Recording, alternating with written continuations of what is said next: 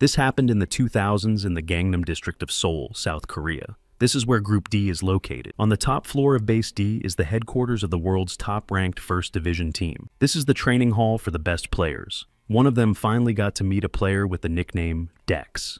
The player called his opponent arrogant and selfish. He wanted to show why their company was considered the best in everything. But Dex defeated him. The team rushed to help, not understanding how he could destroy the best player with one combo. But this player destroyed almost the entire team. One of the attackers thought that this simply couldn't be true, because he destroyed their two best players in one fell swoop. Another player on the team told him to pull himself together, because they had to win, and, most importantly, not lose their concentration. But the player destroyed them too, and they were out of the game. The guy couldn't understand how someone like him could just destroy his entire team, especially without any help from others. This player is an ordinary person named NJ Yoon with the nickname Dan, but that's not his only nickname. He had many of them. Currently, his new nickname is Dex, but that doesn't matter to him. His only goal is to get to the top. Jae Yoon ran out of chips, so he decided it was time to go to the store and buy more, especially since he deserved them, because he took first place in the game. He finally achieved his goal, so now he can just quit the game. He warned the best team of players that he was leaving. His character is retiring the day after his appearance. Team D couldn't believe that he left the game. Two men talking to each other can't believe it. One of them said that this troll always goes to the end, and here he suddenly decided to leave. The other asked why he left, and he replied that he didn't know because he couldn't read his mind. But it's clear anyway. Lately, players have been leaving games one after another. This means that the era of computer games is coming to an end. Arcadia Online has come to replace all computer games. 3 leading companies have joined forces to secretly create a game, but not a computer game, but one that can only be played with a special device. This device is called Dreamer. It is the world's first virtual reality, a game for those who are tired of boring routines. The game will give you a chance to live an exciting life in a world of unlimited possibilities. Virtual reality developers are always happy to welcome new players to Arcadia. Jae Young finally waited for the delivery of that very device. He is turning 20 this year. He decided to permanently delete his character to immerse himself in something completely new, a new world called Arcadia. Immersing himself in virtual reality, he finally saw what Arcadia looked like. There are a large number of different games, and in them, developers hide a lot of secrets, from simple jokes to cheats and tricks that greatly change the gameplay. They are also called Easter eggs or hidden features. Jo Young decided to leave everything to Alice. Everything for the next generation of travelers. Virtual reality is possible thanks to the device being connected directly to the brain. Therefore, all the sensations of being in virtual reality seem quite realistic. In addition, the experience gained in virtual reality is also quite real. This means that talk of new possibilities is not just a marketing ploy. Jo Yoon saw that a large number of players had gathered in the game. Some offered endurance potions, while others suggested going hunting. They are gathering a team for a quest to defeat 100 slimes. Hearing the conversations of others, Jo Yoon decided to open his notification screen to check his character information. The interface seemed pretty intuitive to him, but first, he had to complete his first quest. That was to destroy a slime. It is very difficult to make sudden movements in the arcade. To simplify movement, there are various skills. But for the almighty Jo Yoon, nothing is impossible. So, he completed the task right away. He felt that he was slowly getting used to the game. After completing the task, he received the next quest, in which he had to read 100 books. He didn't like it, but he decided to complete the task. So, he went to the library. 2 girls were talking about him. One of them noticed that he was reading books for days on end. The other asked what was so special about that, especially since he was in a library. The girl replied that she understood perfectly well that it was because of the task. Many people come here, take 10 books, and just flip through them. So the girl asked if she had ever seen anyone actually read them. She replied that he would probably get bored very quickly. Jae Yoon didn't like that, but he had a goal to conquer this game. So he continued reading and asked the girl if there was a second volume of the book. She asked him why he wanted the second volume. She was surprised that he had actually read everything, but thought that maybe it was some kind of trick. Jae Yoon replied that he was interested in a few passages and thought that the second volume might have more about them. He was referring to the book, The History of Arcadia, The First Trace of Edelin. The girl gave him the second volume of the book and reminded him not to forget to return it. Jae Young thanked her and asked why the second volume was kept separate from the other books. The girl replied that it was a special book that was only available upon request. The artificial intelligence knows that a new event has occurred in Edelin's starting city. The conditions necessary to unlock a special quest have been met. The system identified this player as one who deserves special attention. As is known from history, a legendary adventurer roamed this world a long time ago. He hid a treasure at the bottom of Lake Blease near the starting town of Edellin. Rumors about it have been circulating for a long time, but no one has ever found it. All that is known is that the treasure was the first sign of darkness. They say that Ezreal hid the treasure at the bottom of a lake near Edellin, but no one ever found the trace of darkness, and the legend gradually faded into oblivion. There is only one lake near the city, and it is called Eruna. It is located south of Edellin. Ju-Yoon couldn't resist and decided to check if this was true. But given how peaceful and beautiful the place was, it was impossible to say that there was any darkness there. Jo-Yoon's attention was drawn to the notification screen. He had fulfilled the conditions necessary to create a special task. The main scenario was activated, and a new B+ rank task was created for him. Yoon had to find out if the information in the book was true. He had to find a clue. He was surprised that the task was so high-ranking because he had only just entered the game. With his current level, even the most difficult quests should be of the highest rank, S. But that made it even more interesting. He looked around the area and found nothing unusual, but that made it even more suspicious. Jae-yoon decided to check if there really was treasure at the bottom of the lake. As the book said, diving underwater, he realized that it was too deep for a normal lake. In the Korean department of Arcadia, the man couldn't understand what this guy had done to complete the main quest in less than a week. This was Kwon Myung-chan, the executive director and general manager of Arcadia's Korean division. Another man explained that according to the task analysis, one of the players had touched an item related to the main scenario. The director did not understand how this could have happened. Therefore, he had to report everything to the company president and warned all departments to be prepared for unforeseen situations. The main scenario opened 4 days after launch, but in the US, everything has been quiet for 3 months. Perhaps the reason is the location of the server. Jae-young has developed his diving skills to rank B. Now he can dive deeper into the water and stay underwater longer. He felt as if he had dived 200 meters underwater, but could not see the bottom. So he thought that maybe he should just give up.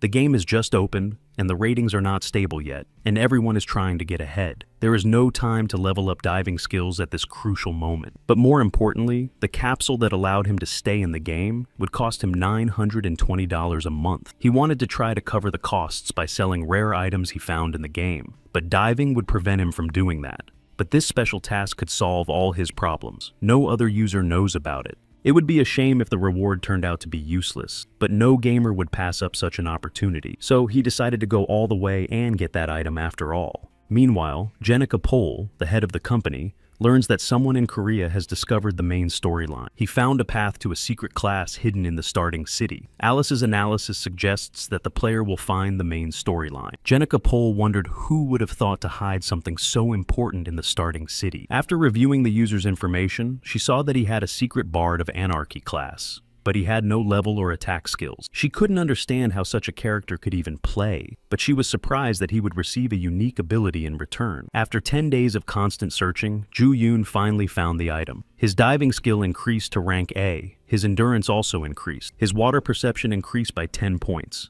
Now he can dive very deep. The game system counted the task as completed. As a reward, he received a necklace of darkness, but Ju-Yoon doesn't understand how to use it or if it's even worth it. In his opinion, the description sounds quite threatening. Nevertheless, he decided to give it a try. He confirmed his actions several times, and the system warned him that there was no turning back, even if he regretted his decision. But he confirmed the use of the item again and said that he was sure, and that it was enough to ask him the same question. The system informed him that if he had gone this far, he must be sure of his desire to use this item. But then he should not complain because he had been warned about it. From that moment on, he must do everything in his power to create chaos. At first, he didn't understand what that meant. After confirming, he received the secret class of Bard of Anarchy. The level system was disabled, and he received an influence stat and a new mission. His character was permanently assigned to the player. In his new quest, he must destroy newbies who have not yet changed classes. He has a week to complete this task. The place to hunt newbies is where there is slime. New players are tasked with destroying the slime. Jae-yoon watched the players who completed this task and received a slime bubble. One of the players said that he was lucky and that this is how the game should be. He suggested staying there for the whole weekend, but the girl asked him about the mock exams next week. Watching them, Ju-Yoon realizes that he must destroy noobs like them. That is his mission. An hour earlier, the system had warned him that he couldn't delete his character. He felt like he was in a dangerous situation. He received a hidden class along with multiple warnings and immediately tried to delete his character. The reason for this is very simple. His character has no level system. The main system of the game is to increase stats. The absence of such a system for the character means that he has no way to level up. Right now, the difference is not very noticeable. But when other users start to level up, the difference will become noticeable and will increase indefinitely. He remembered another player's words that he should try to do everything possible, destroying everything in his path. Jae-young believes that he should have stopped as soon as he heard this from him. That's why you need to check everything first. But nothing will change if he just lies here. Even if the Bard of Anarchy is just ordinary trash, it's still a hidden class. So, Ju-yoon thought that maybe he could be useful in some way. After that, he stared at the system window for a long time to find at least some important information, and suddenly he found something. He was interested in what influence meant. Thanks to this, he could increase his influence in this world by using the appropriate indicators to change its rules. But he couldn't understand how this could be useful. Next, he was given the task of destroying newbies. He went to the place where newbies hunted, not understanding why the system wanted him to destroy noobs. But it seemed like this task could decide his fate in the game, so without knowing what to do next, he decided to at least try. He attacked the newbies and told them not to blame him because he was just playing the game too. Suddenly, someone else approached them. One of them said he could destroy him with a single blow. The player asked who they were. The man replied that they were the owners of this hunting ground. He asked who gave them the right to hunt on their territory. Jae-yoon was surprised that they were actually claiming territory, when not even enough time had passed since the beta version was released. The player replied that it was a public place where any beginner could hunt, and that it was not their territory. So why should they ask for permission? The man replied that he was being very noisy. From his accent, it was clear that he lived in Seoul. He had heard them talking about entrance exams, so they were probably high school students. The player noticed his red nickname. This meant that he had been killing other players. The man said he could find his location if he searched for his nickname. He asked the player if he understood what he was saying. Then he told them to leave the area if they didn't want to die. The player started calling for help. Another player asked why they were doing this, since it was just a game. Couldn't they all just enjoy the game? The man replied that yes, it was just a game, virtual reality. That's why they were doing it. The game was good because there were no rules. It was a world where the player with the most power was always right. But then Ju-young suddenly attacked him, saying that he felt sorry for him because he could have destroyed him with one blow. Then he dealt with the 3 players, and his influence increased by 3 points.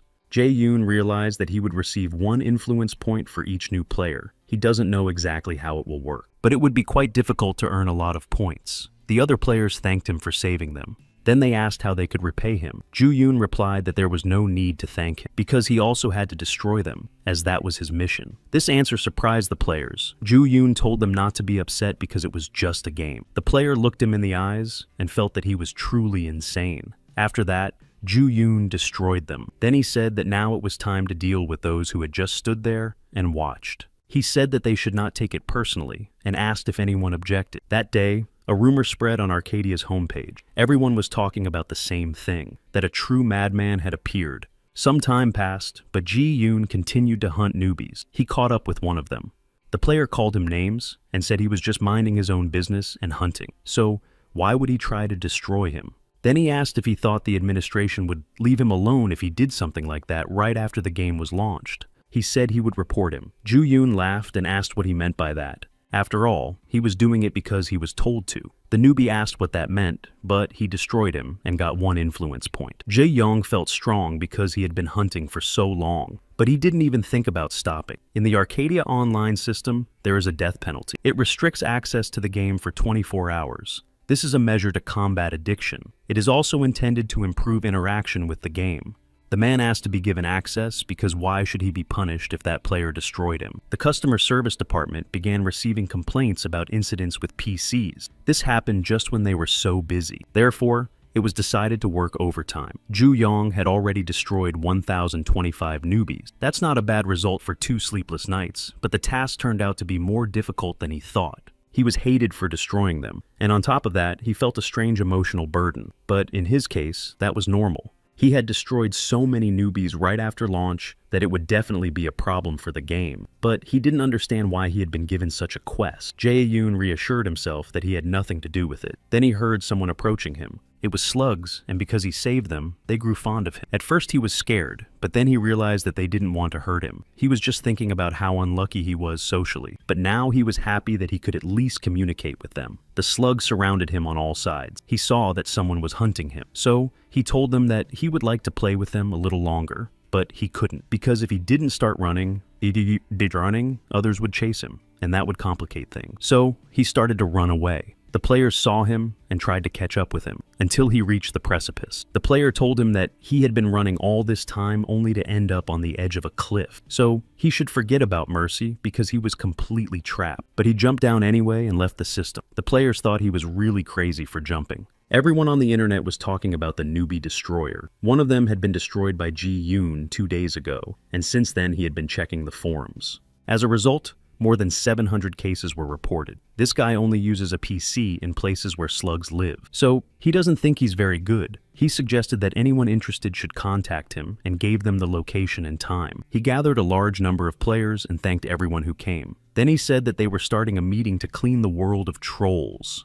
The main differences between the virtual reality of Arcadia are that users create different scenarios not only within the game objects, but also with players from all over the world. In the game, they can implement and embody anything in the form of content. This happens slowly through artificial intelligence that controls everything. At Alice's will, artificial intelligence detected a large group of players and is investigating the cause. After that, Alice generated a quest for them. Everyone received a notification that they had to catch a serial assassin of newbies in the slug environment. At the Korean branch of Arcadia, the team responsible for planning and creating quests received a notification about the start of the main quest.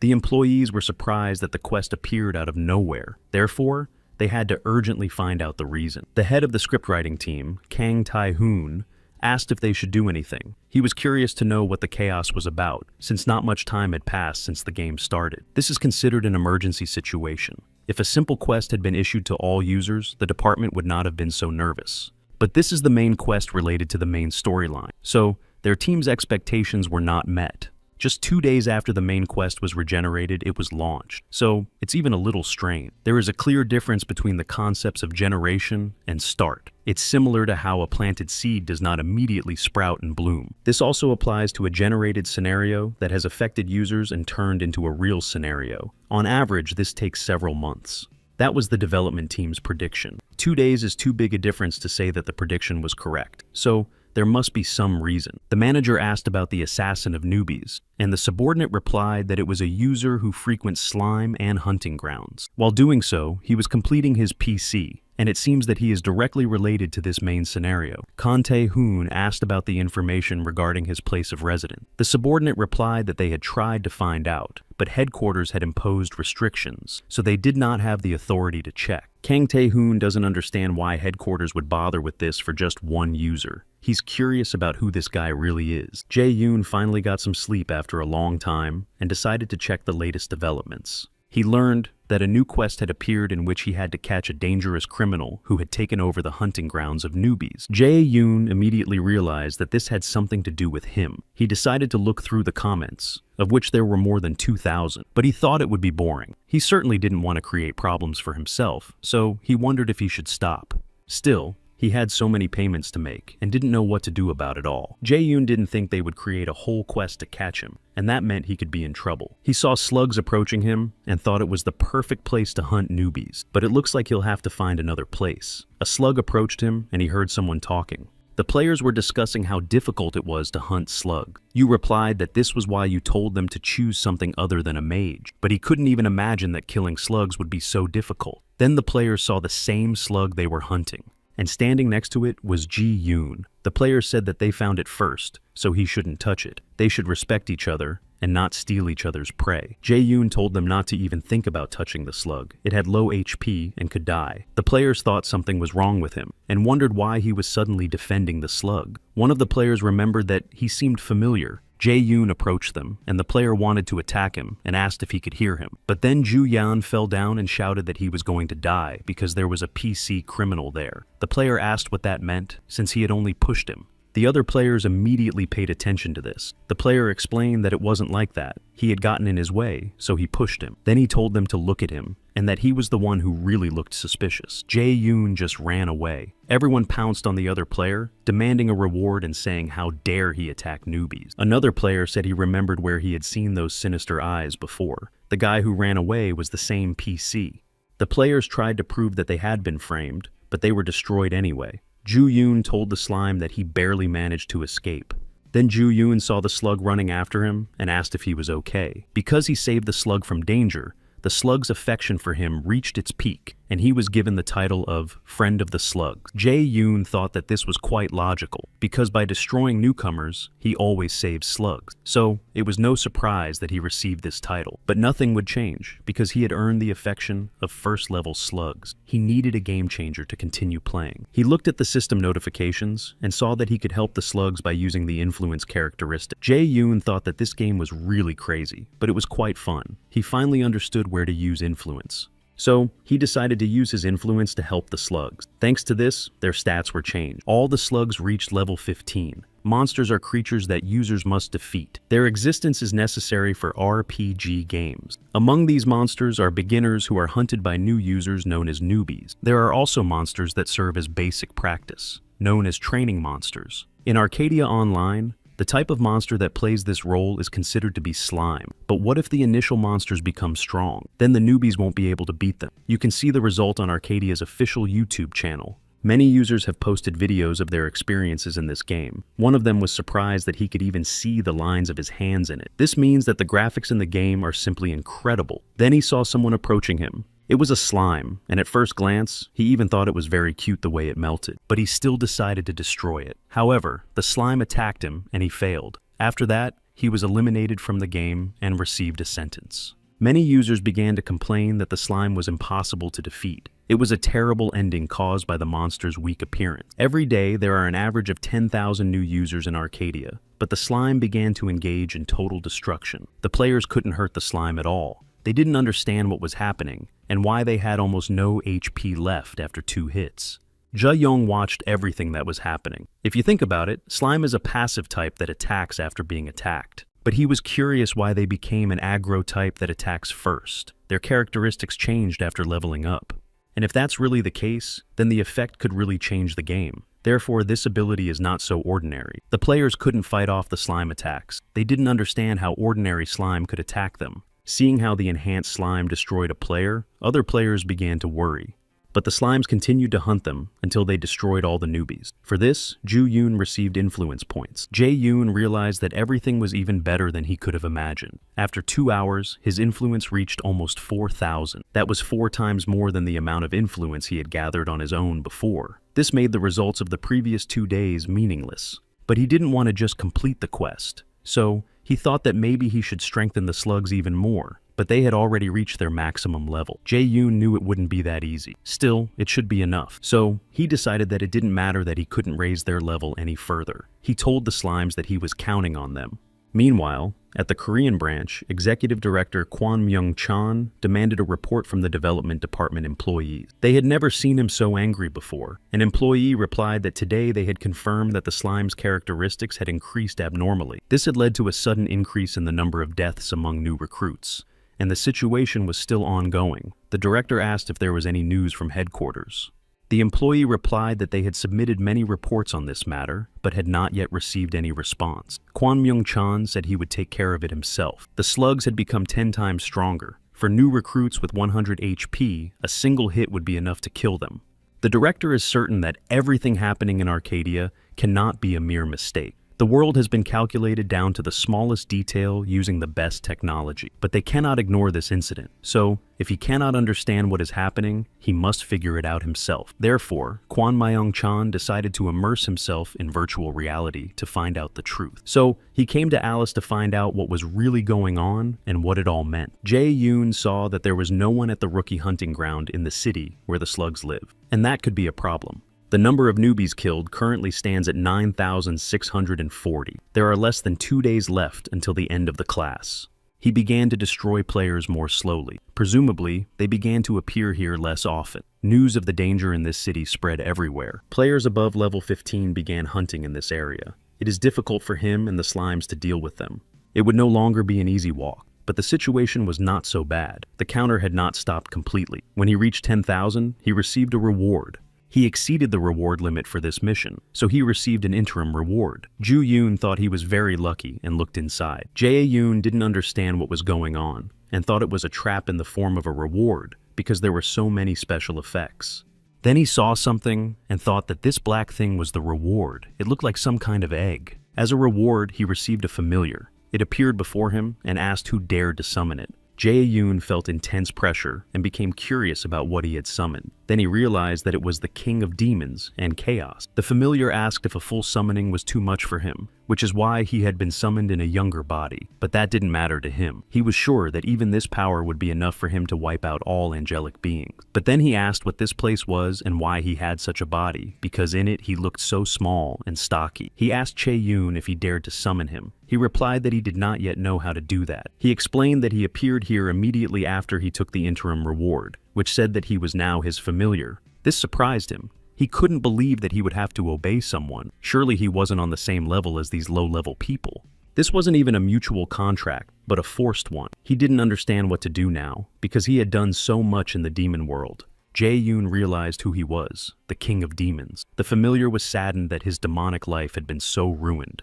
He doesn't understand why this happened to him. Turning to Ju Yoon and calling him a human, he said that he was forced into a contract with him, and they turned him into a familiar. Therefore, they will have to be together for some time. Ju Yoon was surprised by this answer. If that was the case, the familiar was counting on him. Ju Yoon was surprised that the Demon King was sitting on his head and wondered if he should be happy about it. The familiar noted that he possessed much more power than he could have imagined. Ju Yoon asked what power he was talking about. The influence gained could be used to increase the familiar's power, but he was a demon, so he had to beware of deception and temptation. The familiar understood the purpose of the contract and asked to be given power. Chae Yong asked what he meant, and he replied that this power was capable of overturning the laws of the world. He meant influence. The familiar noted that humans definitely had limitations on the use of this power.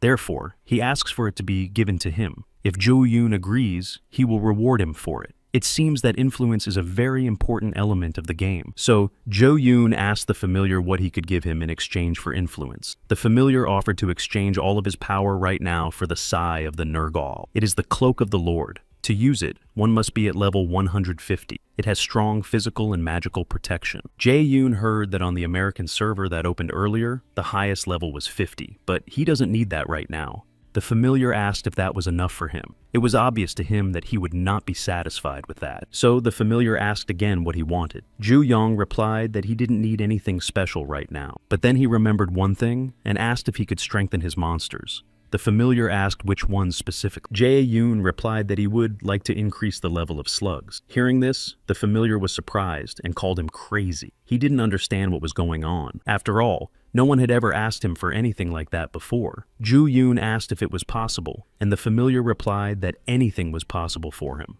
Then he asked how much he could offer for this, and Ju Yoon replied that he would give everything he had. With that, their deal was struck. Everyone got what they wanted. The Demon King gave the slugs power, and they received the title of 100th level Slime Queen. The players were hunting, and one of them said that he didn't understand what kind of bug this was, and that it would be a sin not to take advantage of it. Who would have thought that slime would give so much experience? But it's just slime, even if it's of a higher level. It has a primitive behavior model, so it's an easy opponent, but not for beginners. If they continue like this, they could make it into the rankings. After all, a quick level up has its rewards. But then the players felt something strange. The familiar told the slime to unleash the fury of the weak creatures they were destroying for no reason. After all, their race had lived here peacefully until the thieves came and began to destroy them. Therefore, their revenge would soon take place. The players heard an unbearable rumbling and thought it was an earthquake. But then they saw slimes approaching them. They had become much stronger and turned into real monsters. The players began to call for help, realizing that it was the end for all of them. But then they saw that these creatures had changed direction. The players couldn't believe their eyes. They saw the slugs merge into one huge slime, creating a 100-level slug queen. The players saw a message on the screen saying that the slime race could not tolerate abuse. They sacrificed their lives to give life to a deity who would lead their race. The queen destroyed everything in her path. The players called for help and tried to escape, but their attempts were futile. Watching this, Ju-yoon asked his familiar what he had done, calling him Tan. He replied that he had simply strengthened the slime as requested, to which Ju-yoon replied that he had indeed asked him to strengthen the slime, but not to such an extent. They felt that they could also be harmed, so they decided to flee. The familiar said that it was incredible power, a little more, and he would not have minded including it in the demonic legion. Despite the fact that these were lower forms of life, the desire for revenge worked wonders. The familiar himself did not expect them to sacrifice their lives to create a deity. Ji-yoon asked what revenge he was talking about. He replied that humans had destroyed the slime as soon as they appeared here, and he simply fueled their desire for revenge against this backdrop. But not without the help of the influence that Ju-yoon had given him. Only a small crumb of that power could strengthen this race so much. The familiar noted that this was the power that Ji-yoon possessed, incredible power of influence. The queen and the slimes continued to hunt the players. They tried to hold their position. If this line of defense fell, it would be the end for them, but they couldn't hold the line. The game system deleted the task of catching the assassin and created a new wave of slime. The players received a notification that the ancient darkness had been forgotten and the slime's fury had awakened. Therefore, the players must destroy the queen to protect the village. Everyone was surprised that this was the main scenario. They were frightened that the village could be destroyed forever, and what would happen to them then. They don't understand what's wrong with this game. But then the players saw the slime queen approaching them. The familiar asked Ju-yoon, calling him master, what he was going to do. He asked what he suggested. He said that everyone was holding back the slime, so why didn't he sneak in and break the guard's stone? Ju-yoon realized that he was inciting him to do as the demon wanted. Ju-yoon replied that he would just watch for now. Tan asked why he didn't want to intervene. Was he really waiting for the moment to destroy their hopes of victory? The familiar said that if that was the case, then it was amazing and he was truly a thief. Therefore, he eagerly awaits this moment. Ji-yoon decides to ignore him. For every novice he destroys, he receives a point of influence. So, as Tan had told him, he had to make a choice, either the players or the monsters. He wondered which side was better to be on. The company held a meeting about the creation of the Slime Queen. Kang Tae-yong, the head of the scriptwriting department, suggested restarting the server. This must be some kind of mistake, because a level 100 monster couldn't possibly appear where newbies get their classes and learn about them. Hwang Ji-ae, head of the design department, agreed with him. After all, they had never made such a monster. The Korean branch did not create it. She believes that it was done by management, so they have to make a decision. Kang Tae-yong suggested filing a complaint. He doesn't know what the developers came up with, but they are abusing their position by allowing such things to happen. Kwon Myung-chan recalled all the recent events, the unexpected start of the main quest, and the slime attack. Then he said that he understands everyone's concerns about these events, but what their company wants to achieve. Kang Tae-yeon was surprised that he mentioned this. Kwon Myung-chan said that their company wants to achieve endless possibilities and endless freedom. Do they really think that management is planning such measures? Are these lazy people who dump the organization of plans and events on them capable of such a thing? Hwang Ji-ae asked what he meant. Kwon Myung-chan replied that it was all done by one single player. The beginning of the main scenario of destroying newbies, manipulating slime stats, and the appearance of the boss. The employees were surprised that this was even possible, but after thinking about it, they realized that it made sense if you looked at the history of the tasks. Kang Tae-yong said that this meant that all the events were the fault of one strange player. Kwon Myung-chan replied that if this was indeed the case, and all events were caused by the player's actions, then they had no right to interfere. Such was the policy of Arcadia. Even if it meant punishment, if the quest failed, the newbie village would disappear forever. Meanwhile, the battle between the queen and the newcomers continued. The players tried to defend their home, but couldn't cope with either the queen or the slime. One of the players thought that if it weren't for the adventurers, the city would already have been destroyed. There were so many slimes, and no one knew where they were coming from. But then a slime attacked him, and one of the players stood up for him. He said to use this chance to retreat. They managed to escape, and the man was sure that they would not find them here. Another player told him to heal himself, while he wanted to return to the battle. The guard Barren thanked him. After all, he only survived thanks to him, so he didn't even know how to thank him. The player replied that he didn't worry about it, because he had done what he had to do. Barren said that looking at him reminded him of a story. He had heard it from his grandfather about a fearless, righteous warrior. This warrior helped everyone he met on his way, just like him. The man was even more embarrassed than he thought. Barren told him to find him later when he had time. He added that the warrior's notes were kept in his grandfather's diary. After these words, the warrior received his task. The system asked if he wanted to learn more about the hero from the old stories. He was surprised that he had managed to discover a quest that he had only heard about through rumors. He realized that this was what participation in the main scenario gave him. So, he said he would not forget, because he was interested in the warrior Barren had told him about. Barren replied that he would wait for him, but first they had to stop the monster. 3 days had passed since the revenge on the slime, about half of the time allotted for the raid. The players were losing to the slime almost the entire time. But Korean gamers are known for their tenacity. High-level players heard about what was happening and also decided to participate. Therefore, the scales tipped in the other direction. The newbies formed their own team and held the defense. But the biggest impact is given to those who destroy thousands of slimes. As soon as players started getting this title, the slime's progress slowed down. This gave the players hope. The chief exterminator said that this was excellent and that they should continue in the same vein. Jae-yoon watched the events unfold. There were less than 2 days left until the end of the quest. More than 32,000 newbies had been destroyed. Familiar Tan said that this was how he understood a real battle. He had never seen a devil like Ju-yoon before. After all, he had many deaths to his name. Jae-yoon thought it was strange, and even a little scary, that the devil himself was fascinated by his terrible deeds. He decided it was time to end this. He couldn't believe he had gathered so many, and that it would have taken him a long time to gather that many on his own. Tan asked what he was going to do. Jae-young asked what he meant, and he replied that he was referring to the current situation. After all, if he didn't act, the humans could win.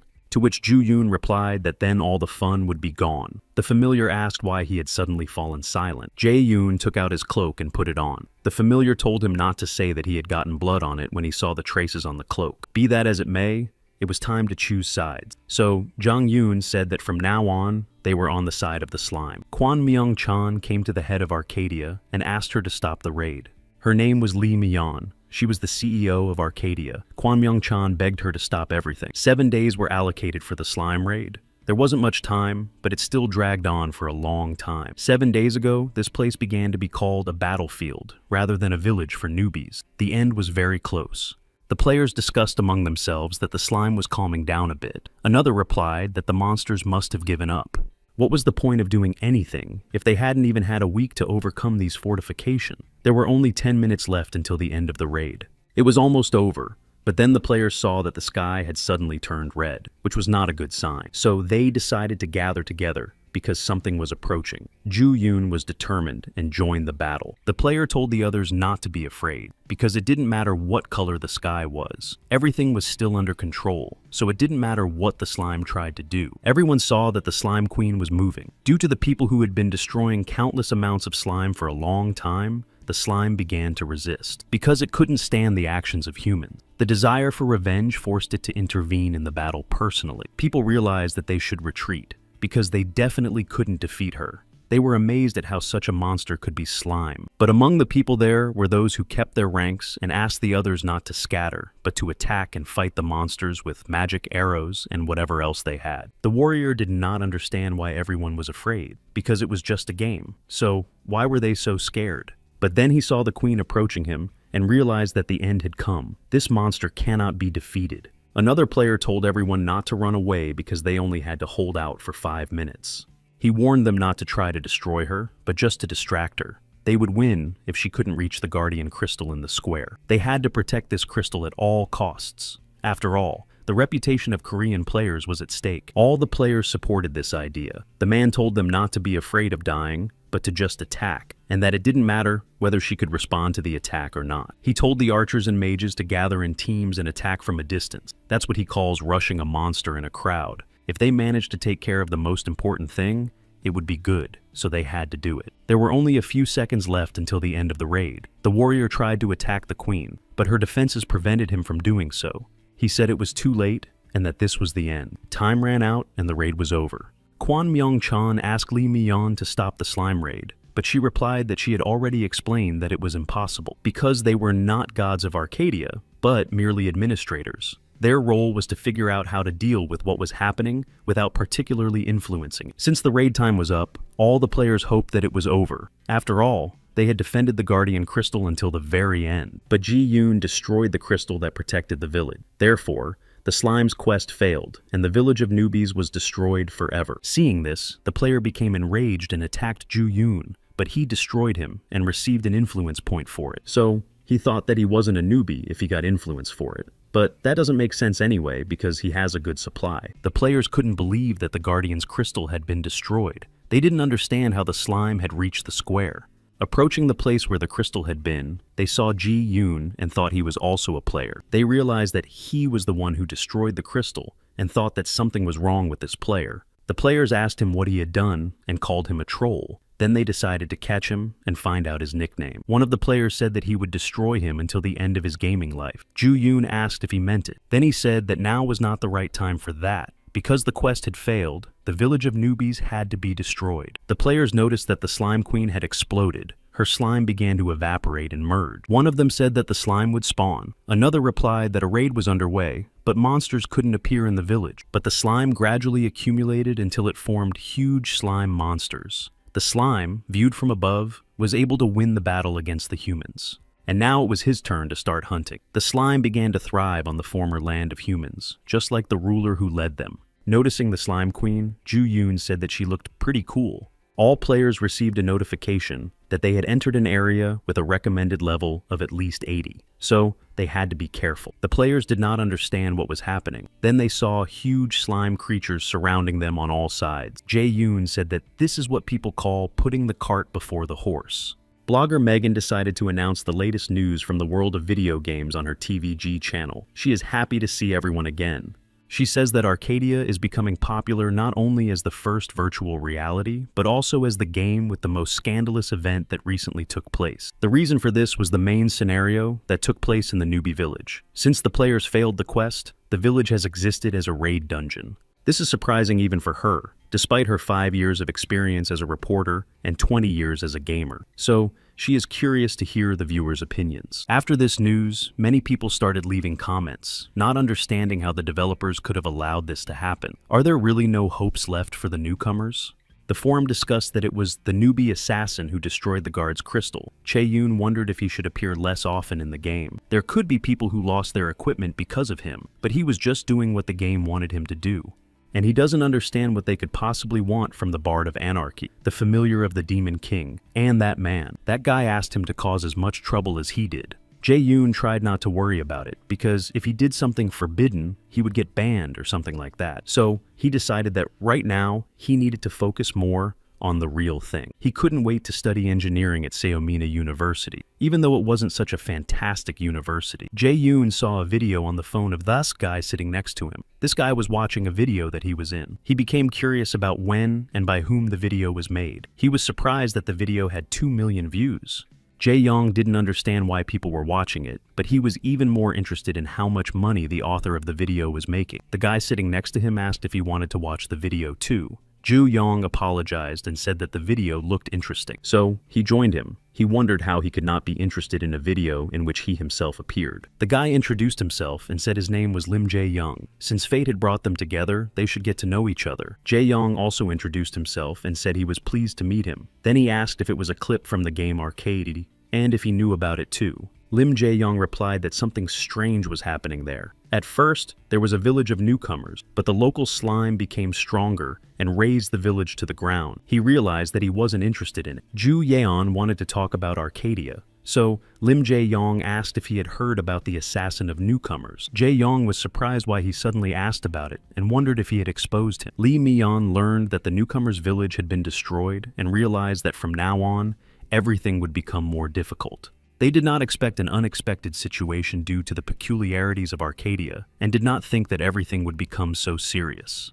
But in the end, it led to a lot of public interest in the game, so it should be taken as a good lesson. But she had never seen CEO Kwon so upset before. It was all done by one user, and she wanted to see him. Jae-young was afraid that Lim Jae-young knew who he was. He asked him what was wrong. Then he said that he probably didn't know anything, and that he should tell him about it. So Lim called him a real lucky guy. Jae-young thought that maybe he was imagining things, and just wanted to sound smart. Lim showed him a video of a recent incident involving a rookie assassin. Many people say that he is closely connected to the attack on the rookie village. He then noted that this was very important information, and that only he knew about it. Jae-yoon asked how a regular user could have done such a thing. Jae-yoon realized that his interlocutor was smarter than he seemed, and if he made a mistake, he could be in trouble. He must not let him find out that he is the assassin of the newbies. Lim Jae-yong asked if something was wrong and if he was talking too much. Then the lecture began. The lecturer said that it seemed everyone was present and that he was pleased to meet them all. The professor said that his name was Kim Tae-hoon,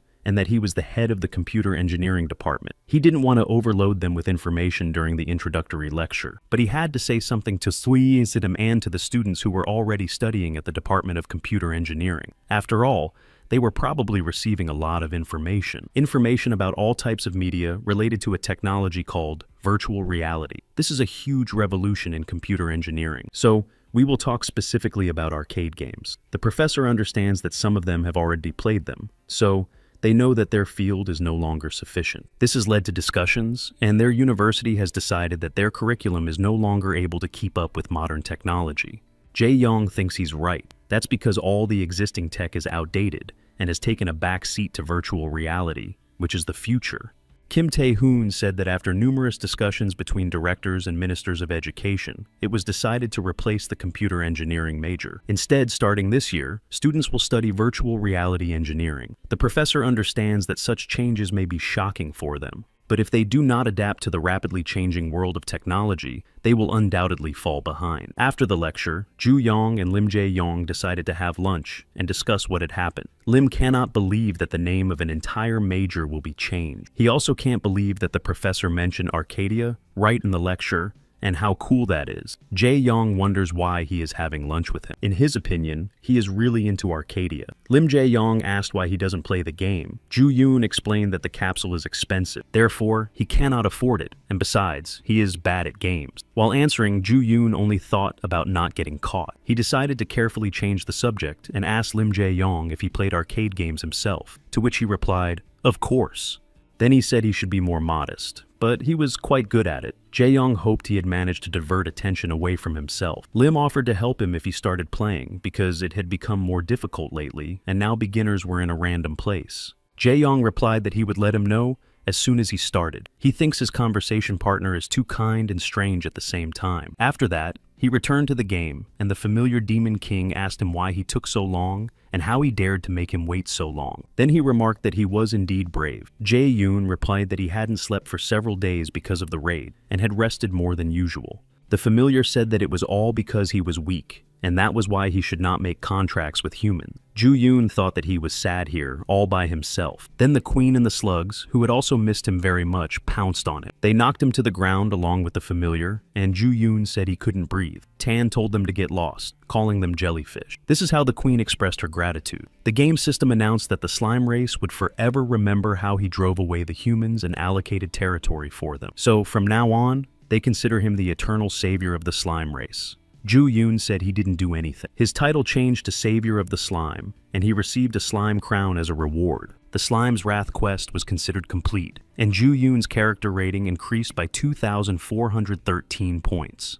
Jae-yong was delighted to receive so many rewards. His stats also increased. He managed to earn the title of Novice Assassin, and then he became a slime savior, even though he hadn't been playing for very long. But it was better not to show these titles to anyone. Tan addressed him as master and said that maybe they should leave, because he would get sick if he saw any more purple. Jae-yoon agreed with him, and they left, saying goodbye to the queen and the slime. Now they had to find their next target. As a result of the slime raid, the newbies' village was completely destroyed.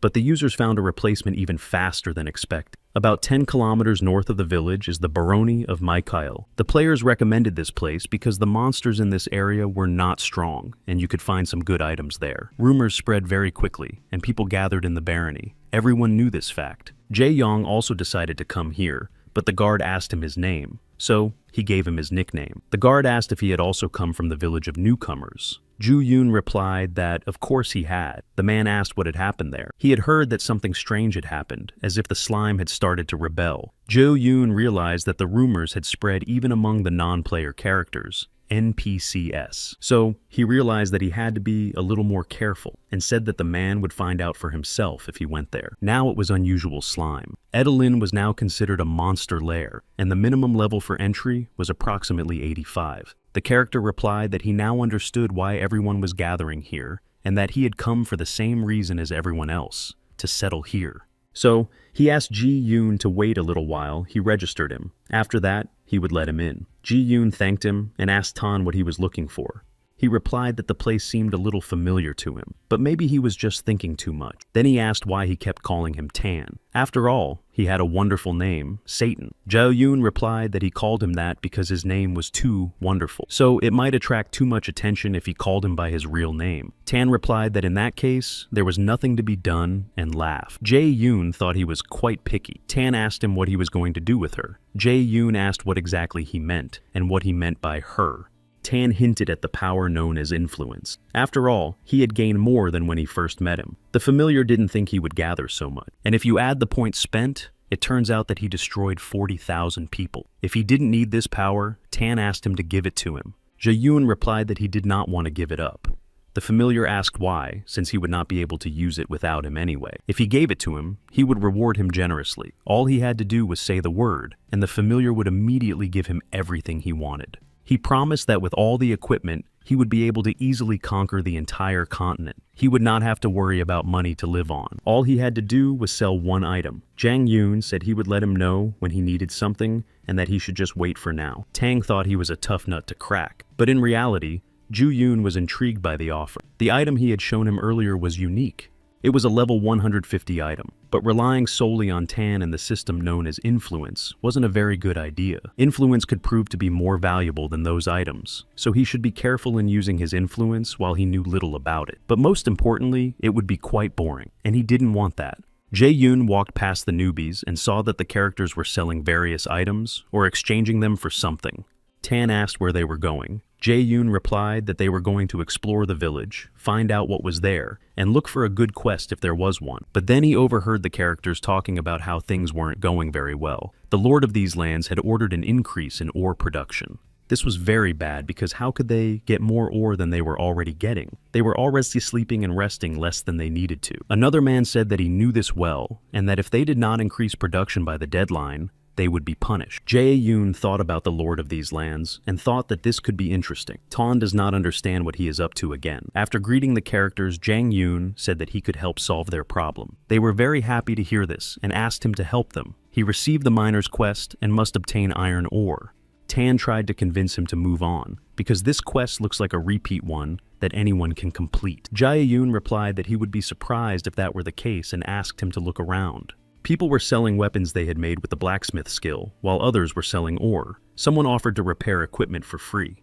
Tan asked what there was to see, as if they were unusual blacksmiths. Jae-yoon replied that it seemed so at first glance, but most of them were ordinary players. Perhaps it was because there was a demand for blacksmiths due to the influx of users, and many were rejecting the quest to mine iron ore.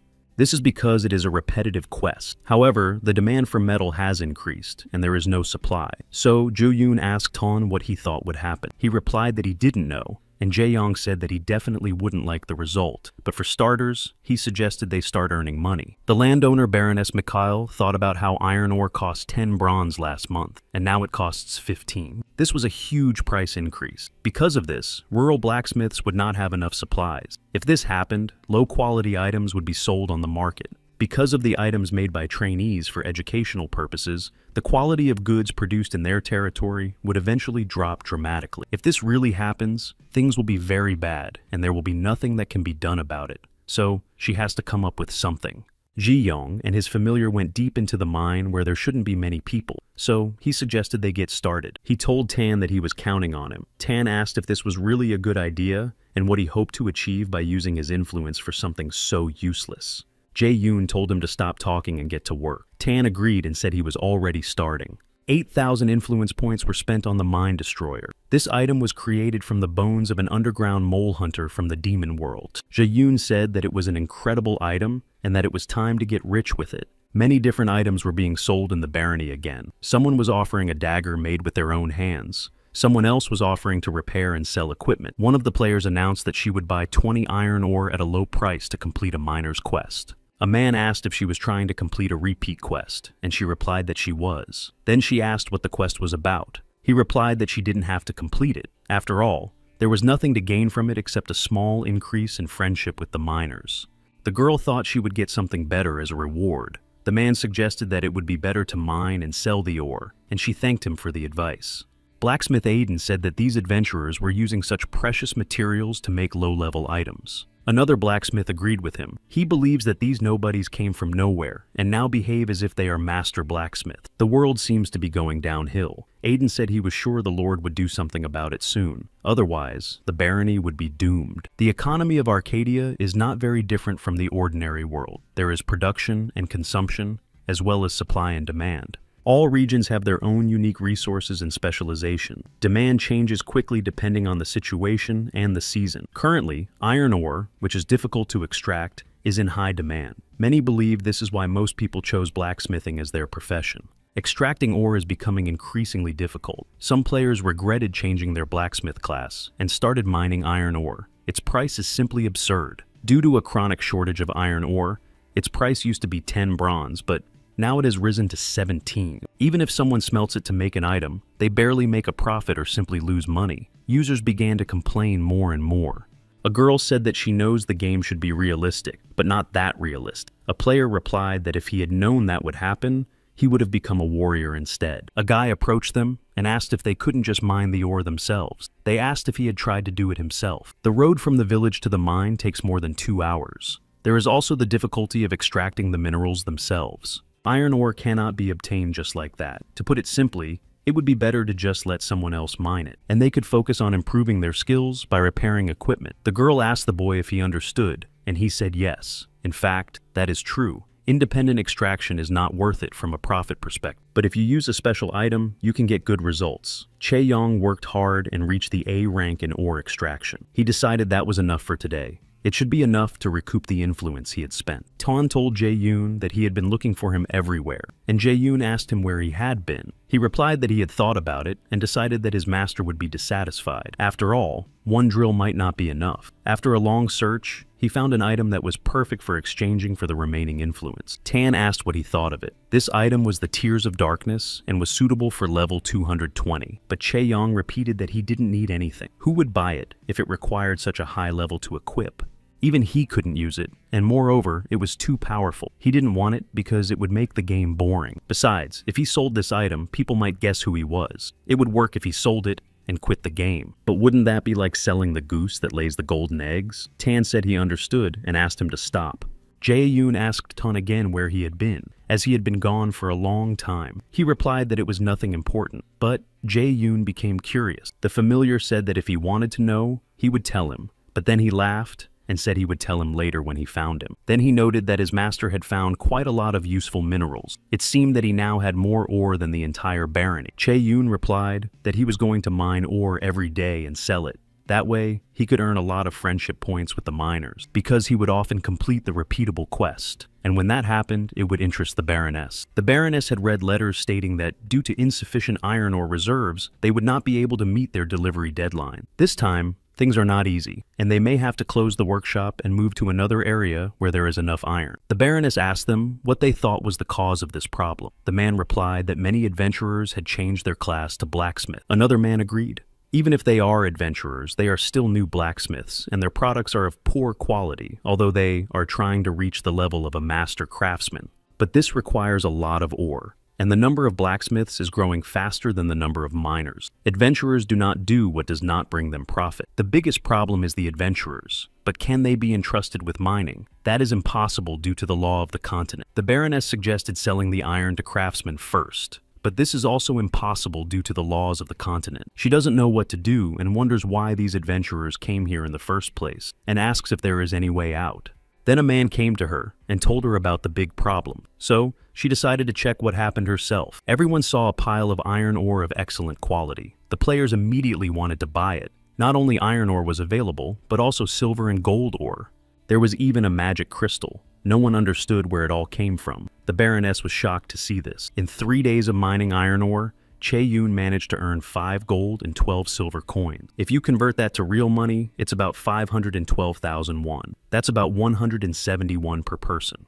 Continuing to work at this pace, he could earn 5 million won. This is a high profit considering the contributions for the capsule and the rental of the study room. But he feels that there could be more. But should he really do it? He has things he needs to prepare in order to do this. Suddenly, he hears someone ask him if he brought the redhead. Then he sees the baroness standing in front of him. The game informed him that the baroness was interested in him, so his friendship points with her were increased.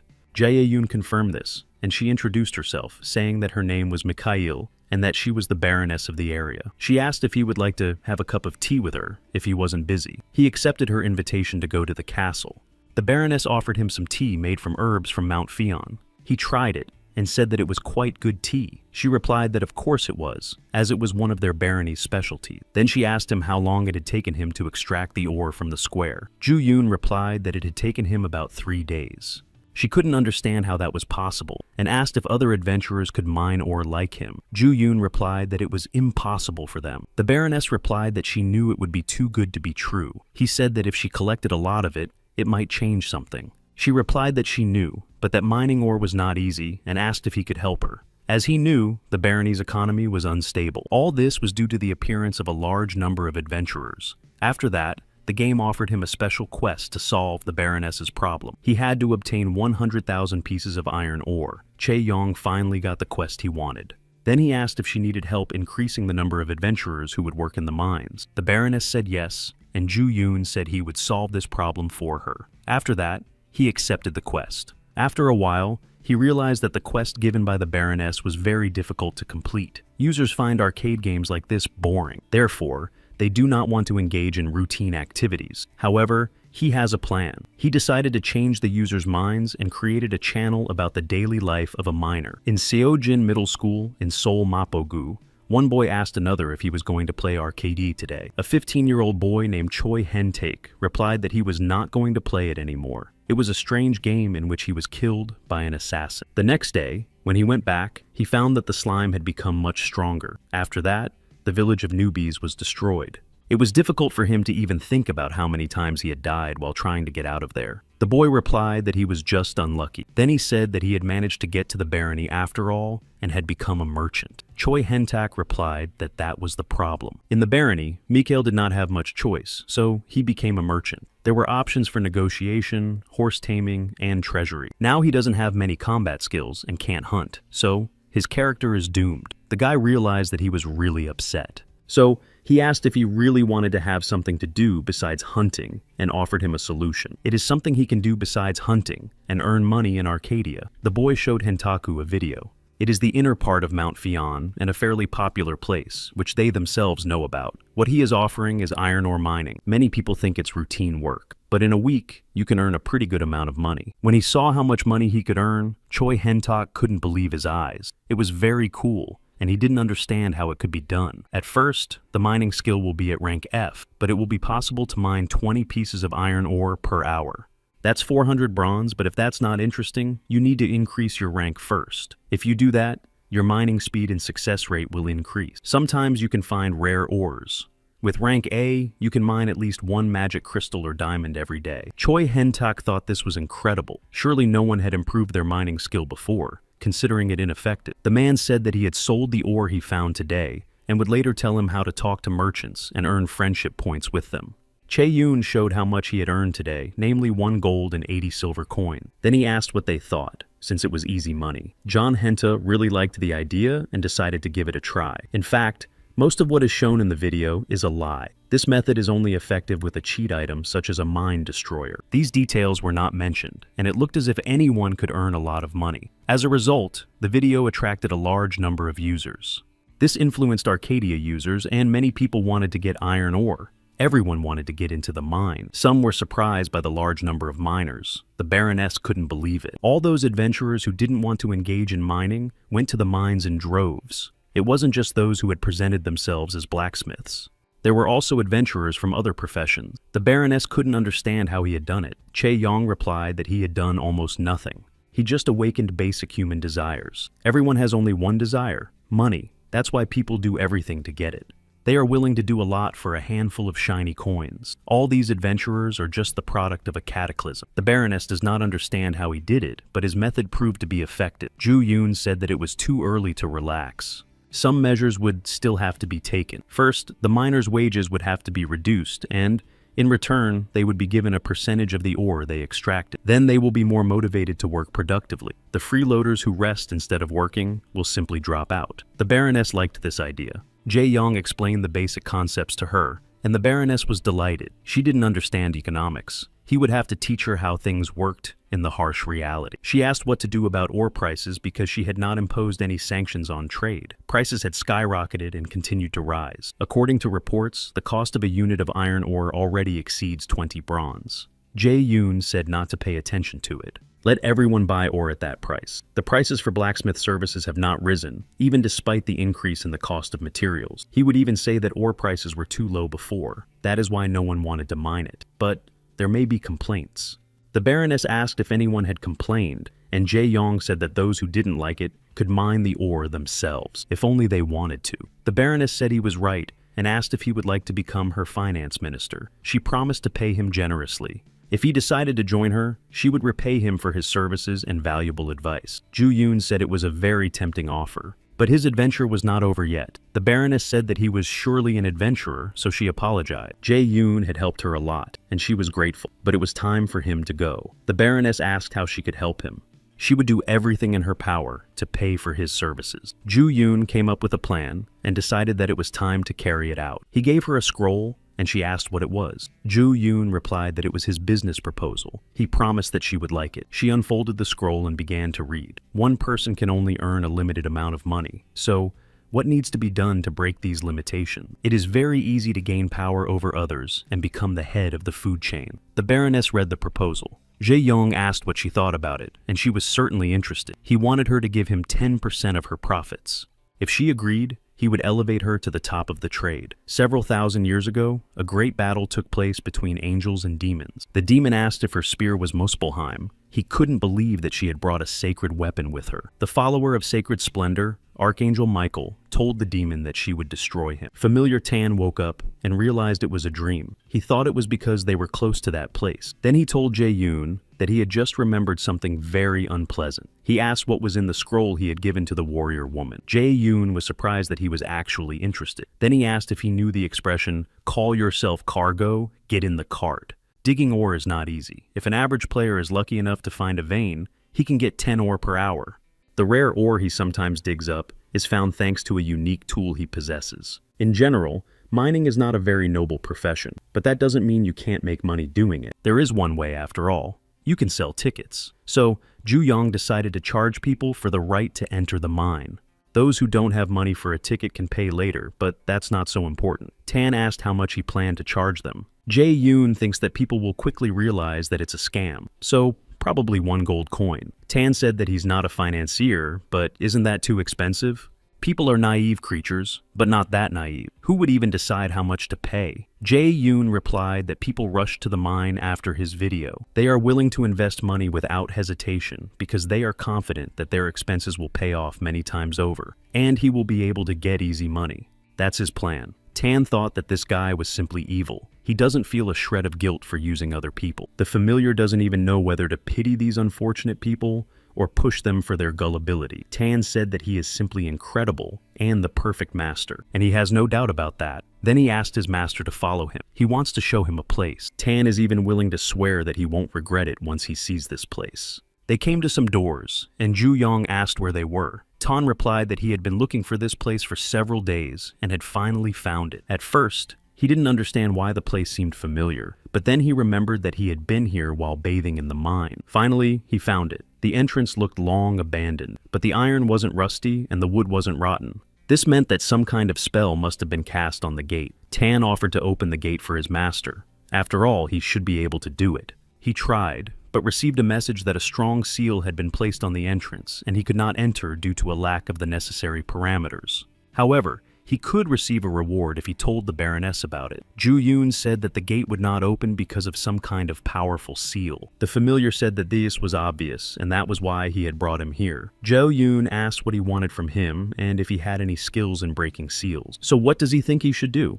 The gate looks quite convincing, but as long as it is closed, there is no use in finding it. The familiar asked if he really knew nothing about his power. He was surprised why such a powerful tool was given to a human. If he were his subordinate, Tan could at least give him orders. Chae-yong noticed that he was not even hiding his desire to control him. Tan confused his master once again and asked him to answer seriously how much he knew about the power he possessed.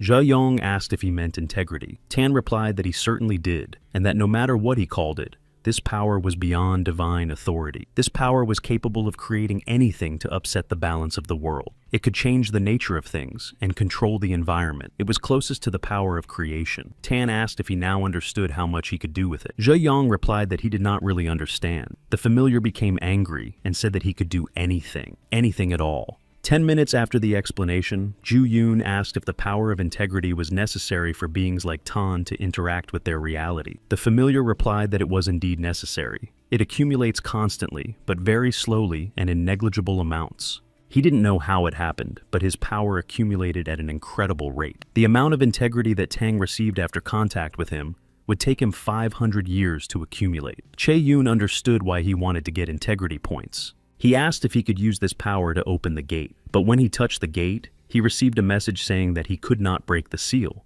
Tan replied that whether it was a seal or not, the saints had made sure that ordinary people could not enter, and that this was for the good of the world. Chae-yoon realized that this place was more important than he thought. Tan replied that it didn't matter. It all mattered to others, but not to him. He himself does not yet understand that, with the amount of power he has, some seal is nothing at all. He just doesn't know it yet. Jae-yoon has to want to do it, so the familiar told him to try again, but this time with the clear intention of opening the gate. He tried, and the seal began to respond to his power. With the help of the integrity parameter, he could bypass the conditions for destroying the seal. It takes 15,000 integrity points to open the gate. For that, he could get 2 unique items. But then he decided that if he couldn't use his integrity for things like this, then what was it for? He removed the seal and found an unidentified divine altar. Tan said that this was the lair of the feathered ones, namely the stairway to heaven. During the great battle between the angels and demons of the earth, Arcadia became one big battlefield for higher beings. Very soon, the entire continent was painted red with blood. If it weren't for the protection of the world tree, perhaps no creature would have survived. Millennia have passed since then, but the echoes of the great battle still remain in the hearts of the inhabitants of Arcadia. The battle became a warning to future generations. People prayed and still pray that such a thing will never happen again. This is written in the memoirs of a traveler. The script writing department has called an emergency meeting. Kan Tae-hoon, the development team manager, understands that everyone is tired and already has a lot of problems to deal with. But this matter is of utmost importance. The employees asked what else had happened, as they were hoping to finally go home and take a shower. Only a few days had passed since the situation in the city of newcomers, but some of the employees still want to take the day off. Kang Tae-hoon said that exactly 32 minutes ago, the trigger for a mysterious task was accidentally activated. After checking the related tasks, he found out that what happened was related to something hidden in Mount Fion. Details are on the 3rd page of the report. Kwon Myung-chan, the executive director, asked if Mount Fion was also in the angel's possession. He did not know about this. Kang Tae-hoon replied that none of them knew about it until today's incident. He will now tell them about the plotline he found. In the past, the mountain was called the Stairway to Heaven. This was because angels first descended to the continent in this region, and the large amount of ore was meant to somehow protect the stairs from outsiders. To put it simply, the entrance to the angelic dimension was located at the top. Kwon Myung-chan said that this game was full of mysteries, but there are too many plot lines that weren't even thought of at the beginning of the game. But that doesn't matter. He asked what this mystical task was called. Kang Tae-hoon said that this question needed an explanation. They had time to look at the related tasks, taking into account the mistake. Kwon Myung-chan said that it was enough to beat around the bush and asked directly what the task was. He replied that it was the second great battle between angels and demons. Tan was delighted to have found the stairway to heaven. After all, he had said he would get back to the birds. He suggested that his master go and deal with the saints, destroying all their plans. Chae-yoon asked if he was sure that treasure was hidden there. Tan replied that he was and told him to open it quickly. The system warned that the text was written in a language unknown to him. He couldn't decipher it, but the entity would help him. Jae-yong received a new task called Ancient Ruins. Holy energy enveloped his body and increased the speed of mana and health regeneration. He was curious about the object inside and whether he could take it. The notification said that he would receive a reward for reporting the ruins to the baroness. Tan asked him what he was waiting for, and told him to open the chest. Zhao Yun asked him to wait because he needed to think, but he had no choice. If he didn't know the story, he would already be on his way to the baroness and would have forgotten about these ruins. But after Tan's story, he couldn't leave everything as it was. After all, she would never find a reward more valuable than an artifact from the stairway to heaven. But more importantly, he discovered this location with the help of integrity points, which makes him a real tomb raider. But if he tells anyone else about it, there could be problems. So maybe it would be better to keep it a secret. That's why he told Tanchik that he was opening it. He supported him because he had finally waited for these words from him and said that he believed in his master. But within 10 minutes, he still couldn't open the chest with Tan's help, even though he tried his best. Che Yun thought that he had wasted his strength. Tan said that if he were in his true form, he would have opened it. He would only need the little finger of one hand to open it. After all, he had come so far to be stopped by a mere lid. And it wasn't even a sacred seal or a magical barrier, just a heavy stone. Jae Yoon asked if he was sure there was treasure there, if it was just a stone. He replied that there must be something valuable there, otherwise he wouldn't have gone to such lengths. So, Ju Yong decided to use his mind destruction equipment. Tan asked if he really intended to use it. He replied to Tan Chik that there was no other way to open the lid. He simply had no other choice. And in moments like these, self-destruction is the only right decision. Tan thought that sometimes people behave even worse than demons. He managed to destroy the cover, and the system warned him that the heavens' favor toward him had fallen to 0, and that he'd better not let any holy being see him. He opened the lid and saw a skeleton inside, and was surprised that this was the treasure. Then he told Tan that he should have warned him what was inside. Jae Yoon is certainly not a saint, but destroying someone's sarcophagus is too much. Tan asked if he would have touched the tomb if he had known what was inside. He did not expect such kindness from him. Ju Yoon asked what was so valuable in the sarcophagus and suggested taking only what was necessary. Tan said that he already had his answer and that they would take the necklace. It was a sacred necklace that angels had preserved for the future. He was glad that the master would take it, and that the birds would no longer see his secret weapon. That's what it means to deal with a demon. Ju Yoon took the shining heavenly medallion. He felt himself filled with some unknown power. Ju Yoon received the hidden class of holy prophet, but the system warned him that his profession was not among the saints. There was a contradiction in the data, and the item was temporarily deactivated. The system suggested that he contact customer service to resolve the issue. Tang thought that it was the end for him, as he had not expected such a powerful surge of holy energy. He asked the owner what it was. He said he didn't know what it was, but that he needed to find out. The subject was deactivated due to a system error.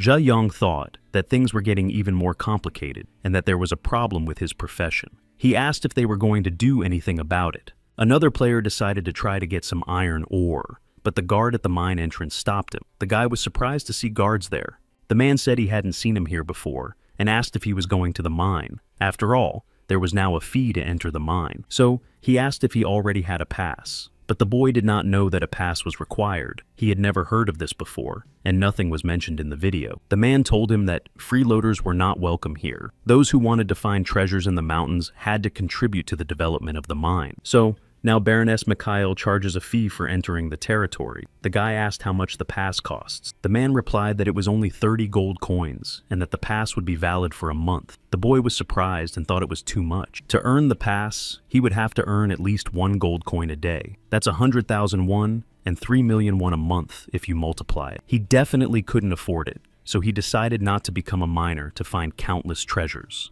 The man asked if he didn't have enough money for the pass. He replied that he didn't, because he had come here to earn some extra money and didn't have that kind of money yet. He replied that he understood, because it was obvious that he was struggling financially. But he had a proposal. Baroness Mikhail had devised a special system especially for people like him, something like enter now and pay later. So if he was interested, he could contact their customer service department for more information. The young man was very happy, and the man thought that another player had taken the bait, so they got another slave for the mine. Recently, there was a critical shortage of workers in the mine, but now the work process is constantly underway. All the players worked as hard as they could to work off their passes and start making money.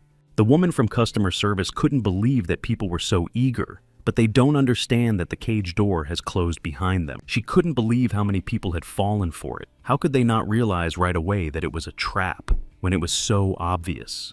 But the desire for easy money drowns out the voice of reason. The plan is too cunning to belong to a baroness.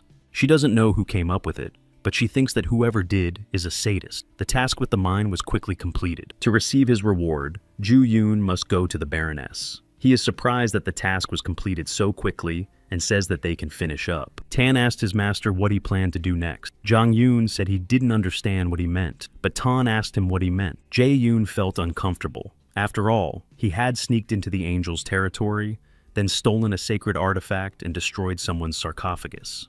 He had also damaged the person resting in the sarcophagus when he took the medallion. Now he was a grave robber and a thief, a true criminal of society. If anyone found out about this, his life would become even more difficult. But before, it seemed that things couldn't get any worse. Therefore, he said he would like to keep what happened a secret. To do this, he would need to get rid of the evidence. Tan told him not to say that he was going to completely destroy the stairway to heaven. Chae Yoon replied that this was exactly what he was going to do. He used an object to destroy the evidence and finally got rid of it. Then he said that all that was left was to destroy the entrance, and the job would be done. Tan was surprised and thought that it turned out he still had something to learn from people. After that, he went to the baroness, and she said she had been waiting for him. Jae-yong asked if the baroness had enough miners now. She replied that they did, and it was all thanks to him. They would not have to worry about ore for the next year. She did not know what he had told them.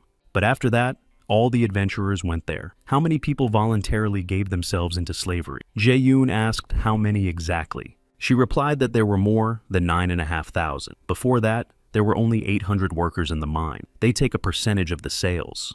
The baroness doesn't know how he came up with that. He replied that he had a source of inspiration and noticed that she wasn't very cheerful when they first met. She said that now she had to squeeze everything out of her slaves and might even become a countess soon. Zhao Yun remarked that it seemed she had achieved her goal. So, wasn't it time to discuss his reward? The baroness remembered this and said she had something prepared for him. As promised, she had prepared 10% of the proceeds for him. That was 120 gold coins and 23 silver coins. That was about 120 million won. Now he would definitely have enough to pay for the capsule rental. The baroness asked if he was sure he didn't want to work for her. She promised to make him the second most powerful person in the barony and share all her power equally with him. He received an offer from the game to share power, and if he agreed, the baroness's favor would increase significantly. It sounded very tempting to him, but he doesn't know what to do. In the world of virtual reality, a hidden story has begun. It's funny that it all started with one person, for the sake of another person. The boy thanked a girl named Jennifer for helping him find happiness in a world where he cannot move without permission. He cannot describe what he feels, so he simply tells her to look. This world was created especially for her. His name is Jack, and he is the creator of Arcadia. He contacted Alice and said that they hadn't seen each other in a long time because she had been busy lately. So he asked her what happened. He saw a notification about a system error. A discrepancy in the data had been detected. This required the intervention of the administration. Resolving this malfunction was not within her authority and required his intervention. Jack said that this was interesting, and that even he had not expected such a turn of events. It seemed that a destroyer had appeared in his world, but that only made it more interesting. In addition, he took possession of a shining heavenly medallion, a special item belonging to a holy prophet. Only one person should belong to the class of anarchist bards, the main character of the great battle between angels and demons. Now he has two important items, and this creates a conflict with the system. Jack said that it was still a good thing that he had created Arcadia, and asked Alice if he was right.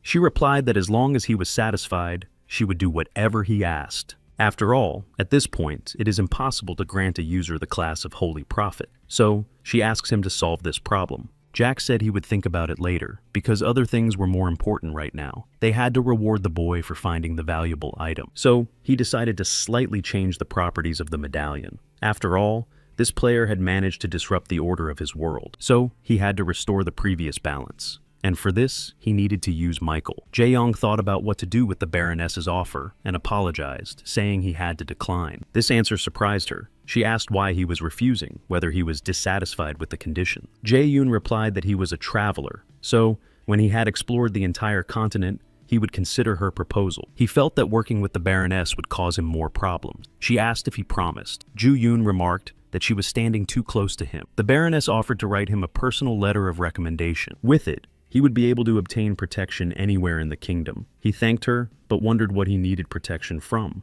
She asked if he hadn't heard that the kingdom was in complete chaos. Even a whole chest of letters of recommendation would not guarantee him complete safety. Jae-yoon asked what she meant. He hadn't heard anything like that. At least, the other players hadn't said anything like that. Perhaps information could be obtained from an NPC. The baroness said that things were not going well in the royal family, Soon, the heir would have to ascend the throne, because the king had grown old. But the prince was too young. The nobles were manipulating him as they pleased in an attempt to gain power and secure their position. But the worst of the nobles is Duke Birchin. He has become their leader, gathering all the top nobles around him and trying to turn the prince into a puppet. In addition, he calls on the people to go to battle against a neighboring state. The baroness is convinced that he simply wants to get closer to the treasury under the pretext of expenses. She is concerned about what might happen to the country if the Duke gets his way. She is even afraid to imagine it. Jae-yoon did not expect things to be so complicated. He would prefer not to get involved in this matter if possible. The Baroness said that she had explained everything in detail in her letter of recommendation. She wrote about how he had helped her solve the problems of the barony. If he shows it to the royal family, they will accept him, but first he needs to find Count Broken, who will evaluate his talents. She asked him to help the kingdom. Ju-yoon was just thinking that he wanted to stay away from this story when he was given a new mission. It turns out he has no choice because the mission is assigned automatically. So he said he would do everything in his power. She knows that he can be relied upon and has no doubt that he will agree to this mission. Jo-yoon says that she can count on him. Jae-yoon left, and the Baroness wished him a safe trip and told him to contact her immediately if he needed anything. He laughed and wondered if it was a good idea to be friends with her at all. The Baroness was 100% sure, and even a fool would understand after meeting him, that this adventurer would change the world. She was not mistaken. The decisions and actions of the player under the nickname DEX began to rapidly change the world of Arcadia. But did he want this himself? And it doesn't matter which direction he tried to steer events in. His actions changed more than one destiny. The magnitude of his contribution is undeniable. Even if what is happening is not always logical, this world was created for players. Of course, one can condemn him for playing the way he does. But who knows what the creator's idea was from the beginning, and more importantly, what chaos he still has to cause. So-called achievements. These achievements will overshadow all his previous antics so much that in comparison they will seem simply magical. The familiar asked his master if everything was okay. Jae-yoon asked what he meant. He replied that he knew human politics was a complicated thing. He understood that it was all for the good of the kingdom, but did he really want to do it? Jae-young replied that it wasn't that he wanted to, but since he had already started, he had to see it through to the end. In any case, it was all just for the sake of decency points. So, why not do it? After that, the game system announced that the error had been successfully fixed and the parameter of the item Shining Heavenly Mentalion had been changed. Something strange began to happen. Tan asked why it suddenly lit up. Ju-yoon noticed that the light of the medallion began to intensify. The medallion gave him a connection to a higher being and summoned his personal guardian angel. Tan couldn't believe it. This item was forever bound to his character and could not be removed. Before him appeared the shining holiness of the archangel Michael. Angels and demons have long been considered enemies. They simply cannot coexist peacefully under the same sky. So, the meeting between the leaders of the two races turned out to be more awkward than expected. The creatures began to argue with each other. Tan asked her to call him back. She replied that he should disappear himself because he was annoying her with his whining. Archangel Michael said that she was curious what he was doing if he had become so quiet. Now she sees that he is destroying their sacred land. This meant that he had finally gone mad. Tan replied that she would have done the same in his place. She said that it seemed he had not learned his lesson and wanted to compete again. He replied that he was always ready for that and told her to attack. Ji-young told them to stop arguing and asked what they were doing, but they didn't hear him and continued to argue. Tan said that if he had his true body with him now, he would show it to her. Archangel Michael said that he wasn't the only one without a real body right now, and this was coming from the one who ran away so shamefully last time. Tan replied that it was because she had taken the sacred weapon for the last battle. She asked since when she was not allowed to use it. Chae-yoon thinks that they now look like two children. He cannot believe that they are legendary creatures from myths. Archangel Michael asked if he was the one who made the contract with the Demon King. He replied that he was, but he explained that the contract was not made of his own free will. Tan remarked that he had enjoyed his services and had no complaints.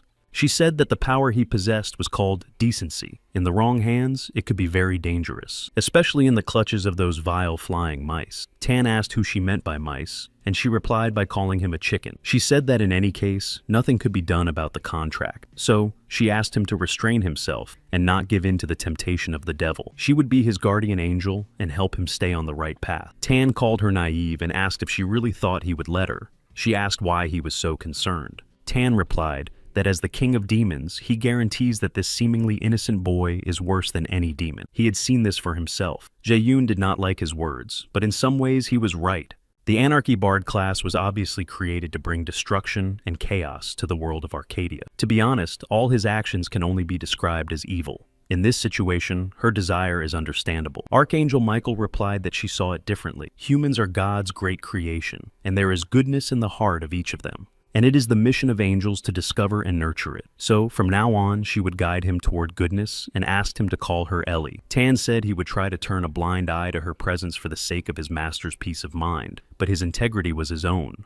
He would get rid of her if she tried to take him away. Ellie called him ridiculous and said that if one listened to him, one would think he was her rightful owner. Demons have no shame or conscience, and he shouldn't even try to take this power. Tan said that he was the first to sign the contract, so he should get in line.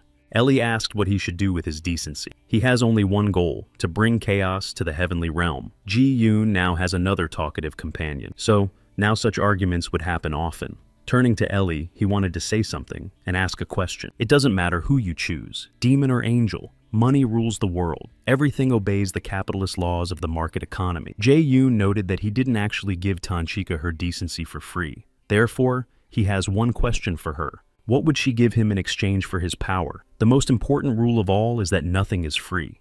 Ellie was surprised by this question, but she understands that he wants to set a price she will have to pay to get what she wants. In the heavenly realm, this is familiar. She has several things in her arsenal that could definitely be useful to a human. So, she asked him if he needed a weapon. Jae-young replied that he didn't need any items. Maybe she had some kind of skill. She asked him what he meant by skill. He realized that she had no way of knowing gaming terminology. So, he said that his combat skills were not very impressive. That's why he needed abilities to fight stronger opponents and asked her if that made more sense. Ellie thought about this question. The Bard of Anarchy allows you to earn integrity points, and this class is really worth it. But it also has its drawbacks. There is no leveling system. In addition, he only has non-combat skills. These are ore mining and diving. Tank could, of course, give him good items to compensate for the lack of strong attack skills, but weapons have their limits. Therefore, he would like to acquire at least a few skills. Ellie remembered something that might suit him. She signed a contract with him. She said that their contract was now officially in effect. Heaven would give him as much power as he needed, but the more power he had, the more integrity he would need. Jae-young said that was great, so he decided to try using the skill of divine intervention. Thanks to this, he gained the power of Farhan, the Knight of Honor, Merlin, the Great Wizard of Truth, Parsul, the legendary archer, and Mirfin, the great righteous thief. Ellie said that divine intervention would allow him to borrow the power of ancient heroes who possessed faith for a certain period of time.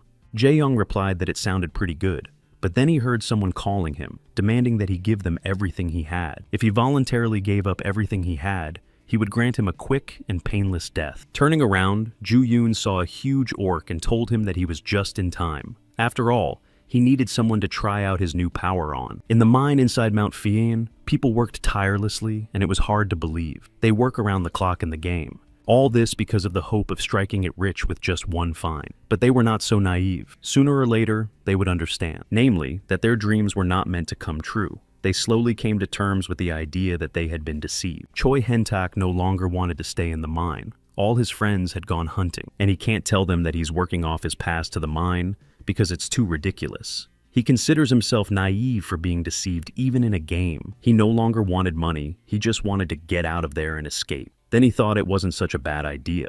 After all, he could just run away from here. Then he saw that someone had already tried to escape.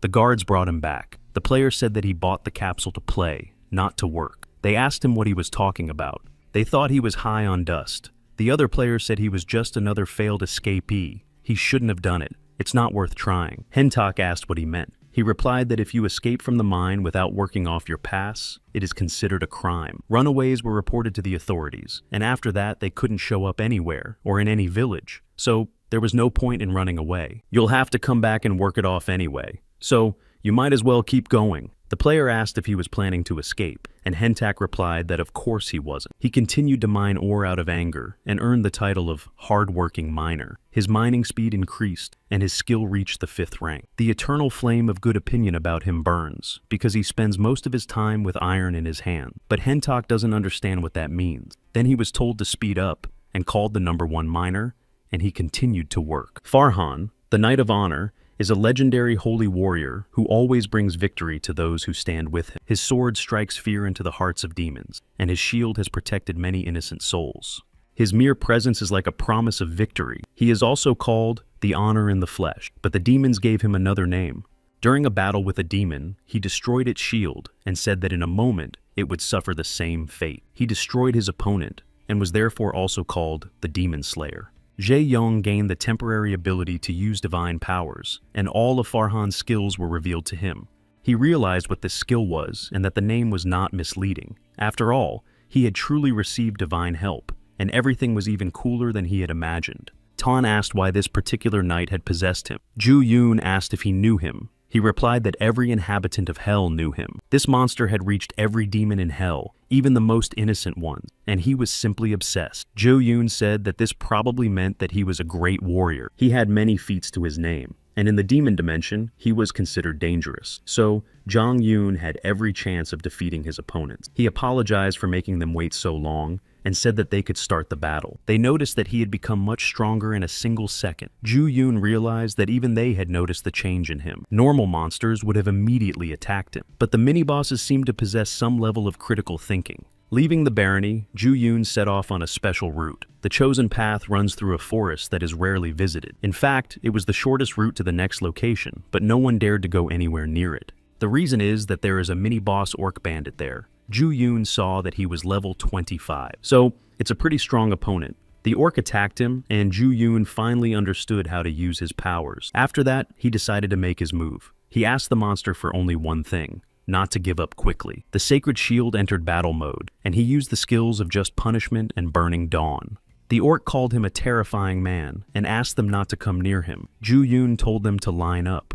He destroyed them with a single blow. This cost him 352 points of integrity. Ellie said it was unbelievable. She thought it was impossible even with a skill. An ordinary person couldn't handle that much power. So now she understands why the creator sent her here, because this man is capable of changing the whole world with his action, and she saw it with her own eyes. She also saw what he was capable of. Ju Yoon thought about how he wanted to fight like in the good old days. While Ellie and Tan were resting, he decided to learn more about his new divine intervention skill. Jae Yoon thought it was good that he had a reason to use divine intervention. In battle, he understood the pros and cons of this skill quite well. The strong point was that it closed the level gap between him and his opponent. Before that, he was only helped by items he bought from Tanchika, but they were not cheap. He couldn't afford to buy all kinds of weapons, and they also had limitations on their use, so he had to rely on luck. After all, he didn't have an arsenal for all occasions. That's why he didn't buy any combat items.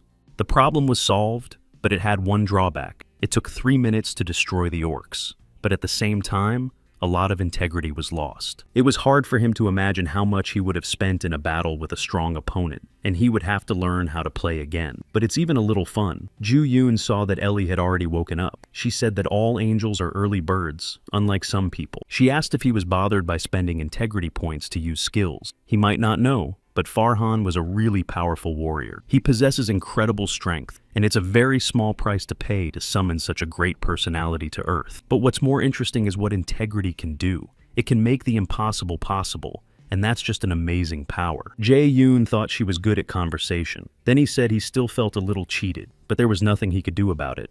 He had no other options, and he should appreciate that. He would just use the skill when necessary, and control the amount of time spent under its influence. Ellie said it was a wise decision. Then he asked if familiars needed sleep. Because Tan sleeps quite a long time, she replied that she wasn't sure, and asked what he thought. In the kingdom of Barren, which belongs to the Korean server of Arcadia, internal affairs are not going as well as everyone would like. But among its neighbors, Maran is considered a powerful and wealthy state. Its geographical location helps it generate income from trade. Its strategic location brings in a lot of profit. It is easy to guess that there are several large trade associations in the kingdom. One of the merchants said that he brought a lot of goods with him, but the guildmaster is nowhere to be found. He understands that this is an association of adventurers, but it is not allowed. A man approached him and apologized for the disrespect shown to him. He is not the head of the guild he mentioned, but he hopes that the modest department manager will be able to help him. His name is John Smith. He is the manager of the GM's main store.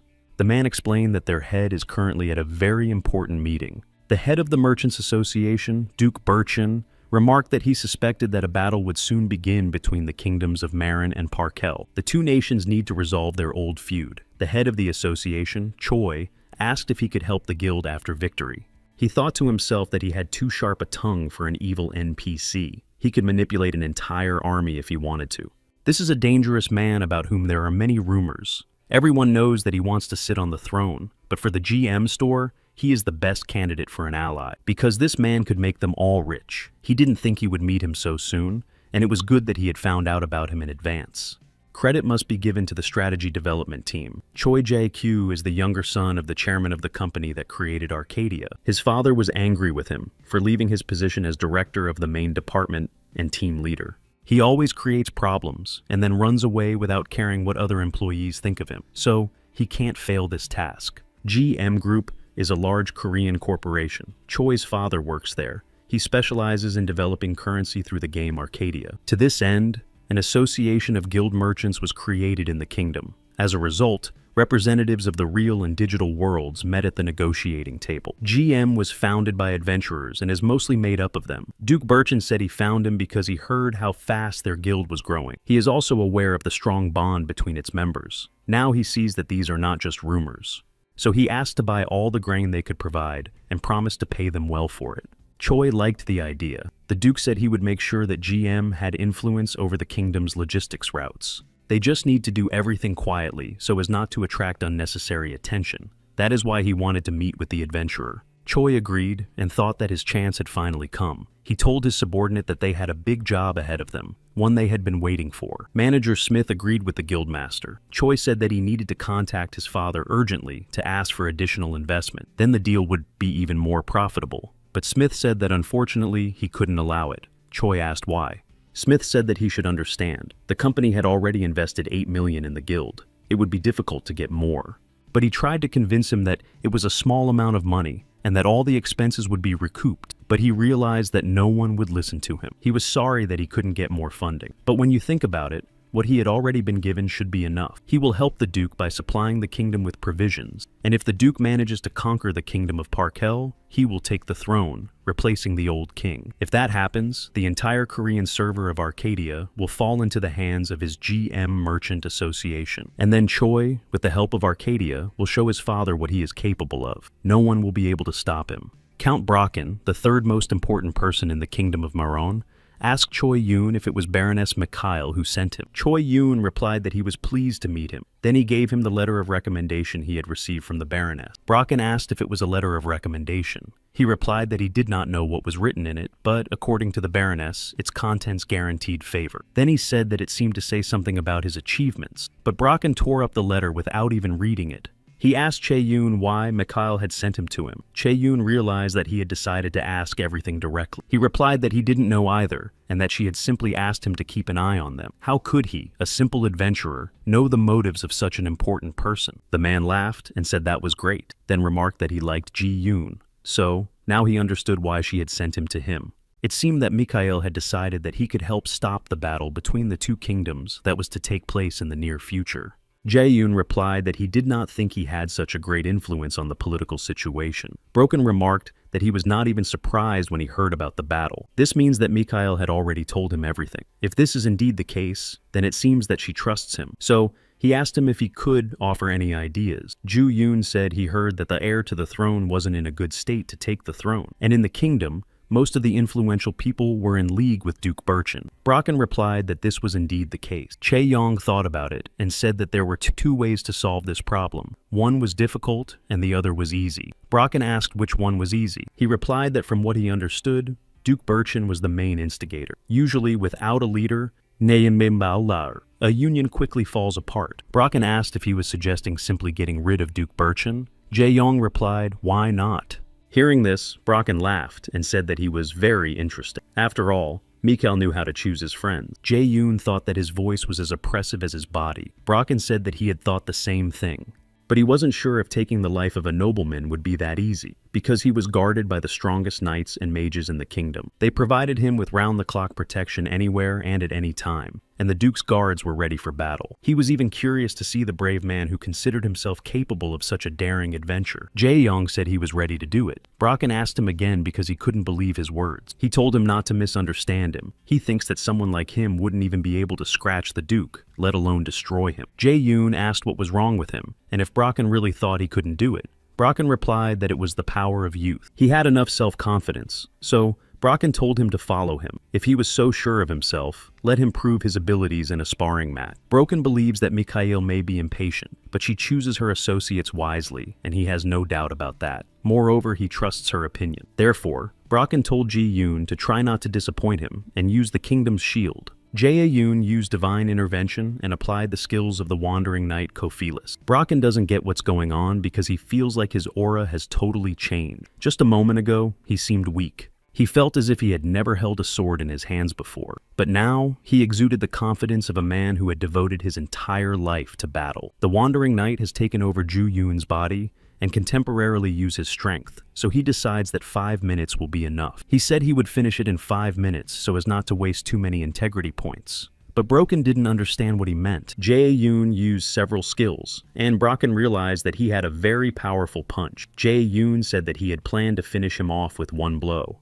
But as it turned out, swordmasters weren't that easy to beat. Bracken said that he was an unusual adventurer. Jae-yoon asked if he had only just realized that. Bracken replied that now he could see that he could get rid of the Duke on his own. After that, Ji-yoon said that if he saw how serious he was, then the test was over. But Bracken said to wait a little, because he also had to show what he was capable of. And then he used the skill of the shapeless sword of the aura. Although he was an old warrior, he also had something to boast about, and here was the proof. Ju-yoon asked if they really had to go this far, but Bracken had no intention of stopping because he was curious to see how he would withstand his power. But then he saw that his opponent had also used a shapeless sword. It was different from his, but he was sure it was the same type of sword. This skill can only be mastered by reaching the level of a sword master. Bracken told him not to say that he also possessed. Jae-yoon tells Ellie to just look at how much decency it takes. Bracken thinks he is talking to himself. Then Ju-yoon told the Count that this time it would really end quickly and attacked him. He managed to catch him and knock the sword out of his hands. After that,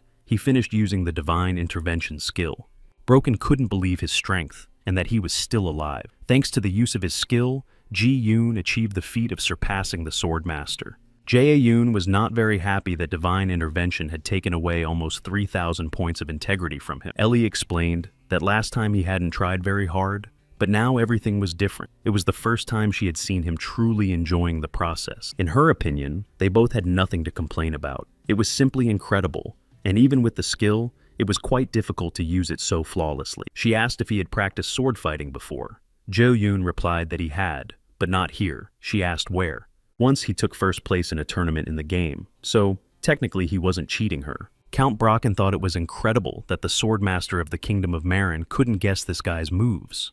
And it's not really a horse with incredible strength. Bracken asked if he could ask him something. The Count was intrigued by the element of his sword. Jo-young thought about it and replied that it was probably the wind. The power of the wind is the most agile in the world. It is sharper and freer. Bracken said that if only he could get a little closer to such mastery. Then he took the sword and decided to practice. Tan asked why he was still swinging his sword when it was already night. Jae-yoon replied that who knows.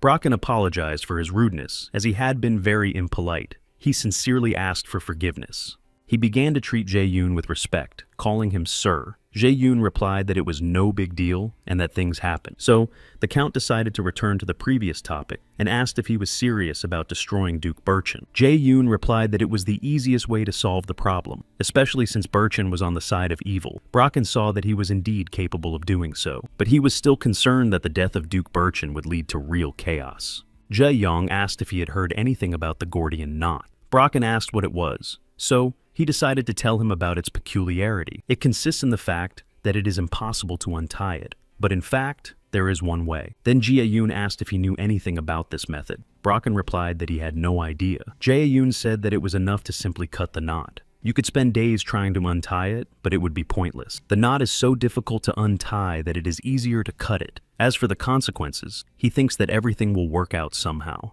Bracken was struck by his carefree attitude, but he was the first to find such an easy solution to the country's problem, and there was no better option. So he said that if Ji-yoon is sure it will work, then so be it. but he thought to himself that it's not just about the aura. Inside him lurked the most dangerous man in the kingdom. Zhang Yun was given a side quest to destroy Duke Birchin. He did not expect to receive a side quest. It seems that the game system itself cannot wait for the Duke to play into his hands, which is very interesting. Tan asked if he really intended to destroy this man. Ellie was also curious to know. After all, she hopes that he is not really going to do it. But then Tan and Ellie started arguing with each other. Tan asked if she had anything against it, and Ellie replied that only low creatures do such thing. The Duke must be defeated in a fair duel. Ji Yong asked if he had any questions about the idea itself, and she said that he just needed to inform him before doing what he had in mind. Ellie replied that he had to give them at least 3 days to prepare, or send a message about his intentions, so that he would have time to prepare. And that would be the right thing to do. Tan said that this was complete nonsense, and that he knew she was not right in the head. Ellie replied that she didn't care about the opinion of a scoundrel and a demon. Ji Yoon asked them not to argue because he wasn't planning to destroy anyone yet. They were surprised by this response, and Jae Yoon said that when you're in the middle of a conflict, you can't just listen to one side. You have to listen to and understand the other side. Why would Duke Birchin suddenly want to fight a battle in an empty place? He doubts that it's just like that, and that there must be some reason for it.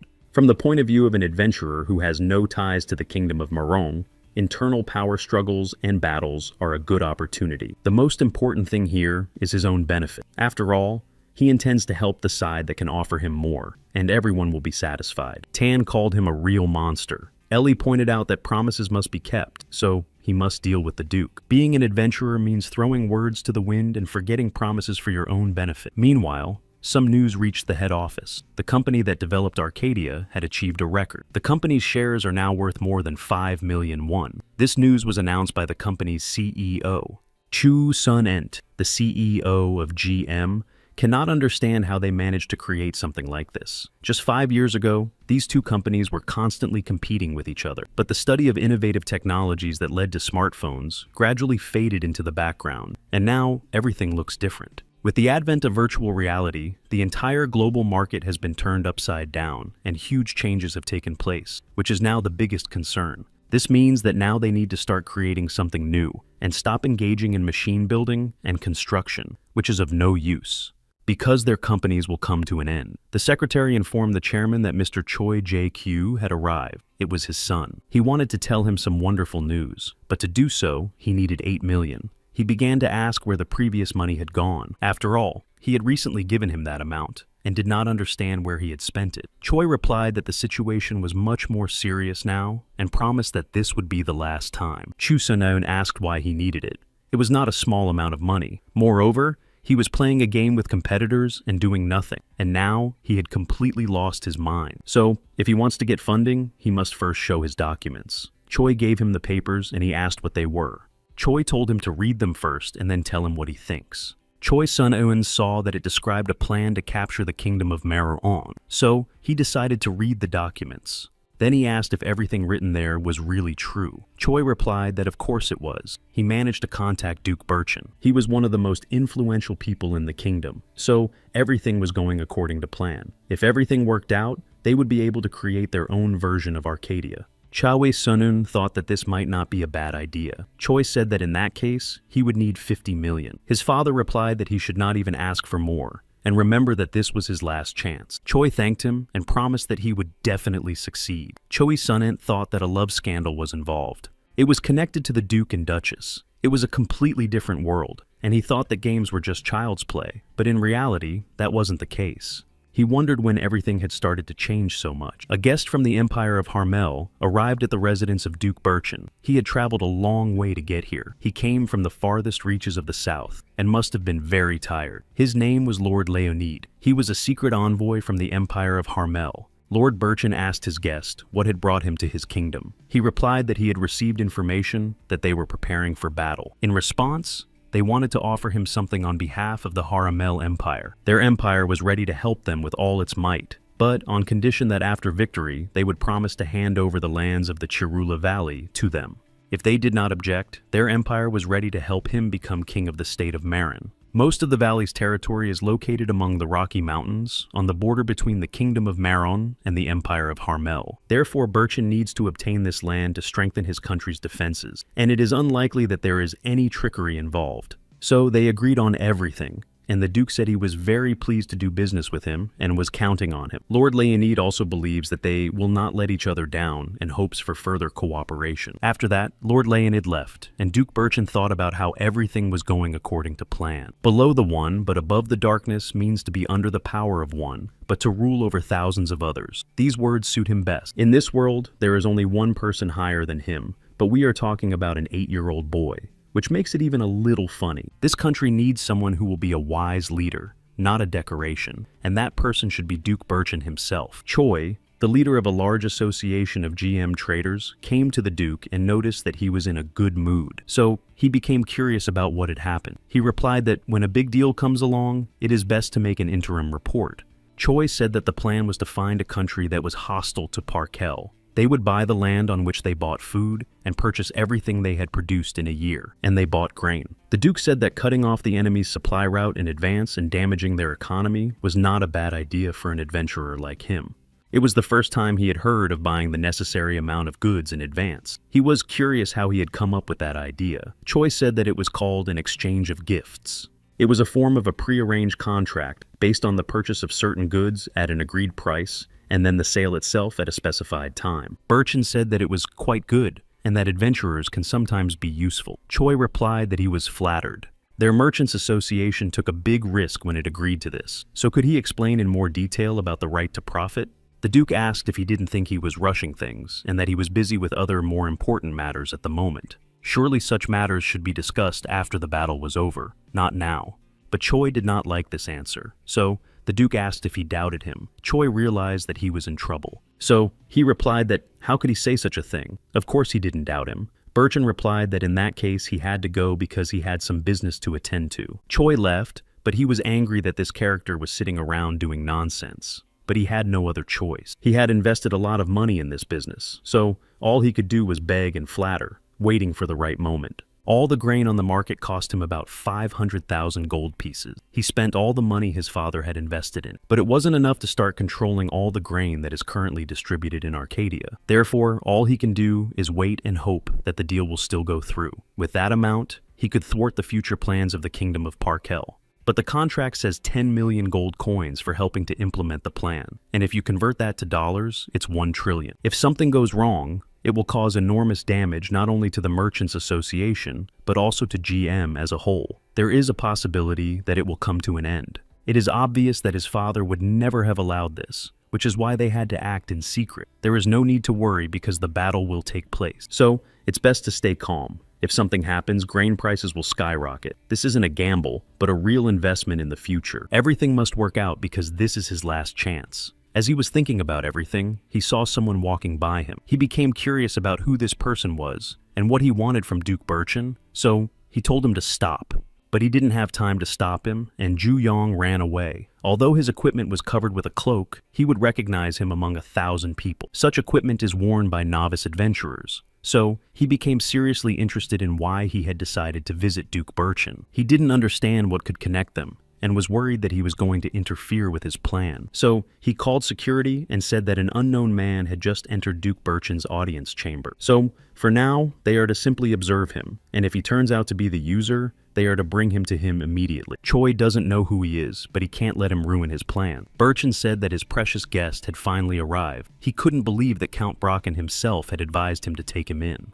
He would hardly recommend just anyone. So, the Duke asked what brought him here. Doesn't he think he's wasting his time? And even more so, threaten him. So, there must be some reason for his visit. Jae Yoon said that Count Brocken wanted to take his life. Birchin said that was a good reason to visit. Ju Yoon explained the whole situation. He said that the Count thought this was the perfect way to stop the battle. He didn't even bother to come up with a plan. Birchin asked if he really expected him to believe his words without any proof. Jae Yoon replied that he should have enough evidence. Birchin laughed and said that was true.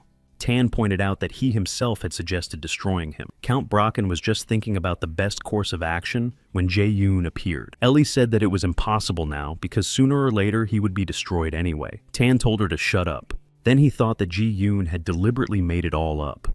Birchen said that he would never have thought Count Brocken capable of such a thing. He had always fought for justice, and now he had come up with a plan to secretly destroy him, and that simply amazed him. Jae-yoon said that people always do things like this when they reach their peak. Birchen asked him to share this information. He asked what he wanted in return. Jae-yoon said that it was obvious that a mature and wise leader should become king, not some boy who can't speak well. In his opinion, it would be ideal if Duke Birchen ruled the kingdom of Barren. The Duke liked these words and asked his name. Jo-yoon replied that his name was Dex. They shook hands. Birchen said he hoped their future cooperation would be fruitful. Ju-yoon replied that he would try not to disappoint him. After that, Ju-yoon left. Ellie couldn't believe her eyes that he had simply lied and left. She asked God to forgive the sinner for his action. Tan asked why he had done all this. Was it just to disappear in the middle of a conversation like a bat? Jae-yoon asked if he still didn't understand that he was just trying to assess the possible outcome of the situation. As much as he didn't want it, the battle was inevitable. It was only a matter of time. Either the kingdom of Maron or Parkel would declare it. In the end, it didn't matter who started it first. But one thing was clear. When the battle became predictable, that would be his move. At the moment when the battle is in full swing, that way, his chances would increase significantly, just like during the recent incident with the slime. Tan asked if it would be more beneficial for him to start the battle after all. Then there is no problem. We just need to start cooperating with that Duke. Although he looks a little sinister, they won't let that happen. Jae-yoon agreed with him that this must not be allowed to happen. When Birchen is on the throne, there will be no one to fight. So, first, they need to side with Count Brocken. Tan asked what he meant. Then he realized that fighting foreign countries wasn't enough. He needed an internal battle within the country. Jae-young told him to just imagine the chaos, and he would gain so much from it that he wouldn't even believe it. After all, a double battle meant double the profit. Tan told him that he had completely lost his mind. Then he took out his book to write something down.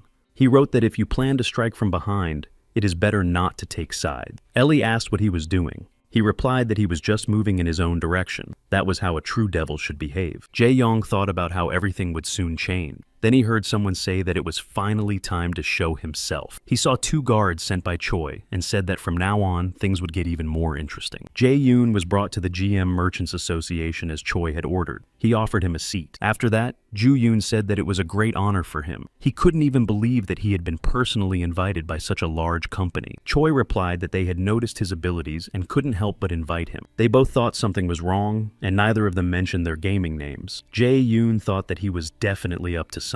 Choi asked why he had been called, and he replied that they needed to check something. He apologized in advance if it would upset him in any way. He replied that there must be a very serious reason for this. So, Ju-yoon asked what exactly was going on. Choi asked what he had talked about with Duke Birchen. Jo-yoon asked why he should tell him that. Choi didn't like that answer, and said that he seemed to be very slow on the uptake. Tan warned him to be careful. Ellie also noted that he shouldn't provoke him. Jae-yoon said that he had imagined too much about himself, and asked if she really couldn't see that. Jae-yoon thought about how to get out of this situation. The 2 who brought him here, plus 5 more at the entrance. 7 in total. But first, he had to deal with that guy. He didn't give his game name, but he did reveal something about himself. Namely, that he wouldn't let him go just like that. So he had no other choice. He would have to resort to drastic measures. Smith said that it seemed like some kind of misunderstanding had occurred. They just wanted to know if he had received any orders from Duke Birchen. Choi thought that at least someone had appeared with whom he could talk calmly. He said that it seemed to him that his master was not in the mood for conversation. Choi remarked that he didn't know what connected him to the Duke, but let him just try to interfere with their plan. Because if he saw him with him again, Choi asked what would happen then. He replied that not only would it be difficult for him to play, but his whole life would turn into hell. Smith grabbed him and told him to calm down immediately because such behavior was beyond the pale. He apologized for the misunderstanding and explained that their master had sacrificed a lot to start working with the Duke. Therefore, he was a little worried that everything could fall apart, and that he should probably explain something. Jae-yoon thought that something was wrong with him. Smith said that they were not a simple organization and hoped that he had heard of the GM group. Ju-young asked if he was referring to the same company. He replied that it was, and that at the moment, their company had invested too much in the arcade, or more precisely, in Duke Birchen. But he was not at liberty to tell him everything, so he offered him some coins, hoping that would be enough. Choi asked what he thought. He called him an unknown adventurer, and Ju-yoon realized that this would work to his advantage, so he said he didn't mind. Choi took the gold coins and asked if all he had to do was give up Duke Birchen's mission. After the conversation, he left. Tan asked what that was about, and if they also wanted a battle. Ellie said that if they had been sincere from the beginning, this would not have happened. Sincerity is the most important of the commandments. Chae-young replied that in any case, everything worked out, and they even got some extra money. But when it comes to the company, the situation takes a different turn. They definitely want to take advantage of the battle. For example, to increase their ranks. They could have easily made a deal with Duke Birchin, but that doesn't concern him, and if the battle begins, it will only play into his hands. That arrogant guy is definitely from a wealthy family, and he can't just sit back and watch him succeed. So, Ji-yoon made a decision after all. He said he would have to deal with Duke Birchin. Tan said he had completely lost his mind, and that he would be better off not creating problems for himself. But Ellie supported him and said that he would finally be able to see the Almighty. If he had made his decision, he should challenge him to a duel. This was a great chance to keep his promise to Count Brocken. Ju-yoon replied that he couldn't challenge him to a duel. It would cause even more trouble, so it was better to do everything quietly and discreetly. She replied that in that case, he should not count on her help. She was curious to see how he would manage without her power. She called him a coward because he had arrogantly decided to take a man's life without giving him time to prepare. In that case, he shouldn't even try to use the heavens. Jae-yoon wanted to explain that they were not in a position to do so, and that she might turn a blind eye. Tong watched their argument, but then he had an idea. He asked the master what about him. He was ready to help him if he wasn't against demonic power. Jae-young asked if he really had such power.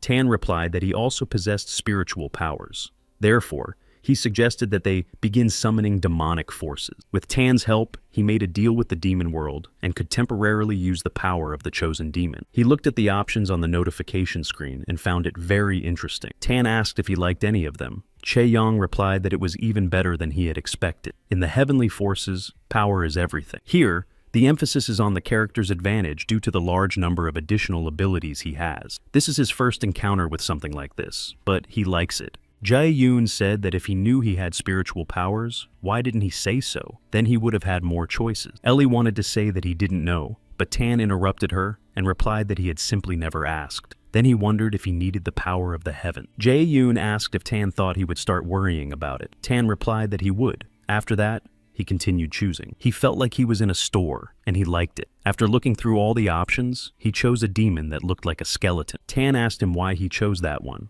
Ju-yoon replied that he had seen it before in a history book in the library. Looking at it, Ellie remembered that it was the Legion of Death, Arcadia, one of the main necromancers of the underworld. This sorcerer destroyed an entire empire and 4 kingdoms, plunging the former continent into horror. Nothing living remained in the places he passed through, and even now, hundreds of years later, many still talk about him as the embodiment of death. Chae-young approached the kingdom of Duke Birchin and noticed 2 guards who did not seem very strong to him. He decided that they would be his first test subjects. One of the guards noticed something on the roof and warned the other.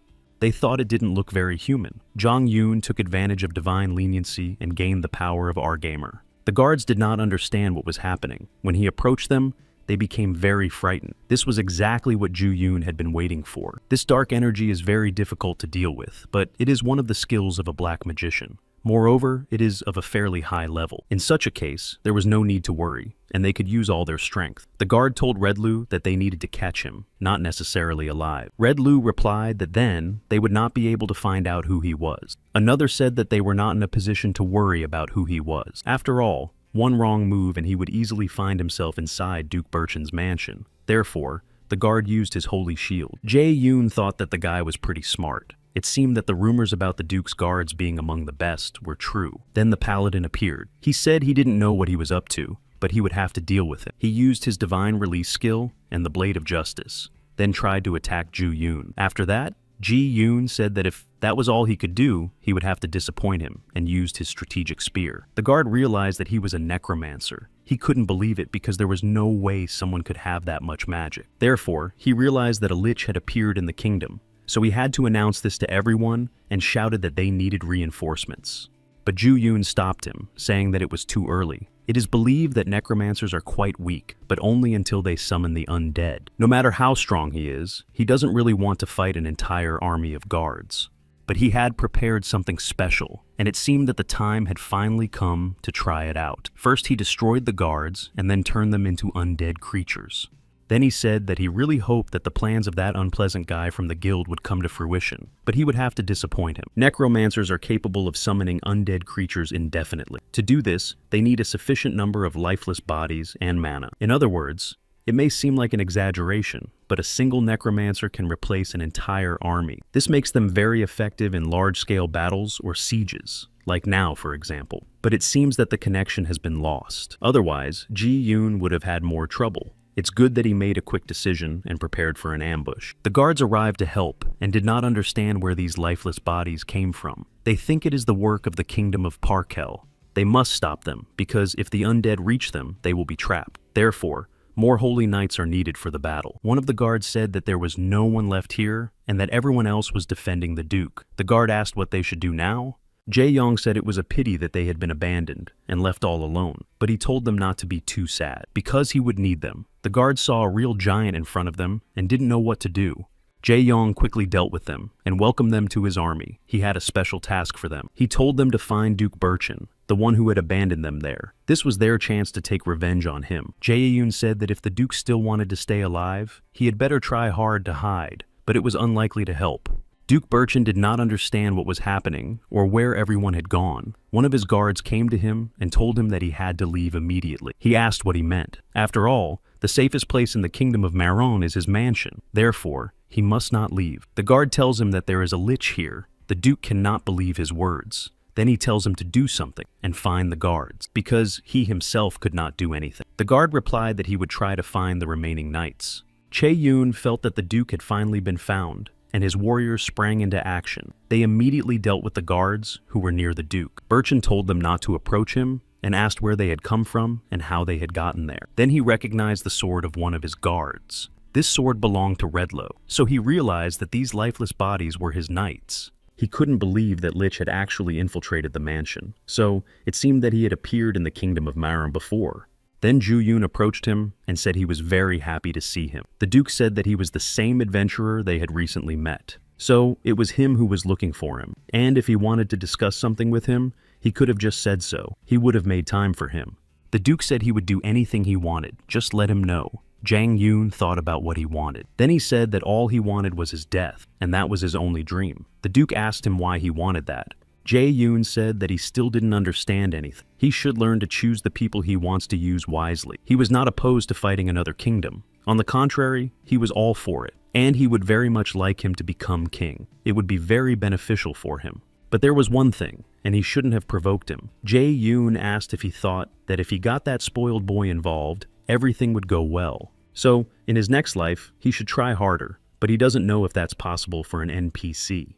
The Duke begged him for mercy and promised to do whatever he wanted if he would only spare his life. Jae-yong told his subjects that it seemed like it was time to finish the job, and they pounced on Birchin. He only managed to say that all his hopes were in vain. One of the warriors finished him off, and his death ruined the secret plans. The quest related to him was deleted, but one quest was counted, and for that he received 50,000 points of integrity. That was even more than from slimes, and he thought it would be profitable to do something like that. Tan and Ellie said that now he had a lot of integrity points.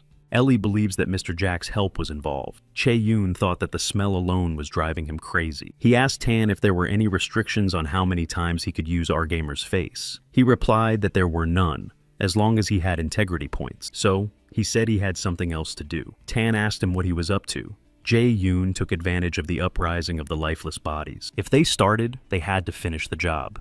After all, there was still so much here that could be destroyed. He revived the Duke and told Choi to wait a little longer, because they would meet very soon. In the Holy Empire of Shaint, a high priest named Amen couldn't fall asleep. Something seemed to be bothering him. He hoped he wouldn't have to search for lost sheep. But then a girl named Saint Sylvia came to him. She asked if he could give her some attention. Amen replied that he had not expected to see her, and asked what had brought her here so early. Sylvia said that she had a vision that a huge dark energy had appeared somewhere on the mainland of Arcadia. He asked if she could figure out where it was. Maybe there was at least some clue. She said she didn't remember everything, but she heard someone screaming loudly as he prepared to meet his death. He called someone Duke Birchin or something like that. Amen knew very well who that was. He was one of the most influential people in the kingdom of Maron. Sylvia cried and said she felt very sorry for them. They hadn't done anything wrong, and it was so scary. Amen told her that everything would be fine and not to be afraid. Their great creator was just trying to communicate with them through him. It was just a dream, and she was safe. A knight came to them and said that he had been told that she had called for him. So he listened to him carefully. This knight's name was Egudiel. He is a holy knight of the highest order. All men thanked him for coming and warned him that Sylvia had recently had a vision. Then he asked him to find out what had happened to Duke Birchin and to look for any traces of darkness. Che Yun managed to create real chaos in the kingdom of Maron. The people who lived there hurried to leave. He received an achievement for destroying the Duke's estate without help. For ruining the plans, he was awarded 14 points of integrity. Jae-yoon said that it was a real spectacle, and that being a necromancer wasn't so bad after all. He should have played for him from the very beginning. But it would probably be difficult to see so many lifeless bodies every day. However, such an army is a force he can safely use, and that is impressive. He also received more than 60,000 integrity points for this, which is not bad, but he cannot drag out the situation because more problems will arise. Either way, it's not just power, but something else he got with the help of spiritualism. The longer he uses it, the more points he spends, and it may be necessary to spend more points than he received as a reward. Chae-young asked Tan how much he had spent. Tan decided to calculate everything to see if they were in the black. So, he calculated the destruction of the Duke's army, the destruction, and the number of people killed. He said that all this had cost his dear client 42,284 points. But at first, he wanted to call him a simpleton. Jae-young asked what he wanted to call him, and Tan replied that he hadn't. Jae-young said that it was too expensive and asked him to lower the price a little. Tan replied that this was not a market,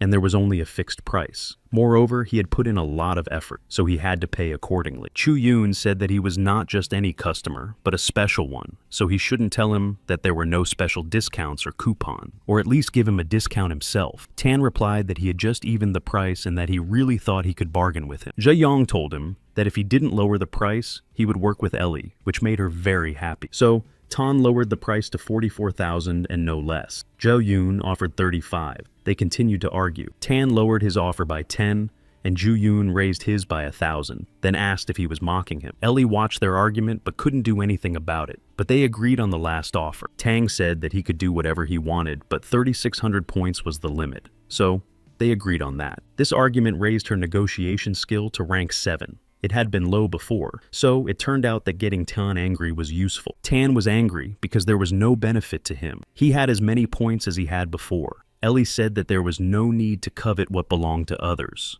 Jae-young said that in any case, the estate must have suffered greatly. He told his familiars to wait for him there while he went away for a short time. Tan asked where he was suddenly going. Ellie said that they couldn't do anything without him anyway, but she was curious about what had happened. Jae-yoon replied that he had to finish one thing, and soon they would find out everything themselves. They just had to wait a little longer. He logged out of the game and decided to check the latest news. Everyone was discussing the appearance of a necromancer at the Verhin estate. This wasn't the first time he had encountered companies like Jegu or GM. On the contrary, from his experience, he found a suitable number to fight those who committed unjust acts with the use of force. Step by step, he prepared to carry out his plan. Ever since he decided to frame the guy from GM, it was not for nothing that he asked Tanshik and Ellie to follow him. So, there was only one thing left to do. He just needed to cut out the parts that could be connected to him in any way and make it look like a complete video. Thanks to the surveillance of his familiars, he created a video of Choi's conversation with the Duke, describing all his plans and desire to organize the battle as soon as possible. Jae-young posted the video to see how others would react. He wrote about the real culprit behind what happened to Duke Birchin. After a while, he decided to check the number of views, and it had reached almost 2 million. Viewers were outraged that they had been deceived. Choi also saw the video. He showed it to Smith, who said that someone had simply smeared him. Choi does not understand who leaked their conversation online. Smith said that even the security guards didn't hear the conversation, so the user who posted it couldn't have been there. That's why he himself doesn't understand how it happened. Choi said that if no one heard it, then how could anyone understand the video? In anger, he smashed his computer monitor. He doesn't know who did it, but he just needs to find them, and they won't be left alive, because they ruined all his plans. Smith understands that he is upset, but thinks that he should now focus on something more important than looking for the culprit. They need to delete the video, otherwise the company will be embroiled in a scandal. Choi's father called, and Smith said they didn't have time. Choi realizes that his father already knows everything, and that he is finished. Meanwhile, the news is reporting on the incident in the game. The topic is a very interesting video. In it, a user brazenly decided to take advantage of the game's economic system to make a large purchase of goods. Behind this was the GM Group. It had invested a lot of money to buy gold coins. Therefore, it was facing a statement from the Fair Trade Commission, as well as from the prosecutor's office. Lee Myung-un, executive director of Arcadia, thinks this is not a bad thing. For the first time in her memory, the game has had such an impact on the world.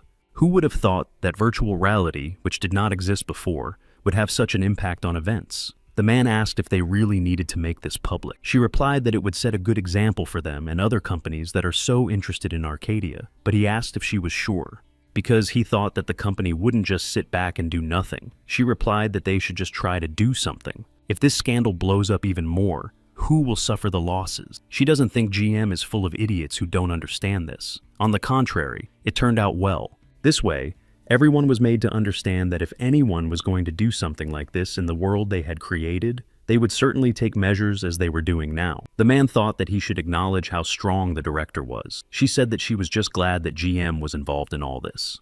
But she was even more interested in who the user who posted the video was. First, there was the incident with the slimes, then the iron ore slaves, and now the adventure with Duke Birchin. She was sure that one person was behind it all. The actions of one player caused a real stir in the game and in the world. Lee Mi-yeon wondered if this mysterious user, whom no one knows anything about, had taken on too much. Jae-yong fell asleep during a lecture, but Lim Jae-yong woke him up and asked if he had heard what had happened to GM. They made a deal with one of the main characters, Duke Birchin, and were going to do something, but they were stopped in time. Jae-yoon replied, "Really? But why would a company of that size sit around and play games?" Lim asked if he still didn't understand. NPC had no idea that this was an economic scam involving the company. The incident was being discussed on all channels. Arcadia was no longer just a game. It's a real separate world. Ju-yoon said that maybe that's true. Fortunately, everything happened exactly as he planned. Except for Ju-yoon, who was obsessed with Arcadia, the other players reacted exactly as he wanted them to. He looked at the news and thought that he had finally put that guy in his place. Then a new teacher came to start the lecture. Jae-yoon was curious about the newcomer. He said his name was Kong Pil-jun and that he was going to give a special lecture today. In short, he was a research associate in Arcadia's research and development department, so they could call him their senior. He also asked them to listen carefully to Professor Kim Tae-hoon's lectures. It might seem boring, but he says a lot of important and correct things. At first, Jae-yoon thought he was talking nonsense, and that he should just start the lecture. But then he realized that he was an employee of Arcadia. Tanu didn't like that their boss made them wait so long. He was very sad. But then he saw that someone had used force, and it didn't look like an ordinary player. This power was very strong. He saw knights approaching and realized that he should flee. But he didn't know where Ellie had gone when this happened, and they arrived just when the master was away. The knight decided to destroy all the lifeless bodies. He said that it was just some kind of horror, and that everything was happening exactly as the saint had said. If they had known about this earlier, they could have done something, but their investigation was now complete. The undead they had just gotten rid of were of medium and high class. If they went any further, they could lose other soldiers. The knight said that the high priest must be informed of this, namely, that a lich worthy of going down in history had appeared here. During his lecture, Kong Pil-jun said that today he would conduct a test with them for those who are currently trying to achieve their dreams. Within the walls of the world's first virtual reality engineering department, he hopes that they know that these technologies are directly connected to the brain. There is direct communication between the brain and the invention. This is the key element in the implementation of technologies related to virtual reality. But all people are different, so the system of signal transmission of inventions also differs. In short, there are deviations. Perhaps they are the ones who have the talent to create virtual reality. The speed at which the brain coordinates the signals it exchanges is the invention itself. How quickly a person can perceive electrical signals demonstrates whether they possess this talent. This is called synchronization frequency. He said that now everyone can check whether they are among the people with this talent. It will be a good experience.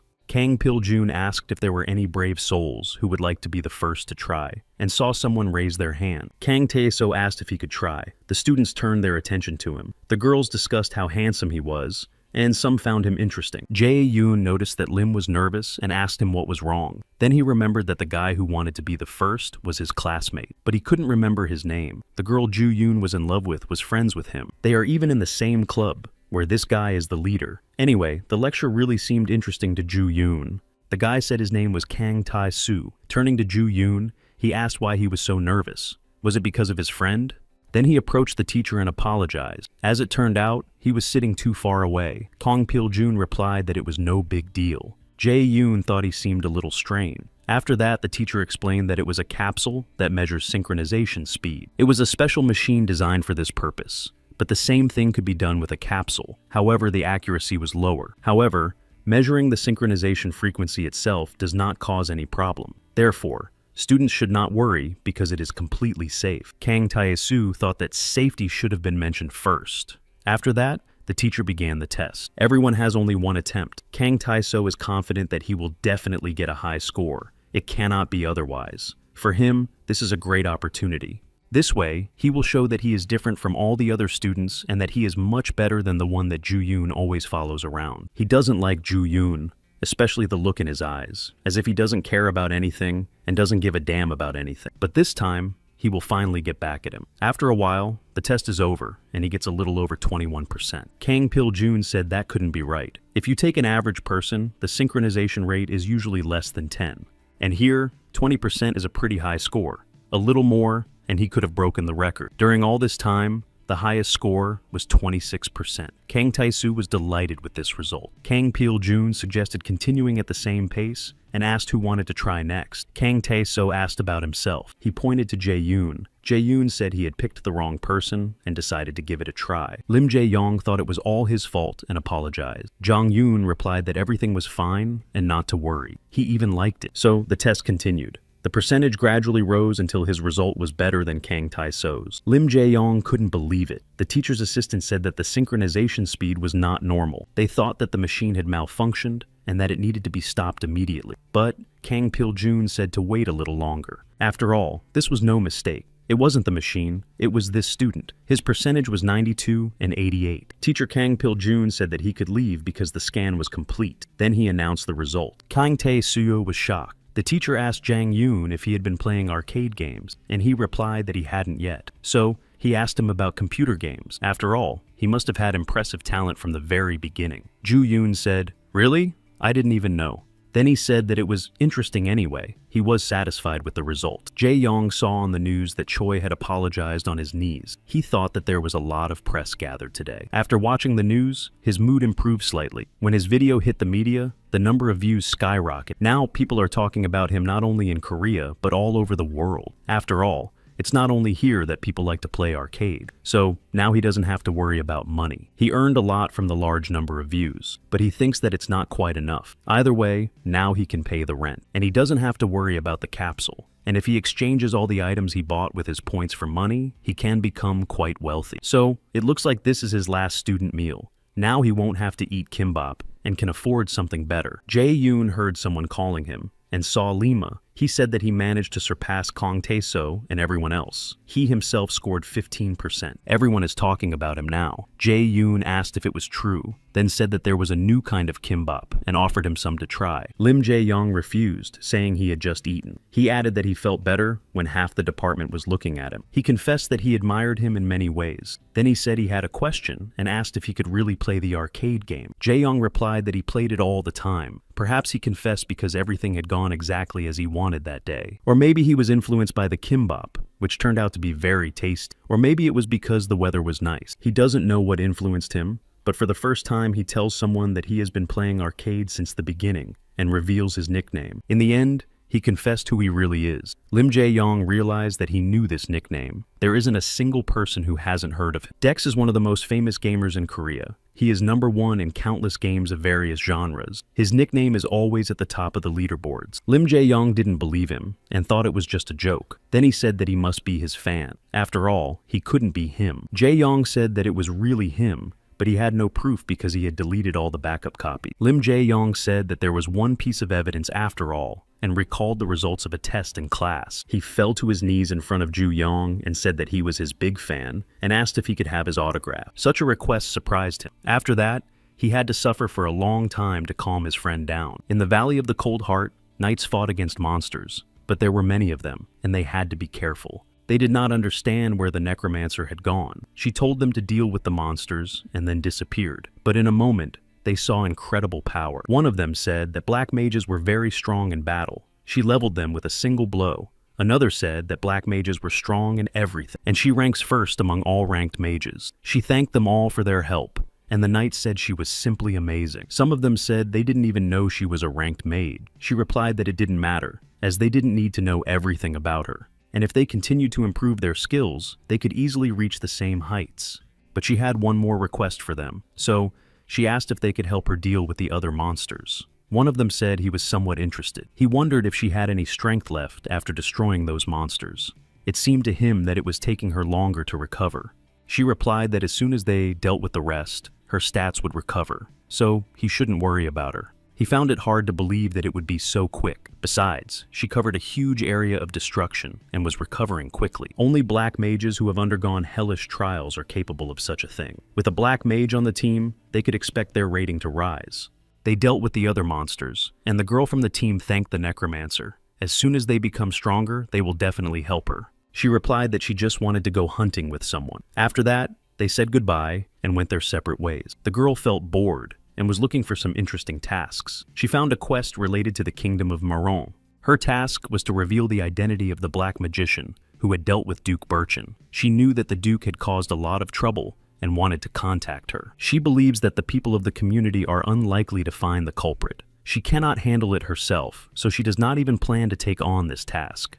But she is still curious to know who is responsible for the death of Duke Birchin. If the developers of Arcadia themselves are not involved, then some player must be responsible. But then she thought that it was impossible, and even for a high-ranking player like her, it would be impossible to do something like that. She has another task in which she must fulfill the conditions for creating an additional quest called Witch Hunt. She paid attention to it and couldn't understand what was going on, but now she has a new quest and she has to complete it.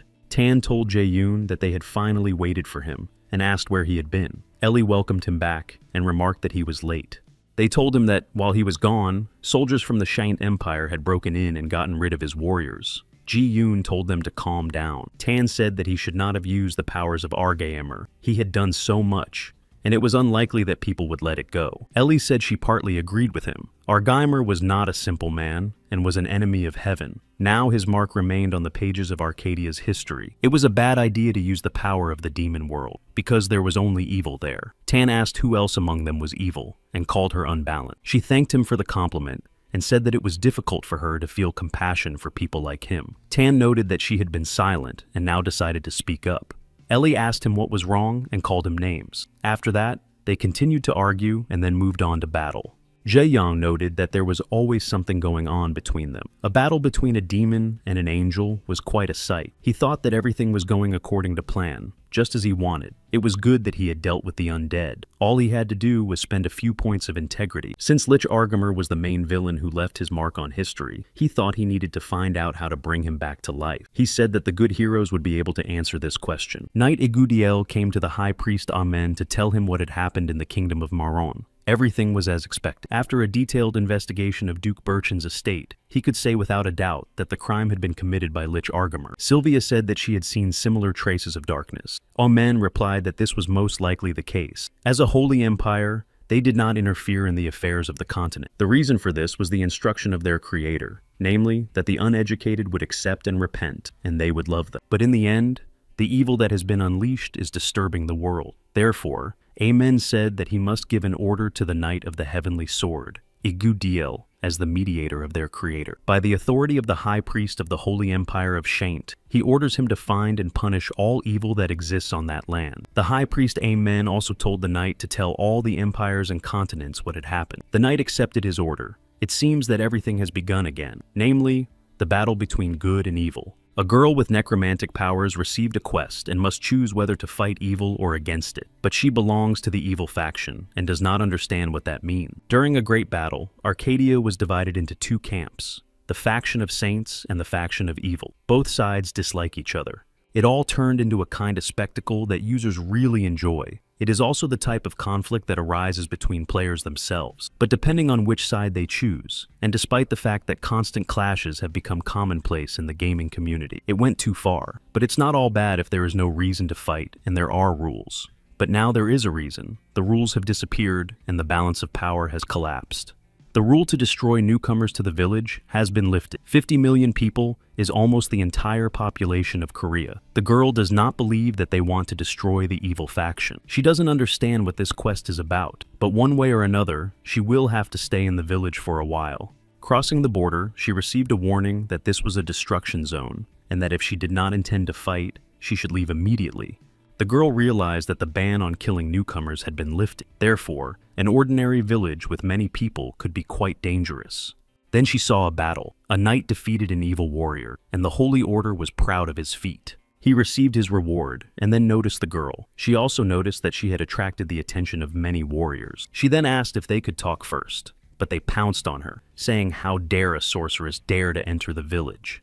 The character ordered to deal with her immediately. She thought that there was no point in talking to the NPCs if they were involved in this matter. She destroyed him, and from that moment on, all the guards would pursue her. Also, for each destruction, punishment points would be added. The girl possesses the power of the Black Dragon of Darkness. She couldn't believe she had done it. Then she heard someone else approaching her. The players discussed that she was a black mage and ranked first among black mages, so they should deal with her. She realized that she had to run away, and the warriors tried to catch up with her. Meanwhile, Ju Yoon is not far from Count Birchin's residence. He also received this mysterious quest. Tan noted that he had warned him to do everything in moderation. Jae Yoon asked if he thought he had arranged all this because he wanted to, but that's not the case. It's for the quest reward. He can also choose which side to take, the side of Saint Sonji Yoon or the evil faction. Tan thought he had completely lost his mind.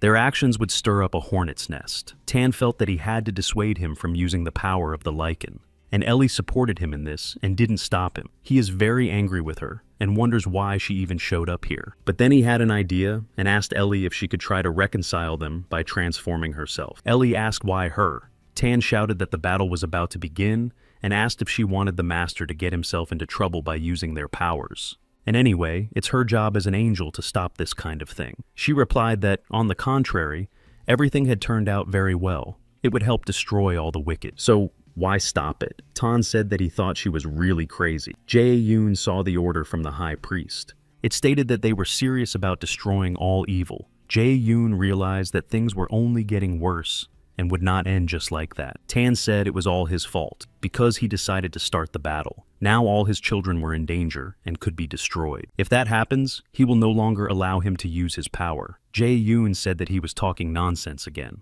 But on the other hand, he understands him. He certainly did not expect such a reaction, but he will still have to intervene. After all, there will be nothing left alive in the game. So he asked Ellie if she could still try to reconcile them somehow. But she doesn't know if she can do anything, because it was the people who were to blame, and she was powerless. Jae Yoon asked her to look at the notification screen. 50 million wicked people must be destroyed, but she doesn't like the idea of destroying the Black Magician. So Ju Yoon asks for a favor. He is even willing to pay. Ellie replied that as a guardian angel, she cannot ignore her master's request, and will try to reconcile them. Jae Yoon thanked her, and Tan was angry that she had refused him, and then suddenly agreed. He deducted 1,500 points from her virtue score. Ellie said she would try to do something and, using her power, temporarily absorbed the holy glory of the archangel Michael. She arrived in the holy empire of Shaint. Everyone was surprised to see the messenger of the creator himself. They decided that this was a blessing for Eden. No one could believe that a true saint was standing before them. Ellie said she had come to convey the words of the great creator.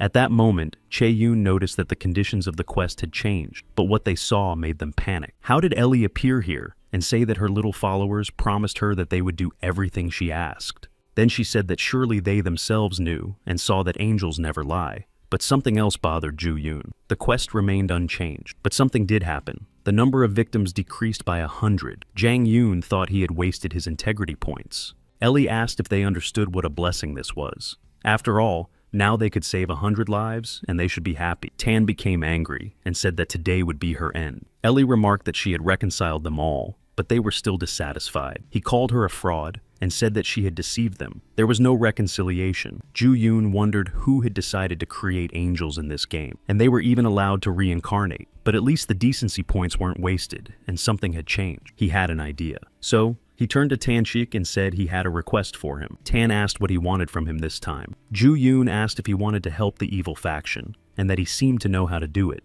A girl with dark powers who belonged to the evil faction couldn't escape her pursuers. They caught up with her and asked if she really thought she could escape them. The knight remarked that the members of the evil faction were very naive. The girl realized she had made a mistake. After all, she had used up a lot of MP while running away from them. Now she could only use her skills once or twice. The more players she destroyed, the more severe her punishment would be. But if she didn't get rid of them, they would get rid of her. She didn't know what to do. One of the knights asked if they were curious about the reward they would receive if they destroyed the black mage who was in first place among the others. It doesn't matter what they get for destroying her. The main thing is that they can share it all. So they decided to achieve their goal and get a special reward. The girl thought that this was the end and that she couldn't do anything, but then she saw that something was happening. Tan came to her rescue. The knights did not understand what it was and how he was able to repel their attacks. Looking at Tan, he thought that he was not a real demon, but just some kind of devil. But Tan used his power and asked who he called a devil. Then he called them backward saints with wings. The knights had never seen such abilities before and thought that it was her pet. Where had they ever seen pets that were so strong? The girl herself did not understand who he was and what kind of monster he had summoned. Tan asked if she was the same black dragon of darkness. She didn't understand how he knew her name or who he was. But he was definitely not one of the characters. After that, she saw a notification on the screen that she had encountered an ancient darkness. She realized that he might be the king of demons, but she thought that couldn't be true. Tan told her to wait and not interfere while he dealt with the other enemies. Then, turning to them, he suggested they finish this as quickly as possible because he didn't want to waste his integrity points. The knight ordered everyone to get ready because they had to deal with him. The sorceress had probably used up her mana, so she didn't have much time left. So they had to use all their best skills to defeat them quickly. But Tan decided to take revenge for being called a pet. He used a protective barrier to fend off the attacks. The knights realized that all their attacks had evaporated and wondered what kind of monster this was. After that, Tan captured the players with his energy, and they couldn't use their divine power. Bad energy began to destroy the players. Then he ordered his power to finish them off. He quickly dealt with them, and it seemed completely uninteresting to him. In the end, humans really don't understand words at all. Only their master is unique among them all. The girl fell to her knees before him, and calling him a wonderful king, thanked him for saving her pitiful black magician. He asked why she was singing his praises. Did she really know him? The girl replied that there was no one among the black magicians who did not know the Lord of Demon. The black magician confessed that she was his biggest fan and that it was a great honor for her to meet him. Tan did not expect such a turn of events. He thought that, although rare, there were some sane people after all. He asked if he understood correctly that she was the strongest among the black magicians and adventurers. The Black Dragon of Darkness replied that yes, she was, but she was far from him. Tan said that she did not look strong because she was thin and had no muscles. So, she must run from the saints every day and do without him. She replied that it was not difficult for her to show him her ability. But Tan said that now she had to listen to him carefully. He noted that they had business together. She asked what it was, and Tan called her the Black Dragon of Darkness, #1 in the ranking of Black Magician. Then he said that from now on, she would have to become a symbol of evil. But she didn't understand what that meant. Lich Argamer was a rare black mage who sold his soul and gained eternal life by signing a contract with the devil himself. He had tainted an entire continent. Saint Mary of the Holy Empire of Shaint said that he had done something unforgivable and that he must pay for his sin with his life. But Lich Argamer said that he would not bow before an ordinary sword and that very soon they would pay for everything. It seems that several 100 million years have passed since Lich Argamer was imprisoned, and he is somewhere in the depths of the demon realm. He thinks that because of all his sins that have changed the world so much, he will have to remain imprisoned here until the end of time.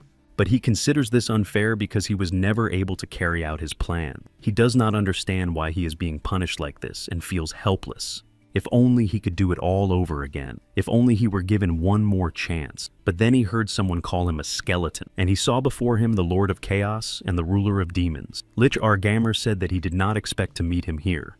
It was a great honor for him. The Lord of Demons told him to rid him of this madness, and he noted that they had one job for him. Lich Argamer asked if he had finally decided to get rid of this sacred empire. Therefore, he was ready to do whatever he commanded, to send them all to the depths of hell. The demon lord asked if he had completely lost his mind. He asked if he even understood how many points of integrity he would have to spend for someone like him to return to Arcadia. But he was going to ruin everything again. The demon lord asked if Lich Argamer really thought he would let him rule everything so easily. Lich Argamer then asked what he should do. He thought that the Lord had become very agitated lately, and that something seemed to be troubling him. The Lord told him to imagine that their plan was just a play. Now he would take possession of a human body, play his role, and return to the demon realm. And if he tried to take revenge on those celestials again, he would destroy him for sure. Not even him, but a demon much stronger than him. The demon lord asked if he understood everything, and he replied that he did. Then he wondered who could be stronger than the devil himself. Che Yuna wondered why Tanchik was taking so long to return. He was very bored waiting for him. The sorceress was impressed by this magic, but she did not understand what was happening. Tan said that he had placed too much trust in her, so she must not let him down. She saw the image of Argamer in front of her and absorbed his personality. After that, some of the quest to hunt witches changed. Now the evil faction was tasked with getting rid of the High Priest and capturing the kingdom of Maron. Tan thought this was to be expected. He wondered how much the master was going to interfere with them. The sorceress noticed that her equipment had changed. She reviewed her stats and saw that there had also been changes there. Her strength, stamina, agility, and intelligence had increased. Her initial stats as a sorceress, ranked first on the Korean server, were no match for these. But now she had the opportunity to take first place in all the rankings on the Korean servers. Then Tan approached her. He asked her if she could respond faster, or if she really wanted him to deal with her right now. The black mage apologized. Tan noticed that her appearance remained the same as before, so that was quite good. He said that they could wait for now. But now, she would have to read the text written on the scroll he had given her. So, she had to prepare herself. She didn't quite understand, but Tan said it was time to begin, and then used his power. Jae Yong returned to reality to read the new events on the forum. After reading the comments, he thought that everything was going as planned so far. Now it was completely unclear who exactly was in the evil faction and what these saints were allowing themselves to do. He was confused by the additional quest. It doesn't matter if it's a player or a character. Everything will be forgiven if you destroy someone from the evil faction. It's a good chance to get revenge and earn some money. But the players started complaining because they became prey. Now they need a hero. So, Ju Yoon thinks that he didn't waste all his integrity points for nothing. He decided that now everyone should see what he had in mind, and posted a video on behalf of everyone who belonged to the evil faction. In it, the Black Witch announced that she would no longer tolerate the abuse. She herself had recently nearly died. Therefore, she invites all sorceresses, dark knights, thieves, bandits, assassins, dark merchants, and everyone in Arcadia to unite. They must restore justice, so there is no need to hold back, and they must show their skills. The Black Dragon of Darkness is ready to lead them all. More precisely, they will be led by Argamer, the leader of the Legion of Doom. She has invited all those who wish to gather in the Kingdom of Maron. Baroness Mikhail of the Kingdom of Maron noticed a gathering of monsters. They were all approaching her estate, and this frightened her. But then Ji Yoon saw her and asked how she was doing, since they hadn't seen each other in a long time. He explained that he was passing by and decided to stop by to say hello. Seeing him riding a huge skeleton monster, she couldn't believe her eyes. Jae Yoon decided to talk to her, and the Baroness asked if he understood what he was doing. He replied that he was just traveling. She asked what the undead army was doing there, and if he was now walking with them. Jae Yoon replied that she probably knew that a battle had begun between the adventurers. Thanks to his army, he was trying to defend himself. He was defending his property, so she had nothing to worry about, because he also did not want to lose his precious source of income. Baroness Mikhail said that Count Broken had recently sent her a letter, so she understands what is happening now. To be honest, she was very impressed by the appearance of the leader who commands the army of the undead. This means that he really was able to defeat Duke Birchin. So, she was not mistaken about him, and he is truly impressive. Jae Yoon replied that it was the first time anyone had ever praised him. She asked how he could say that when he had done something truly incredible. The Duke of Birchin, whom he had dealt with, was more like a worm that did nothing but squeeze all the juice out of the inhabitants of the Kingdom of Maron. If you put together all the wealth he had accumulated to fill his belly, it would be enough to feed the entire nation for several years. He thought about a rebellion in the kingdom. Who else could he praise if not him? After all, it was he who punished this scoundrel. She does not know why he did it, but she does not need to know. But looking at all his actions, one could say that he was a true hero in her eyes, and in the eyes of all the people of the Kingdom of Maron. Jae Young did not expect to hear this. Then he said that he had noticed that the deposit from the profits had been delayed recently. Baroness Mikhail asked her to understand. She was so tired these days, but she would try to make sure it didn't happen again. All future payments would be made on time, and she asked him not to destroy her. He asked her if that was what she was saying to a hero. Li Miyan from the branch is dissatisfied that the witch hunt quest has divided the players into 2 continents. No one at headquarters had anticipated this. They have no reason or authority to stop it. But maybe this is a good thing that fully reflects the plunder of Arcadia. It gives too much freedom, and considering their plans for the future, they can't just stop it. But even if they can't completely stop it, they still have to do everything possible to minimize losses. So Li Miyan decided to talk to Alice, the artificial intelligence. She asked how she could help. Li Miyan said that there is currently an additional quest on one of the continents that has upset the balance of power. That is why she came here to make some adjustments. She asks to release all users from the evil faction from the death penalty. Alice accepted the request for some changes regarding user penalties and disabled it. The news of the cancellation of the death penalty caused a major upheaval. This gave players belonging to the evil faction more chances. Until recently, they avoided all possible competitions for fear of earning extra punishment. But now they have begun to fully complete quests. Even if one of them died, they would be resurrected and continue the fight. One of the warriors, upon meeting the high-ranking paladin who had destroyed him, said that now they had finally met. So now he simply had to take revenge, no matter how many times he tried to destroy him. After all, he could be reborn again. But the players of the Camp of Saints are not the kind who would simply endure constant abuse from their enemies. They created a special reinforcement squad to help their own in times of danger. The unity created by their numerical superiority gave rise to systematicity. A fierce struggle ensued due to the delicate balance. The battles that took place on the lands of the Barren Kingdom never stopped, and so a bloody festival began. Ju Yun did not expect the battle to be so fierce, but that does not interfere with his plan. He thinks that canceling the penalty was a serious decision for the gaming company, but it doesn't matter to him. Jae-yoon played in this world as if it were just a game. Perhaps he still thinks so. But is he worthy of the Baroness's words when she called him a hero? After all, he never strays from his goal. Perhaps this is the interesting factor that belongs only to Arcadia, because it's a very well-made game. And he's just a player. Tan was upset that he spent all his points at once. After all, it took him so long to collect them.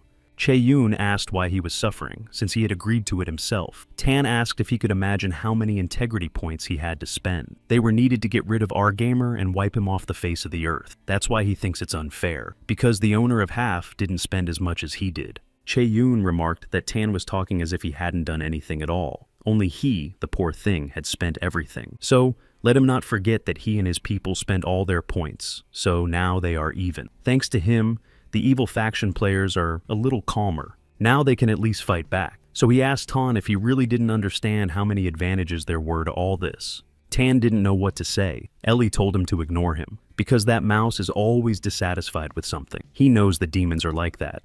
When everything goes according to plan, they say one thing, but when something doesn't work out, they say something completely different. Chae-yong said that angels shouldn't talk like that. But that wasn't important, so he asked if she was ready to lend him her powers as they had agreed earlier. Ellie replied that of course she was ready to give him everything, if only he defeated that demon Argamer, so he shouldn't worry. She would settle the points of virtue herself, and he wouldn't have to spend any of his. So Ju Yun reconsidered which character to choose. He noticed Cardiel of Sorrow and Pilgrimage. Ju Yun asked Ellie if he could use him because he looked good. Ellie replied that of course he could, and that his strength was more than enough to deal with that trash once and for all. Tan said he understood that the skeleton was unbalanced, but he wasn't that weak. It was unlikely that some pathetic guy could handle him. But then he remembered that this guy was the owner of the holy sword that had defeated Argamer. Chae-yoon had chosen him. Tan asked how they had managed to revive one of the 5 holy swords of the end of eternity. They should not forget that this was Argamer, and they put on a whole show. She replied that it took a lot of effort, but now there was no doubt. After all, she said she was willing to sacrifice everything if it would help destroy these demons. The bigger the event, the more points they get. Therefore, they must get as much out of it as possible. And if there is no such opportunity, they will create it themselves. Because Bo Chae-yong is not some kind of saint or thief, he is a real troll. Therefore, it is time to punish the one responsible for everything, Argamer. He is the one to blame for all the festivities. In the palace of the Kingdom of Marron, It was reported that evil forces were approaching and would be right in front of the palace any minute. Therefore, the prince must make a decision urgently. He replied that he would do so and wished that his father were alive. He was told that he must leave the capital immediately. Therefore, he was offered to flee to the empire of Shaint, hide there for a while, and then recapture the capital.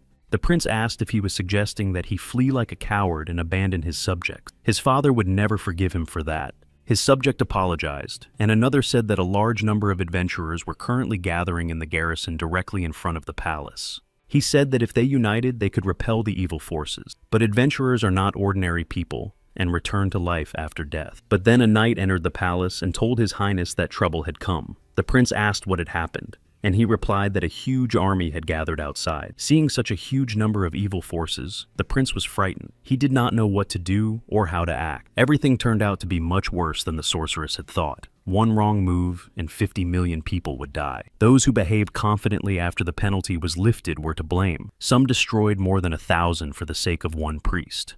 But now even that fine doesn't seem so bad. She is ready to do anything to test her strength. The sorceress asked Lich Argarmer if he was ready for battle, and he replied that he was ready as never before. She immediately used several skills, namely the Festival of the Dark Night, the Whisper of Lifeless Bodies, Necromancy of Souls, and others. Argaemer said that she was impressing him more and more, and that he couldn't believe she had been able to unlock his powers to such an extent. Now no one could defeat them, except those who were equal in strength to the apostles themselves, and that meant that no humans could stop them.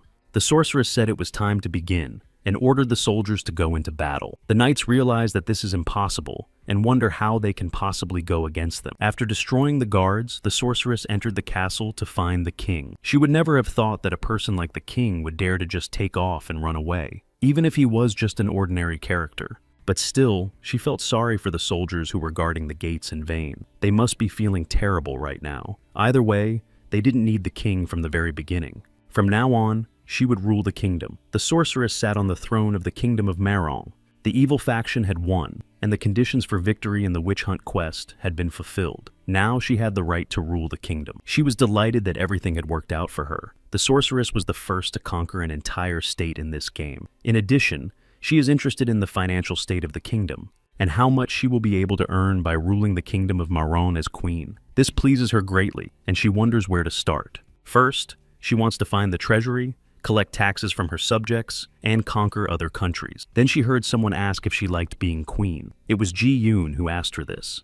The sorceress asked who he was and what he had done with the troops standing at the entrance. She decided to attack him and take revenge for destroying her people. So, she used her skill. Jae Yoon attacked her in response. She doesn't understand who he is because she has never seen him in the ranking, but his strength is impressive. He has incredible skills and a cocky expression on his face. She will have to try hard to deal with him. Jae Yoon asked if she had had enough fun, because she should be happy that she had gained such powerful strength. After all, her power is capable of destroying the balance and taking over the entire country. As far as he knows, she earned her hidden class, and he thinks she has had enough. She doesn't understand how he knows so much about her, and asks who he is. Jae Young replied that he was a loan shark who had come to collect his money for the power she had received. Lich Argamer does not understand where he got such divine power, and cannot believe that this is the same sword. Jae Yoon imprisoned Lich Argarmer's soul. The sorceress doesn't understand what's going on. Jae Yoon addresses her as the Mistress of Darkness or something like that. He said that it was time to remove Cinderella's spell so that she could return to her pumpkin. Then he noticed that she couldn't use any of her skills properly, but he expected that, and it's a good thing she didn't decide to become a necromancer. She told him to stop smiling and not to forget that she was at the top of the rankings. She had been chosen by the Lord of Chaos himself, so she told him not to mess with her. Chae Yoon asked Tanchika if it was true. He replied that his master should listen less to others. He noted that he had nothing to do with it. Lich Argamer recognized the sword of eternal imprisonment with which he had been imprisoned. If it had reappeared in Arcadia, it meant that the heavens themselves were involved in all this. So, he understood what the Demon King meant. After all, he had warned him to be careful, otherwise he would meet his end. Therefore, Lich Argamer told the sorceress to flee, and not to even try to fight him, but to run away immediately because it would mean the end for both of them. She did not understand what he meant. After all, he himself had said that no one could defeat them except the apostle himself, and they hadn't even started fighting properly. Jae Yoon tried to attack her, but she used her skills to summon lifeless bodies. He said he wanted to end it quickly, but all she was doing was getting in his way. but he used his divine power to destroy them all. In an instant, nothing remained of those monsters. The Black Witch couldn't understand how this was possible. He was able to deal with high-class undead with just the light of his sword. She doesn't understand what kind of sword it is or where he got it. Jae-yoon replied that it must be a sacred sword, but he doesn't know for sure because he borrowed it. She asked who entrusted it to him, and Jang-yoon replied that there are such people. He said that as a demon, she was like an evil child who constantly gnashed her teeth and tried to deceive someone. The players saw something break out of the citadel, probably a user. They asked if they were playing the same game because it didn't look very similar. Then a player saw the Black Dragon of Darkness in person and told the others about it. But they didn't understand who she was fighting. The sorceress summoned a higher demon to oppose Chae-yoon, but he took advantage of the silence of the shadows and destroyed the monster. Because of this, she will not be able to summon him again. The Black Dragon of Darkness thought that it was all because of the sword, that she would no longer be able to summon this monster again. But then she told him not to look at her like that, because she had many such monsters, and he would not be able to restrain them all the time. She summoned skeleton warriors. Chae-yoon told her to forgive him, but that it was a permanent skill, so let her summon as many as she wanted, but nothing would come of it. So he used his destructive powers, and his opponent would no longer be able to summon skeleton warriors. She doesn't understand how he was able to seal the summoning magic. It turns out that he's not just a strong opponent, but a real predator. Jae-yoon called her the Mistress of Darkness or something like that, and suggested they end it. She received advice from the system that she should flee immediately, but Ji-yoon delivers the final blow. He manages to inflict very serious damage on her. The Black Dragon of Darkness asked him why he was doing this to her, and he replied that she probably knew that the witch hunt quest was over. She replied that no matter what, it wouldn't do him any good. Jae-yoon replied that he had deliberately waited until the quest ended with the victory of the evil faction, and he had to deal with her.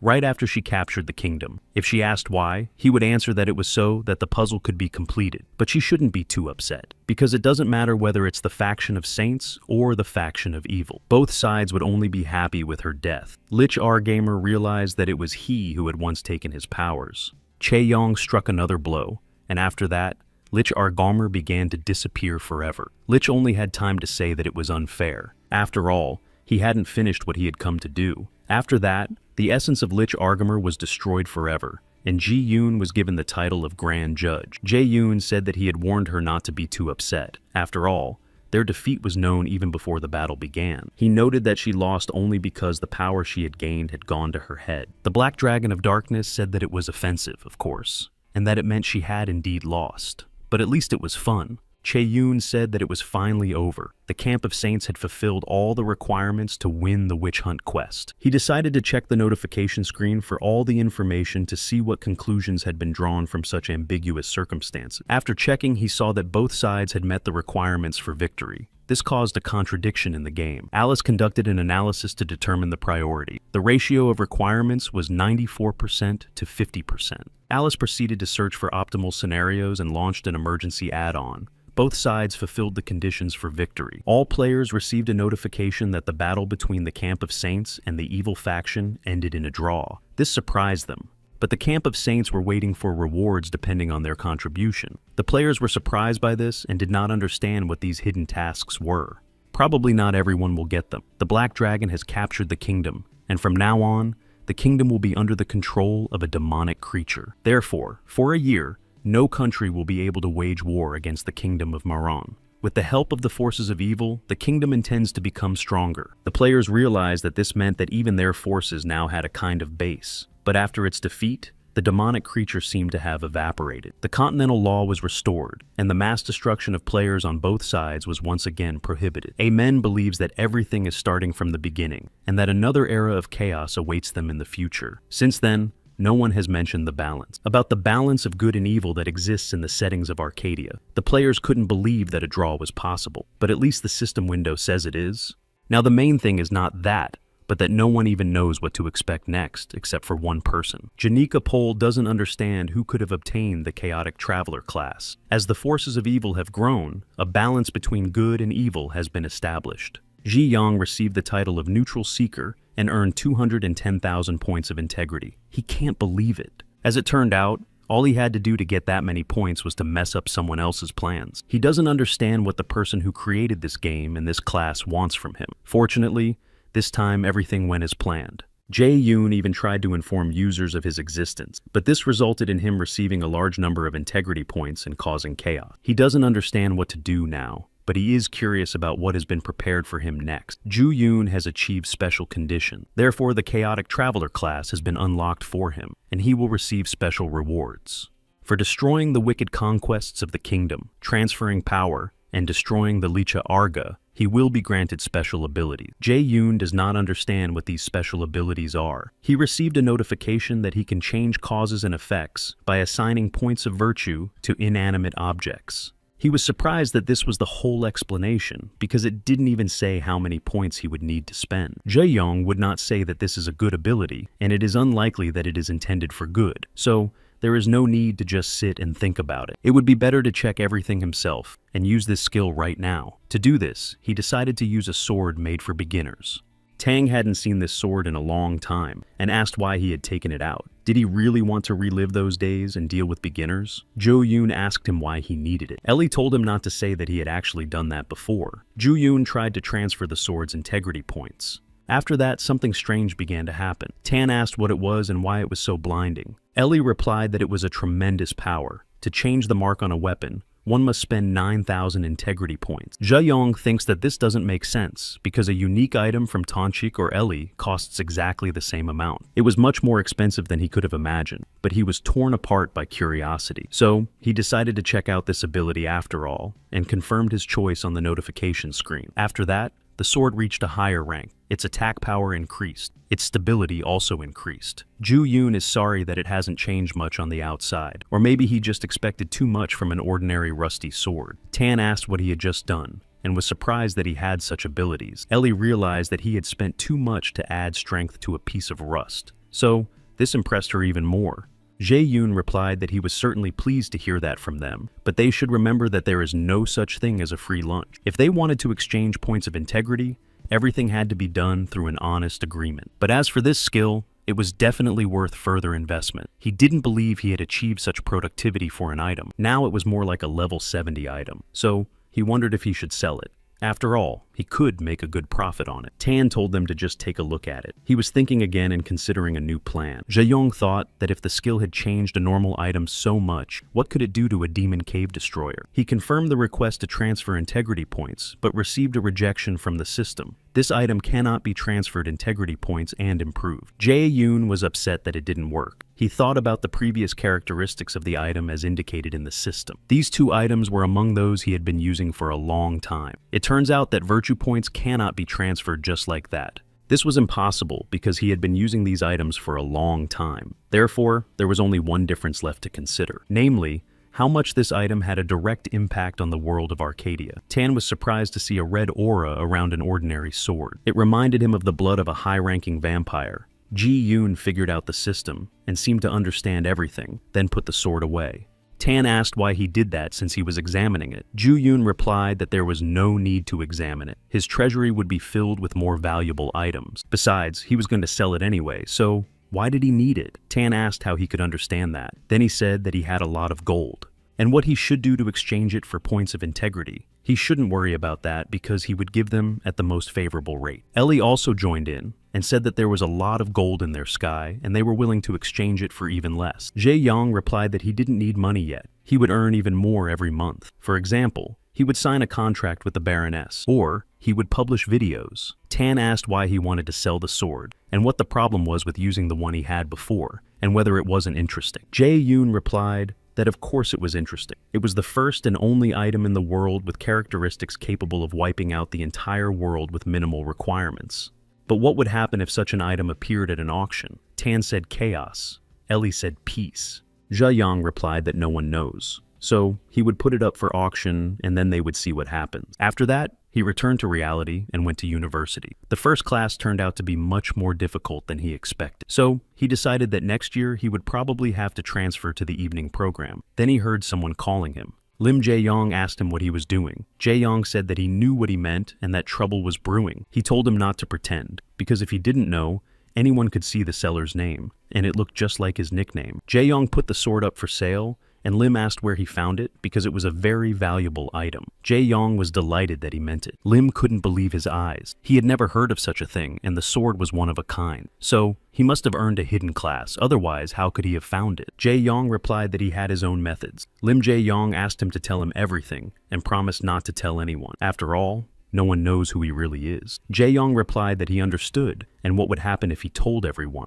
One of the players saw the item and told his wife to come over. She asked what was going on and if he had lost his mind. Another man also decided to get the sword, and contacted the bank to ask how quickly they could give him the money. He was ready to take out any loan. Another man was also willing to pay whatever it took, saying that money was not a problem, but his subordinates had to bring the item to the guild. But the price kept going up, and the system temporarily stopped the auction. The men from the Korean branch of Arcadia decided to calculate how much it would cost.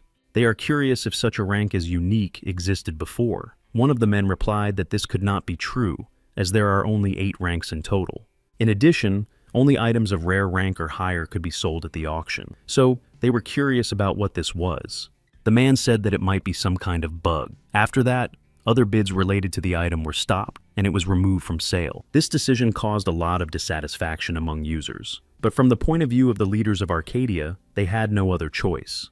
They had to somehow stop the appearance of items that could upset the balance of the game. Since then, everyone has been talking about it. No matter where users were, someone would inevitably mention that item. With each passing day, more and more players became interested in this seller. Some people found the nickname Dex familiar. Others had no idea who he was. One girl asked her friend if he knew anything about him. After all, he was one of the most brilliant players who always played alone, and even professionals didn't dare to stand next to him. He played with them like they were children. He replied that he didn't know because he only played Arcadia and didn't know anything about other games. The girl said it didn't matter, because before, no one knew what he was doing, but now it's spread all over Arcadia. Some consider him a legend. Some people still don't know anything about him, and some have hated him for a long time. This is how Dex let everyone in Arcadia know about himself. So, he's curious to see what will happen next. Kwon Myung-chan from the Korean branch of Arcadia noticed the shape of this sword. It is very similar to the one he saw before.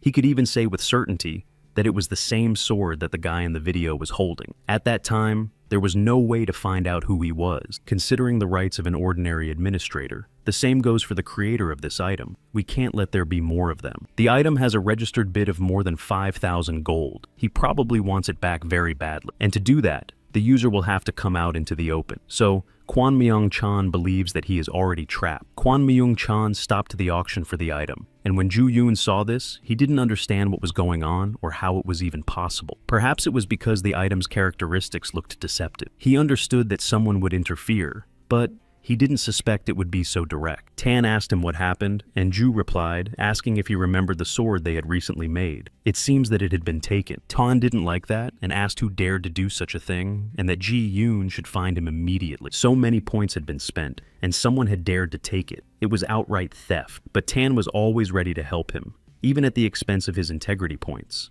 Therefore, his master had nothing to worry about. So, Ju-yoon suggested that he simply give them back, as another sword could be made and sold again. Tan has plenty of them anyway. Tan asked if he thinks he's so rich and young.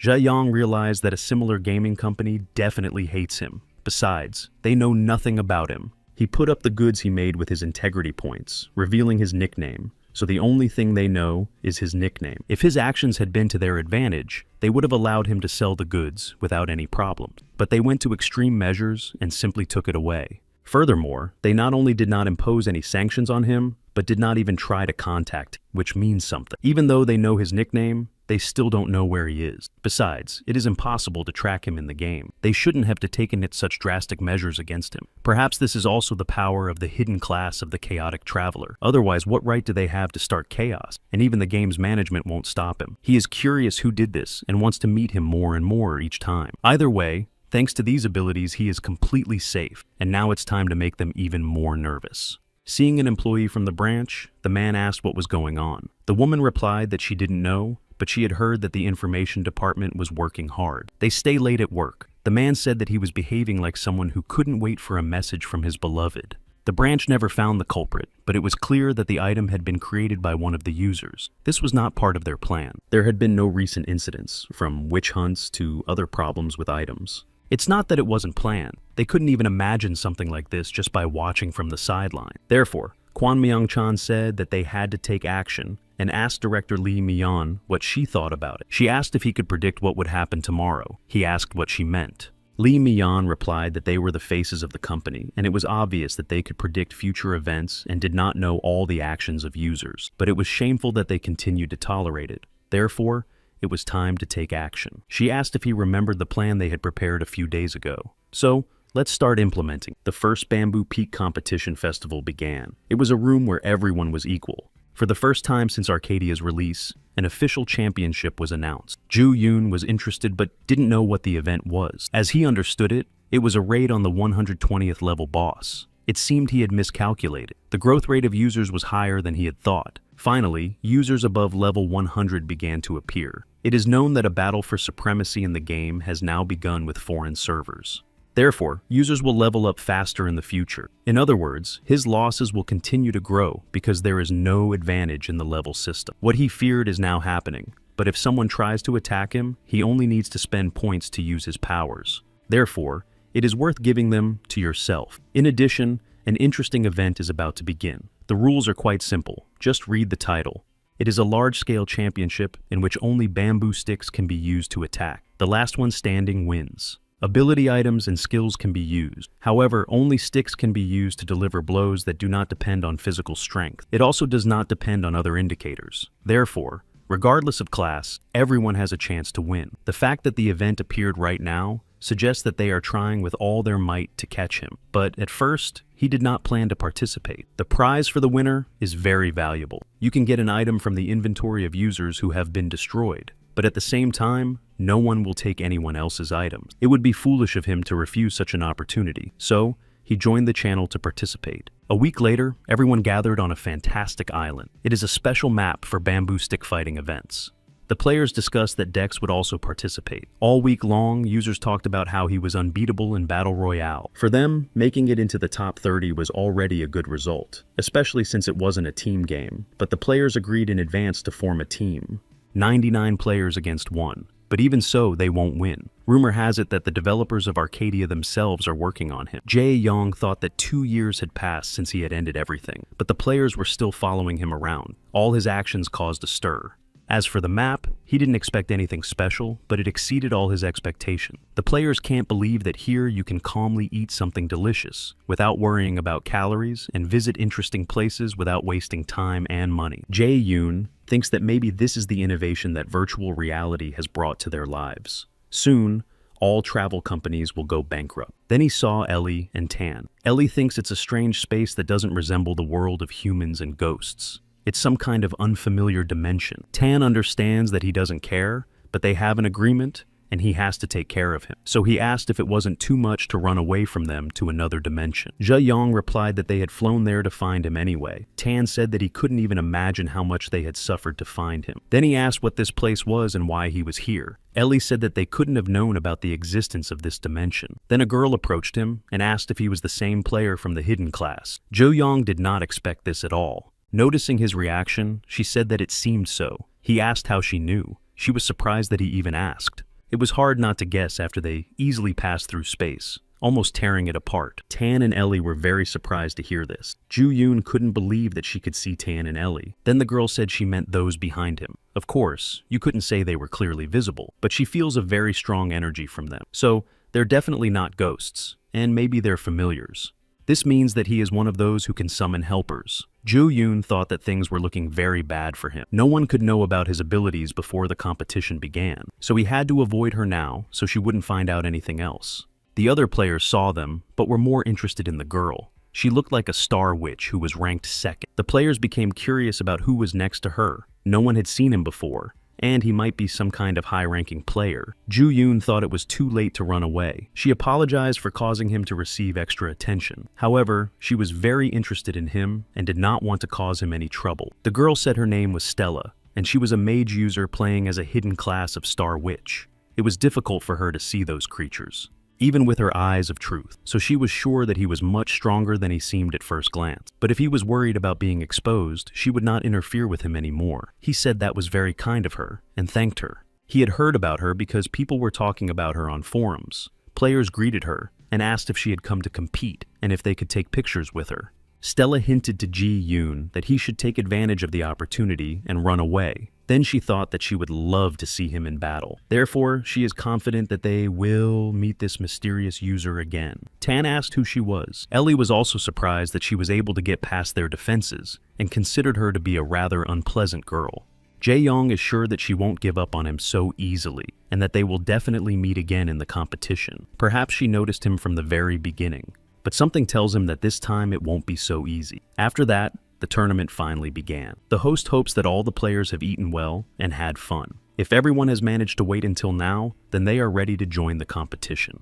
Some players thought the host looked like a goblin, while others thought she was cute. The host then announced that the bamboo stick battle had begun. Ji-young finally waited for everything to start, and his body even began to itch for the first time in a long time. Before starting the competition, the players had to get rid of something. Therefore, the map began to change. Jae-young and all the players realized that the competition had really begun, so everyone had to be ready. In an instant, the map changed and turned into a forest. All players had to obtain weapons. Jae-yoon picked up a bamboo stick and wondered what this unusual object was. There were 3,292 participants. The host had never seen so many opponents before. It looked like it was going to be a tough competition, but rules are rules and there was nothing she could do about it. She announced that the number of remaining participants would be displayed on the notification screen. So now they could begin and destroy everyone until only 1,000 lucky ones remained. The players began the battle, and the host found it very interesting. The competition had only just begun, but it turned out to be a very fierce battle. One of the players said that they should slow down a little, because they would all die here. But another player sent him away and destroyed him. Then he said that he had just dealt with a player who was in 19th place in the rankings, despite being only 23rd level. But another player sneaked up behind him and destroyed him. The host thinks they are pathetic because they wasted all their strength at the very beginning. They are weaklings who don't even want to take a place in the ranking, but it seems that there are smarter ones among them who are not participating yet. Jae-young thought they were all crazy, but he had dealt with worse.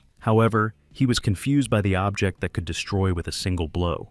Therefore, everyone has power, and it is obvious that no one can go against their desires with such powerful equipment. But then one of the players tried to attack him, and said that he must have been very scared if he decided to run away. Judging by his equipment, he must be a novice, so no offense, but he would have to be his first victim. The player told him to get ready to face a bamboo stick. Ju-young warned him to look up. But the player continued to argue with him and asked if he had completely lost his fear. He didn't notice the stick flying straight at him and destroying him. Jae-yoon said that without the skill of concealment, there was no way to survive here. Then he asked if he could use spiritualism on this map.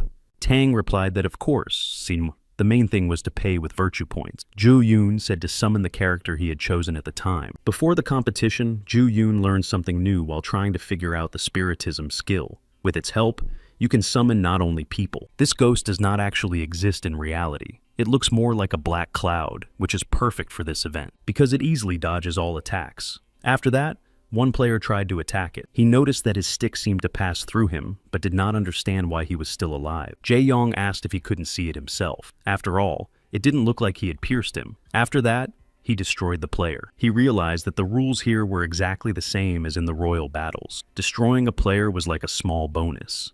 But the most important thing was to survive. From that moment on, he would have to try a little harder not to get caught. Tan said it was a great idea and asked if he had decided to hide well and then attack the strongest players from a distance. Chae-yoon asked what he was talking about and how to hide. After all, it was time to have some fun, and he even used spiritualism for this. In short, if there were no witnesses, it was the same as remaining unnoticed. Tan realized that he had decided to take an active part in the competition. Jae-yoon said it was time to start the real battle, secretly and grandly. Stella said that they had decided to attack her themselves, and it turned out that they had weak willpower. She destroyed everyone who attacked her. And it seemed that she was right when she said that they needed to find the only one who had the strength to fight her. So, she said where her favorite mouse was hiding. Stella wants to find him because he is the only worthy opponent for her. Everyone is equal before the bamboo stick. Under her protection, it's time to show everyone what the wrath of the people really looks like. They must punish those unscrupulous rankers who did terrible things to achieve greater greatness. Having formed in this way, they call themselves the Revolutionary Organization of the Bamboo Stick. Then they told Jae-yoon, calling him an unknown user, that he would be their first victim. Jae-yoon was surprised that even such freaks exist. The leader ordered the soldiers to go into battle and deal with him. The bamboo sticks would help them. They attacked him and told him to taste their strength, but all their attacks seemed to dissolve, and they didn't understand how this happened. The players received a notification that they could not attack this object. One of them said that it was unfair. Ju-yoon replied that it was not unfair. After all, it was just a passive effect. But this was unfair. After these words, he attacked him with his bamboo stick. Their teacher did not understand how he could deliver 3 or even 4 blows at once without using any skills. How much synchronization with the capsule is needed to do something like that? After destroying the soldiers, Jae-yoon told their teacher that now it was his turn and attacked him. The teacher only had time to say that he shouldn't have lost so easily. The revolutionary bamboo stick organization was destroyed. All of them attack only with the help of this worthless stick. It seems that no one interesting will come his way. However, now is not the time to stand out. Otherwise, he could create additional problems for himself. Jae-young looked at the information on the notification screen and wondered when it would all end. There were less than 3,000 players left. In the first few hours, more than 100,000 people died, and so quickly that the number of players was rapidly decreasing. But when there was almost nothing left in the game, the number hardly changed. So, he has to do something about it. After all, he wants it all to end as soon as possible. The map is too big, so catching everyone one by one is a problem. But then he heard someone calling him and asking him to get out of the way. This girl couldn't stop. She thought she was going to crash right into him, but when she passed through him, she didn't understand what was happening. She fell down, and Ju-yoon asked if she was okay. The girl asked who he was because she thought she was about to knock him down. Then she asked if he was some kind of ghost.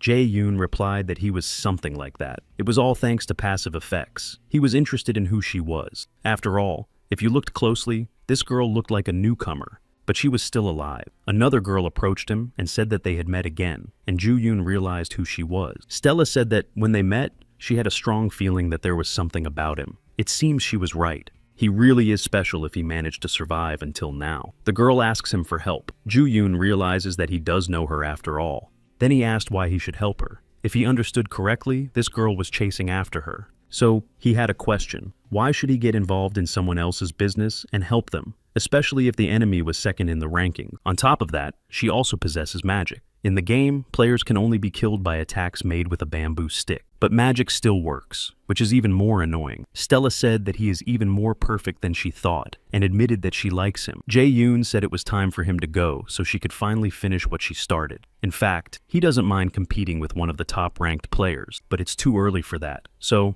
now it's time to get out of here. But he was stopped by a new mission. Stella wanted to attack the girl, but Ju-yoon got there in time and stopped her attack. She asked him what he was doing, and he replied that he didn't know himself. But it looks like he's trying to protect this girl. In his quest, he has to find allies to create chaos. Those who can be used as allies have special marks. So, he realized that he had to protect this girl. After all, she has a mark on her. When she found herself in the mysterious world of Arcadia, the first thing this girl said was, "Is this really a game?" She thought she didn't belong here, because this world seemed too special to her. She felt that she was unlikely to fit in, because she was just an ordinary girl who lived an ordinary life. But at that moment, someone appeared who agreed to teach her everything. This woman asked if she was lost and offered her help. Then she asked if she wanted to become her student. This turned out to be a character, but not like the others. The girl did not understand why this woman had noticed her. When talking about magic, the main thing is to expand your mind. The woman said that she would get to know her if she started looking at the world differently, and to devote herself to broader ideas and concepts. She told her to look at the sky, at how the stars shine, and how the moonlight glows. And then she asked if it wasn't beautiful. Unlike others, as an archmage, she was most attracted to the ever-shining stars and the majestic moon. This woman taught this special magic to her 2 students, which she herself had created, namely Stella, the Star Witch, who ranks second among all players, and Angelica, the Witch of Moonlight. She gave both of her students a book and told them that she was going on a long journey very soon. This was her last gift to them. On the day when these 2 magical books are united, it will be the day when one of the great wizards is born. His abilities would go beyond human understanding and surpass all limitations. This book was a chance to become a great wizard. Angelica was surprised that such a chance had fallen to someone as unremarkable as her. But the teacher did not know that this chance could turn out to be a curse for her. Stella asked Chae-yu if he was mocking her, since he had just said that he was not going to interfere. He replied that if that was the case, then maybe she should just let her go. Stella asked what would happen if she refused. Jae-yoon said that then he would have no choice but to get rid of her. She asked if he really thought it would be that easy. Then she used her chain lightning skill. Jae-yoon realized that she was quite strong and fast. Even his defensive stance wouldn't save him. So, he was hit directly and his stamina decreased. He was unable to move for a while, and Stella continued to attack him with various skills. Angelica realized that this was the only circular magic she could use at the moment. It seemed that she had decided to finish him off quickly. So, she told him not to try to stop her and just run away. But she saw that he wasn't even going to run away. Chae-yoon said that it was not for nothing that equality was the main thing in this event. A player cannot be destroyed by anything other than a bamboo stick. Stella replied that she shouldn't have bothered. She thought he was special, but in reality, he couldn't even withstand such a light attack. So if they meet again, she hopes he won't be too upset that he died because of her. Anyway, he started it. There was no need to get involved in her business. Jae-yoon replied that of course it was just a regular event, so why should he be offended? She said that he was still an interesting guy and tried to attack him, saying goodbye. But it didn't work, and she saw a notification on the screen saying that she couldn't attack this item. Jae-yoon attacked her in response. He reminded her that they had agreed not to take offense. After all, it was just a game. Stella asked what it all meant. He destroyed her and said it was good that the thing activated in time. Otherwise, she would have definitely won and finished him off. Angelica was surprised that he had just defeated Stella, who was ranked second. She had thought until the very last moment that he didn't stand a chance. She became curious about who he really was. Ju-yoon felt dizzy. Angelica asked if he was okay. He replied that he was fine, except for the fact that he had just barely escaped death. Angelica thanked him for his help. Jae-yoon replied that it was nothing, then asked her why she had given up on him. She said it would take too long to explain, but that he already knew some of it. Jae-yoon said that before their mentor left, she gave them each an item. To become stronger, one of them had to get hold of both items. Stella went crazy over this idea and started chasing her to deal with her and take the item. So Jae-yoon asked if he was right, and she replied that it was something like that. He asked what she was going to do now, because Stella is not an ordinary player. If Angelica forgot, she is second in the ranking. So he asked how long she was going to run away from her, and he asked if she even knew how to hunt. Angelica said she didn't even know how to answer. Ju-yoon asked what her current level was, and she replied that it was 43. This was not very clear to Ju-yoon. This level cannot be called either low or high, but there is something even more serious. He asked if she was wearing the school uniform worn at level 20, and that accessory. As far as he remembered, it was given as a reward for completing a quest at level 15. She replied that she didn't have money for another one, because she constantly has to run away from Stella. So, he decided to try to transfer his integrity points and told her to give him all the items she had. She did as he said and asked if he didn't think it was a little strange. He asked her to step aside because he needed to check something. Angelica was surprised that he didn't even look at her while she was standing there worrying. So, she thought that maybe he could be trusted after all. Judging by her story, these things had been used for a long time, so his plan might work. He tried to transfer the points of integrity to those items, and when Angelica heard about it, she was very surprised. He managed to improve her magic wand, cloak, and shoes of poverty. All the characteristics of these items were improved. So, it turns out that the effect of transferring integrity points depends on how the item was used. She asked if he meant that all these items belonged to her. Ju-yoon replied that it was good that she had kept them for so long. Otherwise, the enhancement would not have worked. He understands that they are not very durable, but they are not bad for a start. Angelica thanked him, but she doesn't understand why he gave her such a gift, and why he would help someone like her. So, she asked who he really is. He replied that, to be precise, he was her partner. So they still had a lot ahead of them. On her screen, she saw that he had sent her a friend request. Then she saw his nickname and realized who he was. She said that she was still wary of him, wondering if he was being too nice to her. Plus, he had changed her subjects, so she thought he was suspicious.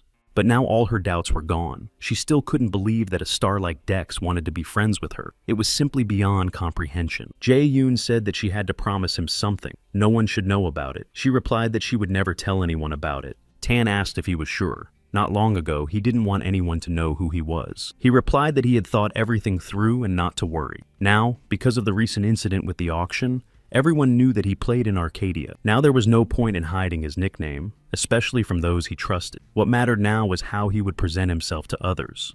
Angelica told him to take a look at this. Soon there will be less than 1,000 players left. Only 2 people remain, and soon there will be only 1,000 left out of more than 3 million. He doesn't know who is behind this, but they are definitely crazy. Then they overheard a conversation between 2 players. One of them asked who was here.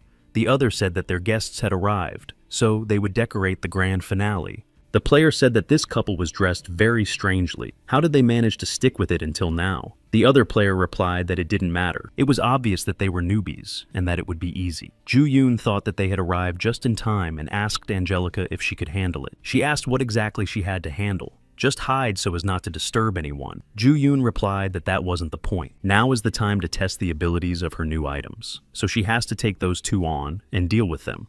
After that, the players attacked them, saying that they had endured long enough. Angelica didn't know what to do or how to act, but then she decided to use her improved items to repel the attack. She activated all the items from the poverty set. Then she used her shield and stopped the attack. The player doesn't understand how she was able to repel several double attacks with the help of her first round magic skill.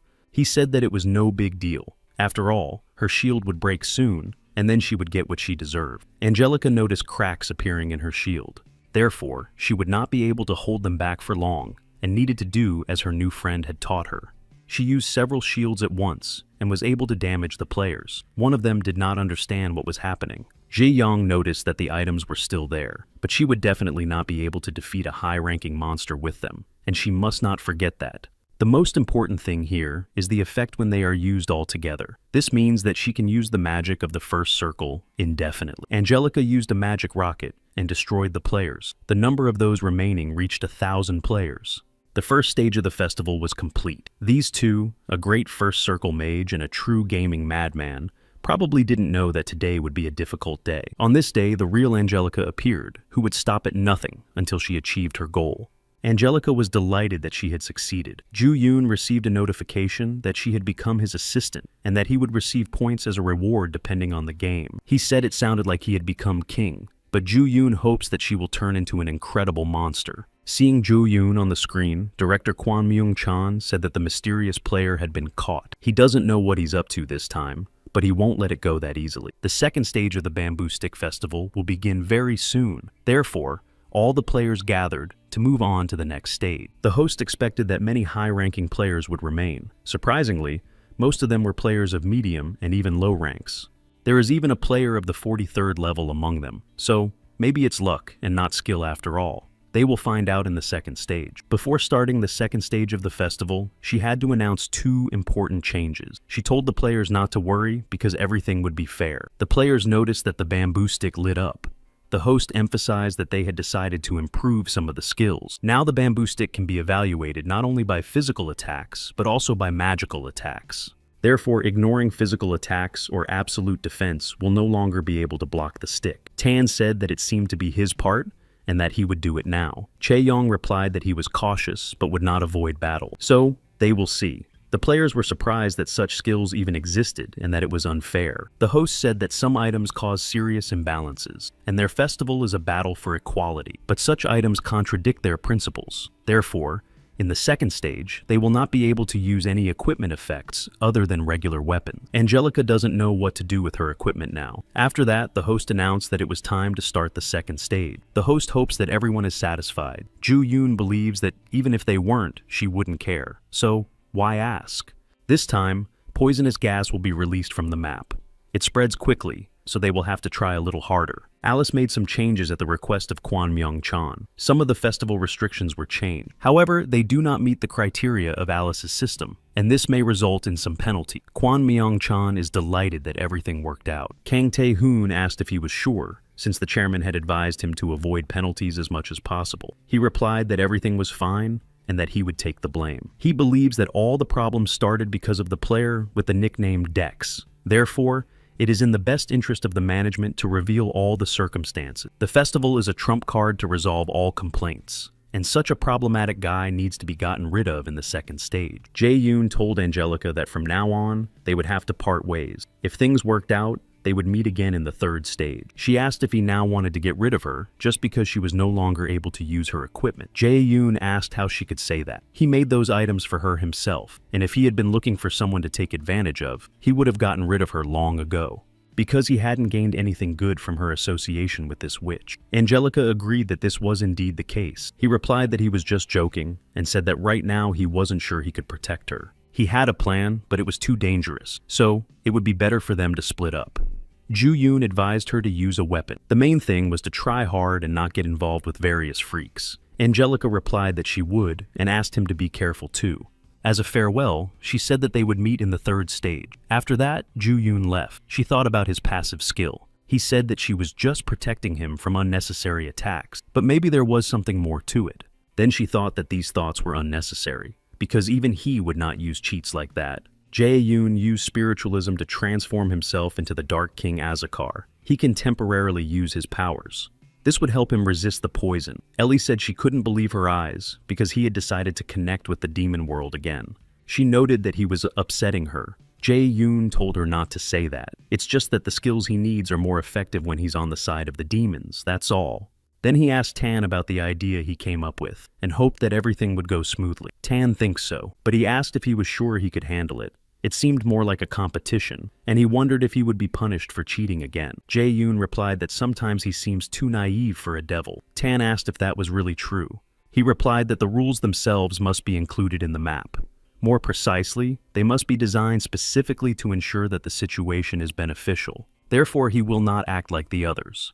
Now, the poisonous gas will gather in the center of the map, and then a fierce battle will begin.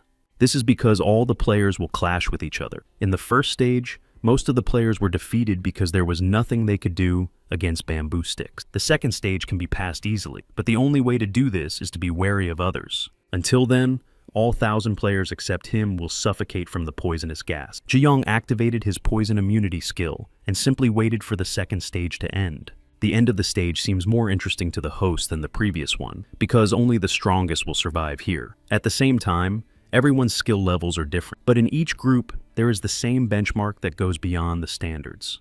The player tried to attack a girl with the nickname Casillas, so he aimed to shoot an arrow at her, but she dodged it from a long distance. Her opponent asked who she was because he had shot an arrow from a distance of 800 meters and did not understand how she managed to dodge it. He thinks she has a hidden class. After that, she destroyed him. Then she saw that everyone was fighting, but some of the players were standing aside. So she was curious to know where he was hiding. She wanted to find Ji Yoon. The second stage ended and only 2 players remained. In the second stage of the bamboo stick battle round, Casillas defeated many players. One of them asked how she could attack 7 or even 8 times in a row. It was some kind of incomprehensible combo attack of a hidden skill. After all, this is a battle with bamboo sticks, so how can there be any justice here? The girl doesn't understand how it's even possible to defeat him. She only had 3 minutes left, and that wasn't enough. In that sense, it was no different from the game she had played before. So, she has to become even stronger to defeat everyone. That game came out 20 years ago. It used to be so popular that it was called the national game, but it required strict control and good physical skills. The game engine was old, and the game quietly faded into the past. It was all because of the outdated graphics and game system. Casillas was one of the users who loved this game until the very end. It was not just a game for her. It was 20 years of her life filled with achievements and memories. That's why no one could take first place away from her, until Dex appeared. During the battle, she couldn't understand how he could attack so quickly after each effect. He was using tricks with the server's help. This meant that he knew the game much better than she did. After his victory, he said that it wasn't bad for a user of such an outdated game, but it seems he took first place. After this achievement, he simply left the game and never appeared there again. Casillas believes that he trampled on her pride and the pride of the game. The hidden class is an opportunity for her to fight with any weapon that comes to hand. Thanks to the quick selection skill, you can achieve a special fighting style. This hidden class was as if created for her. She finds it hard to believe that this is just a coincidence. She now has another chance to surpass that player. The Arcadia leadership watched what was happening. Kwon Myung-chan asked Kang Tae-hoon how he had set up the poison gas. He replied that he had set it according to their specifications. It was a dangerous poison that caused intoxication of level 200 and above. Kwon Myung-chan couldn't understand how Ji Yoon had survived 30 minutes in the poisonous fog. It must be a special ability. Kang Tae-hoon noted that it could be the effect of a skill. Kwon Myung-chan asked if he thought that made sense. But he replied that there is no such cheat skill. The basic resistance to poison must be at least 3rd rank. This is not the level for a player with basic skills. Kwon Myung-chan said that if he continues, he will survive the poisonous fog they have prepared. And that would be a scenario in which that player would win. He couldn't allow that to happen, so he came to Alice for help. He wants to adjust the poisonous fog to the highest level against a single player. In this regard, the penalty will be increased. If he tries to change the settings again, the request will be rejected. As a penalty, he will receive a pay cut and lose his annual leave. He said he would survive the penalty because he cannot allow the player to get what he deserves and takes full responsibility. Jae-young realized that changes had been made and the poison gas level had been increased. He guessed that they were now openly targeting him. Tan asked what to do now, because no matter how powerful Azakar was, it was impossible to block poison of this level. Jae-young replied that he didn't think it would work in the end either, but everything must be finished properly. After a while, his old enemy appeared. He wondered if things had really improved here. Casillas said that the final battle had finally begun, and that she had been waiting for this to compete with him. Tan asked if he really planned to fight. He replied that he should change his character and prepared some good options. Then he said that this time he would refuse because he had already thought of something. He asked Ellie if she could lend him her power. She agreed because heavenly beings are always willing to lend their power. Chae-yoon apologized for ignoring her during the entire battle with bamboo sticks. It was his fault that his abilities were insufficient. After that, he decided to use the power of Calypso, the master of all weapons. Now he can temporarily use the power of this heavenly being. Jae-yoon felt his power and asked if that was how it worked. Tan wondered what kind of incredible use of magical power this was. Ellie said that it was incredible, and that even Calypso, possessing this power, would not have been able to change weapons so quickly. Jae-yoon said that he had practiced, and now it was time to start the battle. He found Casillas and immediately attacked her. She repelled the attack and said that he had finally shown up. Jae-yoon asked if she wasn't running around too much. It was obvious that she came from a collective farm game that was shut down because there were no players. He told her to show him her hidden class. Jae-yoon thinks that changing weapons at incredible speed is like Chakun, especially when you see it up close. But he can also do something similar. Casillas couldn't believe he changed his weapon so quickly and thought it was his hidden class. He used an asymmetrical kombutaka, just like her. Casillas thought he was doing it on purpose. Jae-yoon said that it would be okay if she lost this time too. So, as a fighter, Casillas had to try her best.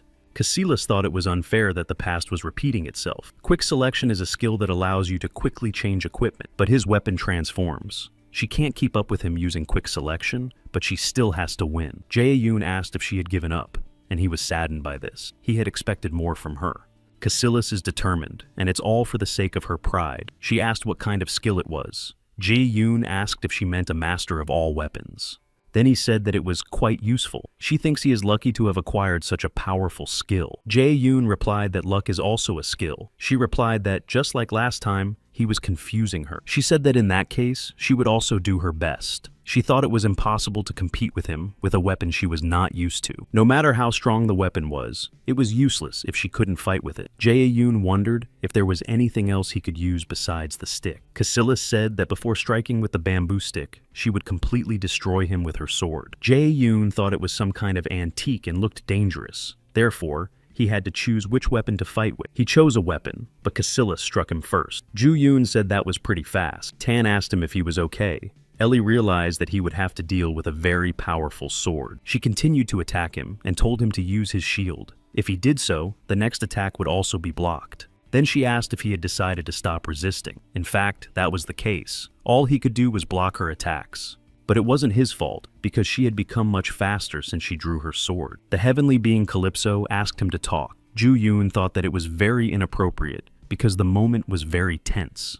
Ellie asked if he could see the ancient sword she was holding. He replied that he thought it was a bit strange, and asked what she knew about it. She replied that there was a message from Calypso, the master of all weapons. This sword originally belonged to him. He had prepared it for his successor. With this sword, he would continue his work. In addition to this sword, which increases the user's class, there was also a necklace that transferred skills. These skills are passed on as the user becomes stronger. But now, he feels no trace of the necklace and is therefore angry. Something is wrong, so Calypso demands a dialogue. Chae-yoon thought that Casillas' skill was similar to that of heavenly being, but it seems that she didn't just have abilities similar to them, but the same ones. Casillas asked why the atmosphere had suddenly changed. Jae-yoon said that now he needed to say something, and that he even felt sorry for her. He decided to ask about the sword. He asked if she had received it by completing a quest. She asked why he was asking, and if he was just stalling for time. So, in order not to waste time, He asked her to answer yes or no quickly. She replied that she had indeed received the sword when she completed the quest. She got this quest from a strange vagrant. Cassilis asked what the problem was. Calypso asked him to ask what happened to the necklace. So Ji-yoon asked if there was anything else besides the sword. She wondered how he found out about it.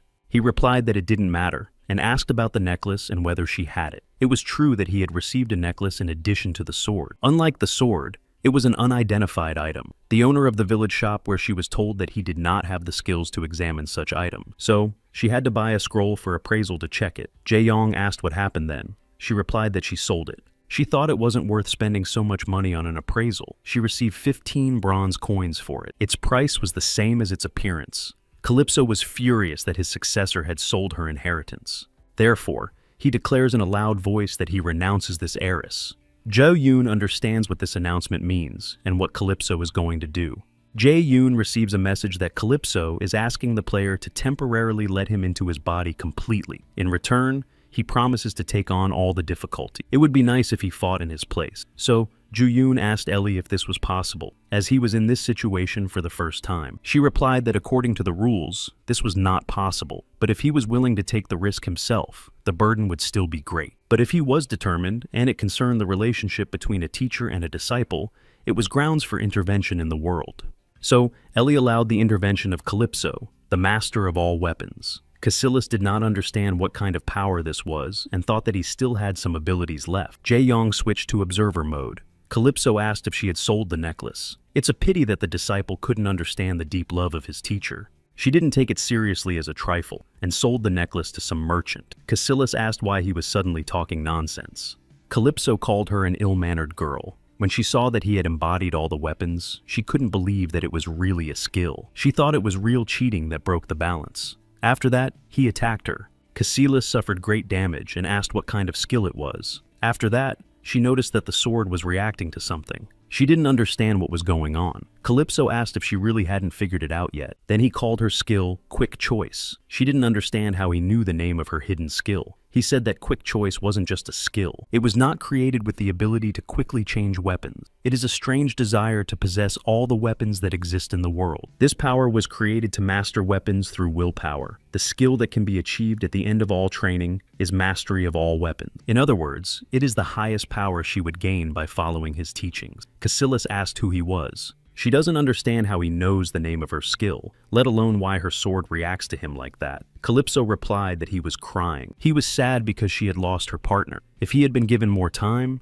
he would not have been so reckless. He would have found someone truly worthy and made him his successor. But unfortunately, he didn't have time for that. So he should be grateful that he met a noble person who lent him her body. Thanks to that, he was able to meet her again. Even though she wasn't very smart, she wasn't completely without common sense. In a sense, it was fate that the sword fell into her hands. It was the only option left for them. Cassilis couldn't believe he was talking to her sword. She didn't understand what was going on. Calypso asked the sword to take good care of her and called him his old friend. The sword expressed his dissatisfaction, but he recognized her as its mistress. After that, she was given the quest to find the lost necklace. She felt its soul and how it was crying out. She also felt his deep longing and determination. Now she understood the true meaning of this hidden class.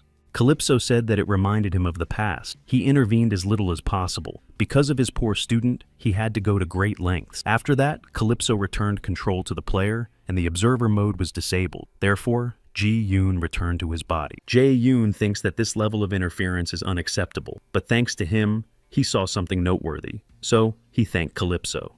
Cassilis thought he was a master and collapsed from exhaustion. Ji-yoon thought her body was so numb that she couldn't stand up, but he thinks she held out long enough. The more he looks at her, the more poisonous she seems to him. He decided to wait for her a little because he might not have another chance to talk to her. After a while, she came to her senses, and Jang-yoon asked her why she sold the necklace. At first glance, it was clear that this was a hidden quest. Had she never played modern games? And who would even think of selling a necklace that came in a set using a sword? She replied that there were no such quests in the game she used to play. Ju-yoon thinks it's old school. He thinks the necklace is a very important item. So, he suggested that when everything was over, she should go to the store owner and ask him to return it. She replied that she was going to do that even if he hadn't said anything. Then she asked what his class was. The person she was fighting wasn't him. It looked like someone had possessed him. He replied that she could consider him to have a hidden class. Jae-yoon thought she had great intuition. Then he said that they needed to decide one thing now and asked what she thought. Because the festival was still going on and there had to be a winner, Casillas asked what he was talking about. She needed 3 more minutes to get out of this state. The poisonous fog had already reached them, signaling the end of the battle. She said that it seemed like a decision had been made. Jo-yoon remarked that it was a shame that it had ended like this because it would have been nice to compete properly. Casillas asked him to wait and that the next time they met, she would be the winner. Jae-yoon replied that this was to be expected and that he felt he would give up.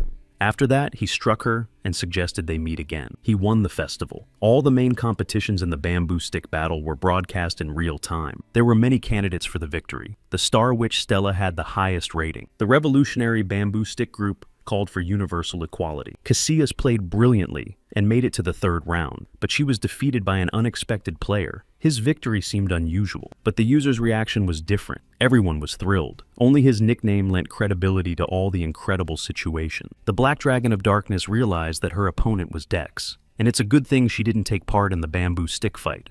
The festival host congratulated the winner and said that she should present him with the prize. He received a box containing items belonging to the people he had defeated. He had to choose one of them, and she would create the same one for him. The hostess believes that most of the items are unique equipment that is difficult to find. Therefore, he will have a difficult choice. But he had a different opinion. He did not consider these items worthy and wondered if he would find anything normal at all. Then he finally found something worthwhile, so he asked if it mattered which item he chose. After all, these items belonged to defeated users. The host replied that he could choose anything and asked if he had made his choice. Jae-yoon showed her the item, but she had some doubts. He said that there was nothing wrong with it because it was an item from a defeated player.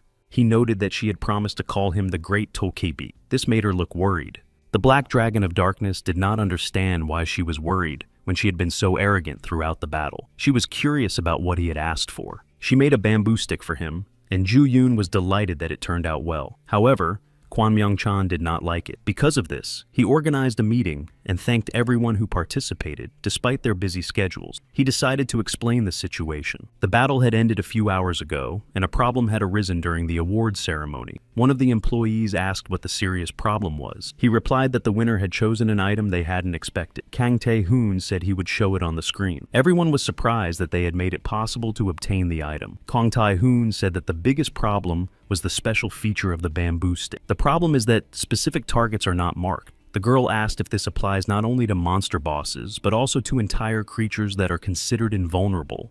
Kwon Myung-chan replied that this was indeed the case. If a player uses the weapon to attack invulnerable creatures, it will destroy them. While this has not been confirmed, given Arcadia's code system, it is entirely possible. This could cause the script to collapse. If he starts destroying characters, all employees can go home. Kwon Myung-chan admitted that he had made a mistake. He couldn't have predicted this. Lee Mi-yeon said that direct intervention may be necessary to prevent the worst from happening. Therefore, she submitted a request to Alice related to the bamboo stick battle event. Alice accepted the request to review the reward items. But changes were not possible, and Lee Mi-yeon asked for an explanation. Alice replied that 2 patches had already been applied to the user. It was promised that no additional patches would be applied to him. Kwon Myung-chan promised that this would be the last patch related to this event. Lee Mi-yeon said that she asked him to avoid interfering beyond his authority if possible, so he has to explain everything. Kwon Myung-chan said that it was all because of that player. If it weren't for him, everything would have been different, and they wouldn't have had any problems. Jae-yoon asked what he should do with the item now. Tan wondered why the energy from the item gave him goosebumps.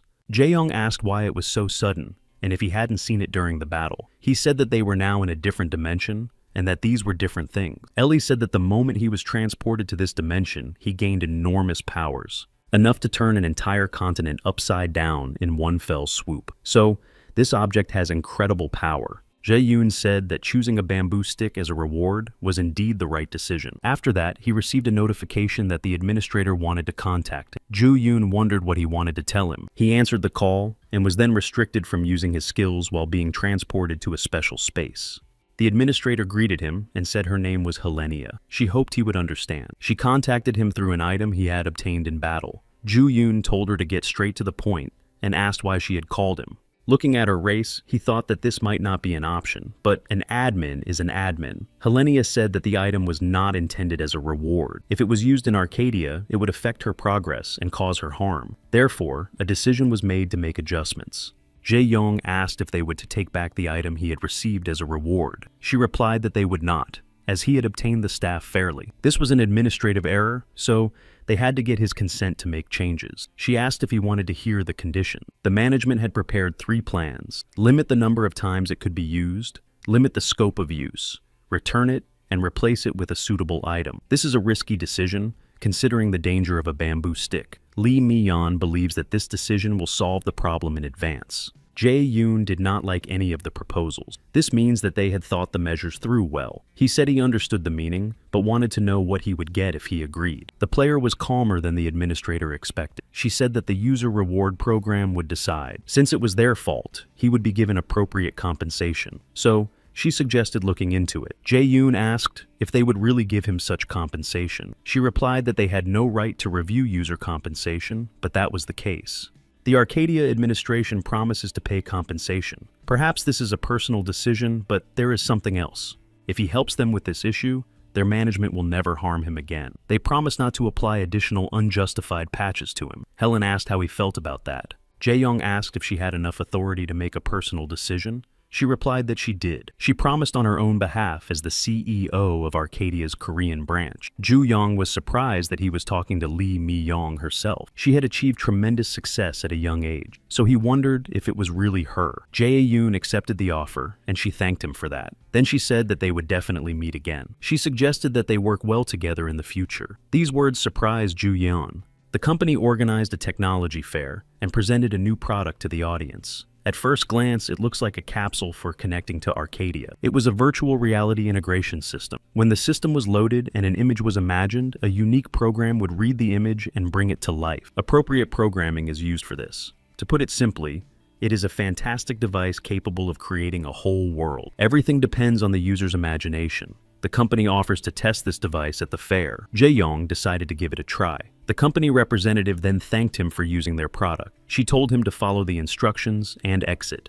It seemed more stressful than he could have imagined. It also took a lot of energy, and the picture wasn't that good. It's like limiting your imagination. Ju-young really wanted to sleep because he had been playing arcade all night. If it weren't for the assignment, he wouldn't have gone to the fair. He heard one of the employees ask who was currently using the device. The video was over 10 minutes long. The development team has been working on this for months. After that, they called the student Lim and asked his name. He replied that his name was Lim Jae and asked what was going on. Jo-yoon thought he had found a talent. Lim received an offer from Arcadia's personnel manager. Jae-young said it was a great offer, but Lim replied that he would still decline. It was too early for someone who was not yet 20. Then he asked if Jo-yoon really received a bamboo stick award. He was disappointed because he didn't hear the details on the broadcast. So, he asked him to tell him everything, but Jae-yoon replied that he wouldn't tell him. He agreed to change the item to one that could only be used once. For this, he received 1,000,000 points of integrity. Lee Mi-yeon left him a secret message saying that he could contact her if he had any problems. A video appeared online showing that Dex had appeared. Everyone was eagerly awaiting this moment. Therefore, the entire team had to gather in Arcadia. Some players enjoyed their stay in this world. It was raining in the real world, but here they could bask in the sun. The girl replied that everything was correct and that there was no need to travel. She asked if he had also seen the final battle with bamboo sticks. He replied that of course he had, and still couldn't believe that Dex had taken part.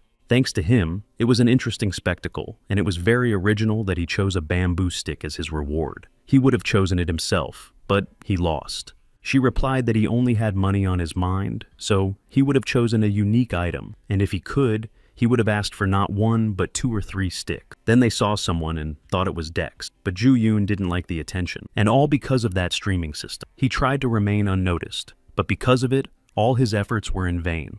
Now, no matter what he did, all eyes would always be on him, so he used his quick footwork to disappear. He ran away, hoping that no one was there. Tan asked why he couldn't calm down. Jae-yoon replied that he was looking for a suitable place where there would be no prying eyes. Tan asked if it was really necessary to use a heavenly creature to escape.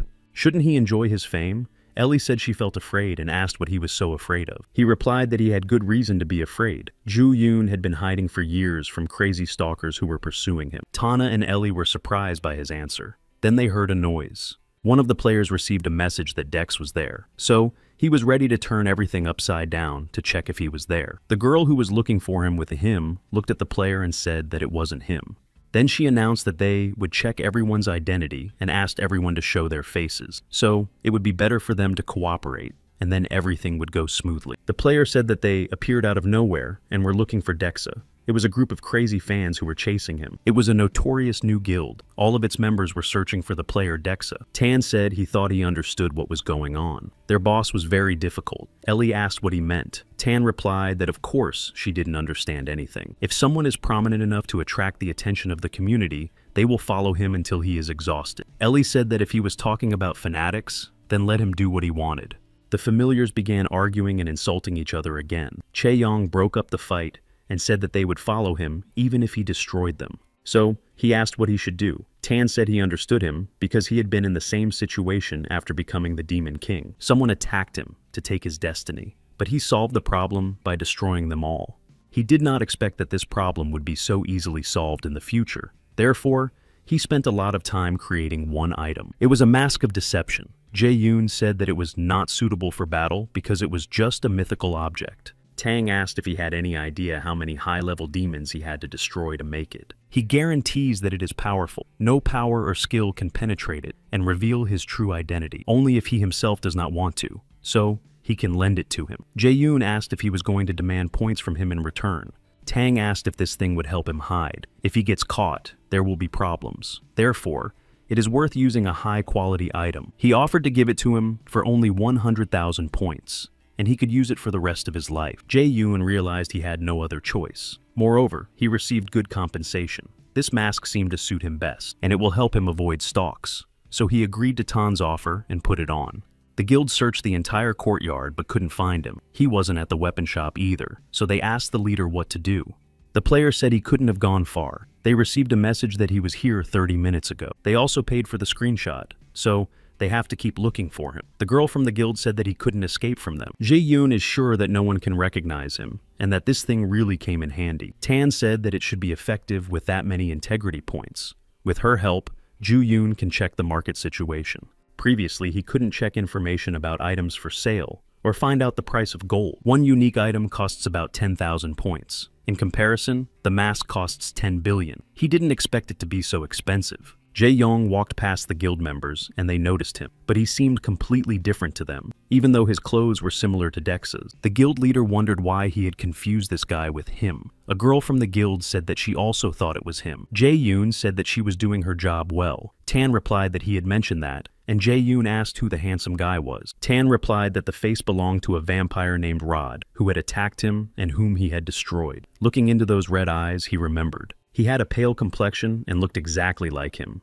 Jae-yoon said that he was being too self-conscious. Everyone turned their attention to Ji-yoon and thought he was a model. The girls thought he was handsome and wanted to talk to him. Jae-yoon said that he would quickly get tired of such a face. Tan replied that if he didn't like it, he could change his appearance. He agreed and asked why Tan didn't say so right away. Then he asked if he could take the faces of those he destroyed. Tan replied that he could. Ju-yoon said that he could have some fun with that and that he had something interesting. So, he decided to have some fun while carrying out his mission. He checked the system to find out where Casillas was. Meanwhile, she was looking for the necklace and came to Pion's mine. Then she showed the image of the necklace to the man and asked if he had seen it. Baroness Mikhail called her slave explorers to work in the mine. Jae-yoon met with his ally Angelica, and she noted that she hadn't heard from him since the battle with the bamboo stick. He replied that she had nothing to worry about, as he had simply been busy with something. She understood that he was now a celebrity. But wasn't it too much to ignore her messages? He said that the reason he contacted her was because the Star Witch Stella was hunting her. She was trying to survive using items he had improved, but it wouldn't work. However, she had strong magical control and combat instincts. Angelica can't handle her, especially since she couldn't survive the second round of the battle. She asked if he was suggesting she just give up. Jae-young tells her to give him the grimoire she is after, and to continue developing her skills. He had prepared something for this. Casillas found them and overheard their conversation. She thinks he treats people like objects. Casillas asked why she should train this girl. Her skills are not bad, but she lacks experience. Ji-yoon wants her to follow her and learn everything. She asked if he would then do what he promised and arrange another meeting with the teacher. Jae-yoon replied that she shouldn't worry about it. It's a little difficult now, but it will be possible in time. But first, she has to find the necklace, and she should do her best to correct her mistakes. Then she will have enough courage to meet Calypso. She replied that she was going to do that anyway because there were some people who were always picking on her. Jae-yoon replied that this was true and that she also had someone who was always causing trouble. She asked him what he meant and if he also had a sword like that. He replied that it was nothing special and said that he was counting on her because he could only trust her, an expert on bad games. Cassilis replied that he would make her so strong that she would survive no matter where she ended up. Angelica asked if she was talking about her. She then asked what she was going to do with her. So, Jang Yoon left Angelica in Cassilis' care, not even imagining how she would change under her wing. Angelica is crazy, beating her opponents until there is nothing left of them. This is how her story began. Cassilis was also registered as an assistant. Before he went to the baroness's estate, Mikhail learned about Cassilis' registration as his assistant. He does not remember being connected to anyone from the Peon mine. Chae-yoon does not understand why he is being offered an alliance with someone he has no connection to. The guard said that he did not look like a resident of these lands and asked if this was his first visit. Jae-yoon said yes because he was tired of explaining. The guard told him to go in and give his documents to the guide. He approached the guide, who welcomed him to Baroness Mikhail's lands and asked if it was his first time there. If so, there were several documents he had to sign because it was an important iron ore mining site. After signing, he would be able to enter without any problems. He just needed to sign so as not to hold up the line. Chae-yoon asked what kind of contract it was with a bunch of underwater rocks. He had heard that the Baroness's lands were unfavorable for players. When he gave advice, he did not ask him to cross the line. The guide wanted to say something, but Ju-yoon stopped her. He said he wanted to speak with Baroness Mikhail in person. Then he asked where she was. He came to her mansion and she asked how he was doing. The kingdom was in chaos when he left, and she was worried about him. She was glad he had returned. She was surprised that he had sent undead creatures. Then she realized that they were bodyguards. Jae-yoon noticed that she was doing something interesting. She replied that few adventurers came here. There weren't many, but she tried to hire even the most inexperienced ones. They were her cash cows, which were very hard to find at a time like this. So, she had to do something. Jae-yoon thought he had created a terrible monster. He said that using adventurers would backfire on her, and that the kingdom had fallen into the hands of the Black Dragon, and that this should be taken into account. The Baroness replied that he had won the throne in a fair battle. She offered the adventurers more gold and, by order of the ruler, was to provide support. She turned out to be more terrifying than Ji-yoon could have imagined. The Baroness said that if he was here, he could take the profits he had earned so far.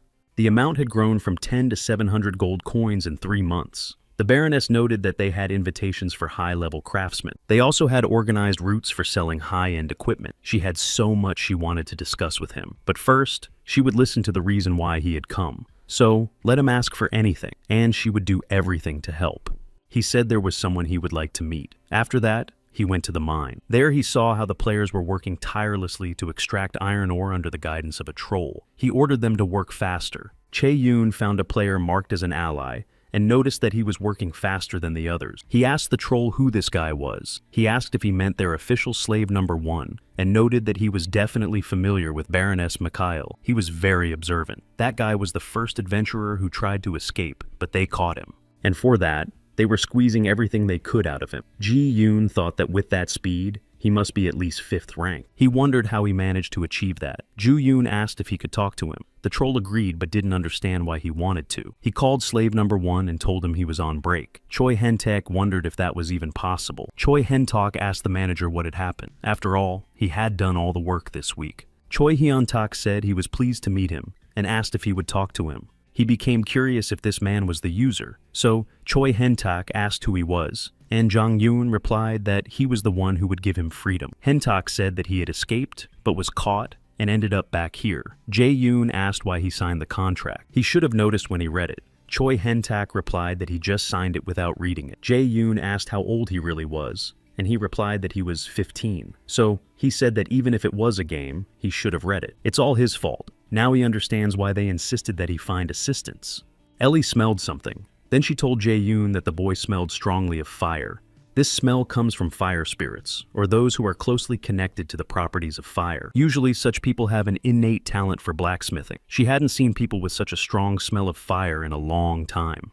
Jae-yoon thought that with the right guidance, this boy would be quite useful, and said that he could release him right away. Then he asked if he would be willing to do anything for it. Choi Hentek immediately agreed. Cho Yeong asked if he would even ask about the conditions. He replied that there seemed to be nothing worse than what he was doing now. He said that if he continued to behave like this, he would be deceived again. Hentek said that he would serve him forever if he fired him. He didn't want to mine iron anymore. Jae-yoon tore up his contract with the mine. After that, he checked his skills and saw that he had a closed beta tester. Arcadia was developed in strict secrecy until its release. So, how could he be a closed beta tester for such a game?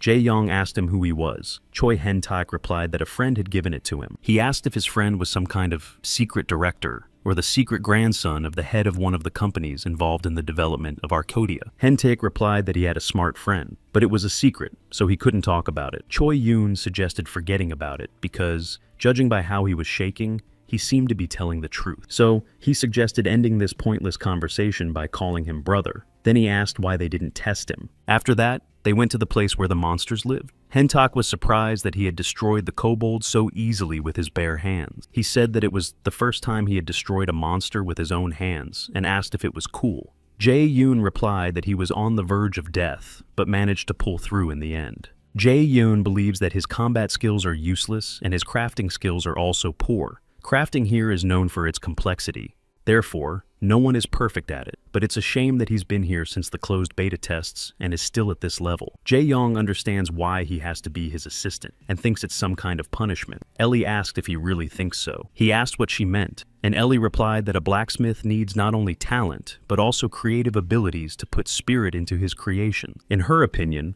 these are not the most important qualities of a blacksmith. Standing in front of the heat of the fire, striking the metal with a heavy hammer, they need perseverance. This is what they need most in order to never give up. Through hundreds and thousands of blows with the hammer, with unbreakable willpower, a weapon of great power is born. This is how a blacksmith should work. This child coped with a difficult situation and did not give up. Ellie thinks he has great potential, even more than anyone else. Ju-young asked her how much she knew about blacksmiths. More specifically, why she thought so highly of this boy. She replied that it was a little difficult to say. Unlike other things, if such information were to leak out, it could have a major impact on the entire continent. Earlier, during Calypso's intervention, he acted against his principles, and the heavens took the burden upon themselves. But this cannot be allowed to happen again. It would disrupt the order of the heavens instead of setting an example for everyone as an archangel. Ju-yoon asked if she could share the information. He was willing to offer a sufficient number of integrity points in return. Ellie replied that she might be able to do so for a guaranteed number of integrity points. Jae-yoon said that it was simple then, and he would pay with his integrity, so she should tell him anything that could affect the continent. He had a personality that couldn't stand it when something interested him greatly. She asked if he was sure, because it would require a lot of integrity. He replied that he had enough. So, Ellie recreated her memories. Long before the first sacred battle of demons, there was an era called the Mythical Era. In that era, there were gods who possessed various powers and authority. There was a god of hunting, a god of music and entertainment, a god of battle, a god of justice and balance. There was also a god of time, a god of jokes, and many others. There were an infinite number of gods and cults that worshipped them, but one of them erased that era, destroying all memories of it from the people. Chae-young asked if one sect had wiped out all the others and declared that their god was the only one. And this crazy sect is the Holy Empire that glorifies justice. They are the descendants of those who destroyed the continent. If this fact becomes known, the continent will once again be plunged into chaos. That is why the heavens are hiding. After this incident, the heavens became stronger. But in her opinion, it wasn't worth erasing the traces of other cults. In any case, they lost all their followers. Because of this, they became gods whose names no one remembers.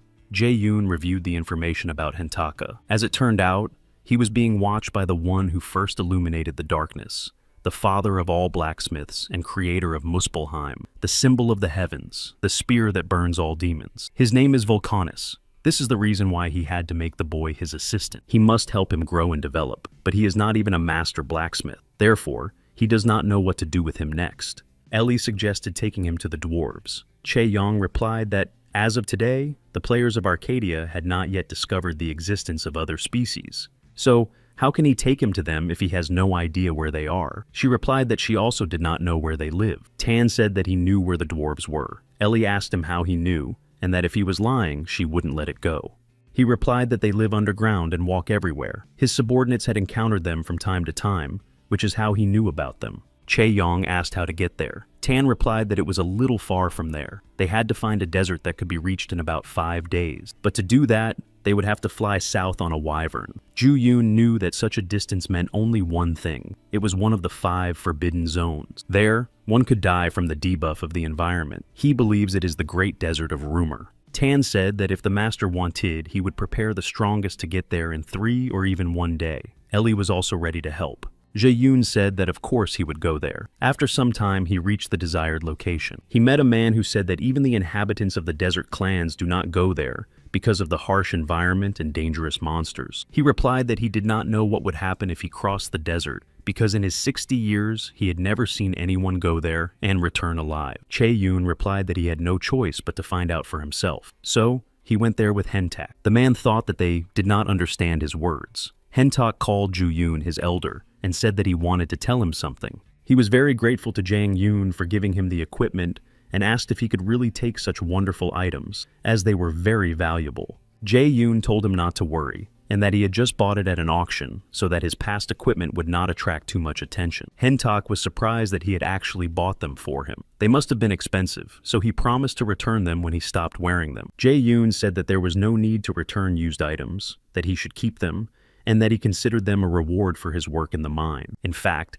it was Ju-yoon's fault, so he had to make it up to him somehow. Hentak said that it was impossible to get anything for free in Arcadia. Then he decided that he would always follow him. Ju-yoon wondered what he was thinking. After all, he had just thrown away some cheap items. Due to the heat in the desert, Hentak was exhausted and asked Ju-yoon to let him rest a little. He really wanted some water. Jae-yoon asked how he had run out of strength so quickly since they had just rested. Hentak replied that it was the infamous 5th Forbidden Zone, but he was curious how Ji-yoon was able to hold up so well. He had taken care of this in advance by using his passive skill, Ice Heart.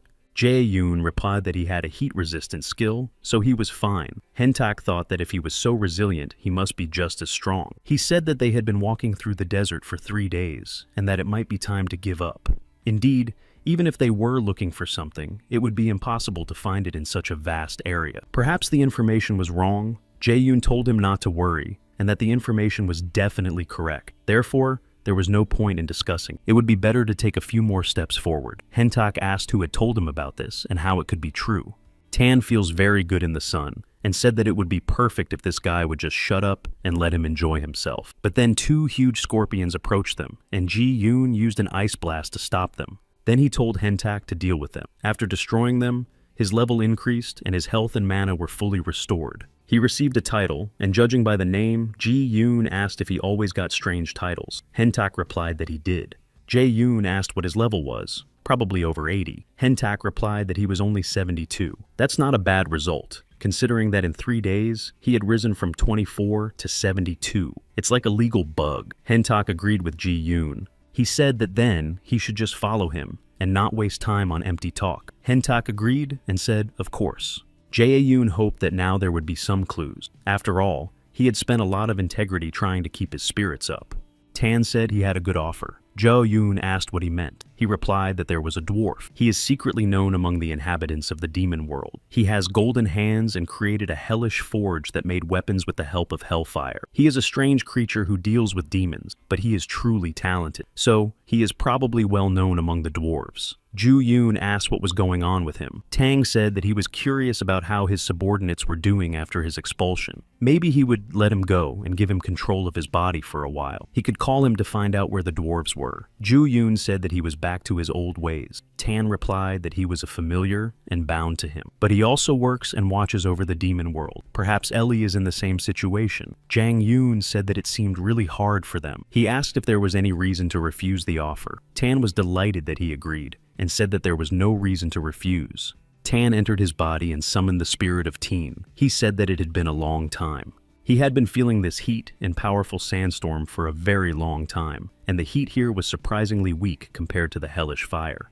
Ellie suggested they stop the unnecessary conversation and asked him to just tell her what he had promised. Chae-yong thought he was very loud. Tane was surprised that the devil and the archangel were working together. Then he wondered where his homeland was. Looking around, He said that it was right under their feet. He could feel the energy, and it was definitely the energy of the Sandford. This was the last arc of the dwarf race for whom he had sacrificed himself to the point of death. Ji Yoon said that he had suffered and wasted his points of integrity. All this to ask him a question, and the answer was right under his feet. He asked what he should do, probably dig the sand until he saw the entrance. Tane asked why he was using such a complicated method. There was a much simpler way.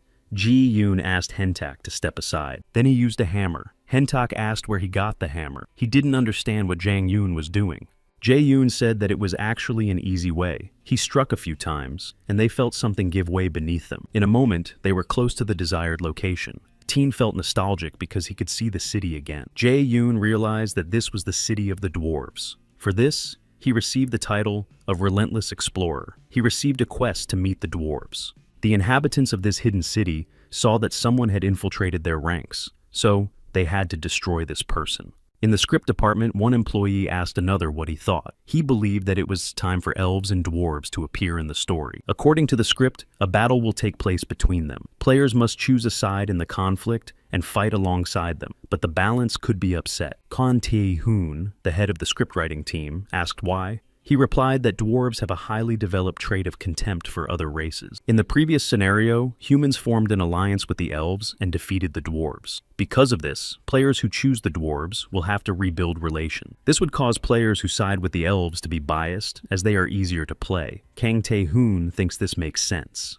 but he has a different opinion. He asked if the dwarves would have their own driving force. It doesn't matter how complex someone's temperament is. There are times when you have to get close to others through force. Thanks to these relationships with people, they will be able to gain the necessary benefits. It's like the relationship between a graduate student and his students. He thought that the same relationship exists with a manager. High-level items are also created by the dwarves. If they enter the game of crafting items that exist in Arcadia, it will throw everything out of balance. If it is difficult, you will still have to build relationships. This would mean that a force would emerge that would take Arcadia's economy to a new level. It might even be possible to obtain mythical items that have not yet appeared. Hentak asked Chae-yoon if he had also just received a quest. He replied that he had, but that he thought it would be difficult. In the past, the dwarves tended to strongly despise other races. This included humans. This led to an interracial war, which they lost. This is probably why they are still hiding underground. Hentak asked if they really dislike humans. Ji Yoon said it was obvious.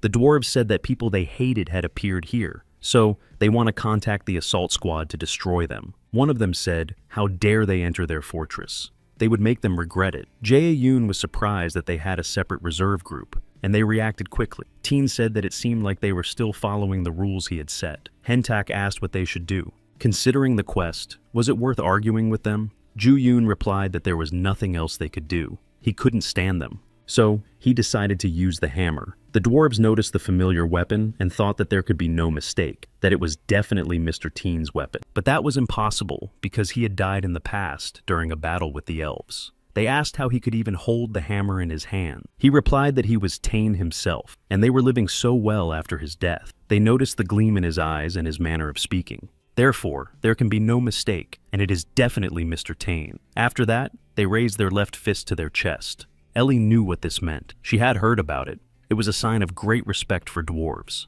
After that, the quest to establish good relations with the dwarves was complete. Tane said that his homeland was the best. He was very pleased to meet his descendants. They thanked Ji-yoon for allowing them to meet Mr. Tane, even if only for a moment. The reception seemed even better than Ju-yoon had expected. The dwarf said that even though he was a human, he had been sent by Tane himself, so they should speak politely.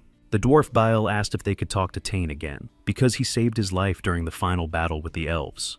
Jae-yoon said that it was a little complicated. A boy approached him and asked where Tane was now, probably in the gnome paradise of Dorado. Tan asked Ji-yoon where he thought an old man who enjoyed destroying everyone with his hammer would go, to heaven or hell. Ellie said that the battle was noble, in which the dwarves defended their race, but the way he fought showed his selfishness. This is a major flaw for Rebirth as a heavenly being. Tane asked Ji-yoon not to tell anyone where he was. So Jae-yoon said that he was living happily in Dorado. The boy asked him to pass something on. Jae-yoon replied that he could hear him. The boy said that when he grew up, He would become a warrior like Tane and join the Hammer Squad. He wanted to destroy everyone just like him, and then they could meet again in paradise. Jae-yoon thought that maybe they would meet in hell. As is well known, dwarves are destined from birth to take up the hammer. The dwarf said that every inhabitant of their city was a blacksmith, engineer, and architect. Their race was rich in talent. This place was ruled by his father, Barren. He is a member of the Council of Elders, where the future of the dwarf clan is discussed. It is one of the 3 best smithies in Hellion. The master blacksmith Byron asked if he wanted to teach this boy. Ji Yong replied that he dreamed of becoming a blacksmith, but his skill level is not high enough for that yet. However, he has strength and determination, so with a little training, he could become something great. Byron replied that it was difficult, even though he was an apostle. He didn't like the idea of accepting and teaching someone from a lower race. He said that a young man had just joined their workshop, so he would have to compete with him. They got to work, and the boy told Hentaku how it went. He replied that the other boy had done better. They had both made a dagger. Byron said that it was very poor. Even though humans are a weak race with low agility, it was still too much. Therefore, he promised to try, but did not think it was worth expecting anything better. Chae-yong told him not to worry about it. He would be grateful that Byron was simply giving him a chance to learn. Hentak said he would try very hard. Hentak asked Jae-yoon if he was really going to leave him there. He replied, "Did you really think I was going to sit here with you forever?" Hentak replied that not exactly, but he thought they would travel together for a while. Jae-yoon asked him to give him his hammer. Then he asked if he always used it to make equipment. Hentak replied that he did. There was no need to replace it, and he didn't have enough money. Ji-yoon decided to unlock the hammer's potential using his integrity points. He couldn't believe that it would cost 350 points, but he decided to improve the item. He asked Hentak to do his best for him in the future. Thanks to this, the hammer's potential was unlocked. The item's abilities were completely changed. Hentaka will have to work hard to become someone who will make his name famous. He must strive to overcome all difficulties and pain. He must overcome all obstacles and surpass everyone, tempering himself like steel. He must become the best blacksmith and proudly show himself to the world as his apostle. Steel and flame, his body is named after the god of blacksmiths, Vulcan. He must glorify his name, and to do so, he must constantly work to reach the top. Hentak received an improved mythical hammer from Vulcanus. Receiving this item caused a contradiction between the quest and the scenario in the system. Alice conducted an analysis. Due to numerous errors, she attempted to use special powers, but they were revoked. The oldest fire appointed the player as a candidate for the apostles. Hentak received a quest to follow the erased god. Hentak does not understand how Chae-yeon did it. He replied that he himself did not know that it was possible to make an item of such rank. It is not a unique item, but a mythical one. It turns out that when the properties and characteristics of an object are combined, a synergy arises between them. This is new information for him. Tan asked how Vulcanus was able to transfer his power. Wasn't he just the shell of a god who had lost his divinity? Some dwarves still remember Vulcanus, but did he really have enough power left to exert direct influence? Just maintaining his existence is already a difficult task. Tan and Ellie believe that if Chae-yoon has so much integrity about such things, he could have given it to them. Chae-yoon asked what made them look so insightful. Hentak said that this item seemed to him to be related to the title of the oldest fire he had received in the mine, and now a quest had appeared. Jae-yoon told him not to try to complete the quest right now. Perhaps in the future he would encounter the Holy Empire and first needed to improve his skills. Hentak asked if he could take the hammer. Jae-young replied that of course he could. He himself could not use it. If he succeeded, that would be payment enough. Hentak replied that he had decided to try to become the best blacksmith, and when the day came when he could pay him back, he would use his powers to help him. Hentak became his assistant, and as a reward, Jae-yoon gained access to the assistant system. He could now receive the stats created by his assistants. That's how he got 3 assistants: the battle mage Angelica, the master of all weapons, Cassilis, and the apostle of Vulcanus and master blacksmith Hentak. As a result, these 3 became famous in Arcadia as the most vicious players. Jae-yoon said that he had finished his homework and it was time to put his plan into action. The Black Dragon of Darkness noticed that the number of streamers playing in Arcadia had increased significantly lately. This is understandable since she is watched all over the world. She thought that maybe she should start streaming too. She found a video and thought that this streamer had gone mad. She went to the slime territory. This girl's name is Tina. Today they have planned a joint expedition. She and Bruce, a 3rd rank warrior, went hunting for slimes. Another low-level user is helping them. Bruce said hello and introduced himself. Tina said that she is the woman who will defeat all the slimes. Bruce will help her with this. He replied that of course he could defeat creatures like slimes, but the audience was dissatisfied. They accused them of destroying the player they took with them, and then running away. Hunting high-level monsters together with low-level players she accidentally met is Tina's main content. This method was suggested by her multi-channel company that invests in Arcadia. After heavy losses, they realized that Arcadia was a different world. Therefore, they created a system to prevent competition between streamers. Due to the incident, Tina must restore her image or risk losing her contract. The company has developed a plan to restore her image, and it is very simple. She has to create a situation where she is surrounded by monsters. But this time, she needs to responsibly save a low-level player. The agency even provided her with a player of the 34th rank. That should be enough. During the stream, Tina asked the viewers if there were any players passing by. She decided to offer him something. When she saw the player, she approached him and asked if he was busy. Then she suggested that they hunt slimes together. He was surprised by the offer, but Tina assured him that she wasn't some weird person and that he shouldn't get the wrong idea. She was a streamer, and her content involved low-level users. The player pointed out that it would be difficult for just the two of them to destroy a slime. Tina said not to worry. She was a level 100 wizard, and her partner was level 134. Together, they would be able to defeat the boss. After thinking about it, he agreed. As it turned out, it was Ju Yoon who had put on a mask and asked him to take care of him. He was just passing by, but suddenly came across something interesting. Tan asked if he was out of his mind and why he was wasting his time. Ellie also agreed that it was a foolish decision on his part. As a guardian angel, she advised him to stay away from these people. Jae Yoon said he knew that. Ali then asked why he agreed to go with them. He said he was going with them to see how the slimes live. He also wanted to test the effectiveness of an item. He thought about the possible options for the mythical item, the Deceiver's Mask.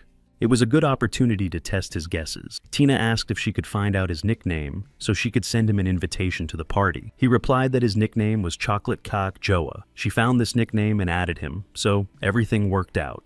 As Ju Yoon had thought, the Deceiver's Mask not only changed one's appearance, but also helped hide information in Arcadia. It also allows you to register in the system as a completely different person. Tina talked to Bruce and asked him where he got his shield. He said he got it from a monster he was hunting during the incident with Argamer. It seems that monster was something like a field boss.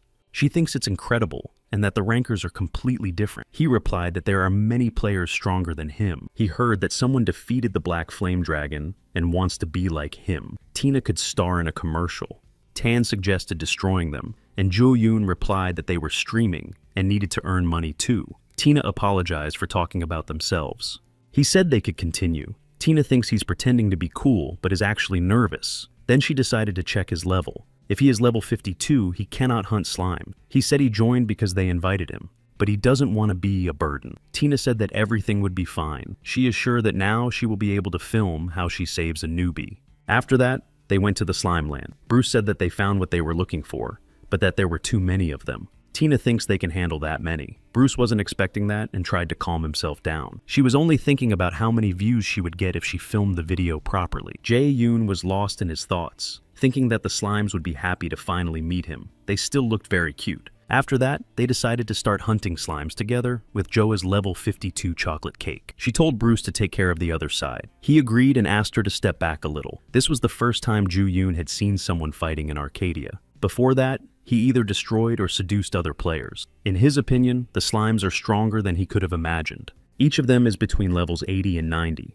They also have a collective consciousness for attack and a high team spirit, making them difficult to defeat. The only way to defeat them is to take them all on at once. Then Ju Yoon notices that the slimes are about to attack him. Tina realizes that this is her chance. She stood in front of him to protect him and told him to be careful because it was dangerous. But she used up all her mana and could no longer use her defense. So she decided to rest a little until her mana recovered. Bruce told her not to worry because he could handle that many on his own. He also asked Jae Yoon not to go anywhere and to stand behind him. Tina was delighted that the audience was leaving good reviews. If things continued like this, everything would be perfect. Of course, she felt sorry for the newcomer. Ellie said that something was wrong with these people, even though they were protecting their master. Tan said that they took a player worse than themselves for their own benefit. They were pushing him toward their boss, pretending to protect him. Tan asked Ji Yoon if he was really going to let them use him. After all, they only need him to make themselves look better. Jae Yoon said he would talk to himself, so they should not pay attention to it. Now he also wants to shoot a good video. Tina said that they had cleared the area. Then she suggested taking a 10-minute break and praised everyone for their work. Then she looked through the comments. Some people noted that the third guy hadn't raised his level at all. She also didn't see any effect from the level. Then she asked what percentage of his experience level was. He asked why she was asking about that. Tina replied that it looked like his level hadn't gone up at all, even though they had been hunting for a long time. Jae-yoon replied that it was probably because he had recently increased his level. She replied that she understood and suggested that he subscribe to her and like her posts. He asked if they always hunted only slimes. Tina replied that they did. It seemed to him that they were rushing. But doesn't it get boring to only kill slimes? So he suggested going to a more difficult place. He thinks that a group of orcs would be more suitable for the two of them. Bruce noted that his level is still low, so he doesn't know much about it. A horde of orcs is different from this place. They are difficult to destroy, even for hundreds of rankers. Slimes are already top-tier enemies. You need to be a little stronger to take on orcs. Jae-yoon asks if they lack confidence. If the two of them aren't going, then he'll go alone. And then he said that if they were interested in hunting orcs, they should subscribe to his channel, because he had just started streaming. The name of his channel is Everyday Life of a Destroyer. He said goodbye to them and told them they would meet again. All the viewers who knew about this channel, which only had 2 videos, couldn't believe that he was the celebrity. So, most of the viewers switched to his stream. Tina doesn't understand what happened. The number of viewers decreased until there was no one left. She doesn't understand how this is possible. He took all her viewers away from her. Meanwhile, Ju Yeon started his stream. He greeted everyone and asked if they could hear him well. Viewers began to leave comments and ask about his skill level. Jae-yoon replied that it didn't matter. Because he wasn't going to destroy them, his friends would do it for him. He activated the Slime Savior title effect and called them. A moment later, the Slime Queen approached him, along with the other slimes. Jae-yoon said that they hadn't seen each other in a long time, and told them that the orcs had escaped, so he wanted to deal with them. But he needed their help. Tina and Bruce sensed something strange, and he thought it was an earthquake. But then they saw the Queen of the Slimes in front of them. What they saw next surprised them even more. Joa's chocolate cake was standing on top of her, and said that now they had to go to the orc horde. The audience doesn't understand how he got the title of Slime Savior. They reached the right place in the Blue Thunder Tribe's territory, and the slimes attacked the orcs. The orcs wanted to chase the slimes away, saying that this was their territory and that they should leave. Chae-yoon asked Tan what they had just said. He replied that he didn't understand, but probably something like that because they had entered their territory. But there was no need to understand what they were saying. Jae-yoon realized that there was no need to understand because the slimes were actively attacking them. Then the orc commander joined the battle. The slime queen attacked him, but he struck back. Ju-yoon told her that everything was fine because he was with her. He used his virtue points to temporarily strengthen the slime queen. For 5 minutes, all her stats were increased. The queen felt stronger and struck the orc commander, destroying him. Ju-yoon realized that it would all end quickly, but there was nothing he could do about it, and perhaps that was the advantage of live broadcast. He asked the audience if they enjoyed the broadcast. The viewers couldn't believe that the slimes had actually defeated the orcs. The slimes completely captured their territory, so now it belongs to them. Jae-young told the queen that now that she had so many friends, the former space had become a little cramped, but now they had a new home. Thanks to their victory, the slimes' stats began to improve. Named slimes with special abilities joined their race. Some of them are now at level 120, some are at level 150. They rose 40 levels in one fell swoop. Now it will be difficult for even experienced rankers to defeat a single slime. Thanks to this, they can rest easy for a while, because JU still felt a slight unease. But the most important thing is that the Queen of Slimes is evolving into a new entity. She has transformed into the Slime Queen, and her level has now risen to 200. The stream viewers realized that now, no one could defeat her. Tina and Bruce felt her power from 2 kilometers away. They don't understand what kind of skill range this is. Tina thinks that this simply cannot be. Jae-yoon received thanks from the Queen. Now he has the title of Slime Saint. Therefore, they will listen to everything he says. Seeing this, the audience doesn't understand what's going on. They are curious about who this person really is. Tana became curious about why he cares so much about them. After all, he has been helping them from the very beginning, and there must be a special reason for this. Jae-yoon replied that of course there is a reason. Then he asked if they weren't cute. Tan said that was exactly what he meant. After this incident, rumors spread about a slime invasion. Everyone was talking about how the slimes had taken over the orc camp. Therefore, the Korean branch of Arcadia organized an emergency meeting on this issue, but they couldn't impose any sanctions on Ju-yoon for using a legitimate game system. After that, several interested players tried to attack the orc camp where the slimes now live, but they were helpless against the slimes.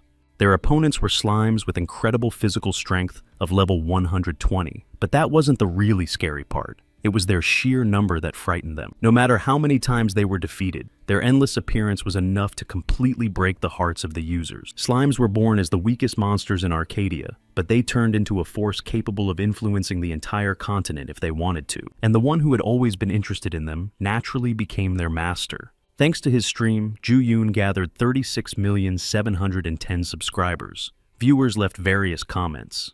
This was more than he expected, but considering that there are channels with over 100 million subscribers, it's not that big of an achievement. But for them, it's a way to make money, so it's not worth comparing. He received many strange messages inviting him to corporate meetings. He started broadcasting to make money. But if you weigh all the pros and cons, live streaming is not a bad idea. So, with a mask to hide his identity, he can continue doing this because no one will ever know who he really is. He called the company that sent him the messages. They work with various channels, so they decided to offer him a collaboration as well. Jae-Yong talks to the CEO of the company, whose name is Cho So-wook. He would like to discuss the details of the contract with him. E Plus is an entertainment company. Jae-Yoon made an appointment with the director and arrived at the company. He thought he might have come to the wrong place because the company was much smaller than he had imagined, but he decided to check anyway. Cho So-wook said that their office was not very big. He was in a hurry and found this convenient location. His employees live nearby and the area is not bad. Jae-Yoon admitted that it was smaller than he expected. It was his first time signing a contract, so he contacted the company that made the first offer. He was interested in whether the company worked with any other streamers. It would be nice to see some examples of their work, but they don't have a single streamer. They are a new company, but their employees are very talented. Therefore, the director asks him to trust them. He promises that Ju-Yoon will not regret it. They have connections with GM Group. Ju-Yoon asked for more details. Initially, they were responsible for marketing and public relations for GM Group. But the team was disbanded due to a recent incident. The incident began with a video posted on Ju-Yoon's channel, but the director said they did not hold a grudge against him. On the contrary, they were happy to see him. They applied to a new department in Arcadia to be responsible for the promotion and marketing of GM Group. However, they were unable to achieve anything and took responsibility for what happened and left the company. After that, they were laid off. But he is ready to take the most desperate steps, so he asks Ju-Won to believe in their company. So Ju-Won wondered if it was worth it. He wouldn't work for such a company himself. He also thinks the director is very emotional and needs more achievements. Therefore, Ju-Yoon decided to give it a try, but only on one condition. Under no circumstances should they disclose his personal information. The same applies to what is shown in the video. No one should be shown this, not even family or friends. No excuses will be accepted. They must maintain complete confidentiality. If they cannot maintain confidentiality, the contract will be terminated. But he can go even further in his action. Cho So-wook agreed and said that protecting personal information is something they must protect. His opponent is a mysterious player who intends to reveal his identity. But this is not mistrust. It is a threat. Therefore, he must keep his personal information secret. If he fails to do so, it is unclear what will happen to him. So, he has to put everything he has into this contract. They agreed on this, and Jang-Yeon agreed to sign the contract. After that, the CEO asked an employee to take care of the file. The employee asked what was wrong with him. He looked like he had been in a battle. Cho So-wook said that everything was fine, but that he had to take care of the user's file. They opened the video and saw something that looked like an underground cave, or some kind of tunnel. It looked like the video was exploring an underground labyrinth, but they didn't understand where it was filmed, because they had never seen this place before. Then the director understood everything.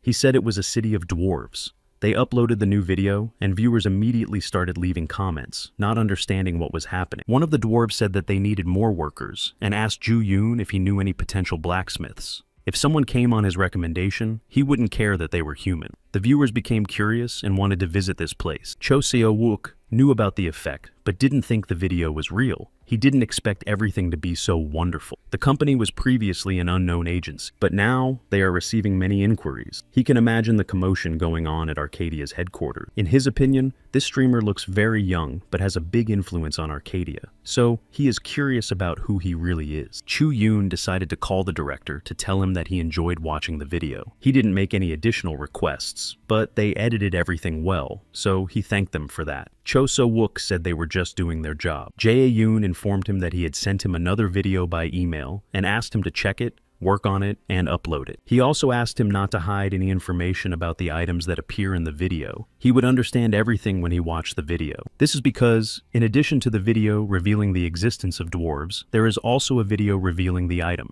However, he is not sure if the item will attract attention. The employee offered him coffee. Cho So-wook thanked him, but had to continue because the streamer had sent a new video showing the discovery of the object. The video is quite short, but when he saw it, he was very surprised. The director cannot believe that this is a mythical object. The video was added to the channel as usual and began to bring about major changes. Because of this, an emergency meeting was held at the Arcadia headquarters. A large number of users abandoned their everyday lives and began to go to the rumored desert. Among them were many representatives of large guilds. They all operate on a corporate basis. Their priority was the benefits that could be gained from the city of dwarves. For most Arcadia users, this became their main concern. Everyone wanted to benefit from the dwarf city. Zhe Yang said that it is not for nothing that people say that one should live in places with good air. He likes the quiet and peaceful atmosphere. After strengthening the slime, removing the key growth points of other adventurers, revealing information, and drawing attention to the desert, Ellie thinks that Ju Yoon's next step will be to reveal another creature from the House of the Elves. So she will go there, to the place where the remains of the battle between demons and heavenly beings have been preserved. Alice tried to deactivate all existing tasks and switched to real-time task creation mode. Now, Ju Yoon has to persuade the dwarves to negotiate with the elves. He has a friendly relationship with the dwarves, so all that remains is to persuade the elves. But he doesn't know how to persuade them, and wants to work out a few options on the way there. He is concerned that he still knows nothing about this race. But they have formed an alliance with humans, so they should not be hostile. Tan said that something unexpected had happened. Jae Yong asked what had happened, and he replied that he needed to go to the underworld for a short time. Jae Yong noticed that he looked somewhat troubled. He said that a difficult situation had arisen. Ellie had heard that one of his subordinates had started a rebellion. At this rate, he could lose his position. Tan told her to stop because he was not in the mood right now. He promised Ju Yoon that he would return as soon as possible. And if Ellie kept talking nonsense, she shouldn't just forgive her. He was referring to the agreement regarding integrity points. After that, he left, saying that he would quickly fix everything and return. Ju Yoon told him to be careful, but he was troubled by this greed for virtue points. But there was nothing strange about that. He had a reason to be concerned. Of the 1,000,000 integrity points collected, only 300,000 remain. Jae Yoon told Ellie that if she also wanted to visit heaven, she could do so. He would just go to his destination and manage on his own. Ellie replied that this was exactly the situation she had been waiting for. She deliberately planned everything this way so she could be alone with him. Jae Yoon asked what she meant. Ellie believed that demons had no chance of success and did not understand what trust was. Therefore, a little encouragement was enough to make them submit. Uriel from the heavenly world is constantly getting in the way. That's why this flying mouse must have started to suffer from severe headaches. After these words, he understood everything. She deliberately provoked a coup in the underworld by sending angels there. This was so that Tan would descend into the underworld on his own. Jae-young asked why she had to go so far. She replied, "Are you really asking because you don't know?" and reminded him of the incident on Mount Fion, which was connected to the destroyed sanctuary. But she was not going to blame him for it, because she believed that he had been deceived. Therefore, all evil done out of ignorance can be forgiven. Jae Yoon thanked her, and thought that Tanchika had been blamed for the incident. He asked Ellie what she wanted from him, if she had gone so far to get rid of Tan. So, she definitely had something to say. Ellie replied that she wanted justice. Now they are going to the hidden village of the elves, and she is 100% sure of that. He didn't understand how she found out, since he had spoken to the dwarves himself while Ellie and Tan were busy with the ignoramus. Ellie said that a precious item was sealed there. The Lord of Chaos, the ruler of demons, is under his command. He asked how valuable this item was if it was called Tan's most precious possession. Ellie replied that he would understand better when he saw it. But she suggested destroying it when they got there, and so that no trace of it remained. Jae-young did not understand why he should do this. The sanctuary was hidden inside Mount Fion. There lay the item that had allowed him to make a contract with Ellie. It seemed to be a very important place for the heavens, but she had never mentioned what happened there before. But suddenly, she unexpectedly remembered that incident. This is not like her. Could the item sealed in the elf village be that important? He didn't know what Ellie was thinking. She said that her explanation wasn't detailed enough. As for the plan, She had thought it out recently. But the decision on how to deal with the item had been made hundreds of years ago. She asked if he knew about the decision of the angels and demons, namely, why they were trying so hard to conclude a contract and gain influence over the people of Arcadia. He asked if it was because of their integrity. Ellie said that was correct. The more influence they exert through the contract, the more decency points they receive. But there was another, more important reason. It was done solely to rub salt in the wounds of their enemy. She had to take revenge on him, because he dared to destroy the sanctuary of the heavens. Moreover, the path lies where his precious possession is located, so they have to take advantage of this. His thoughts turned out to be wrong. This is not like her. It is the first time he has seen such crazy eyes and obsession with revenge, and that says something. It feels as if their manner of communication has changed due to the change in the demon and angel's attitudes. It's as if they've switched places. Jae-yoon said he understood her, but she shouldn't forget that he wasn't going to the elves for that reason. It was an important mission for him. She laughed and said that she also didn't want to stand in his way. After a while, they reached their destination. The Great Forest of Emil, along with a large desert, is one of the 5 largest regions of Arcadia. According to information received from the dwarves, an elf village was located somewhere here. This place was indeed worthy of such creatures. It was good that he was able to get here without incident, but some changes had taken place. Chae-yong learned that there was not a single elf soul in heaven. Ellie said that when an elf dies, it goes to its spirits, not to heaven or the underworld. Therefore, it is impossible to summon their souls. Most likely, the demon would face exactly the same situation. Ju-yoon doesn't know what to do now. He planned to summon the elf's soul. This would help find the destination. Ellie said she had a good idea. There are no elven souls in heaven, but there are people who had a close connection with them. So, she summoned the archer Amelia to show them the way. She said they needed to cross the old forest. There, they could reach the elf village. But evil spirits of old trees lived in those places, so they had to be careful. Jae-yoon realized he had no choice.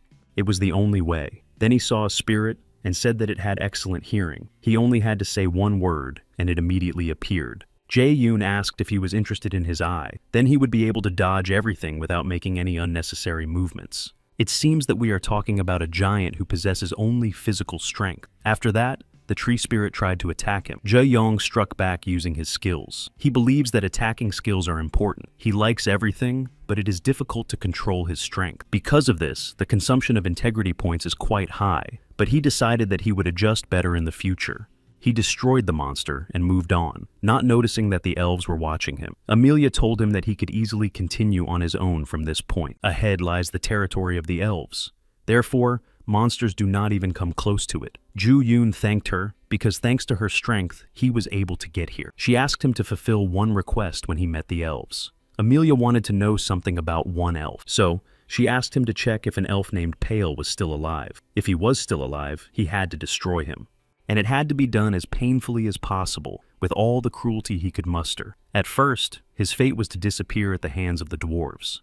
But she saved him, risking her own life. At that moment, they promised to love each other forever. But he betrayed her and started spending time with other elves. Not just one, but several. So, she asks him to avenge her. She wants him to feel like he's already dead. She asks him to keep hitting him until he can't breathe. Ju-yoon promises to think about it. Ellie said that this is why she says that one should not date members of other races. Jo-yoon asked what she meant. First, elves do not have the same concepts of love and marriage as humans. They do not believe in being faithful to only one partner. If Amelia was close to the elves and was able to obtain the strange title of honorary elf, then she should know this well. Therefore, there is no need to be offended by the fact that they act in their own way. Amelia apologized for making such a difficult request. She decided to return to heaven. In fact, she is a good person, if you don't take into account her thirst for revenge. But Ellie thinks differently. She no longer wants to summon her. At that moment, Jang Yoon noticed that someone was attacking him with an arrow. The elves warned him that if he tried to do anything, he would immediately be shot. He realized that he was surrounded, but that was to be expected from the elves. Ju-yoon asked Ellie if humans weren't friends with elves. After all, they had gone into battle together. Ellie replied that at that time they didn't have enough people, so they agreed. But they don't like humans as much as they like dwarves.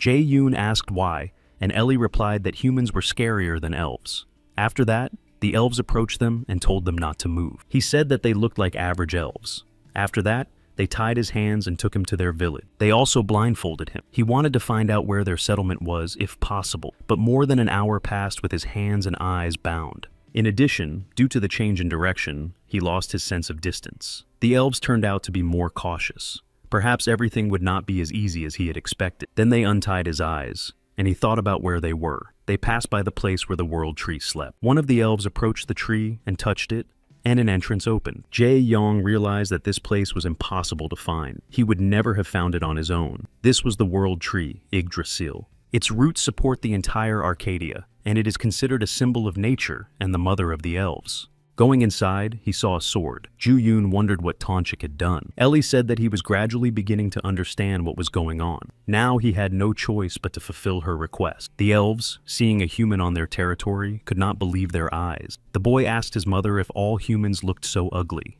The queen of the elves, Melissa, approached him because she had learned that a human had entered the forest and was searching their territory. The elves were surprised that the queen had come here personally because of a human. Ju Yoon was also surprised that she had been watching him. From the moment he entered the forest, through the spirits of the forest, she was able to see many things. He asked if Ellie couldn't have told him about this earlier. The queen said she wanted to ask him one question. How did he acquire the art of archery that was used against the monsters? Jae Yoon had been waiting for her to ask this and said that it was Amelia. She couldn't believe it because she had died many years ago. But if the person who found the elven forest said so, then it must be true. She asked the rangers to release this man. After all, they needed to talk, and she asked them not to worry about her. She understood why they were upset. The queen told Ju Yoon to follow her, and she would take him to a quieter place. He asked Ellie if she knew anything about Amelia. She only knows about her reputation among the elves. Jo Yoon understood from the queen's gaze that he was not friendly, but rather fearful. The queen said that this was the first time she had heard that Amelia had a human student. He replied that he had not studied art directly from her. It could be considered an archery school that she had founded. She replied that by human standards, a long time had passed and she understood. He asked what she was like if everyone reacted so strongly to her name. As far as he knew, she was one of the few people who had received the title of honorary elf. The queen replied that she was a little embarrassed to talk about it, but she was indeed crazy. Jae Yoon knew this well. She was obsessed with elves. But as soon as an elf appeared, she would go crazy with envy and compete with her. Amelia walked around as if she wanted to monopolize all the elves, but her obsession with Peel was particularly strong. She threatened to destroy him, and she forced him to marry her. Because of her, the queen had a hard time, as she had to wait 40 years until she died to be with Pale. The queen thought he had come to avenge her, but surely these worries were pointless. Jo Yoon said she shouldn't worry. She asked him why he had come if he was not connected to her. After all, his journey had been difficult, so it was hard to think of it as mere curiosity. He waited for her to ask about it and showed her the agreement to open a regular trade route. The queen realized that he was not an archer, but a merchant. She thought there was something strange about this and had a feeling of déjà vu that she couldn't ignore. The material they needed was somewhere in their possession, and then she saw the signature of the dwarves. Chae Yong decided to introduce himself to her. He said that he was a representative of a peaceful delegation of humanity who had visited the Sand Ford. He knew about the battle that did not end in a truce. It was said that after a period of calm, at some point, both sides broke off contact and severed all ties with each other. But a lot of time had passed, and the moment had come to open a new era. The agreement stated that the hostilities between the elf and dwarf clans would cease. The natural side must not violate the agreement. This is not just an exchange of materials, but a peace agreement. The queen said that he seems to be telling the truth, but she cannot believe that the dwarves made such an offer. Ju Yong did not expect her to believe him right away. He said that the elves' obsession with appearance and contemptuous attitude seemed to be at a higher level than that of the dwarves. The queen asked if, according to the proposal, the items to be traded were elven fruit wine and branches from the world tree. Jae Yong added that if possible, he would like to ask for things such as spirit stones and fairy wing powder, but she could not accept the proposal. Therefore, she informed him of her refusal. Jo Yong said that he understood that it was difficult for her, but she could make adjustments to some points if she wished. The queen replied that this was not the problem. The decision was made only because her people did not have the resources. Zhao Yun asked if he could know the details. She said that she did not think it was a problem that should be shared with a man, so if he had no more business with her, he should return. The queen offered to take him back to where he met the rangers. Ju Yun felt that she wasn't even giving him a chance to talk. His mission had failed, and he didn't know that it would turn out this way. He didn't know what to do now, but he couldn't just give up and retreat. Ellie said that she told him he would have no choice but to do as she asked. He asked if she knew that everything would turn out this way. Ellie asked if he would at least listen to her proposal. Perhaps it would be of great benefit to him. Once upon a time, A battle between demons and heavenly beings flooded Arcadia with blood. In this battle, angels and demons fought fiercely. It was the world tree itself, not any of the races, that saved many lives. Those who grew up on the land belonging to the tree were safe under its shade. The power of the tree made it impossible to use attacking skills. Therefore, living beings in this area were safe. This helped prevent a battle around the tree, and it became a refuge for the weak. But the battle could not end easily, and an incident occurred. For some reason, an object got stuck in the bark of the world tree. This object has the divine energy of the demon world and absorbs everything, turning it into darkness. Since then, the elves have been busy protecting the world tree. The coordinates of the city are kept secret. Therefore, trade carries the risk of revealing the location of the tree to the outside world, and that is not beneficial for the elves. That is why the queen refused. Ju Yun realized that this was why she had suggested destroying the object. This was her minimum condition for the elves to accept the offer. Ellie replied that everything was correct. Ju Yun decided to appeal to the queen. She said there was no point in talking, but he said he had one last request and asked her to follow him. If she did so, he would leave this place. So, she agreed and went with him to the tree. Jae Yoon said that this distance should be enough. The queen asked why they had come here. She did not understand what he was going to do.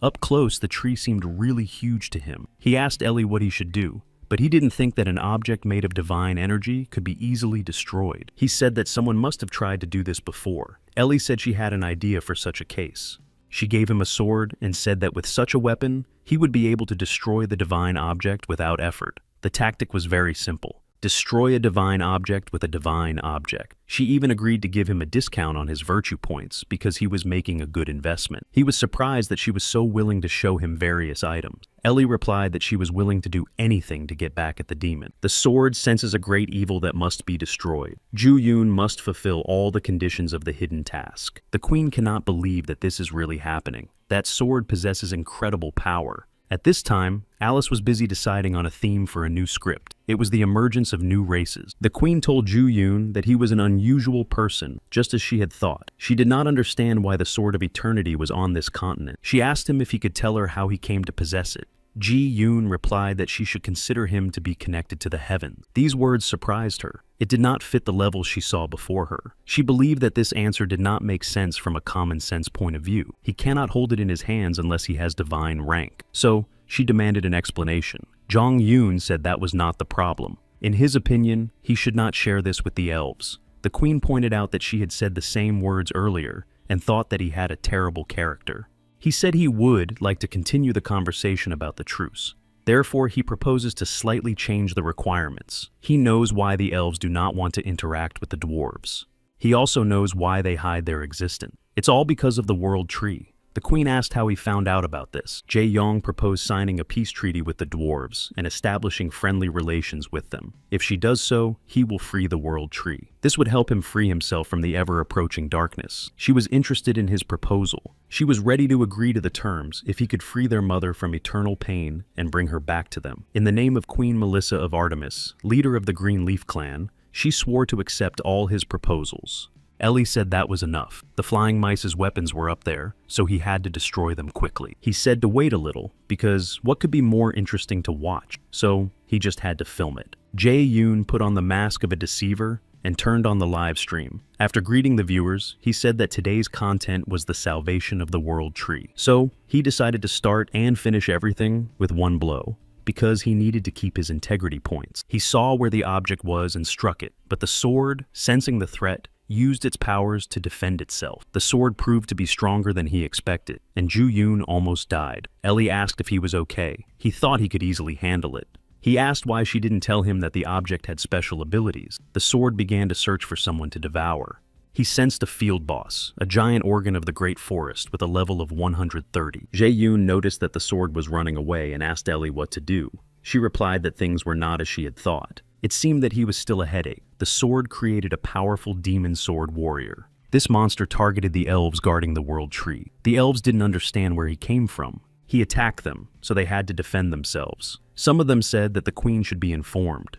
Their attacks had no effect on the monster, and it didn't even get a scratch, but they used all the ranger's strength. Everyone who tried to destroy him was turned to ash. The elves announced an emergency evacuation and retreated to the world tree. Jae-young did not expect him to do such a thing. Ellie said that this thing was terrible and suited those flying mice that strike from behind. He said that even he couldn't deal with something like that. Ellie replied that no matter how you looked at it, it would be difficult. Jae-young suggested calling Tan. After all, he had to calm this thing down, but Ellie said that was out of the question.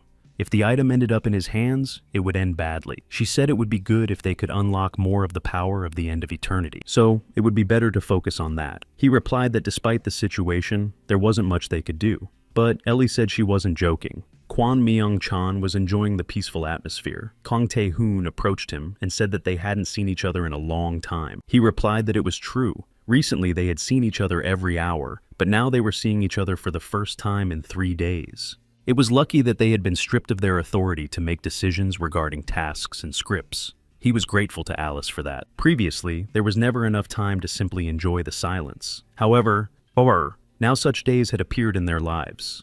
They learned about the incident. Kwon didn't understand why such accidents were happening on their continent. Kong Tae-hoon agreed with him. They had to suffer. But it seems that something happened in the area of the world tree. It's just difficult to determine the circumstances. But they don't need to figure it out. The response team is tired of customer requests. Kong Tae-hoon asked what work his department would be taking on. Kwon replied that they first needed to hear from headquarters. The scenario department was an important part of game development. They went to the request department and asked what was going on. The employees said they should take a look at it. The director replied that he was aware of the problem with the world tree, but that it was not worth worrying about. But when he saw the angel on the screen, he was surprised. Before that, Ellie had suggested an idea. She asked to borrow his body for a while. In this situation, her arrival would be the best solution to the problem. Ju-yoon asked if she would appear in her true form. But in that case, the number of virtue points spent would be significant. He believed it would be easier to call Tan. It would be cheaper. He would make him calm down. Jae-yoon apologized and explained that he didn't have many virtue points left. Therefore, he would not be able to fulfill her request. She asked if he really thought she was going to use the points he had. He asked how else she could do it. Ellie said that how could she descend from heaven with the virtue points he had? It would be difficult for him to even summon her spirit with such a small amount, not to mention a brief personal meeting. No matter how you look at it, her body is very expensive. But he shouldn't worry about that. It had been her plan from the beginning, so she was going to take full responsibility for what happened. The only thing she asked was that he lend her his body for a short time and take on the role of mediator. In the end, Ju-yoon agreed. He said that whatever happens, he has nothing to do with it. Ellie told the monster that he should have let himself be destroyed, but he dared to defy his fate, so he must understand clearly where his place is. She called him a worthless tool of vile flying mice. The audience watched everything that was happening. They couldn't believe that an angel could speak so arrogantly. Ellie was determined to destroy the evil of the end of eternity. She attacked him, and Ju-yoon said that she was the true power of the end of eternity. Isn't that cheating? He is amazed by her incredible power. But using the same item, there is a huge difference. Jae-yoon believes that this is at least the descent of an angel to Earth. He cannot even imagine what she did during the battle between demons and heavenly beings. The sword, having lost its power, absorbed the life force of its bearer. Ellie said how dare he even resist. She called it a piece of iron from flying bats and said that it was very presumptuous of it. As is well known, there is no demonic sword that cannot be broken after 10 blows. So, she wants to see how long it will last. Seeing how she was fighting with the sword, Ju-yoon realized that this was completely different from skill. These objects of the gods were incredible, but the sword continues to resist despite her blows. The end of eternity receives an endless supply of divine power from Michael. Therefore, it is only a matter of time before she destroys it. Ellie delivers the decisive blow and finally defeats the sword. She thanked Ji-yoon for helping her fulfill her long-held dream. She would never forget the favor he had done for her. Ellie swore to him in the name of the archangel Michael. The elves cannot believe that this man has truly destroyed the bringer of doom. The elves' favor grew to its peak, and he was given the title of Hero of the Elves and Protector of the World Tree. The Demon King learned of this and could not believe that it was really happening. He believes that Ellie is to blame for the destruction of the bringer of doom. Jae-young asked Ellie if she was okay. Even if it was her, using that many points was no joke. She said she felt a little burdened because she hadn't interfered in Arcadia's affairs to such an extent in a long time, but her actions were merciful, thanks to the fact that she borrowed his body. Jae-yoon said that in that case, he could breathe a sigh of relief. He asked what she was going to do with the pieces she had collected. She replied that they needed to anticipate the appearance of evil, as these were fragments of a powerful object. The fragments must not fall into the hands of a passerby with evil intentions. Ellie had just the right use for them. Tang returned and asked her if she really wanted to fight him. She had destroyed the bringer of death while he was away. So he took her actions as a declaration of war. She asked if he was sure he could win now that his item had been destroyed. He no longer had the item with divine power. Ellie gave him the fragments, and he asked what they were. She asked if he really didn't recognize his own item with divine energy. Tan became even more angry with her. Customers tried to find out the location of the elf village in the broadcast, but customer service cannot disclose this information. They couldn't disclose information about the game's internal content. Kwon Myung-chan didn't expect this to go beyond his expectation. News of this event spread quickly, causing chaos. People began to go crazy trying to get information about elves and gnomes. But due to the lack of results, dissatisfaction grew. Therefore, the customer service department was flooded with complaints due to doubts about the branch's work. Kwon asked Lee Mi-yeon if it was right to take no action. She asked if the request for authority was to regulate the loyalty of elves and dwarves. He said that these powers would speed up the interracial battle, or peace agreement, that would appear in future scenarios. The two races would be able to communicate more actively with users. It was an effective solution, but they had not been able to choose this option before. This was because there was insufficient justification for such a change. The two races were competing against each other, and their survival was at stake. But if they had started friendly relations for no reason, it would have been impossible to understand. Therefore, this can be considered unlimited freedom and unlimited possibilities. Such repetition is not just a play on words. Lee Mi-yeon said that what is even more important is that such a scenario is very boring. It is a situation where one user changes the settings of two races. Everything is as he wishes. This is exactly what they could not achieve, no matter how much they wanted to. Cho So-wook is not surprised by the commotion. After all, Jong-yoon does not reveal any information about himself. That is why everyone is so concerned. An employee said that the branch sent a request for cooperation. They are asking to share at least some information about the user. The director said that this is unacceptable. Customer information is completely confidential. No exceptions, no matter who asks, even if it's God or Buddha himself. The employee said he understood. Cho So-woo is concerned that the Korean branch of Arcadia has personally contacted them. He knew this would happen someday,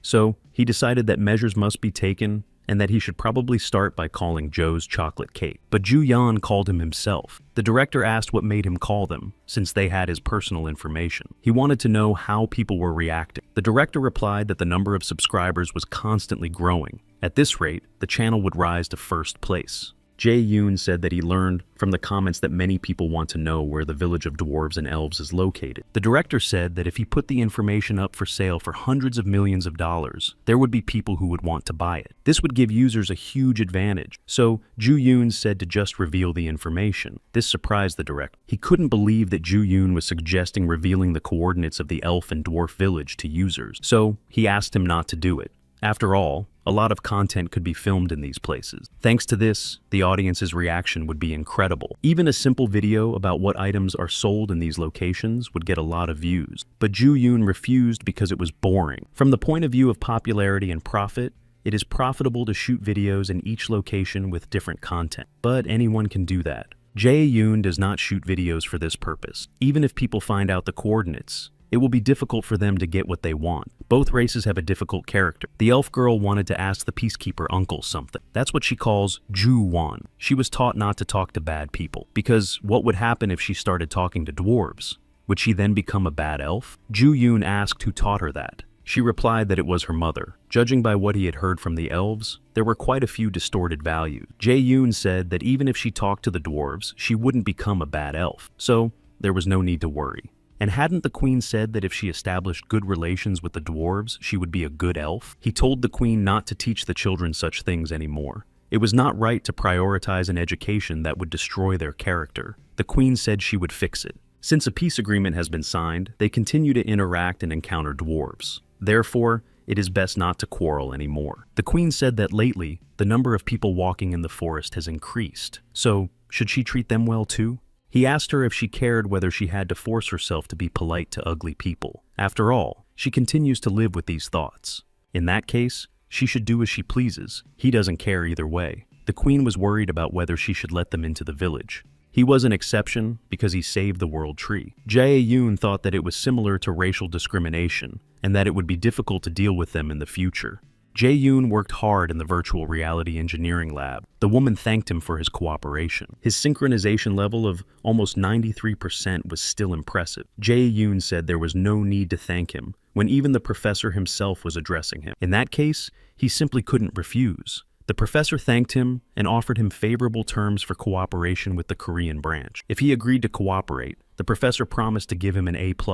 Joo-yoon thought it was worth considering. If attending the event comes with such a generous reward, the professor said that even if he was absent from his class, he would still give him an A. He didn't really want to cross paths with people from Arcadia, but the conditions were quite tempting, and his identity would remain a secret. Jae-yoon said that simulation with the capsule was a simple intermittent action, like dodging a ball. So, was it really useful? The girl said that thanks to this, they collected unique data. His synchronization level rose to 99%. Much remains unclear, but if he played arcade, he would become a true gaming titan. Jae-young returned to the game and saw that Tan and Ellie were arguing. Tan said that chicken wings were for dinner tonight. She replied that she was trembling with fear, calling him a worthless mouse who had lost the divine energy item. The familiars attacked each other, and Joo-yoon asked if that was all they had been doing in his absence. Tan asked if he had gone too far. How could they do such a thing so easily in his absence? Ellie pointed out that he had forgotten how much evil he had done, and how he had destroyed the sanctuary. Tan said not to compare destruction, but she saw no difference. Ji-yoon saw a notification on the screen that the World Tree was requesting a conversation. He became curious and agreed. He felt that something was wrong with his vision. Due to a lack of strength, the tree transported him into a dream space to talk. In front of him, he saw a girl who greeted him and said that his body remained where he had just been. He asked if she was the World Tree. She replied that there were countless trees like her, but most living beings called her that. First of all, she wanted to thank him for saving her from the terrible demonic force. Jae-young asked why she had called him here. She replied that she really wanted to thank him and also wanted to know something. She said that, as she expected, she couldn't see anything, but she thought he was an important person because the leaders of the heavenly and demonic worlds were near him. But everything turned out to be much grander than she had thought. She asked him what his true nature was. After all, he was neither an angel nor a demon. At the same time, he is not a spirit or a dragon, and he has a simple human body. So, she is curious how he came to possess the power to free the World Tree. As Ji-yoon expected, she brought up the topic of virtue points. She said that he periodically receives tasks similar to missions. And does that mean that if he completes this mission, he will receive the power called integrity points as a reward? Jae-yoon said that she saw the essence of the matter. She asked who exactly gave him the missions, but he replied that he did not know.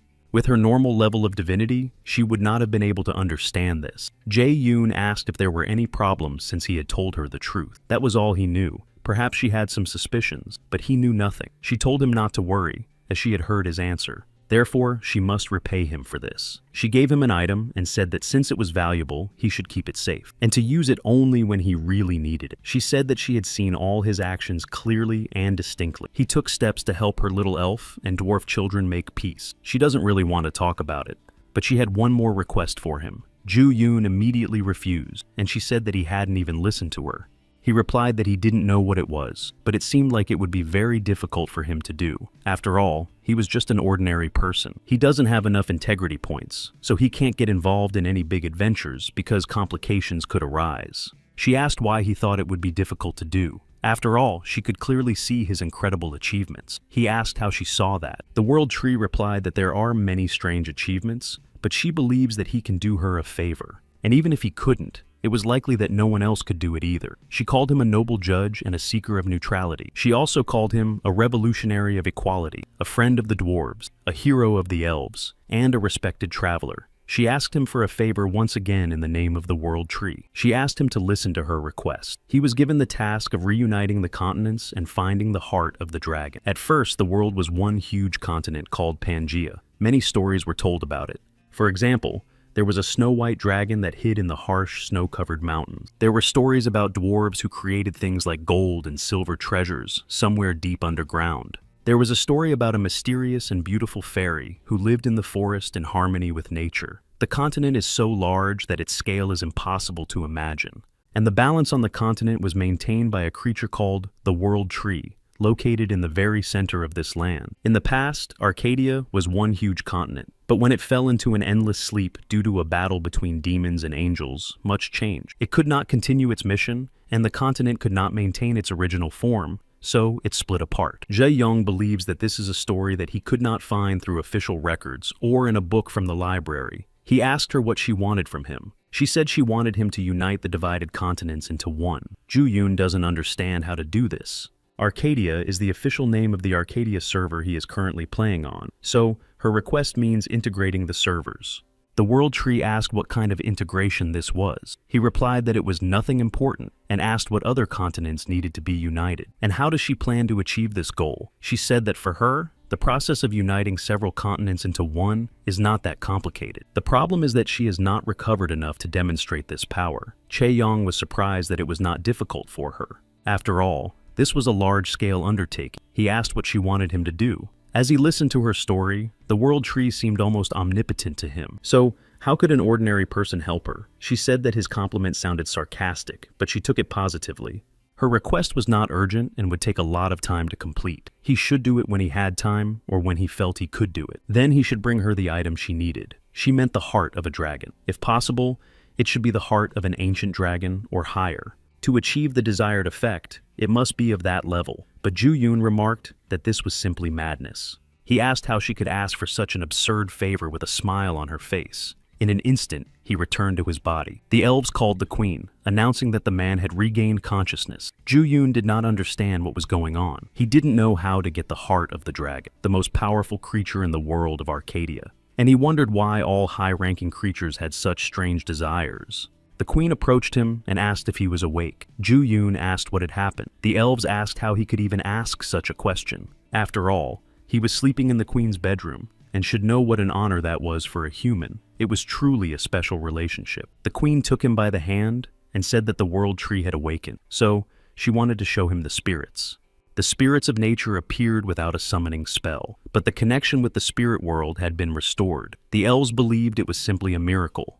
Jae-young realized that it was not a dream after all. He decided to ask Melissa if she had a dragon's heart. She was surprised by this question and did not know how to answer him. Meanwhile, all the players were searching for the village of dwarves and elves. Arcadia allows users to enjoy endless freedom and unlimited possibilities, but it does not intend to disclose any information. This statement provoked different reactions from users. They were obsessed with the search. Their goal is full of romance, with wealth and glory promised in case of success. No one can resist such temptation. Rival guilds are doing everything they can to find the village of other races. They check every task and every clue. The Queen of the Elves warned that everyone should be prepared for people to start arriving in their village soon. For a long time, their existence was a secret, and they did not communicate with ugly humans. But we must not forget their mother's savior, a representative of the human race. To repay him for his kindness, they must open their doors to establish diplomatic relations. The elf asked if it was possible to discriminate against the most ugly humans.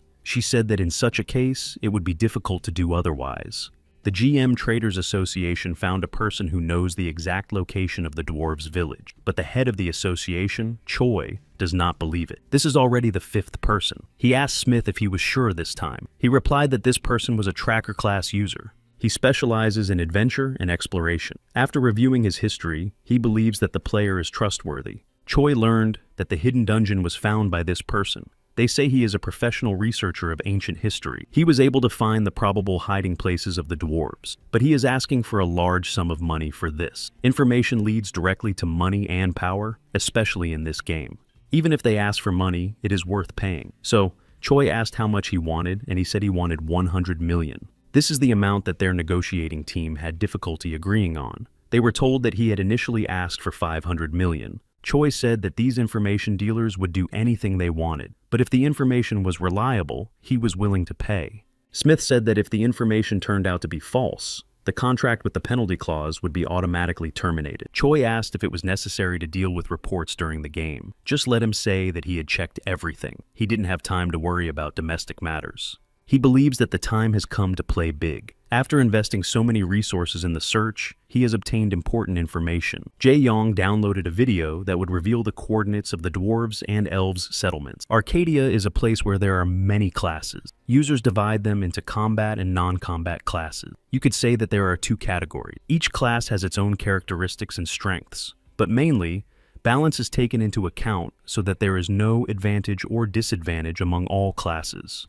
But as in all games, there are certain classes that are popular, and there are those that are avoided. Some believe that the Traveler is an unnecessary class. Their combat abilities are poor, and apart from their skills in disarming traps and finding relics, they have nothing good in their arsenal. In this class, everything depends on luck. To get a reward, you need to find valuable ruins or artifacts, and that takes a lot of time. If you have money, it's better to become a merchant. One of the players overheard two others disparaging his class. They seemed to be talking loudly on purpose so that he could hear them. His class is Explosive Adventurer. He is currently at level 72.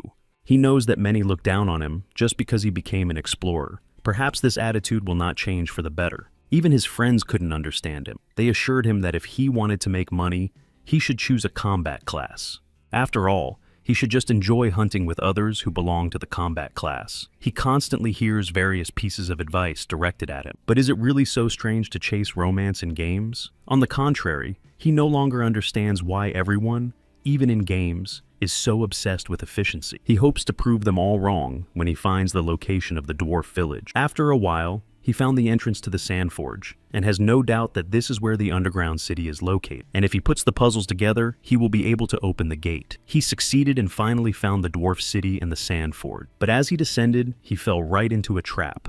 The dwarves approached him and asked how he dared to enter through their secret passage. They asked him why he was looking for their city. Did he plan to steal their work and run away? The player asked them to remove the net and assured them that he was a good person and just an ordinary explorer. But they did not want to let him go. Because he would immediately run and tell his friends about it, they decided it would be better to lock him in a deep underground cell. They wanted to make sure he never saw the light of day again. He asked how long they were going to keep him locked up. At this rate, he would be sitting there forever. But then a dwarf named Cain noticed something. Another dwarf asked him what was going on. They talked among themselves and removed the net from him. Then they apologized for what had happened. They explained that there had been an emergency and that no one could have known he was related to them. The boy couldn't understand what that meant. The dwarf said that they were always happy to welcome half-dwarves, Bostiers, who returned to their hometown, so they invited him inside. They believed that there cannot be people of their height among humans. Therefore, he must be their relative. GM Group CEO Lim Engo told manager Cho to stop keeping his mouth shut and say something. He replied that he should not call him manager Cho and asked if he still considered him an employee of their company. Even if he were his subordinate, it was still necessary to adhere to basic standards of politeness. He was now the CEO of his own company. Lim Eng asked if he was behaving this way because of the situation. Cho asked if he was referring to the absurd productivity demands placed on him. To meet the demands, the team was constantly struggling. And when the results were not satisfactory, they demanded that the team take responsibility. Perhaps it was a case of their opinions being ignored. Lim Eng said he was sorry. He made this choice for the sake of the company. Cho asked him to stop forcing an apology and instead explain the reason for his visit. So, he suggested that they review the documents. Their company wants to officially take over the management of the company he founded. This is a merger proposal. All employees will be hired, and existing employees will receive special incentives and performance bonuses. Cho So-yuk would be treated as an executive director. Lim Young-ho thought these were good terms. He and other employees can continue working at their company as usual. They will not interfere with the system and guarantee complete autonomy. Cho So-wook asked if this was all because of Joa's chocolate cake. As he expected, everyone was snooping around trying to find out more about their client. And their company, which loves dirty games, couldn't stay out of it. So, Cho So-wook simply fired him. He tore up the document and said that even at gunpoint, he would not hand over his client's information. Lim Young-ho said he was making a mistake. Many companies are looking for information, and he won't be able to hold out with just one video where the village was found. Cho So-wook said that he seemed very jealous and was checking the published videos carefully. Their company was working hard on it. After the location of the dwarves and elves was revealed, users began to go to their villages one after another. This divided their opinions. The elves were obsessed with appearance, and the dwarves with height. Due to the entry requirements, a culture of verification arose among the players. Players who managed to infiltrate the two settlements began posting videos of their findings. These were high-quality items created by the dwarves and magic spirits that were the secret of the elves. Gradually, the method of obtaining unique classes was revealed. They could only be obtained through contact with these races. Players discussed their desire to become spirit masters. For some, it was a childhood dream. Others were delighted that they had become jewelers. Precious stones could be added to the items. Dwarven weapons began to sell rapidly. The distinctive features of the two camps competed fiercely with each other. But the conditions for entry were limited. Users had no choice at all. These changes affected not only users. Information spread rapidly, and the winds of change began to blow across the continent of Arcadia. Players shared their impressions of the dwarves' items. Everyone wanted to get them. And the Black Dragon of Darkness also sent a delegation to establish friendly relations and set up trade networks. She wanted to see the dwarves and elves with her own eyes, but couldn't leave due to her royal duties. It seems she became the ruler of the kingdom of Maron for nothing. The news reports that a virtual reality gaming company has created settings to discriminate against users. However, it has not expressed its exact position because users are offended by the creation of offensive content. Jae Yong realizes that the world has changed a lot if a computer game is being discussed in the news. He wonders if he is the one to blame for the situation. Looking through all the posts, he sees that almost all the events in Arcadia are related to him. He did not think that things would turn out this way. He believed that the events connected to him would be lost among other events. But this also bothered him because he was only following his personal mission. He was curious about what the developer who created the Bard of Anarchy class was doing. Therefore, he wanted to meet him face to face. But what's the point now that he knows everything? He still needs to feed himself. Returning to the game, he received a notification that the mission was complete. The entire continent learned about the second race that had long since disappeared. Having received integrity points, he feels more confident, but he is interested in how to use this item of mythical rank. It gives an incredible boost to his stats. Such an item could make everyone's eyes pop out of their sockets in amazement, but he doesn't understand what this philosophical stone is. Considering that this is Arcadia, the item must be valuable. He wondered if there was anything similar to the profession of an alchemist in this game. Then he remembered Tan, and didn't understand where they had gone. Usually after he returns, they constantly fly around him and start buzzing in his ear. Zayong noticed the elves. They caught a player who had secretly entered the sacred domain of the World Tree. The player asked why he couldn't go in, since he wasn't that bad looking. But the elves said he looked disgusting. Ju Yoon asked Tan and Ellie what they thought of the man. Tan said he was ugly. He would give him 4 points out of 10. Ellie said he could get a maximum of 2 points. Tan said she was being too stingy with her rating. She said that maybe their standards were too low. In fact, that's how it is in the demon world. Tan called her very rude. Ju Yoon noticed that they got along well, but only when criticizing others. After that, Tan tried to restore the destroyed item, but it was beyond his power. If that's how things turned out, there was nothing he could do. He decided to take the sword to the demon world first, and then look for ways to restore it. Jae Yoon asked Tan if he knew anything about the dragon's heart. Tan wondered why he was suddenly asking about the hearts of those lizards. Ellie was also curious why he suddenly started looking for the dragon's heart. He replied that the World Tree said she needed it, and asked him to find it. If something like that existed in heaven or the demon world, he thought it might be possible to buy it with virtue points. Tan remarked that it seemed he still did not understand how the world worked. Such things could not be obtained just like that. Ellie agreed that it was very difficult. Even heavenly beings find it difficult to find. Tan said he didn't know about other parts of the body, but the heart was a completely different story. This organ generates magical power on its own. The effect of this generation is enormous, but what is more interesting is that there is no limit to how much magical energy can be stored. When dragons realize that their lives are coming to an end, they return the mana accumulated in their hearts back to nature. In other words, the heart of a dragon that has died naturally dissipates into nature and cannot be obtained. Jae-yong asked if they meant that in order to obtain the dragon's heart, they would have to destroy it. Tan said that he would have to find the nest, destroy the dragon, and take the heart with his own hands. Ellie said that this was the only way. Jae-yong understood the difficulty of this task. Tan said that even if someone strong was summoned, it would be very difficult to complete the task, even with a newborn dragon. A high-ranking angel could not be sure of victory. Ju Yoon asked if it was possible to capture an ancient dragon. Tan said that it was not entirely impossible, and suggested trying first. The ancient dragon was at least 8,000 years old. If it enters the body of its master, he will have to take items of divine energy with him. The main thing is that there are no other lizards. Then victory could be achieved in a minimum amount of time. This would require more than 123 million points of integrity. Jae-yuna was surprised by such a huge number. Tan asked if he even knew what impact the destruction of the dragon would have on the entire continent of Arcadia. An ancient dragon is something like a lord. Ellie said that if she had joined the battle, he would have had to spend 150 million. And that was the minimum. But the heavens cannot participate in the destruction of a dragon. Ju-yoon thought that there was logic in their words. This is the strongest monster. If you take all the continents, there are no more than a few dozen of them, and he was going to hunt a creature of Lord rank. The matter was not urgent, so he could think about it later. Tang asked if he still planned to catch it, and why he was even listening to them. Tan asked where he planned to go now. Chae-yong replied that for starters, they would return to the village far from the rumored desert, in the dwarves' territory. Tan asked why he suddenly decided to go there. He replied that he had arranged to meet a friend there. After leaving the game, he talked to Lim at the university, who asked him where he was playing now and promised to keep it a secret from everyone else. He asked him what he was doing and if he had completed all the quests he had at the time. After class, he also asked him questions. He told him that he had received a rare item, but it wasn't for him, and he would need it sooner. Jae-yoon probably had many better items. Lim Jae-yong asked if he could help him at least once. He would consider it an honor for his family. Jae-yong agreed and said he would help, but asked him not to ask him about everything anymore. Lim said he promised and couldn't take his words back. He replied that he would take him to the dwarf village first, because he had never been there before. This news surprised Lim. Jae-yoon asked what the problem was. He replied that he just wanted to go see the elves because he had heard that they were beautiful. That's why he wanted to see them with his own eyes. But he said that if Lim went there, he would be immediately expelled without even being allowed to take a step. Lim asked why. Jae-yoon replied that he should listen to him because he was clearly one of the dwarves, but he couldn't go into details. So he told him to just wait for him in the village near the rumored desert. After that, Jae-yoon returned to the game and decided to warn Tan and Ellie.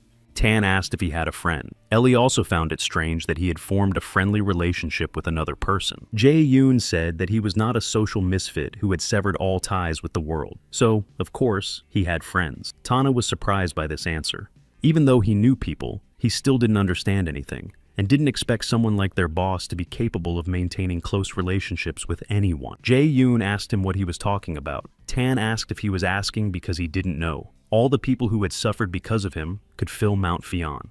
Tan thinks that he wore a mask so that other people wouldn't catch him. Jae-yoon asked him to stop talking nonsense and move on. Ellie asked if they would be able to see the child again if they went to the desert. She meant the child who carried out the will of the volcano. Jae-yoon asked if she was talking about the simpleton, then corrected himself and said the boy with the hammer, adding that it would be interesting to see what he was doing. They would go there first and then see how things were, and maybe visit him. He was also curious to find out how everyone was doing there. In the village in the middle of the desert, a caravan of camels is gathering to go to the dwarf city. Some players are selling ice crystals that protect against heat stroke. A guide who knows a short way to the village is about to leave. This will help prevent scorpion attacks and allow them to reach their destination safely. In the village, they will find equipment made by the dwarves. The desert is quite lively now. There are many players here, but as before, there is a lot of sand and dust. The players have rallied together and come up with the right strategy, but the collective mind frightens Ji-yoon. Tan asks if the person he is going to meet is as special as he is. Ellie is also interested in whether he has any decency points. Ju-yoon remarks that they seem to be obsessed with decency points. Then he pointed to a player and said that this was his friend. He approached him and asked if it was him. Lim asked how he knew his real name, but then he realized that it was his real friend standing in front of him. He couldn't believe that Jae-yoon had actually come, but he asked him to lower his voice a little. He explained that he was so surprised that he couldn't help himself. Jae-yoon asked him not to call him by his name if possible, because he had given him his word, and then he said he would have to use it. He put on a mask to hide his identity. Then he asked Lim to call him Resdio from now on, because that's how he looks to others. Lim Jae-yong said that was very cool. He noticed that not only his face, but also his character's name had changed, and asked how he was able to do that. It must be some kind of skill, but neither masking nor makeup can change a face so perfectly. Jae-yong said it was the effect of the item. He asked him not to stand so close, because he didn't like being touched by men. Then he suggested they go to the city. Lim said that while he was waiting for him, he found out how to get to the dwarves. Ju-yoon asked how he chose that route. He said that the GM guild was leaving now. If they followed it, they could get to the city, and the departure time was perfect. Realizing what kind of guild it was, Ju-young wondered why he had chosen it. He had a rather bad relationship with them back when he was staying at Duke Birchin's residence. Therefore, if possible, he would prefer not to get involved with them again. First of all, because they have enormous influence in the real world. So Ju Yoon wondered what to do. Lim asked him if there was a problem. He asked him if this was the only guild going to the dwarf city in the near future. Lim replied that there was one more, but it was a small and little-known guild, so it wasn't very trustworthy. Jae Yoon suggested using the services of that guild. He explained that he had a bad relationship with the GM guild. If something went wrong, he would simply use spiritism. The news of his poor relationship with the guild surprised Lim, but he didn't expect anything less. Jae Yoon said that he felt a little uncomfortable, so he would keep quiet. The little-known guild charges 20 silver coins per person to transport people to the city, and GM takes 1 gold coin from each person. Tan asked who this person was. After all, they were talking about his friend. If he was useful, Tan would have bound a demon to him and used him. Ellie agreed that he looked too simple. She hoped that his friend was a talented person who could carry out the will of heaven on the continent. He asked if the two of them considered his friend to be some kind of expendable material. Chae Yong approached the guild representatives to arrange the trip. Introducing himself, he said he was counting on them. Guild leader Apple Pie and vice leader Lemon were grateful that they had used their services. They had prepared everything necessary for the journey to go smoothly. Therefore, they would be able to reach the dwarf city within 3 days without any problems. Chae Yoon said that he was interested in another question. He asked if they knew each other in the real world. This was because they had similar nicknames and outfits. They said that they had recently tied the knot and were now husband and wife, but they didn't want to draw attention to it so as not to seem reckless. Jae Yong thought that was really reckless. Lim said he envied them and also wanted to play with his girlfriend in the future. To get to the Sandforge, you have to go through the Rumor Desert. It is extremely hot during the day and very cold at night. The endless desert has caused many adventurers to lose their way, but there was an even more serious problem than these things. It was an incredibly powerful monster, close to or equal to level 160. It was a giant desert scorpion. The higher guilds that crossed the desert chose to avoid the monster. The caravan always includes an explorer who senses danger. He finds a way around it. Mages who specialize in freezing to prevent the scorpions from moving are also part of the caravan. They freeze the monster during battle. But there is another participant who buys time for the caravan to escape. He is an experienced warrior. He is the one who pushes the monster to its limits. This combination has become the standard, taking into account the minimum requirements of each guild. Jae Yoon and the guild members encounter the scorpion. These creatures are attacking them for the 3rd time. The guild leader tells the mage to prepare ice magic, but the mage replies that it is impossible because his mana has not yet been restored. Lim asked what to do because if they died here, they would receive a huge fine. Jae Yoon replied that they were not yet destroyed and should observe. As he had expected, apart from the couple, most of the guild members were characters. At this rate, they were doomed. The guild leader, Yabluchko, told everyone to retreat, but a guild member said that the scorpions were very fast and they couldn't escape. They had no choice but to leave all their belongings behind. That would make it easier to escape. Yabluchko couldn't believe that this was really happening. It seems that this is not the place they should have come to. He cannot just stand by and watch everything be destroyed and wants to save at least some of the valuable items. So, he faced the monster, but Lemon tried to stop him because it was dangerous. Chae Yoon arrives just in time and uses his freezing magic to stop his opponent and protect the guild leader. He said he didn't expect much, but doesn't he think it's too harsh? Yabuchko doesn't understand how he did it.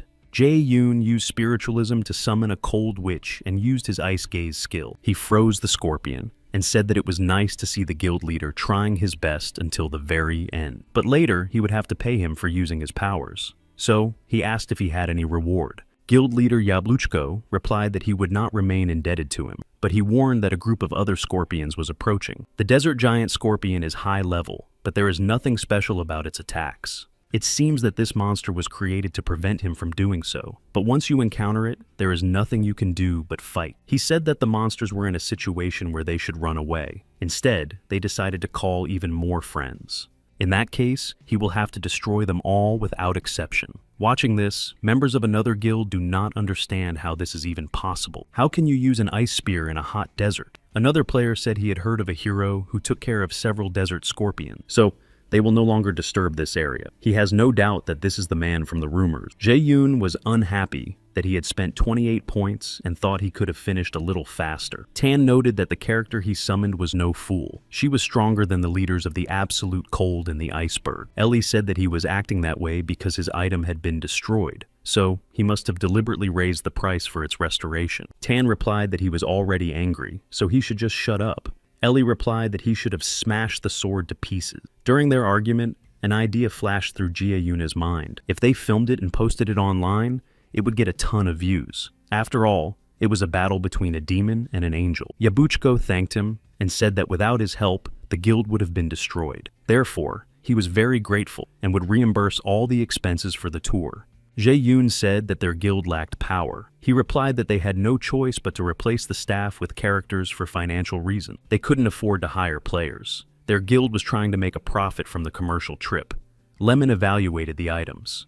The loss rate is 54%. Yabuchiko told Ji-Yoon that he had probably lost trust in their guild, but would stick with them until the end. For this, they will give him a reward as their companion. He makes the offer as the head of the guild, and is counting on him because he wants to see it through to the end. Jae-Yoon thought that it was quite close to the city from here. These people made a good impression, so he would have nothing to lose by joining them. But he doesn't want to be a bodyguard without any benefit for himself. So he decided to take it as a gamble, and it would be interesting. Therefore, he agreed to the offer to continue on their way together. The guild leader thanked him for this, and they moved on. When they reached the dwarf town, Lim Jae-Young was glad that he had survived. Lemon was also glad that everything had turned out well, despite the scorpion. Yabuchiko did not expect Chae-Yoon to know the geography of the desert so well, and it was surprising that he had not heard his name before. Chae-Yoon replied that he was not an outstanding player. They saw the GM guild, and the guild leader said that their caravans were always well equipped. The guild immediately made its presence known.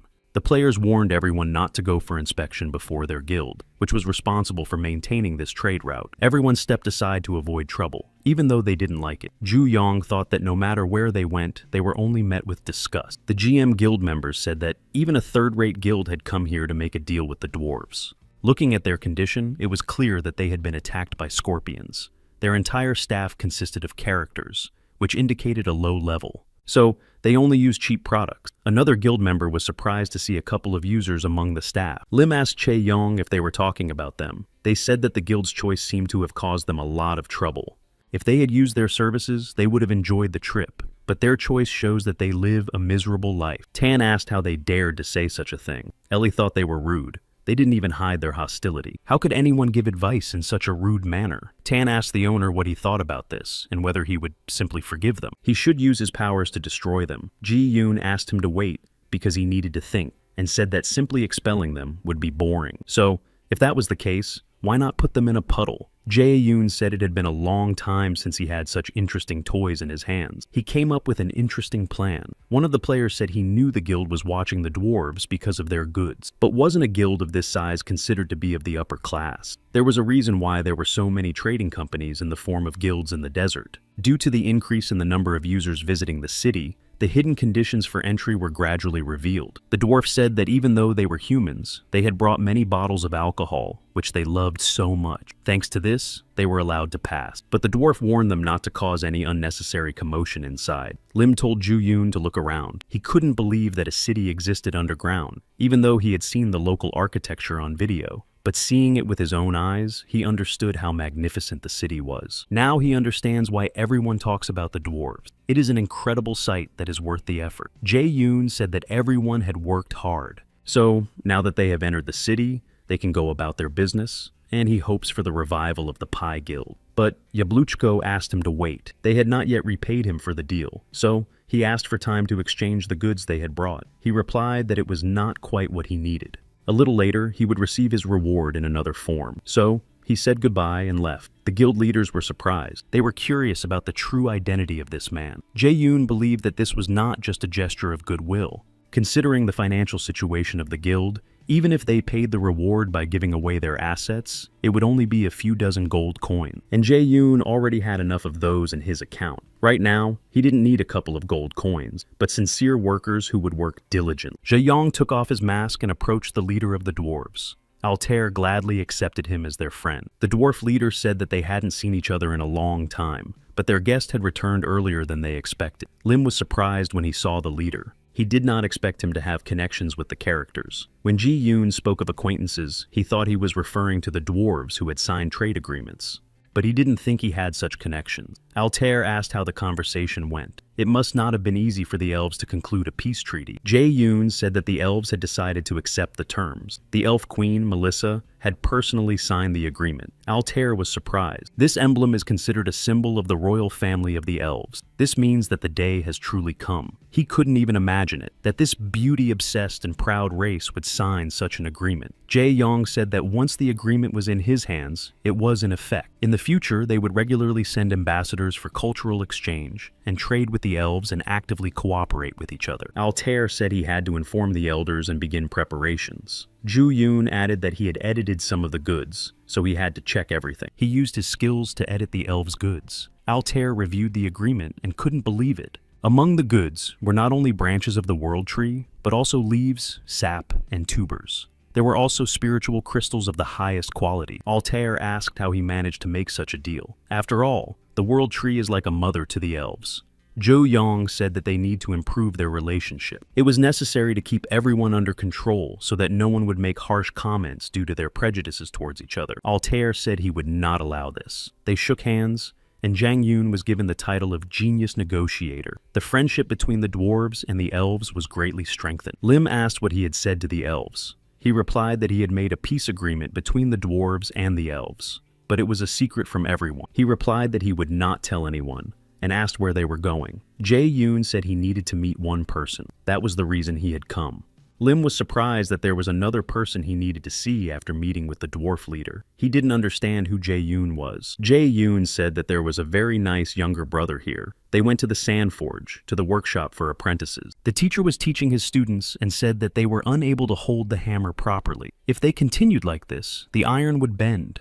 They really had problems controlling the strength of the flame. How dare they call themselves representatives of the Great Dwarf Clan? The teacher said that today everyone had to work until they finished, and that they would not get any food until they made something he liked. He asked Hentak if he really thought it was a dagger. How many times did he have to explain the basics to him so that he would do it right? He has no useful skills except for extracting iron, but that's below what he expects from him. Hentak apologized and said he would do it all over again. The teacher said that if it weren't for Mr. Dex's request, he would have already kicked him out of the smithy. Hentak was very confused and wondered if he should really do it.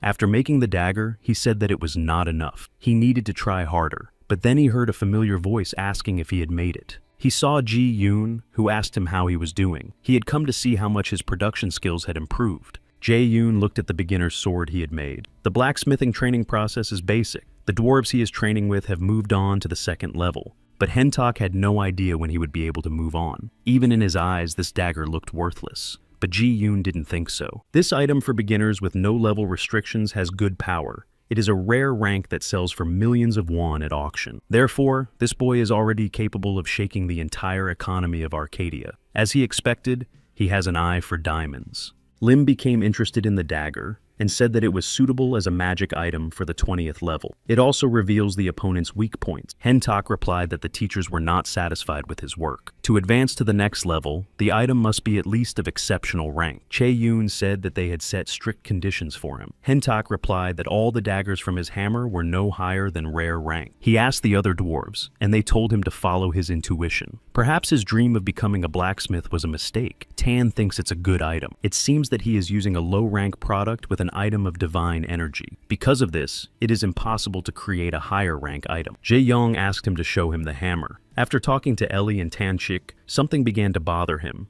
and it was exactly as he thought. He asked Hentak what he thinks about when he is forging a dagger. He replied that he doesn't even know what to say, and just does his job. Jae Yong told him to think carefully about whether he really put his heart into this dagger, or if he just thought of it as a training process.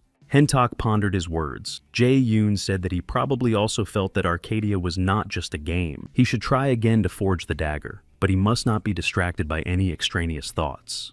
He needed to think only about making the best item in the world. Hentak realized that he had to put his heart into it. After that, he immediately got to work. Lim said that judging by the gleam in his eyes, he didn't think it would be over in a few days. Therefore, he suggested that he leave. Jae Yoon apologized to him and said that he would have to go first.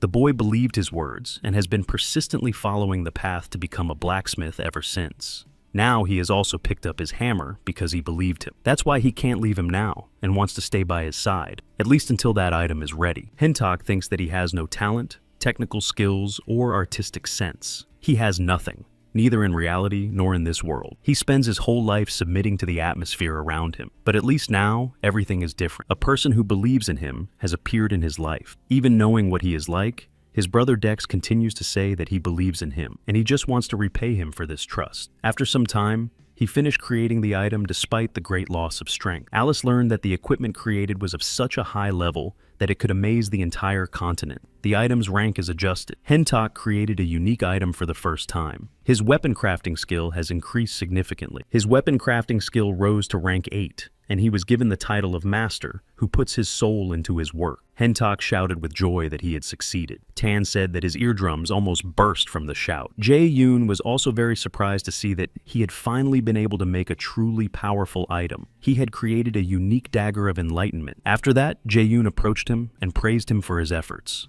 Alice informed the creator of Arcadia that a user had appeared who had created a unique item. But according to the plan, this should have happened at least a year later. This rank was awarded for meeting the relevant rating criteria. Jack, the creator of Arcadia, was surprised that it took a whole month to make a dagger. When it comes to passion for one's work, he is willing to believe in such a result. The player also used Vulcan's hammer, so he didn't cheat, and there is no reason to punish him, but it seems to him that he quickly understood how to use the item of divine energy. Alice said that the Bard of Anarchy helped him with this. It's hard for Jack to say this, but he thinks Dexa is really good at game. This profession went to the person who is most suited to it. Jack was prepared for such a turn of events, but he did not expect it to overturn the system, especially in such a short time. In addition, he restored the world tree. Jack asked Alice about the chance that this guy would start the Pangea scenario. The probability of activation is almost 93%, with an estimated time frame of 1 year. Jack thinks this is a big problem.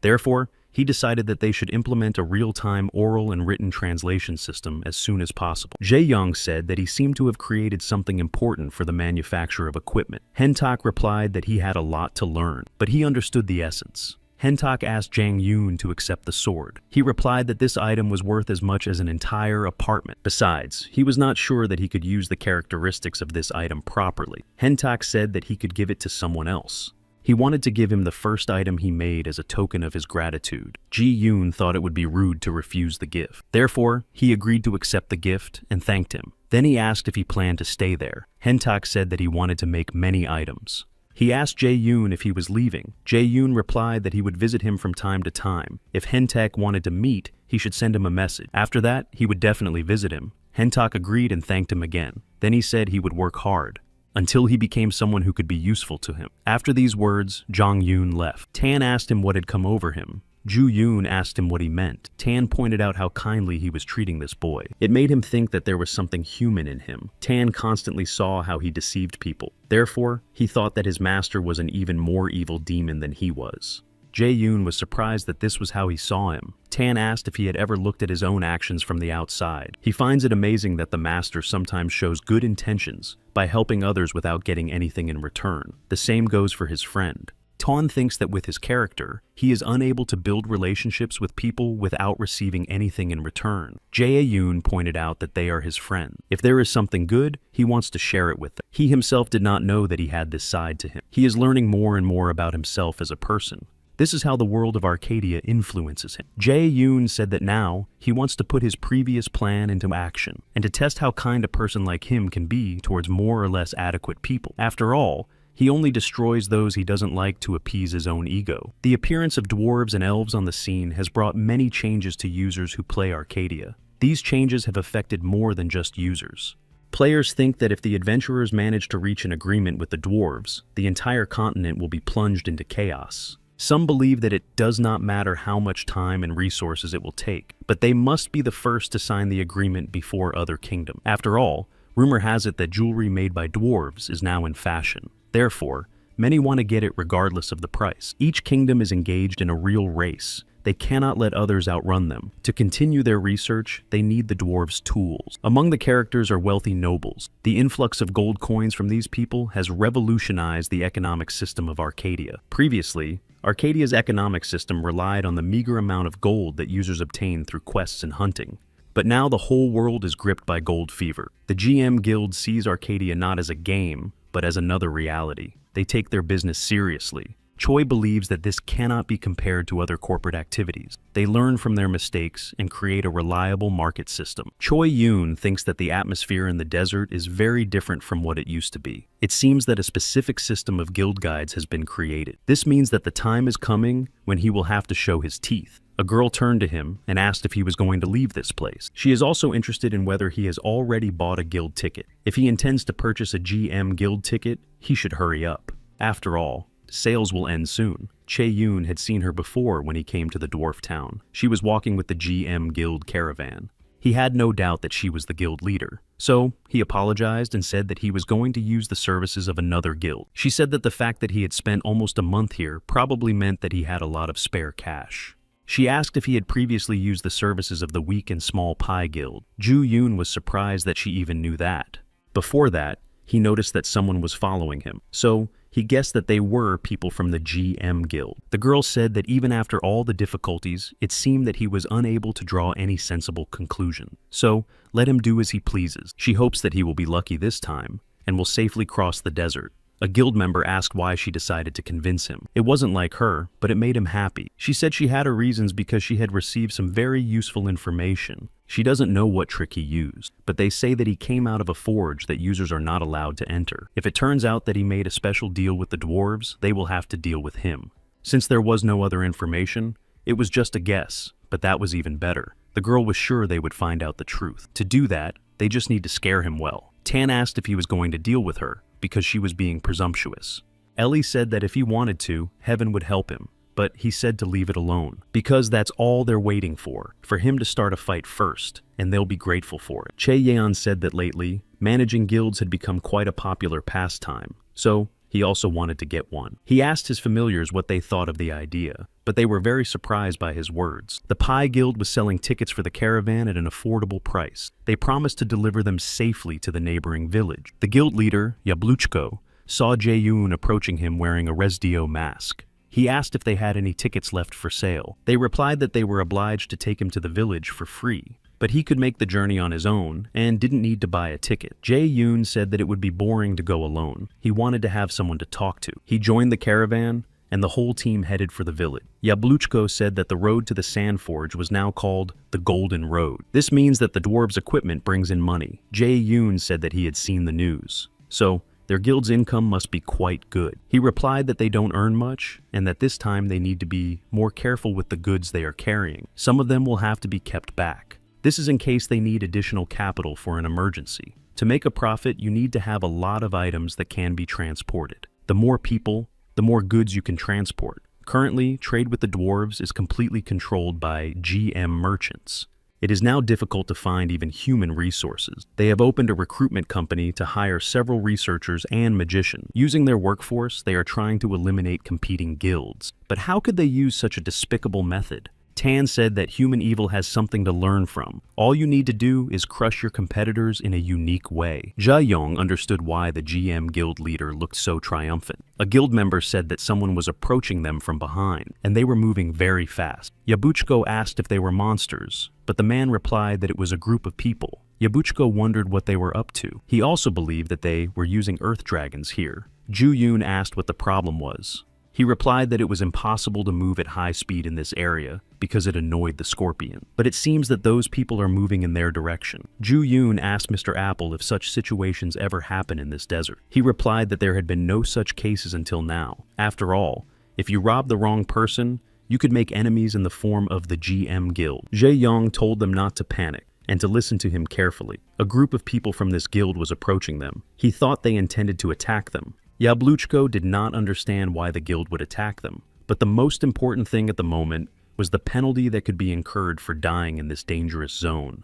Because of this, all rights to the items obtained will be lost. So, if he doesn't survive, he will be bankrupt. Yabluchko said, "Do they really think that just because they are a large corporation, they can do whatever they want? How dare they disrespect the weak? And don't they think about the consequences at all?" The man said that they were not from the guild, but just simple bandits. But Yabluchko did not believe him. He said that they would not fall for their cheap acting. Apart from the GM guild, No other organization would risk traveling through this desert. The girl told him that such a statement was too dangerous for such a weak guild. How could he express suspicion towards a large company? He needed proof. If he were taken to court, wouldn't that complicate his real life even more? Another guild member said that the only players left were simpletons who used the services of such an unsuccessful guild. Instead of wasting time on this nonsense, he would be better off joining a normal guild that was firmly established. Jae-yoon asked Apple if he was currently unable to defeat them. He replied that he couldn't fight them back right now. So Ju-yoon asked if he would like to receive an investment. Yabluchko asked what he meant. After that, Ju-yoon used spiritualism and summoned the Knight of Honor, Farhan. The members of the GM Guild did not understand what was happening. They thought that the guy was a crusader. The guild leader thought that her intuition had not failed her, and that the guy was indeed dangerous. Therefore, she wanted him to show his true colors. Ju-yoon turned to Yabluchko and said that he had said that the GM Guild was abusing its power. So, in that case, would he like to get back on his feet with his investments? He meant to become the largest guild in the history of Arcadia. He took off his mask of deception and showed his true face. Apple immediately recognized him. The GM guild members also knew that this was the player who had won the bamboo stick battle. Jae-young addressed them and said that it was time to teach them a lesson. The guild members did not understand how he became a Dex player. After all, they had checked his name. The guild leader realized that they had provoked a very important figure. A member called her by her name, Nuna, and asked what they should do now. She replied that there was only one enemy and that the situation was different now. Compared to what happened during the battle with bamboo sticks, she said not to give him a single chance and to destroy him immediately. One of the participants used his skills to activate a debuff. Jae-young immediately realized that he was facing a strong opponent. Quick changes between buffs and debuffs that were perfectly timed for the attack. This was to be expected from the guild. The guild members were on a different level, but he asked for forgiveness because Farhan was a crusader specializing in defense. That's why he blocked all their attacks, and they couldn't believe it because the buffs were applied correctly. They don't understand what kind of defense he has. Jae-young asks if they don't know that paladins and crusaders specialize in defense from the very beginning. So if they want to destroy him with one blow, they should bring at least 100 people with them. Nuna tried to attack him by surprise, but he noticed it in time and couldn't understand what kind of high-level restraint skill it was. He couldn't block it with Farhan's passive skill, which he didn't expect at all. Nuna told everyone to attack at once. This was because his skills were specialized only in resisting magical attacks. Physical attacks were effective. One of the attackers called him a cheater. Ji-yoon asked if he really thought so. Then he activated his skills. He asked if they were done yet, because if they wanted to fight, they should fight with all their strength. When they started, they needed to show them a clear difference, so that there would be no backlash. Nuna didn't understand what difference their skills made in this situation. The guild members said that it would be difficult for them to defeat him, so now it would be better for them to retreat. She believes that they have lost their ability to think clearly. How can you run away when fighting such a monster? Jae-young said that he gave them enough opportunities to strike, so now it was his turn. He entered battle mode and activated the Burning Dawn skill, saying that, as expected, destroying people like them was the most fun. Jae-yoon eliminated them, and was surprised that he had spent so few points. He also received no decision on self-defense or penalties. Ellie asked how many points he thought she would get from fighting against nobodies. He said that integrity points varied depending on the opponent. The cost of the competition with the Scorpions was estimated at several tens of thousands. Ellie said she had given a small discount, because as an archangel, he cannot remain silent in the noble cause of judging the wicked and saving the weak. Yabluchko turned to him. He thanked him for saving them, saying that if it weren't for him, they would have suffered great losses. Lemon said he didn't even know how to repay him for his kindness. Jae-young had completely forgotten about them, but then he remembered that they were still there, so he wondered what to do now. He didn't care if other users would benefit from the deal with the dwarves and elves. But the story takes a different turn. Because the GM Guild is involved in everything, he couldn't leave things as they were, so he asked if they remembered his investment proposal, and if they would like to discuss the proposal in more detail. While the caravan crossed the desert, Yabluchko and Lemonchik talked about business management, or more precisely, how they made that decision. In short, the two were an office couple who met at work. After they got married, their company went bankrupt. Meanwhile, the online game Arcadia was released, so they put all their assets on the line to form a guild. Jae-young said that they were fired from their jobs and decided to become dark gamers. They replied that at first glance it might seem strange, but they took this matter very seriously, and they started running their business. At the same time, they didn't bet blindly, so the guild is both a job and a business for both of them. So, If they were so serious about it, Ju-yoon said he would invest in their guild. Yabucho asked what he meant, and what kind of investment he was talking about. He said he would give them the right to monopolize trade routes with the dwarves and elves. This would also help put an end to the GM Guild's machination. In this regard, they needed outside help.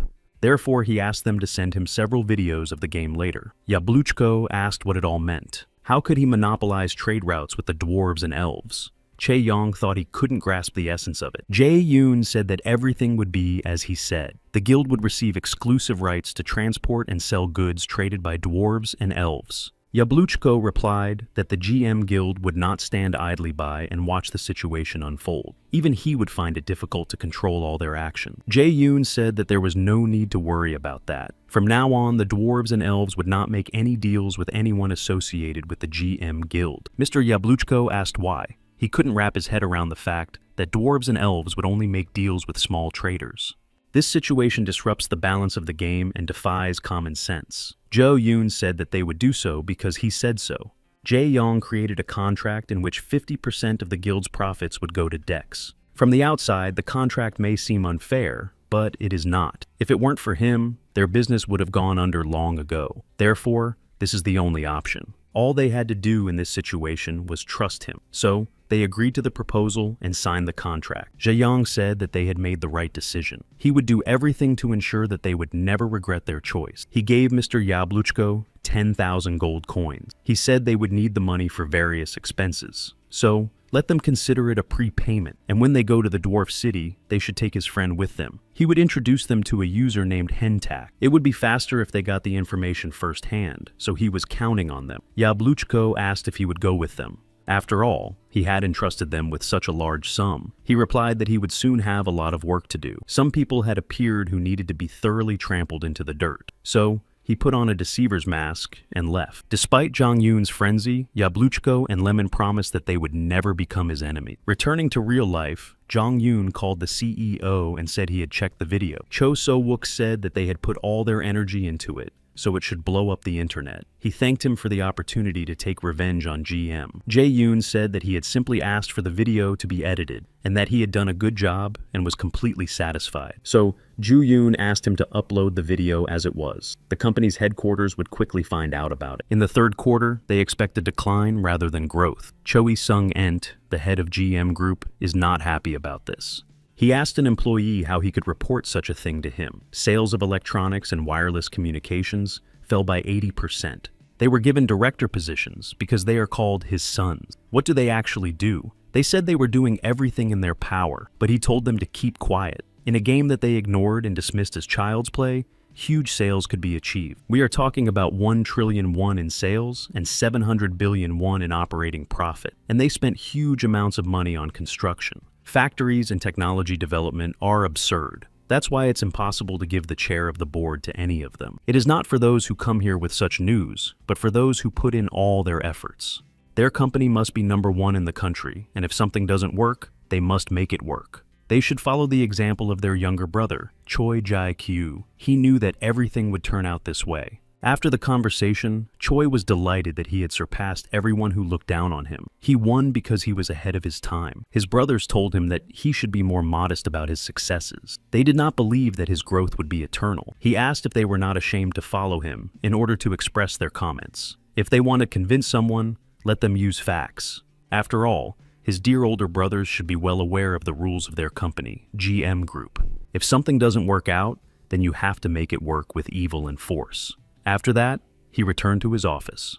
Choi was pleased that the senior management and his older brothers looked as if they had just eaten something unpleasant and did not know what to do next. Smith noticed that he seemed to be in a good mood. He replied that things couldn't be better and that he was on cloud 9. If they achieved an operating profit of 1 trillion won by the next quarter, the chair of the board would no longer be a dream. Finally, he would have a chance. Smith said he was sorry to deliver such a report at such a joyful moment. A new video appeared on the Destroyer's Everyday Life channel. Choi replied that he should not say that the video was related to them. He asked him to find out the identity of the player. Smith said he would watch the video first, so he did. The video showed a conversation between 2 guild members who were insulting those who chose the third-rate guild pie. They said that such players have a miserable life even within the game. In that case, they will never get out of the bottom in their real life. So, Let them pass their orders on to their guild, because they won't be able to fulfill them with such a small guild anyway. It seems that their product range is similar to theirs. If they continue in the same vein, they will have big problems. Yabluchko said that even if large corporations want to take control, they still shouldn't use such ugly methods. Then the video showed that people from the GM guild caught up with them and were about to attack. Their entire conversation was recorded. Many users watched the video. They shared their dissatisfaction in the comments. Choi's father found out about the video and started calling him. Choi couldn't believe that this was really happening. Choi asked Smith what was going on with the video. He said that they did not want to delete it, but if they wanted to take legal action, they should go ahead. Choi didn't like that, because he considers them nobodies who made a living off his salary. And now they're doing this because they left the company. Choi isn't going to turn a blind eye to this. Smith said that first, they need to decide what to do with the video. The facts are unknown and there is insufficient evidence. So, it is better to take the position that they have nothing to do with the incident. Choi said to blame the guild employees for everything and fire them for talking nonsense. That's why they hired so many people. He considers them useless and they have forced him to intervene personally. When he logged into the game, he saw something strange. The players were shouting that bad companies must be punished. They knew where the guild had retreated, so they had to find them. Choi asked what was going on. A player told him that users who were upset with the GM guild were attacking all at once. Because of this, 60% of the guild's personnel had been taken out of action. Choi said that it was obvious even to the naked eye. The attacks on trade routes continue, and they are trying to minimize the damage to goods. They were destroyed by desert scorpions, resulting in the loss of 2 million gold coins. Choi said that 200 billion won had vanished without a trace. In that case, they must take the dwarves and all their contracts into their own hand. The growth of other guilds must not be allowed. To this end, all available funds must be utilized. Nuna said that the dwarves are refusing to honor the agreement with the GM guild. Negotiations were not working at all, and she thought they had deeply offended them. Choi said that they were just characters, and why should he care about their feeling? She said that it is a fact that this is what caused the problems. At first, she had the same opinion as him, but their guild made a mistake. Because of that, they failed. She is even more concerned about how Dex is playing the game. All the attention in the news was on the GM group. The presenter said that the company had spent a lot of money to obtain goods in the game. The tax service concluded that these goods could be converted into yen or dollars and used for purposes other than those intended. Therefore, the service has launched an investigation and will check for illegal activities and tax evasion. Zhe Yong feels very bored. Tan said that it looks like he is going to cause trouble again. Zhe Yong asked what he meant. Tan replied that he himself had said that people who annoy him will not get away with it. Jae Yoon asked if he meant the GM guild. He replied that he doesn't really know the names, but it seems like his boss is feeling down. So what will he do this time, especially since the goblins are talking about it? Jae Yoon asked how he could be around him all the time and still know what the goblins were talking about. And how did they even find out about his decisions? Tan uses information about his master's actions as training material for his subordinates. Many of them have become admirers of the master. They admire his incredible deeds, and he would be surprised to learn how much the goblins admire him. They respect the master almost as much as he does. So, how does he feel about giving a serious lecture to the inhabitants of the demon world? That would be wonderful. Chae Yong replied that he didn't want to. After all, he lives a very decent life, despite the fact that Tan personifies evil. So, what kind of lecture could he give? Tang said that of all the people he had ever seen, he truly represented something hellish. Ellie attacked him and told him to stop confusing him. He must have forgotten that she was here as his guardian angel. It was her duty to prevent the flying mice from leading Ju Yoon down the wrong path. If he did so, she would personally go to hell to destroy his body. Tan said that she called herself an angel, but acted worse than a demon. If you provoke her, she immediately starts throwing punches. Ju Yoon smiled and thought about peace and quiet. The man said that they had reached the place where he had asked him to drop him off. He could only take him this far. Jae Yoon paid him with a silver coin. The man thanked him and asked him to be careful. He didn't know why he was going to the city, but it was considered the most dangerous and violent place on the continent. It was the 5th major region of Arcadia, Caribbean. It was a city of criminals and a maritime region teeming with pirates. Unlike other cities, it was chosen as one of the 5 main forbidden regions of Arcadia, solely because of human malice. So, it's obvious that it's full of danger. But Ju Yoon is determined to reach his goal. Therefore, he will inevitably have to face this place head-on. This is because of the task he received from the World Tree. He must discover the other continents of Arcadia to find the dragon. Ju Yun cannot believe that he is suddenly being sent to the second continent. Not all information about this continent has been revealed yet, but the system is making very unreasonable demands. He said that he came here because he trusted Tan's information network, but is he sure that it is possible to get to the second continent from Caribbeana? Tan is not sure, but the demon who shared the information said that everything was exactly the same when he was summoned 10 years ago. So, it seems that the game is worth the risk. Ju Yun sensed someone's presence and saw someone throw a stone at him. It was a boy who said that it was dangerous to walk here and that he should hurry to his hiding place because pirates were coming. Jae Yoon hid next to him and watched as the pirates passed by. The boy said they had gotten away. There is currently a conflict between factions in the city. Anyone who looks suspicious will most likely be mistaken for a member of the other faction and killed on the spot. If he gets into trouble, all the residents might be caught up in the commotion. This boy's name is Hans.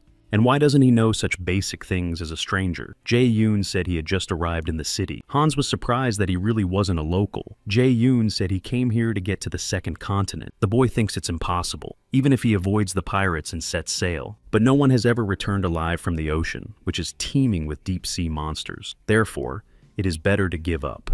There is only one person in the city who has crossed the sea and returned alive. Jae Yoon asked who he was. Hans replied that there was no point in asking if he didn't know. He was talking about the pirate king Carlos. He was the founder of the Black Pirates and a legendary figure who ruled the waters of the Caribbean. His title suggests that he has many challenges ahead of him. So, Jang Yoon asked how to find him so he could meet him. Hans replied that he was most likely locked up in a dungeon somewhere. Several years ago, representatives of various powerful groups joined forces to capture him. But this is not a man who talks to those who are not on his level. So, finding him will create even more problems. It is not easy to establish contact with him. Hans believes that Ju Yoon is not the type of person who would kill even one person. He must have taken at least 100 lives. That would mean he was on the same level as him. Ju Yoon realized that some special qualifications were needed to launch the mission, so he decided to use his title as a novice assassin. He never thought he would use this title. After using the title, he asked Hans what he would say now, and whether he was now worthy of meeting Carlos.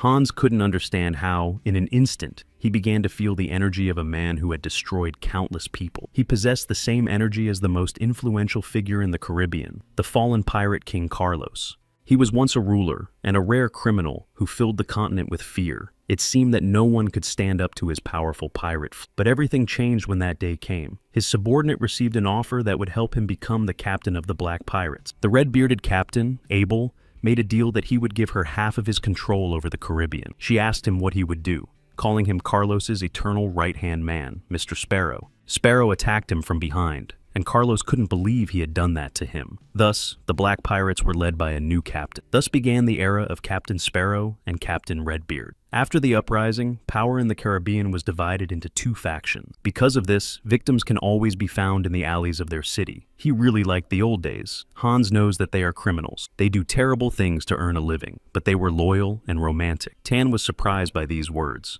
He asked if the boy was really 10 years old. After all, he talks like a 100-year-old man. Chae Yong asked if he could now meet Carlos.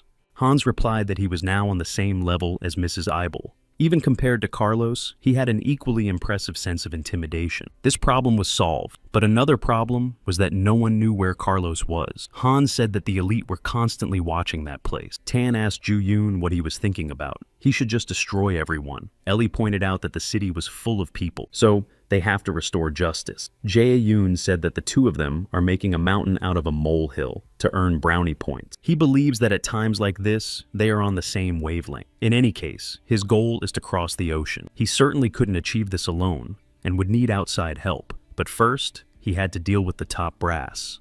Then he will be able to manipulate everyone else as he pleases. Hans asked why he was suddenly smiling so sinisterly. He admitted that it made him feel a little uncomfortable. Ju Yoon decided to use spiritualism to summon the leader of the Shadow Destruction. He had gathered enough information and decided it was time to speed things up. Hans was frightened when he saw this. The atmosphere changed again, as if a completely different person was standing in front of him. This time, he was enveloped in an endless energy of darkness.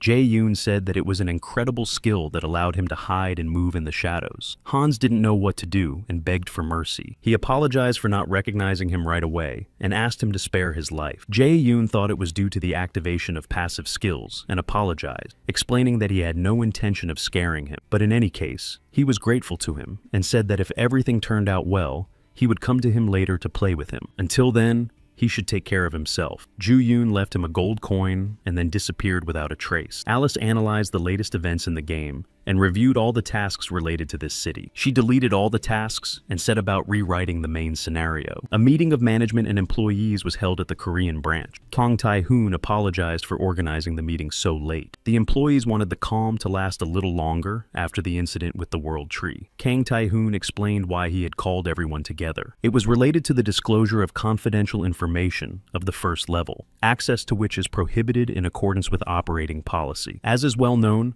Arcadia is divided into 8 continents. The Korean branch is responsible for the second zone, and each zone corresponds to a continent. A continent means a server in each country. That is why interaction between continents is impossible, because they are different servers. But it turns out that this is not the case. Caribbean City is a city of criminals where there is a task that allows the player to travel to another continent. Of course, this is difficult and special conditions must be met. An employee asked what measures the Korean branch should take in such a case. The person who gives quests related to moving to another continent is a character named Pirate King Carlos. To succeed, you must help Carlos and convince him to travel to the other continent, but he does not cooperate with just anyone. To cooperate with him, you need to have a bad reputation. Even if you complete the task that allows you to get to the second continent, it is almost impossible to fulfill the condition. Kwon Myung-chan said that this is true if you follow common sense. But don't they know anything about one character? On their second server, there is a character capable of delivering a similar blow to the server, and that is Dex. Lee Myeon said that Alice had revised the script and soon all servers would be accessible to every user. Jae-yoon found a place guarded by 4 people with level 200 and high ranks. He is almost certain that Carlos is there. As they say, you can't see what's right in front of your nose. They hid Carlos in the basement of their own storage room. Because of this, he almost wasted his time. Tan asked what he should do now. He said he had to lure him to his side. Carlos was brought food, and he wondered how anyone could eat such filth. It was a soup that only a street rat could eat. But he had to eat because he was the king of pirates and couldn't meet his end here. He would definitely get out of this place and take revenge, even if he had to sell his soul to the devil. Jae-yoon asked if he was joking when he said those words. Hearing someone address him, Carlos asked who was there. Joo-yoon said he was there. Seeing a shadow, Carlos didn't understand what was going on. He thought he was slowly going mad. Carlos asked Joo-yoon who he was. He replied that he didn't even know how to answer, but he was the one who would fulfill his wishes. He was called the devil. Carlos didn't understand what this oppressive domination was. His senses, confronted with a multitude of evil intentions, cried out in unison. He thought that he was indeed facing a real devil. Jae-yoon suggested getting straight to the point and asked him what his wish was. Carlos replied that he wanted to take revenge on those who had betrayed him. Jong-yoon said that this was obvious and a very simple wish. The Pirate King asked if he could fulfill it, and Jang-yoon replied that of course he could. After all, such a task was a mere trifle for him. He asked what the price for fulfilling this wish would be. Carlos replied that it was his soul. Tan said that was not bad. He asked if he could take his soul. Joo-yoon told him to shut up because he was ruining his mood. Jae-yoon replied that he had read too many fairy tales and did not need his soul. He wanted only one thing. He asked if he could take him beyond the endless sea. Carlos asked if he meant a new continent. The guards asked Carlos if he had lost his mind, talking to himself. Carlos told Jae-yoon that he was not the devil. He replied that he had a very close relationship with him. The king confessed that he had just returned from the endless sea. He had only heard about this story as a legend. He would devote his entire life to it. Ji-yoon repeated that he did not think there was anyone better than him. Who could challenge the legend? Carlos was intrigued by the new continent. If it was true,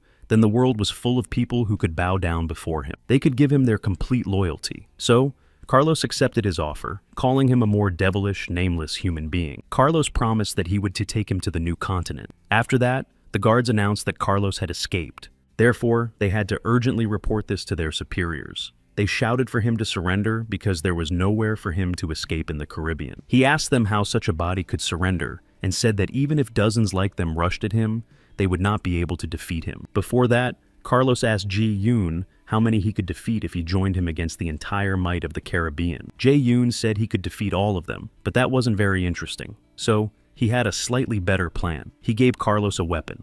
Thanks to this, he received the title of Close Friend of the Pirate King. Carlos defeated everyone and said that this was his rebirth. Jae-yoon said that it suited him and that he was glad he gave it to him. Tan asked why he gave a man a weapon using his integrity. After all, he could have defeated them himself. Jae-yoon said that was true, but this way they could keep more points of decency. Then he suggested that Tanchik take advantage of this opportunity to observe and learn something. Sometimes it is better to take advantage of something unnoticed, because it's not always best to come out from behind the scenes and do everything directly. Another opponent approached Carlos and asked how he dared to run away. At first, he didn't recognize him because he hadn't seen his face in a long time.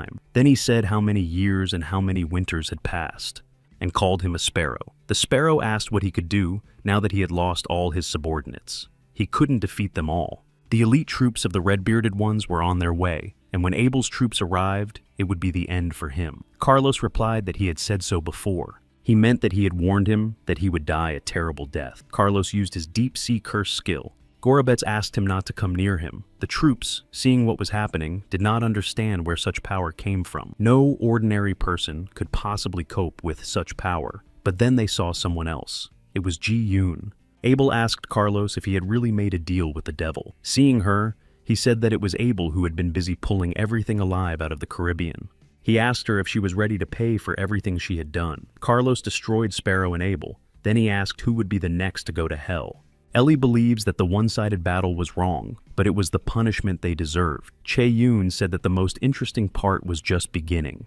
They just had to wait a little longer. Carlos asked what they were doing and why they weren't coming closer to him. None of them wanted to die. He said how dare they call themselves black pirates if they couldn't even attack out of fear. What did they do when this cowardly traitor ambushed him and locked him in a dungeon? Didn't they bow their heads before him, not even daring to protest because they were trembling with fear, just as they were now, and begged for mercy? Is that what black pirates look like? Has all the pride of the black pirates disappeared into the depths of the sea? All the pirates threw down their weapons, fell to their knees before him, and begged for forgiveness. Then they said that they were dishonoring the black pirates, so he had to destroy them. Seeing this, Ellie was surprised. Carlos said that he really wanted to destroy them all, but he would give them one last chance, and they swore allegiance to him. The Pirate King said that they would raise the black pirate flag again and spread their will, convincing the whole world of this.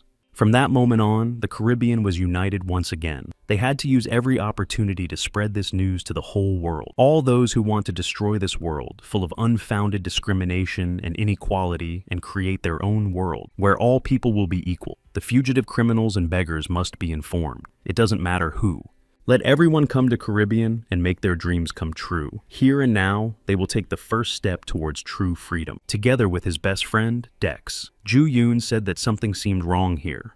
The Pirate King has declared a revolution in Caribbean. Everyone who wants freedom is heading to the city. When the turning point comes, a new nation will emerge. Tan told his master that he was incredible. This man had regained all his former glory. It seems he knew this, which is why he gave him a weapon. He is generously investing in the possibility of evil things happening. This is not just a profitable business, but a real jackpot. Even he cannot understand his master's thoughts. Jae-young said he didn't expect much. Then he told Carlos that everything was fine, but reminded him of the promise that was more important than anything else. Carlos replied that there was no need to worry. This was the first step toward fulfilling the promise. He told his subordinates to raise their head. He emphasized that he was giving them their first task. From that moment on, the pirates and all the Caribbean set off in search of a new continent and a route to it. They had to find all the clues, even the smallest and most useless ones. He and his friend would judge their usefulness, not his subordinates. Chu Yeon fulfilled all the conditions for launching the main scenario. In fact, he didn't want to make such a fuss. But things aren't as bad as they seem. Cho Seo-wook received a strange gift from someone in the form of underwear. This happened after the video with the player Dex was published. Users began to leave various comments. Therefore, Cho So-wook informed Jae-yoon that they would be blocking comments for the entire day. The director asked him to contact the player because they were short-staffed, while the entire team was working on the channel's comments. Jae-yoon thought that was what had happened, but there was nothing he could do, and the director was a trustworthy person. So he confessed to him that he was Dex and had been using another character's name. He didn't want to reveal his nickname because he was afraid of situations like this. Jae-yoon hopes that only he will know about this. He asked the other employees to say that he just had a close relationship with this player. Cho So-wook agreed. Jae-yoon said he would film and post a video to resolve the situation. After a while, he posted a video addressing the guild that was looking for him. He said that he has a close relationship with the owner of this channel, and they agreed that in the future they would post his own videos from time to time. No one suspects who he is, and they know this better than anyone else. Therefore, he asks them not to do anything stupid. First of all, they should not try to find his personal information. He knows that intimidation and persecution will not work on them, but if they don't listen to him this time, he will leave the game for good, so they should behave themselves. Because they are doing stupid things, they may get into trouble. The guild leader said that from now on, they should not do anything bad. If anyone leaves even an unpleasant comment on the Destroyer's Daily Life channel, they will be judged immediately, regardless of the reason. From now on, all malicious comments will be considered hostile acts against their guild. They must not let this slide. They need to move on for the sake of their dark future. After that, Cho So-wook received a gift. Everyone knew that his company was working with the player Dex. Many were curious about the color of his underwear. So, in the video, Jang-yoon said black. So, the fans sent Jang-yoon a gift, and Cho So-wook thought he should give it to him. In Caribbean, everyone was working on restoring the ship. They repaired one part, and now have to move on to the next. Some were wondering why the sewage system was still not being serviced because the smell was unbearable. Some organizations should take responsibility for this. Carlos said that everyone should work without worrying about the equipment of some organizations in order to restore the status of the legendary port city. The atmosphere in the city has changed noticeably. When a useful person becomes a leader, efficiency changes dramatically. Carlos asked Ji-yoon, calling him his friend, where he had been and said that he had sent him a telegram. Chae-yoon replied that he had to take care of something personal. The Pirate King told him to take a look at it, and Ji-yoon asked what it was. Carlos replied that these were items he had found while searching all over the Caribbean. Everything was as his friend had advised him. Among the items were a compass, a map, a telescope, and a lost logbook. At first glance, they were just antiques, but it was obvious that these legendary items had something to do with the endless sea. He, as a king, guarantees it, but because they had been in harsh conditions for a long time, they could no longer fulfill their function. Jae-young asked if they really had any value. Carlos replied that, judging by what was written in the logbook, these items would help someone survive in the endless sea. Perhaps they need to be repaired so that they can function properly. The only way to repair an item is to go to the Blue Magic Tower. He felt sorry for him, but most of the people in the city were criminals who were wanted by the authorities, so he couldn't visit the Blue Magic Tower himself. He received a quest to repair old magical artifacts. Alice received a notification about a continent from the continent shift scenario. She calculated which continent is most likely to be reached from the second continent. The third continent is Japan, and the fourth is China. Janika, the head of one of the development companies, said that looking at the situation, the problem arose because of the second continent. She couldn't wait any longer and had to take action herself. The continental shift scenario had not been properly prepared. No one knows what problems may arise. The problem must not be allowed to spread to all continents. So, as a first-level administrator, she told Alice to increase the frequency of deep-sea monster attacks in the Arcadia Ocean by 100%. But Alice said that was impossible. She asked why, since she was a first-level administrator. Alice explained that it was an unfair order. It was directed at a user who had accepted a peace agreement and received the absolute right to protection. Janika had never heard of such a thing. Alice sent the data by email. Janika realized that it was about the Bamboo Stick Festival and understood why the player had been granted protection. The distance to the Blue Magic Tower was too great. It was on the other side of the continent. It would take 2 or 3 weeks to get there. And that was just one way. Therefore, Chae-young had to find another way out. It was too far to go to the gnomes, and it would be ineffective, but there had to be some way. He remembered Tan's words about the power to break the laws of the world, artificially change them, and reveal them, disregarding cause and effect relationships. After all, he had this power. All he needed was willpower. So, he decided to try to restore the items himself, especially since he had succeeded before. He spent 200,000 points of integrity to restore the items. The Pirate King couldn't believe that these antiques were responding to him. Ju-yong was delighted that everything had worked out. He opened the ship's log, which said that someone had faced the risk of dying at sea many times. Unknown monsters could appear at any moment. If he didn't have these 2 mysterious artifacts, he wouldn't have lived to write this down. He wants to thank his ancestors who passed down these items. He restored all the magical items, and his quest was complete. Tan said he was crazy for spending points on restoring this junk. Ellie couldn't believe that he used time travel to repair everything. Ji-yoon asked what was wrong with that, and if there was a problem. Tan said that time travel is not a power that can be used to simply repair things. Jae-yoon asked if it was something special. He replied that it wasn't, and that he had been curious about it for a long time. Something had been wrong ever since he forced his demon king to sign a contract. Ellie asked if he had made a contract with any other beings besides them. Otherwise, it was difficult to explain. Ju-yoon thought about the peculiarity of his profession. He asked if that was it. The familiars asked if that was called justification. The more Ju-yoon played, the more he understood his role. The Bard of Anarchy seems like an unusual profession to him. But why was it entrusted to him? Probably because he is who he is. But still, he's not someone who can't have fun when he puts everything on the board. Just let them look closely. He will show them the most powerful destruction he is capable of. Jae-yoon asked Carlos if everything was working properly. Carlos replied that it didn't matter whether it worked or not, but that it looked more like something completely new. Jae-yoon asked if they could now set off for the new continent. He replied that of course they could, but he didn't know the plan would be changed so much. But everything in the journal was ready. All that was left was the ship and the crew. He would prepare the warship by tomorrow. So, don't worry, they would choose guys with outstanding skills for this.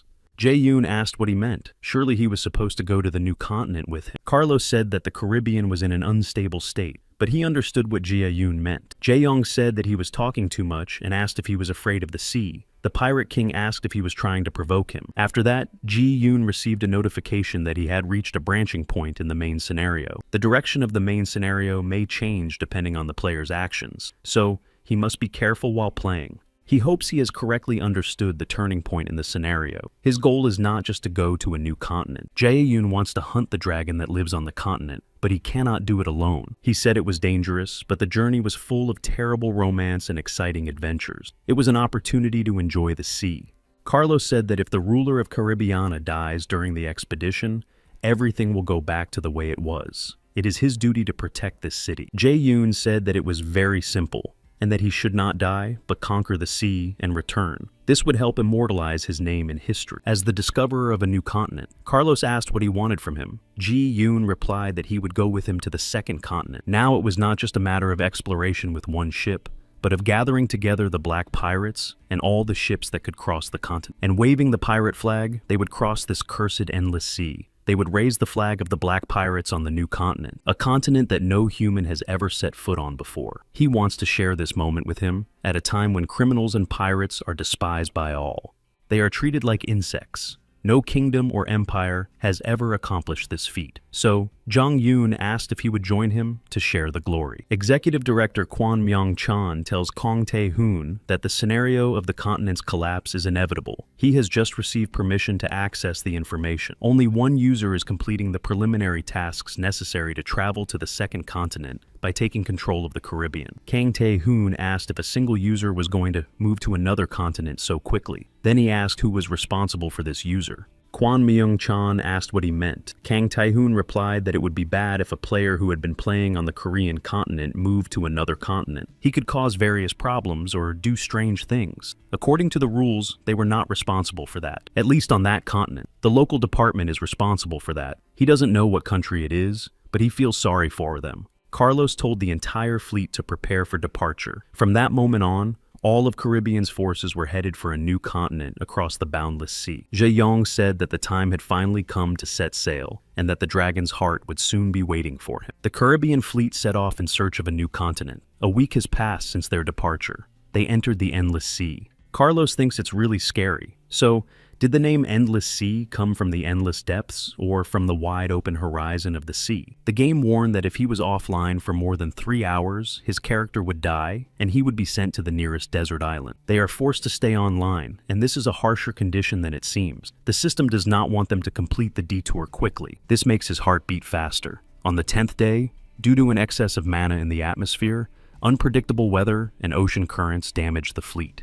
In the stormy sea, it became impossible to hunt any living creature with human strength. As a result, their food supplies were depleted faster than expected. Their only support is 2 restored items. Carlos believes that if they did not have a telescope, they would have been in big trouble. They barely managed to avoid encountering monsters. These monsters live deep underground. If they had to face them, their fleet would suffer critical damage in this endless sea.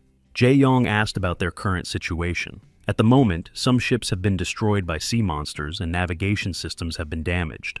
There are 32 warships, 15 ships, and 8 large ships. The number of casualties is 1,200. The number of overcrowded ships continues to grow, leading to food supply problems and a shortage of space. Then they will have about a week to continue sailing. It is a disgrace to mobilize all ships for sailing only to taste death. Carlos thought that this guy knew everything about the future. Jae-yoon received a message that Carlos's favor had grown. They sensed that something was happening because there were fluctuations. But there was nothing visible on the horizon, and the wind had not changed much. Jae-yong said that they had big problems and asked Carlos to look here. The Pirate King asked what had happened. Carlos thought it was a large number of giant monsters. It seemed that their fleet was getting in their way. Jae-yoon said that wasn't the case. All the monsters were moving in the same direction. They weren't trying to attack them, but rather fleeing to survive. Then they saw a giant monster. It was a legendary creature of the endless sea called the Kraken. Jae-yoon said that it looked like they were all running away from it. The monster from the legends really existed, but there was no way they could defeat it.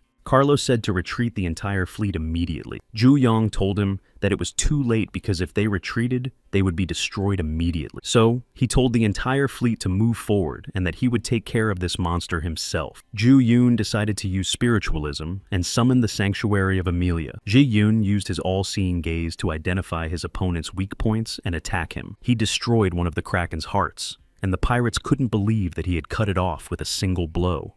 But the wind died down due to the magical fog brought by the Kraken, and the ship cannot move at such a speed. Jae-yoon said that it seemed like all they needed to do was get the wind blowing again. So, he read the flow of mana in the atmosphere. He managed to find the magical eye of the storm. After eliminating the problem, the ship began to move at a speed several times faster than normal. Carlos said that now was the time to move forward, and that they should escape at full speed. He ordered them to check for damage and then continue on their way. One of the pirates said that the main equipment was damaged. They would try to repair it as much as possible. Carlos thought that they just needed to hold on a little longer. They would never have another chance like this, and their goal was within reach. The pirate looked through his binoculars and said he could see land. This meant that they had reached a new continent. Ji-yoon was given the title of Explorer of the Unknown.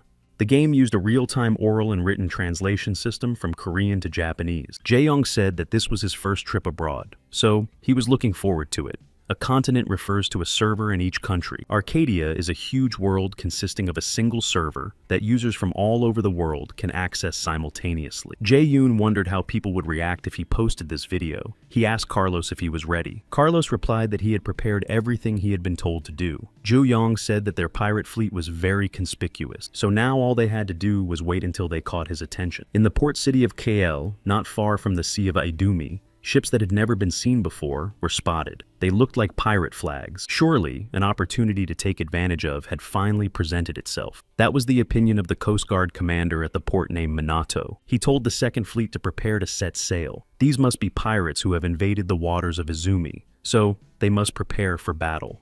The man told the captain that it would be better to inform the Lord. He replied that there was no need to bother the Lord to deal with pirates.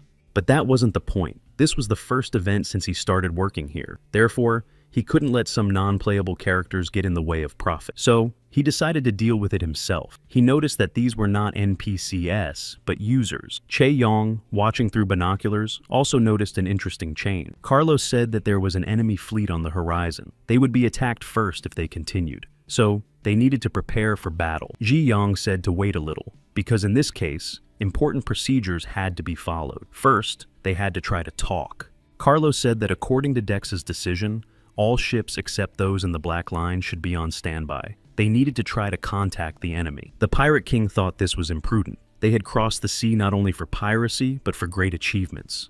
Trying to fight without even talking to the people on the new continent they had miraculously reached would be the wrong decision. If it weren't for Dex, he would have gone down the wrong path again. Ji-yoon said he would tell him an interesting fact. No matter what happened, it was important. Especially if you're trying to achieve such great success, you have to see it through to the end. Carlos asked what it was, but their conversation was interrupted by an attack from their enemies. The Pirate King asked how they dared to attack them. Jae-yoon said that, as expected, they had no intention of talking to them. Therefore, they were the victims who were attacked first, and the other side became the aggressor. Minato saw a giant octopus and did not understand what kind of magic it was. He had never seen anything like it before. Jae-yoon told Carlos that now he knew what to do. The Pirate King said that, as expected, he was the most demonic person in the world. Carlos warned the entire Caribbean fleet that it seemed like the enemy's conversation was an attack. Therefore, they had to respond in kind. The pirates said that they should just give the order and they would immediately launch an attack. Let the fear of Caribbeans settle in their souls. One of the pirates told Ji-yoon that, on his orders, they had let one ship go. Judging by its direction, it would reach land safely. Jae-yoon praised him for his good work and thought about a victory of such magnitude. There was no need to even use the spirit of the year. Are these 5 major taboos considered the strength of the Caribbean?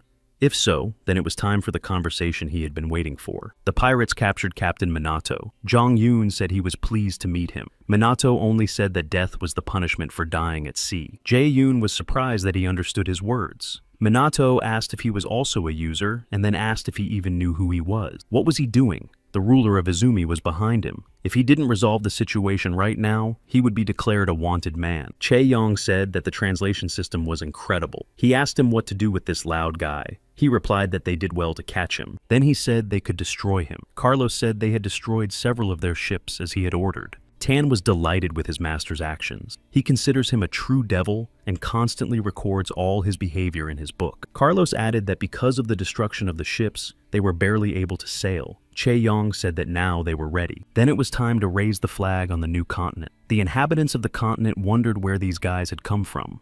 They were joined by Lord Rukayo, who asked what was going on. They replied that according to reports from the victims, Minato himself had declared war. The Lord couldn't believe that he had done this without his permission, but there was nothing they could do. So, Rukayo told them to prepare for departure and battle. Carlos called Ji-yoon his friend and told him to watch closely how the pirates of the Caribbean city of criminals managed to survive. They demonstrated their resilience, and he wants to show this potential. Then he announced that everyone should prepare for battle because they must capture the coast. The king ordered to destroy all ships, leaving not a single one. They must sink them all. Tana is surprised by such destruction and victory. He raised this boy for this. When raising a bad person, one should not think that decency is a waste of time. The initial investment is worthless. If you stand by them and care for them devotedly until their strength blossoms, darkness will come. Ellie watched all the destruction and thought that Tan was still pathetic. The troops successfully entered the port. Under the leadership of the Pirate King and the Bard of Anarchy, they entered the first gate to the new continent. Jae-young took a breath of fresh air and said that it was quite pleasant, although it smelled a little burnt. Some of the players on the new continent felt a strange magical power. Meanwhile,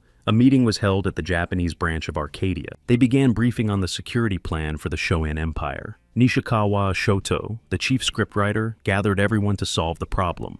Due to the Empire's focus on its navy, the plan revolves around controlling the large coastal city of Posaya. As a result, the main NPCs are involved. They are concentrated in the waters of Izumi. During the setup, some troops were changed so that users could control them. However, the results have not yet been calculated. She believes that they will see positive results. The situation developed as planned by their division. This concludes the report. Kazuki Nakazima, director of Arcadia's Japanese branch, praised everyone for their excellent work. He believes that this game is attracting worldwide attention, and that he was lucky to have been assigned to launch the Japanese server. But everything is more complicated than it seems. Due to the unprecedented influx of users, problems are arising. These include managing such a large number of users. There are also issues with game balance, event organization, and content consumption speed. The most difficult thing is that the game is controlled by artificial intelligence, not people. Therefore, it is impossible to dominate the game. In this regard,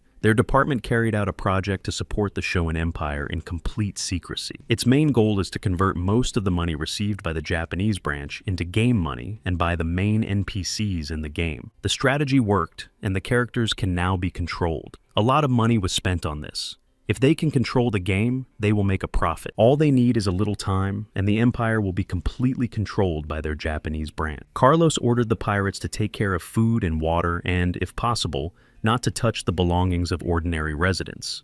Their target is items belonging to nobles and travelers. Addressing the inhabitants of the new continent, Carlos emphasized that they were great pirates of the Caribbean who had crossed the endless sea. They would deal with all the lords and royal henchmen at sea on this continent. Status and a dirty past did not matter. All those who want to break free from the chains of power and live a free life should take up arms. no one would discriminate against them, and no one will criticize them. Under the black flag, they are brothers and sisters of like mind. After that, a new scenario was created. It calls for the destruction of the Empire's port cities and naval bases. The other side must destroy Carlos and sink all the Black Pirates' ships. Kazuki Nakajima was surprised that the main scenario had begun. He did not understand what was happening because the scenario had been different before, and they were busy completing the main quest. Nishikawa Shodo said that 2 days ago, no messages had been received from headquarters. The director asked why this scenario was the main one, and whether she had been provided with information about its content. She sent a request, but headquarters did not provide any information. She was surprised because this was a situation she had never dealt with before. Previously, she had been able to easily check with the main office, but now access was restricted. This was the first time that access to information had been restricted. Some of the employees said that they thought they had figured something out. This is the head of the marketing team, Yojiku Yamashita. The main scenario is related to a video that was recently uploaded. He suggested watching it. The video appeared on the Destroyer's Daily Life channel. They saw a familiar face in the video. It is Carlos, the Pirate King. This character is the target of the quest in the main scenario that they launched. They don't understand where this video came from.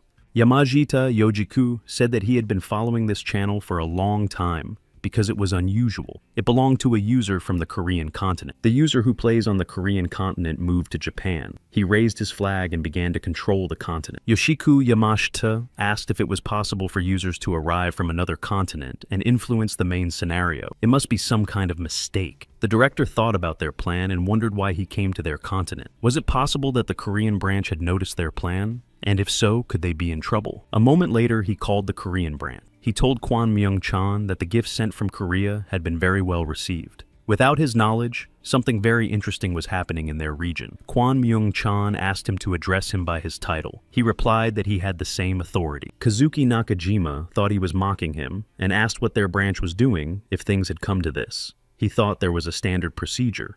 According to it, action should have been taken before the problem arose with one user. Kwon said he didn't understand what he was talking about. Nakajima replied that the operation of each server had not stabilized and that the continent shift quest should be stopped. They had to intervene and adjust the balance. What would happen if players were allowed to do whatever they wanted? It would damage the Japanese server. Kwon Myung-chan laughed that it was all because of one player. Nakadzuyama Kazuki asked what he was doing now. He replied that it was unlimited freedom and unlimited possibilities. This was a question that their boss always paid special attention to. Therefore, he must keep it in mind. There is nothing special about it. But what does it mean from this point on? It's just a story they'll learn soon. The pirates continued to actively attack the port cities. Jaeyoung said it would be great if they could deal with all of this here. Players on the Japanese server received a notification. The first main scenario began on their server. This is amazing because, unlike others, the server focuses on developing production and crafting skills. Some players thought that the main scenario would start later.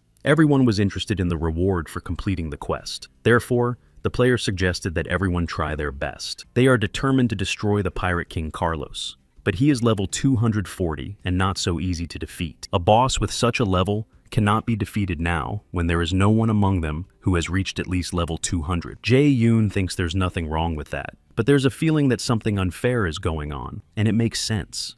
The 5 territories he has explored differ from each other in terms of defenses and were created in such a way that players cannot access them. But these incredibly high-level black pirates are considered to be the Caribbean's weapon, so there's no point in talking about feelings of despair. This is exactly how the players felt when they encountered the leader Carlos. Those who call themselves adventurers are actually weak. Carlos believes that even the homeless people of the Caribbean are stronger than them. He asked Jae-yoon what he thought about this. Jae-yoon wondered if he had ever considered that they were much stronger than the adventurers. Carlos asked if he couldn't handle him either.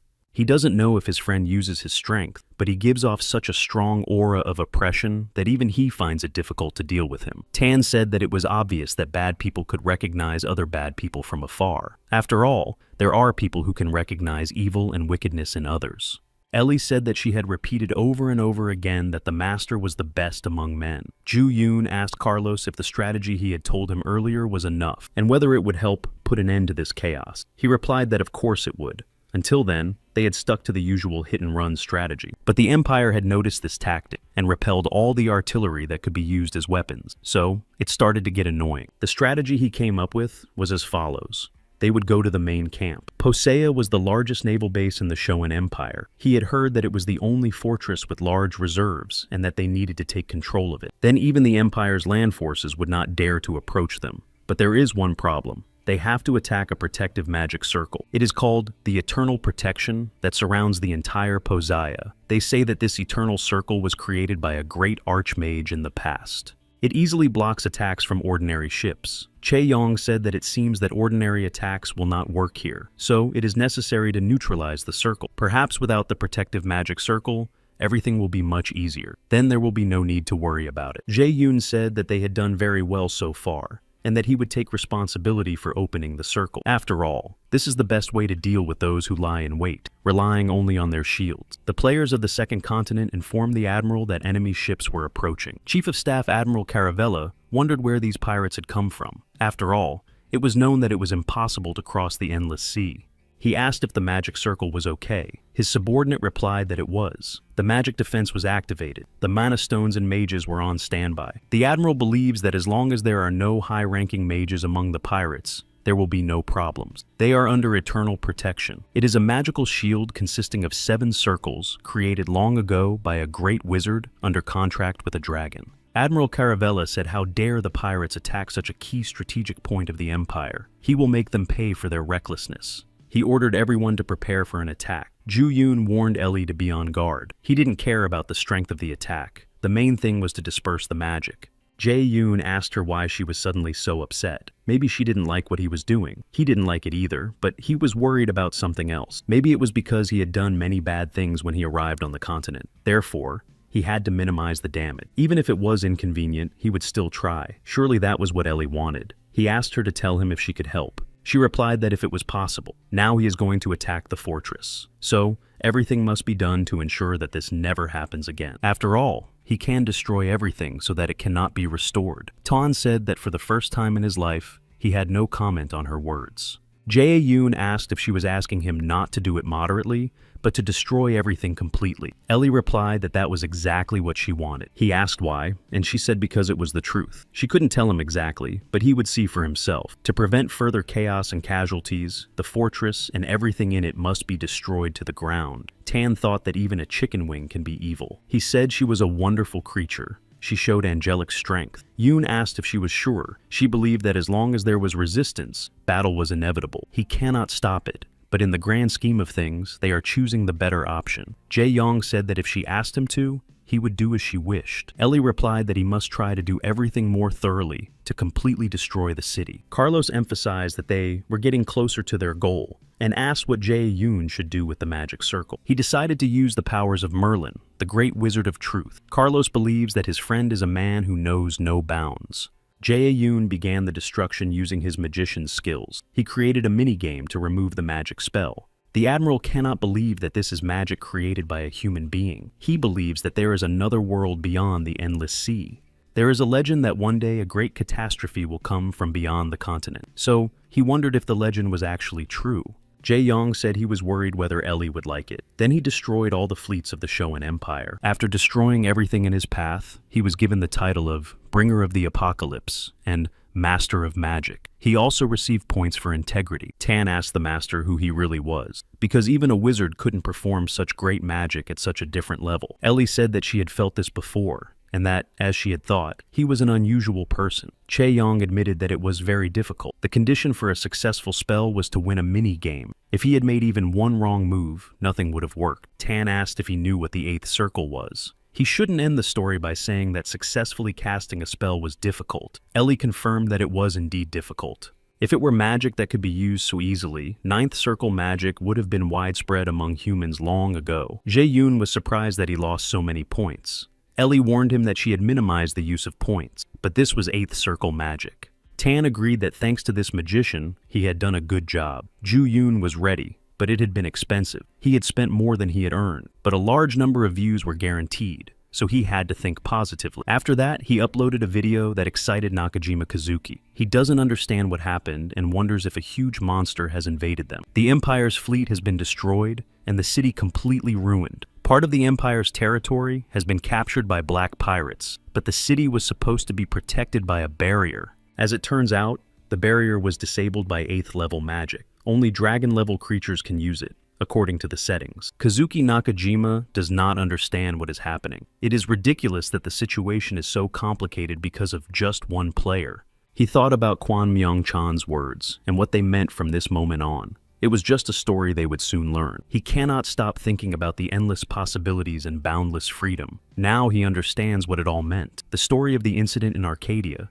where users instantly destroyed a Japanese server city, spread all over the internet. This user was from the second continent, or more precisely, from the Korean server. This led to conflicts between users on different servers. Alice couldn't miss this trend. She launched an extreme update and made changes. The Shoan Empire zone came under the control of Black Pirates. They signed a 5-year peace treaty between the Empire and the Black Pirates. Sea routes necessary for intercontinental travel were laid. Regular flights also began. They agreed with the Shoan Empire not to engage in conflict with each other for the next 5 years, provided that they surrendered their territory. They also accepted into their ranks all those who were dissatisfied with the Empire and who had adopted their ideology. The cooperation was going well. Chae-yong congratulated Carlos on his achievement. He is pleased that he is finally closer to his dream. Carlos said that from the moment he met him, he felt that he knew who he was. But as it turned out, this was not the case at all. But now, he is grateful that he helped him gain his freedom and become the ruler of the Caribbean once again. He thinks it helped him understand how to live in the future. But as the Pirate King, he swears he will follow him forever. Jae-young laughed and asked if there would be no reward. Carlos smiled and said that, as expected, he would remain the same until the very end. Carlos replied that he couldn't remain indifferent after such a wonderful deed, so if he wanted his soul, he would gladly give it to him. Tan was surprised at how easy it was and told the master to make sure to seal the deal. But Jang Yoon replied that he didn't need his soul. He had told him this when they first met. If he ever needed help in the future, he could ask for it. And there was no need to say such things, especially in front of him. Carlos said that, after all, he was not the devil. Rather, he thought he was an angel to him. Jae-yoon said that he had received all the compensation he deserved. Carlos was surprised at what compensation he was talking about. He thanked Carlos because thanks to him, he received integrity points. Now he will use them with caution. Some of the players were interested in the information from the video decks uploaded. They found a place that is a gateway to another continent. It was a city of criminals called Caribbean. It was probably called one of the 5 forbidden districts because of the vagrants. Public safety in this city has improved significantly. In any case, they want to find out how to cross the continent. Hans saw the strangers and asked if they were here for the first time. The girl replied that they were, but why did he ask? He replied that if they were looking around with their empty eyes, it was obvious. But Caribbean was not the same as it used to be. Everyone was guaranteed freedom and safety under the protection of the Black Pirates and the Pirate King, as well as the great man who helped them. The player said that they understood perfectly well that he knew how everything had changed, but they were a little busy and had to go. Hans was disappointed because he wanted to tell him a lot. A local man told him that he was acting as usual. Hans remarked that he had been selling tickets for some time. The man asked how many he had sold, and the boy replied that he hadn't sold any. This was because you couldn't sell tickets to just anyone. The tickets will only be sold to adventurers who understand the miracle created by Carlos and Dex. The man said there was nothing wrong with that, but he was taking too long to explain. However, he had no right to complain because Dex had given him this task. He was more interested in what he was thinking at that moment. A guy like him was the only one who could buy a ticket to the new continent. Hans saw the other players and asked if they were here for the first time. From that moment on, everyone became interested in the existence of Dex, a player who touched the hearts of many people and change the world. But no one understands whether this is really a manifestation of good or evil. Ji-yoon wondered if he should start hunting dragons now. He asked Carlos for help, and he received items that could be used to find information about dragons. The inhabitants of the empire gathered them and brought them here.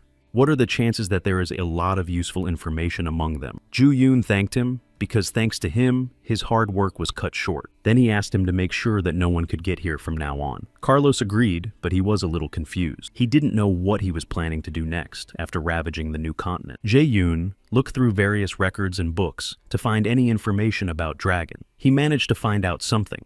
There is a belief that dragons are greedy and keep treasures in their hoards. They own 80% of all the gold that was mined in Arcadia. Their curiosity and desire to possess rare items were so strong that they even stole treasures from others, including humans. Many empires and kings resisted, but it ended badly. Therefore, if someone has a treasure that they want, it is better to simply give it up. Tan asked how he managed to read so many books. Ellie also wondered why he couldn't just ask them about it. He would get better information from the Heavenly Library. Jae-young asked if they knew how much integrity he would have to spend. He especially liked learning about the past. Tan asked if he had learned anything. Ji-young learned that there were two things he needed to know. The dragons of the third continent were red dragons. They were different from ordinary dragons. Unlike ordinary dragons, they are more similar to Western dragons than Eastern ones. They are also active in human society. Tan asked what that meant and how he found out. He replied that the story about the dragon was very well written in these materials. It was as if someone had deliberately warned people about the danger of dragons. Jae-yoon liked that this way they would not attract the annoyance of flies. Tan said he was curious what would happen if he didn't sleep for a few nights. Ellie replied that even she, with her love of peace and quiet, would get a little bored. But Tan believes that it is still important work because it is what the master does. Even now, Tan feels himself growing. Ellie asked what that meant, and Tan replied that his integrity was growing. She said she understood because the world had changed so much that integrity had become more important. So it would be strange if it didn't grow. Tan said that she finally admitted it because he had told her that their master was also evil. That is why their demonic decency is increasing. Ellie asked if he really knew nothing. After all, he was not the only one whose decency had increased. Tan wondered if her decency had grown too. The invasion of the continent had caused great damage to the empire, and peaceful residents had lost their homes. In addition, a large number of people had suffered from destructive magic, and this was an obvious fact. But were their master's actions truly evil? Criminals, revolutionaries, and other people who were persecuted for various reasons found the continent. No one else could find it on their own. The pirates seized the territory of a great empire to found their own country. But can the creation of a country really be considered evil? Ellie said that it may not be much, but their heavenly world also has great potential. Looking at this situation, one could say that their master is neither good nor evil. Perhaps he just likes to sow chaos. If that's the case, then can he be called a neutral person of chaos in this situation? Jae-young asked Tan if he could borrow something from him. Tan asked what he needed. He replied that he wanted the fragments of a broken sword that brought death. If he still had them, he should lend them to him. Tan said he would ask him if he wanted to try using them, just in case. Jae-yoon replied that he wanted to sell them. This answer surprised Tan. Chae-young said that it was indeed a valuable item, and it would be wonderful to use it. Tan asked what he had just said, and he replied that it was nothing. But in his opinion, the material looked a little unusual. He asked Tan what metal they were made of. Tan asked why he needed this information, and if he was just trying to tease him. Jae-young replied that he needed to know the details in order to sell the item. It's nice when a buyer asks about different things, and the seller doesn't know much about them. Tan said that he was just asking in case he really wanted to sell it. He replied that of course not, and that he shouldn't worry about it. Tan thought that he was very fickle. Jae-young said that if he didn't believe him, he should let him explain his plan. He was looking for a red dragon, but it was impossible to search the entire continent. The best way would be to make it come to him. Wylan was a free trade city where one could satisfy all one's needs. There are no restrictions in the city, so he was going to force him to come here. It was an armed neutral zone located in the center of the continent. It is not easy for other forces to get there, but the most interesting thing about it is that it is a city visited by dragons who love treasure. The stage is set, so all that remains is the decisive bait to lure him out, some incredible item that would interest dragons. Tan agreed that his sword would be perfect. It is a miracle that retains its power even after being broken into pieces. Jae-yoon asked him for help. If everything goes well, he would also help restore his sword. Tan asked if there was any way to do that. But Ju-yoon reminded him who had restored the damaged ancient artifacts last time. Tan said that time regression was not a bad idea. He tried to analyze the fragments from the doomed artifact, and they responded to the order, but there weren't enough points to restore it. It would require 20 million. Ju-yoon asked Tan if he had seen it. It was difficult now, but everything was still ahead. Tan called him a very cool guy. Ji-young asked what the sword was made of. Ellie replied that it was made of a metal called metal. It is rare even in the demon world because it has been preserved for a long time. It had been in a deep abyss for 4,000 years. Ellie noted that she had been listening to this plan for some time, and it seemed to her that they had missed something. If the bait, with the help of the broken flying bat miracle, really attracts the dragon, how are they going to destroy it? As mentioned earlier, it is impossible to defeat the senior dragons, who possess almost infinite mana on their own. Even if all the inhabitants of this continent joined forces, they would still be easy prey. Tan believes that this is not the real problem, because the owner poses a threat to the dragon. If the lizard goes mad and uses the magic of the ninth circle. Ellie added that this would be the most significant problem. Ji Yoon asked what would happen then, and she said that the entire continent would be completely wiped off the map. Jae-yoon said that would be nice. After all, if something like that happened, how many integrity points would he get? Tan looked at him and said that he expected nothing less from his master. He was extremely special. Ellie said that it was a little disturbing. Tan agreed with her, because then there would be a chance to restore the doomed with the help of integrity and survive. But he thought about it and said he was looking forward to it. Ellie said that now was not the time for jokes and that they needed to think more carefully about what to do.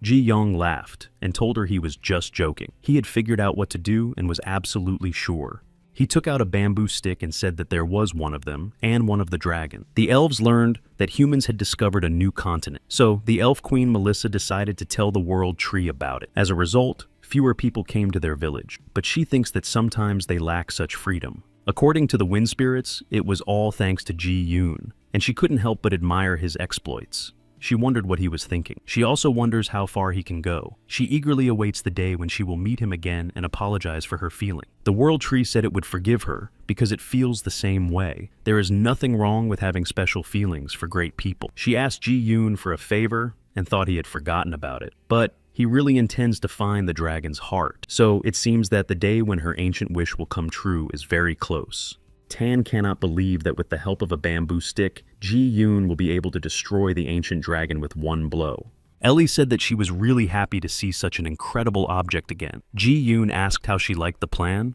and whether it was possible to make it a reality. She tried to look into the future connected with this object, but she couldn't. She was surprised that it was impossible to see the future. So she believes that this thing is powerful enough. Jae-yoon asked if they could now outline a general plan, one that would make the old lizard rise to its feet. In a moment, Alice discovered a fatal variable. The highest danger was detected, and a warning appeared about contamination found in large-scale scenarios. The script writing team did not understand what had happened. Some of the employees said they could not access the internal network. Permission had been suspended, and they didn't know what that meant. At present, access to all resources necessary for Arcadia's work had been suspended. Kwon Myung-chan reported this to Lee Mi-yeon, and said that after checking, it turned out that all other branches were in the same situation. She replied that it had finally happened. Employees tried to switch to emergency mode, completely shut down the business system. Jack was surprised that the error message had been there for a year. He thanked Alice for her work and asked if they should upgrade the server. Who would have thought that one user could change so much? From now on, scenarios would have to be adjusted on a global basis rather than a continental one. He had been waiting for the moment when Bart Anarchy would touch the world tree, but he thought that it would take at least a year for the scenario to develop. If a user obtains the dragon's heart in this way, there is a very high probability that the world tree's desire to unite all continents will come true.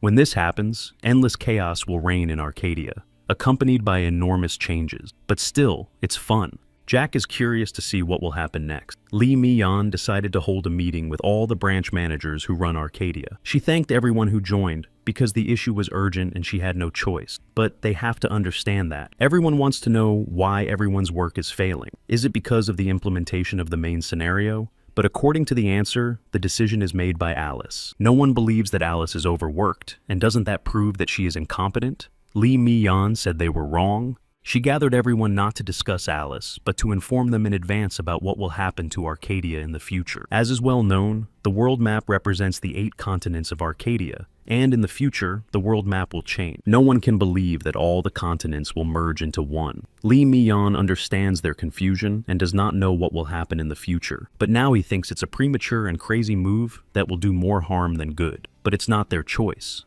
It is unlimited freedom and unlimited possibility. Since it is the users who determine the outcome, they can only accept the situation and prepare for it. Nakazima Kazuki cannot believe that the players are in charge. If that is really the case, then that guy is involved. In the world of demons, the 6th great demon, Asmodeus, appeared at the call of his master. The Demon King praised him for coming and said that he must have the fragments of the Bringer of Doom. He ordered him to collect them. He told him to wash them well and bring them here tomorrow because he was going to use the Bringer of Doom in the human world. Asmodeus asked if he meant the fragments. If so, hadn't he recently ordered them to be hidden in deep darkness for 1,000 years? To restore its magical power. He had some of them, and wasn't that enough? The Demon King replied that if he was told to bring them, then he should bring them. because he was talking too much. The Demon King thought that even if he was being handed over, things were really bad. What was the master thinking? He couldn't believe that he, the ruler of the demon world, was simply following the orders of a human. Asmodeus noticed that he looked very tired lately and had been absent more often. There were also some rumors that he signed a contract with a human to become a familiar. But that can't be true. In a contract, the devil is always in charge. It is impossible for the Lord of Demons to sign a familiar contract that is no different from a servant's contract. The Demon King noted that he had a very loose tongue and asked if he wanted to find out who was in charge again. Asmodeus said that as his lord commanded, he would return the fragments of doom. After that, Tan turned into a familiar and thought that this guy only knew how to talk. But in fact, he is right. It feels like he continues to obey his master without even realizing it, and even more than he thought. At first, he didn't intend to help him so much with his power. Of course, everything changed with the appearance of this Ellie, if it weren't for her and her chicken wings. The amount of decency that would have been taken away from the master would have been different. Tan remembered the words of Jae-yoon. If he didn't try, he would never know. Perhaps he really could return the bringer of death to his original state. But be that as it may, he had no choice but to do what his master told him to do. Jae-yoon set off for the free trade city. High-quality weapons and magic books were sold here. Some people bought gold. Everyone is making different offers. Ju-yoon thought to himself that it was nice to be in a crowded place for the first time in a long time. He likes the atmosphere here, which is different from the kingdom of Maron, but it all disappoints him a little. Although there is something unexpected about it. A girl needs to make a deal with the Midas Trade Guild, but cannot find it. There were always people waiting for her nearby. A man told her that they weren't there now. It seemed that they had found something incredible. Someone showed the fragments to a man, and he asked what they were. He is surprised that the fragments have such energy, but he was even more pleased that such a large quantity had fallen into the hands of his guild. This man was the head of the Midas Guild, named Goldberg. He asked where the man had gotten the object. Goldberg thought it was an incredible event. He replied that he had just been lucky. Suddenly, an old woman approached him and showed him the item. It seemed to him that she knew nothing about it. She asked him to name a suitable price for this scrap metal. He closed his eyes and said 5 gold coins, and she gladly accepted them. Goldberg said it was sad, but there was nothing he could do about it. The greatest crime in Wayland is ignorance. If he was right, then perhaps the item was worth searching the markets of the city, or even the entire continent. Jae-young arrived at Sigriel, the best hotel in Veilon. There he was met by a girl who said they would help him check into his reserved room. She wondered who this scruffy adventurer was, and asked if he had enough gold to pay for his stay, because this was not a place where just anyone could come. Ju-yoon showed her a bag of gold, and she was astonished. Jae-yoon asked her to give him the best room in the hotel. After that, he went to his room and thought about the average level of items. He was about 60. The level of craftsmanship on this continent was slightly lower than he had thought, and he heard that learning domestic skills was currently popular. But the difference was too great. Ellie said that the continent he came from was actually extremely advanced. She believed that his influence could have played an important role in this. However, he did not understand what she meant. Ellie asked why there was such a difference between his original continent and this place. At first, he provoked the Holy Empire by summoning Licha Argamer. He wanted him to destroy one of the ducal domains. Chae-young asked what that had to do with anything. She replied that it had affected all the people. They chose between good and evil, taking into account the adventurers who, lacking power, could not resist. The elves and dwarves should also be taken into account. The peace treaty opened the closed doors of 2 races to the people. Therefore, there is a reason why the number of adventurers on his continent is growing. Right now, she sees a storm of opportunities that he can create. Ji-yoon asked if this was really the case, and if he needed to know about it right now. Because he promised Tanchika to repair the Doombringer she broke, he thought she would stop him. But he doesn't understand why she didn't. Ellie said she knew he was just saying that. The repairs would cost at least 20 million integrity points, and that amount would not be easy to collect. Jae-yoon wondered where she got her intelligence. Ellie said she couldn't help but understand, and that's why she liked him. He asked what she meant. Ellie replied that in all her years of existence, she had never seen anyone treat this flying mouse so ruthlessly. In fact, seeing how he was using it to his advantage, she felt relief from 1,000 years of pain. So let him continue in the same vein. Jae-young thought that sometimes Ellie was really scary. Then Tan appeared and said he was back. Jae-young asked if everything was going according to plan. He replied that he had entrusted the task to a trusted friend. By now, the item should already have been delivered to the greedy people. The best relic appraiser in Vylon was examining the fragments. The man said that no one else could recognize the value of the items like he could. Goldberg asked what it looked like, and if he had found out anything. The appraiser replied that he had not received any information, except that this artifact is considered a mythical object. Goldberg was surprised and asked if there was anything else, at least some information that would shed light on the origin of this relic. He replied that he was sorry, but even with the knowledge he had, he could not understand it. He did not know where this artifact came from. It was likely that neither he nor any other appraiser on the continent would be able to deal with it. However, there was something interesting. He did not know the meaning of one of the parts, but he had seen similar letters engraved on a fragment in the past. He saw it in ancient ruins that he personally explored in the past. Those ruins were actually a palace where high-ranking demons stayed. They had tried to take over the continent of Arcadia. Goldberg asked if there was any chance that this artifact was connected to those demons. He replied that he could cautiously assume that this was the case. If so, this relic was simply incredible. As is known from history, this relic dates back to the era of the great battle between demons and angels. Goldberg said that this information was sufficient and that he could now return. Goldberg told the man that he had probably heard the story about the era of the great battle, so this item could belong to the devil. The man said that they were merchants who sold goods at their true value. Therefore,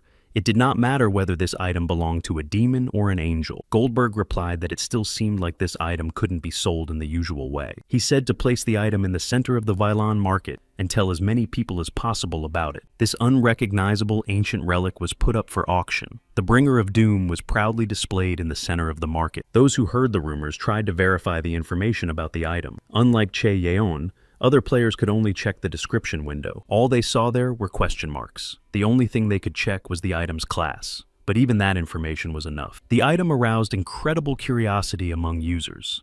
Some thought that the fragments were strange, and that there were many questions about the item's characteristics. But it was still a mythical item, and this was the first case of its kind on their server. This was enough to stimulate the demons, angels, and the dragon as well. The dragon thought that they had found every single fragment of the ancient relic, but remnants of the heavens and the demon world still remained. As the guardian of the great land of Arcadia, he had to check if the rumors were true. He used a teleport to get to the right place. Tana was annoyed that everyone was looking at his fragments as if they were a remarkable monument. He couldn't believe that he had to watch people, lower beings, behave this way with an artifact from the demon world. If it weren't for the master, he would not have allowed this. Tan does not understand how one can catch a dragon in this way. After all, he is not that naive. The next day, everyone gathered again at the auction and discussed the same legendary item that was the subject of rumors. Some knew that these were just fragments and thought that the item should be a little bigger. Regardless, it was still very expensive. Tan said how dare they even look at his item without understanding anything about it, but none of the players had seen it anyway. He said to wait a little, because he would remember everyone who came to see it and showed interest. And when the gates opened, he would sneak in and deal with them all. But then he saw someone strange. A dragon in human form said he couldn't believe that it really was a bringer of doom. He could feel incredible energy. He never thought he would be so lucky to encounter this object in this way. Tan saw him and said that the baby lizard was indeed interested. The dragon came closer and made sure that these were indeed fragments of the bringer of doom. In his opinion, it couldn't be better. He wondered why the divine sword of the demon world had been left in such a worthless place. It was completely torn to pieces, and the power that remained in it was very weak. It had almost completely disappeared, leaving only a trace behind. The dragon wondered what had happened. If there had been no decisive battle, it would be almost impossible to destroy the divine energy in the world. He wondered what kind of creature had done this. If it was a secret of such magnitude, it was his race's duty to inform the Dragon Lord. But this item had lost almost all of its power. Even the demons showed no interest in it. So it might be a good idea to add this item to his demonic collection. As we know, the auction is scheduled to take place in 3 weeks. For a dragon, this will be an easy task. When it comes to gold, he has plenty of it. Tan told Jae-yoon that their plan had worked. A bright blue dragon, which could be an ancient lizard, had just appeared. Jae-yoon said that it had appeared even earlier. Ellie replied that if it was an ancient dragon, it was quite young and curious about the world. Tan asked why they weren't reacting and what was going on with them. Ellie said that there was a problem. Since he was also interested, it was worth explaining to him. She would try to do it in a way that even someone like him could understand. First of all, the bamboo stick prepared by Ju-yoon was the only thing that could destroy the dragon. They only have one chance to use the stick. Therefore, they must destroy the dragon with one blow. This item possesses incredible power, but the problem is how to make that one decisive blow successful, and how to hold out until that moment. Jang Yoon asked if it wouldn't be better to strike from behind when it loses its guard. To do this, they could summon some kind of spirit. Ellie replied that the goal of destroying the dragon was to obtain its heart, so she had something to ask.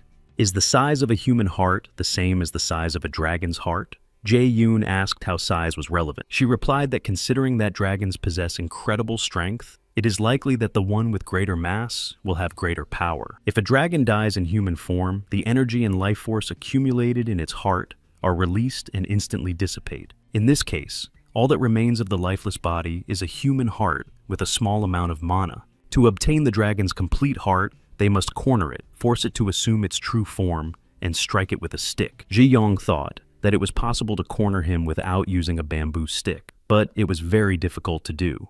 Tang said that this is what they were talking about. Of course, if the master does not want to use his virtue points, he has almost no chance. He would not be able to defeat him, especially since the main body of the dragon had to be destroyed, and this posed a very big problem.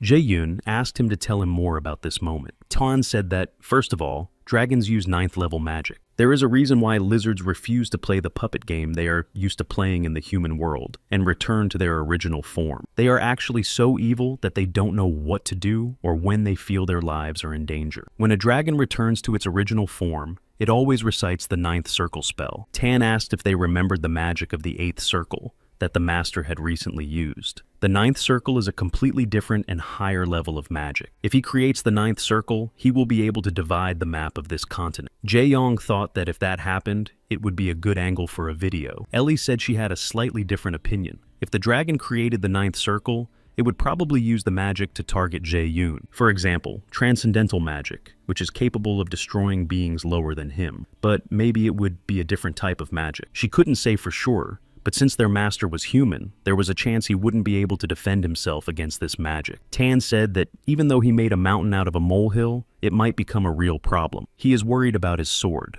After all, if the dragon steals it, he may never see it again. Therefore, he offered to buy it back from his master, and to forget about the dragon's heart. Jae-yoon said that he was too overconfident because of the bamboo stick. That's why he thought it would be too easy, but wasn't what was happening now like hunting? He had set himself the goal of destroying the dragon.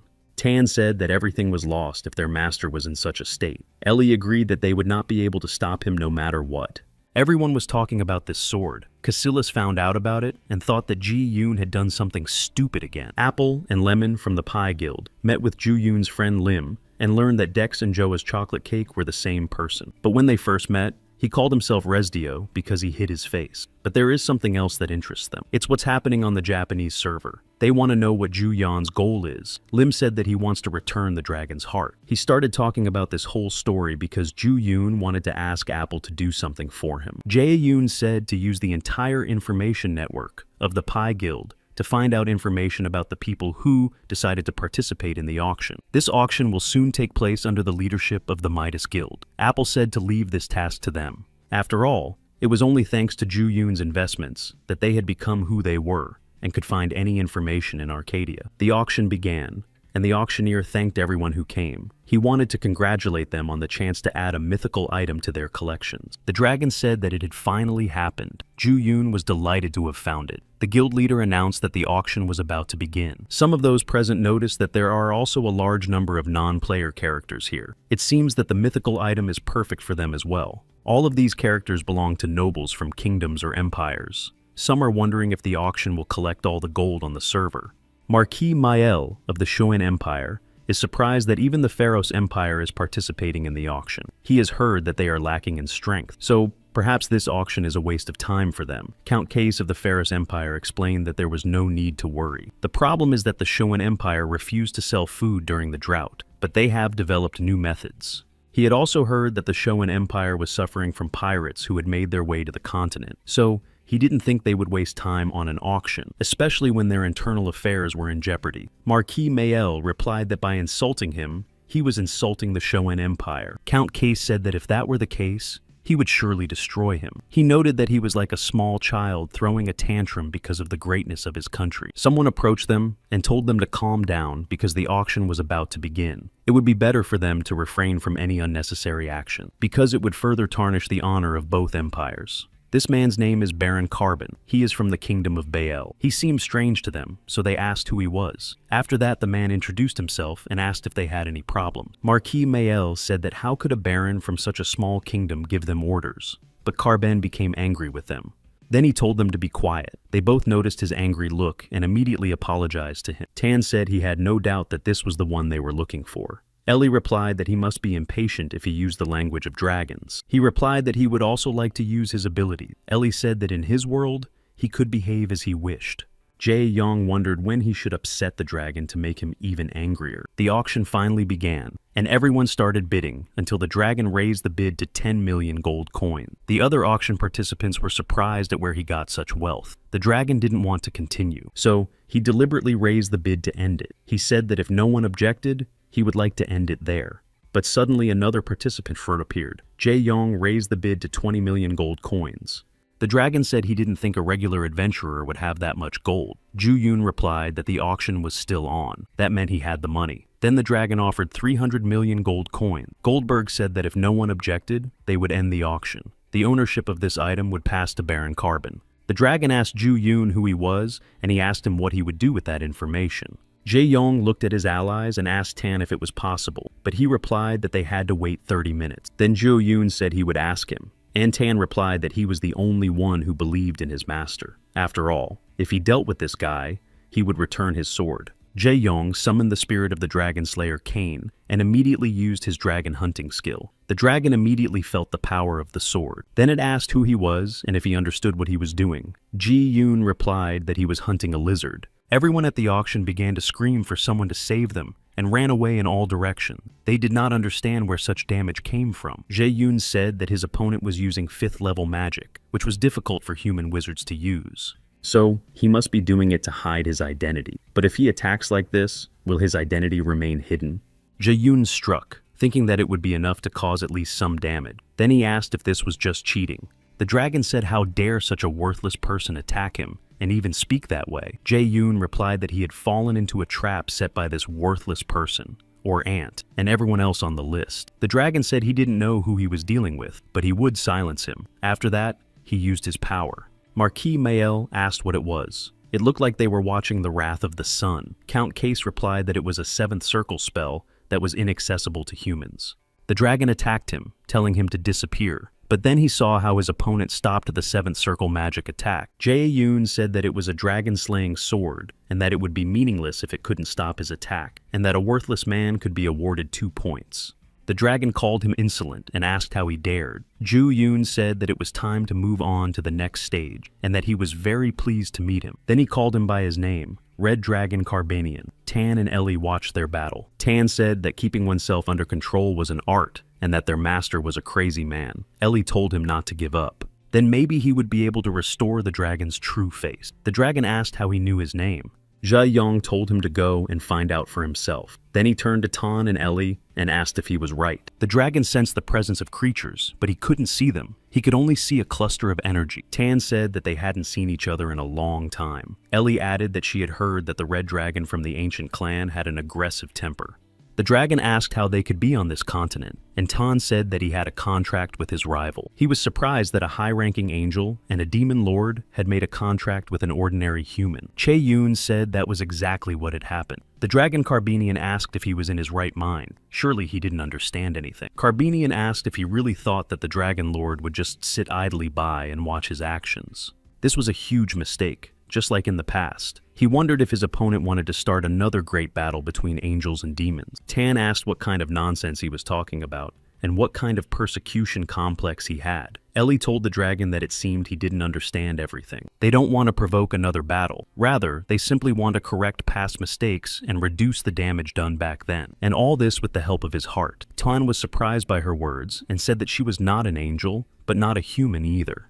She dared to tell him to his face that he should give her his heart. Ellie asked what else she should have said if she wanted his heart. Tan said that he thought she was the craziest of all those with chicken wing. Chae Yoon asked the dragon if he understood everything now. If he wins, he will receive the fragments of destruction. And if he wins, he will receive both his heart and the fragments. Jae Yoon increased his attack power and said that it was time to continue or he would leave. The dragon asked if he was really a representative of the lower human race. He replied that he should not ask, but simply check who he was. After that, they began the battle. Jae-young noticed that he was using at least 5th level magic and all his abilities at once. He wondered how much mana he had. If this continued, he would not even be able to get close to him, let alone win.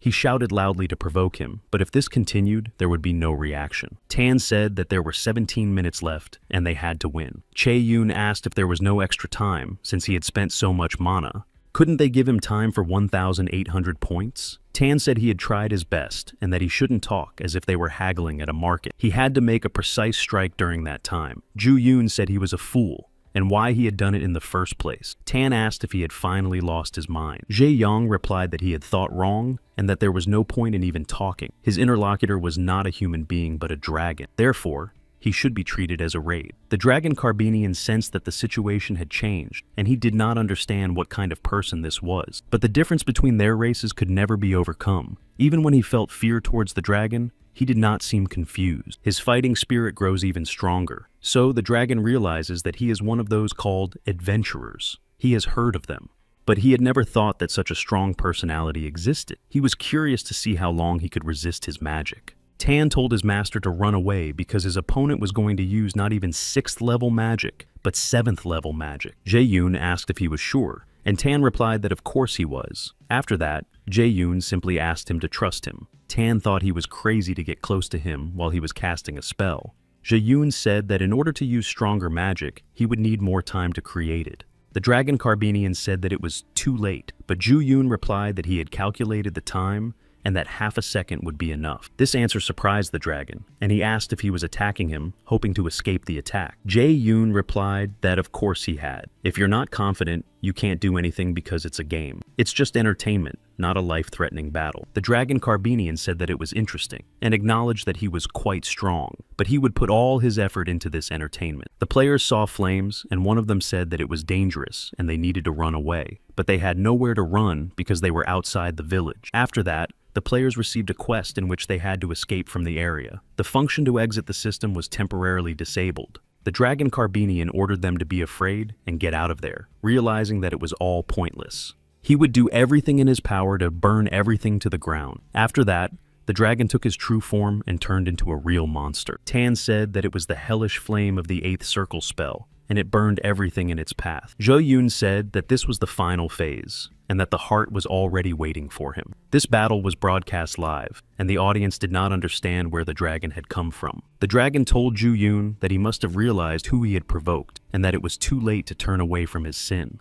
Because they have gone too far, Ju-yoon used the transformation of the dragon-slaying sword. Then he used the shield against the dragon's magic. Ji-yoon was surprised that even stones easily caught fire in the hellish flames. It burns the very concept of an object, and even water can burn. The dragon asked if he really thought he could relax in such a situation. After all, revenge for this incident would not stop with his destruction. They would teach a lesson that all the peoples of this continent would never forget. So, let him just wait for it. Jae-young said that he thought he was arrogant and didn't understand anything, even when he was severely injured. Why do some lizards think that they will always defeat the rulers of all creation? The dragon asked what he was talking about. Ellie understood why he made such a statement. Tan said that he understood perfectly well which words would upset his interlocutor the most. Ji-young used a lot of integrity points to change the shape of the sword, so now he had to get it. After that, he took out a bamboo stick. He said that the bamboo stick gives everyone only one chance. The dragon asked what kind of weapon it was. Jae-yoon felt even more magic than before, and said that it was a big cheat. If he blocked it without using the sword's changed form, there would be no trace of it left. Tan said that the combination of the 7th and 8th circles destroys everything, leaving nothing behind. Ellie said that there was nothing left for that side. He replied that they didn't do that when they invaded Arcadia. In the past, he destroyed those who disobeyed him. Ellie asked if he was bragging. They began to argue, but Jae-young interrupted them by asking Tan how much time he had left. Tan replied that he had about 5 minutes. Ji-yoon was surprised that that was all he had left and decided not to wait for his opponent to recover. He had tried almost every provocation and now didn't know how to get to him, but Tan had an idea. He didn't like those lizards. Ellie said that it looked like he was finally using that method. Ju-yoon asked if he was serious.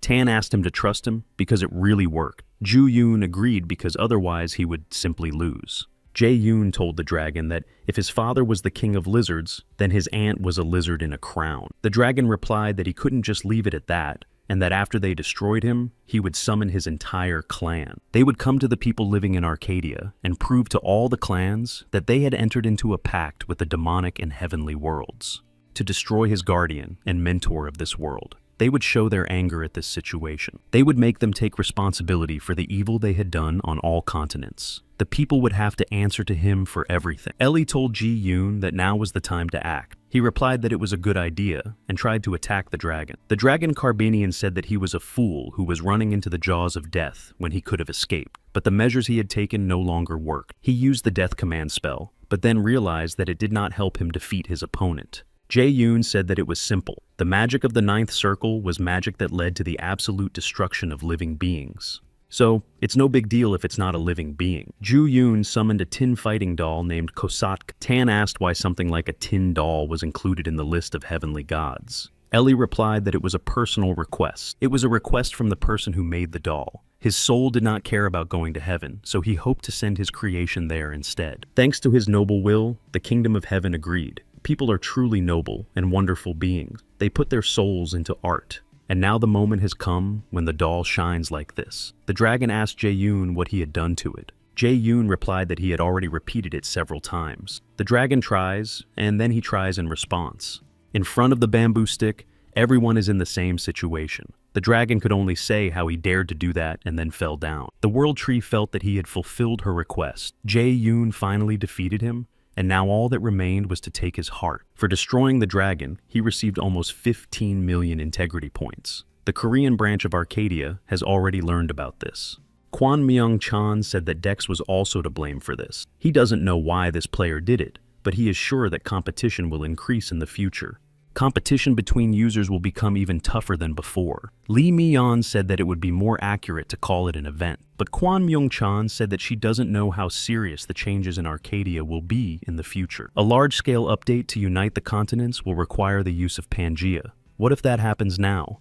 When less than 20% of the map and quests on each continent are open, he is confident that the life cycle of this game will be shortened by 10 years. Lee Mi-yeon said that everything has already happened, so there is nothing to discuss. That is her position, and that is what the major shareholders think. Regardless of her position, she cannot ignore the opinion of major shareholders with voting rights. And isn't it all about making money? The three companies involved in the development own 99% of Arcadia's shares. Kwon Myung-chan thought that they were hoping for this situation. Director Lee Mi-yeon owns 1% of the shares, and she says so. She asked him if there were any other reports. He replied that there were none, and thought that he felt sorry for the branch directors who were upset at the previous meeting, because he doesn't know what changes await them and how everything will turn out. Meanwhile, Jae-yoon finally dealt with the dragon. He finally got his heart, and all that remained to complete the quest was to take it to the world tree. Tan said he believed in him. Ellie said she didn't think he could do it, but he always surprises her. Jae-yoon was surprised to receive another notification. In it,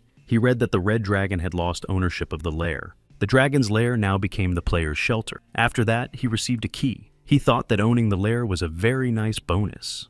Then he suggested going there to take a look around. The game system notified him that he could only enter the lair once a day. Jae-young teleported to his hideout and thought that now it all belonged to him. At first, he thought it was a boring game, but these treasures would change his mind a little. Tan said that this lizard must have been very greedy and collected a lot, but he wouldn't be able to use all of it on his way to the afterlife. Ellie agreed that it was impossible to collect so much, even for an ancient dragon. For such an act, he deserved to be destroyed. Chae-yong thought that it would be quite difficult to exchange all the gold he now possessed, but he couldn't shake the feeling that there was still a quest left to complete. Tan said that there were many rare items here. The lizard had good taste in the right things. Ellie added that there was a magic book with 9th circle spells. Jae-yoon decided to look through all the book. They all belonged to the 8th or 9th circle of magic. Even if he forgot about them, finding them would be a difficult task. Tan asked what was bothering him. He replied that there were many more things here than he had thought. It would be difficult to sort everything out, and there were only a few months left. After that, Tang asked if the master wanted him to introduce him to a good guy. He explained that it was possible to hire a bodyguard for decency. Jae-yoon asked if the demon manager would be summoned. Tan replied that it would. This time, the master had gained a lot of decency. People have a saying that a slave works but spends like a politician. Ellie said that he could only talk. Zhao Yun thought that it was a good offer. Tan said to just let him know, and he would hire the most talented specialists. But in reality, it didn't matter. The service would be paid for with integrity, as a monthly salary. It was part of the contract, so he didn't need to worry about it. Zhu Yun agreed to his offer. He decided that this was retribution for bringing about his death. Tan was very happy that he agreed. Ellie asked what about her. After all, the flying mouse had done nothing but lend him the fragments of her sword, and she had helped him develop the strategy. She gave advice on what to do and lent him the power of her beloved orca. Zhang Yun asked her to calm down, and Tan remarked that she lacked intelligence. Would begging make her more respectable? She should forget about it, just like he did, and take it in stride. Ellie said they would see. She attacked him and said she would make him dine in hell tonight. Jae Yoon asked if they weren't tired of this. Lee Mian wondered what to do now that the consequences were more serious than she had expected. She felt sorry for CEO Kwan and the employees. As expected, this bamboo stick had to be used once, but this whole sequence of events may be just what this person intended. Looking through his file, she wondered if she should meet with him in the near future. Jae-yoon took a synchronization test, and the woman said that there was enough information about synchronization for today and that he could rest. He thanked her and thought that he had only taken this on because of Lima, but everything was going even better than he had expected. Now he needed to sort out the red dragon items and maybe finish up. Then he saw a woman approach him and ask if he had a minute to talk. He was surprised to see Arcadia's executive director, Lee Mi-yeon, standing in front of him. She introduced herself and offered him coffee. Jae-yoon asked if she didn't have a secretary, if she was making coffee herself. She said that her secretary wasn't a barista and that she also had hands to do it. But the most important thing was that at that moment, the floor was closed to everyone except them. She wanted to meet him as the main player at Arcadia. He was upset that she knew who he was. Lee Mi-yeon replied that he shouldn't worry because no one else knew anything about him. Jae-yoon said that he had been causing a lot of trouble lately. She replied that it was better than the previous incident with compensation, in the form of a bamboo stick. She asked him how it felt to be the most famous person in Arcadia's history. Ju-yoon replied that it felt more like a burden. She said that with the Anarchy Bard class, not only could he not raise his level, but he also had to be close to everyone he knew.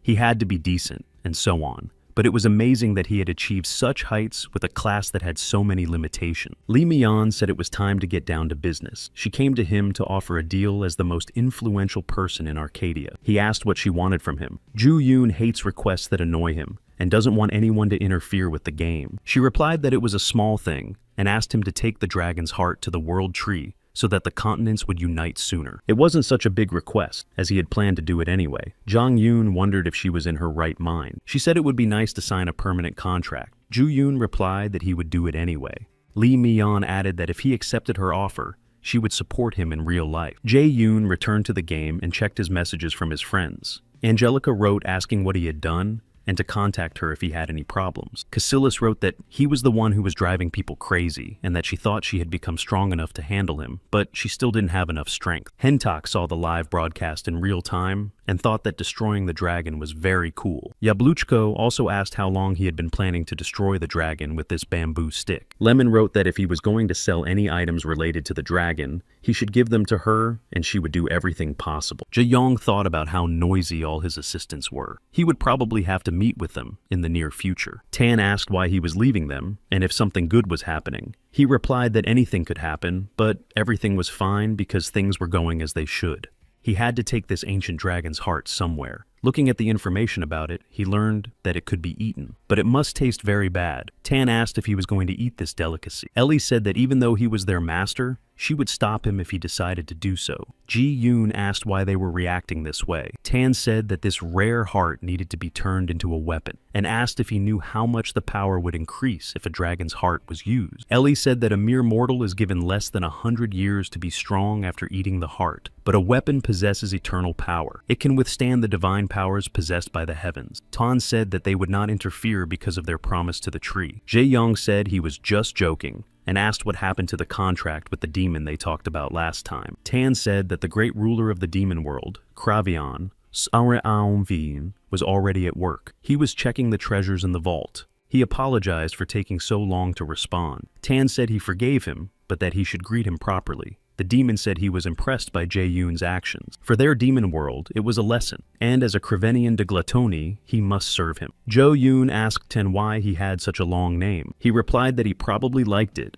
and that he couldn't remember it either. Ju-yoon said that it didn't matter because he would obey his orders. The demon replied that this was true, and that it was enough for him to give orders. Ju-yoon said that from now on, his name would be Golden Goblin. He added that if he could carry out all his orders, he would now be called the Golden Goblin. But he didn't like that. Goblins are creatures of a lower rank than his noble Gluttony clan. Ju-yoon asked if he had any complaints. The Golden Goblin replied that he had none, and that he could call him whatever he wanted. Ju-yoon asked Ellie if she had brought anyone with her, and asked her to introduce them. She asked him to wait a moment and summoned the creature. The goblin was struck by this divine power, but Tan said that she had discovered their location and released this disgusting aura. Ellie summoned the guard. From now on, the higher-level warrior Corel would guard this place. She asked Ellie if this was the same place she was supposed to protect. Ellie replied that she had to take good care of him. Corel said that she probably needed to clean up a bit first.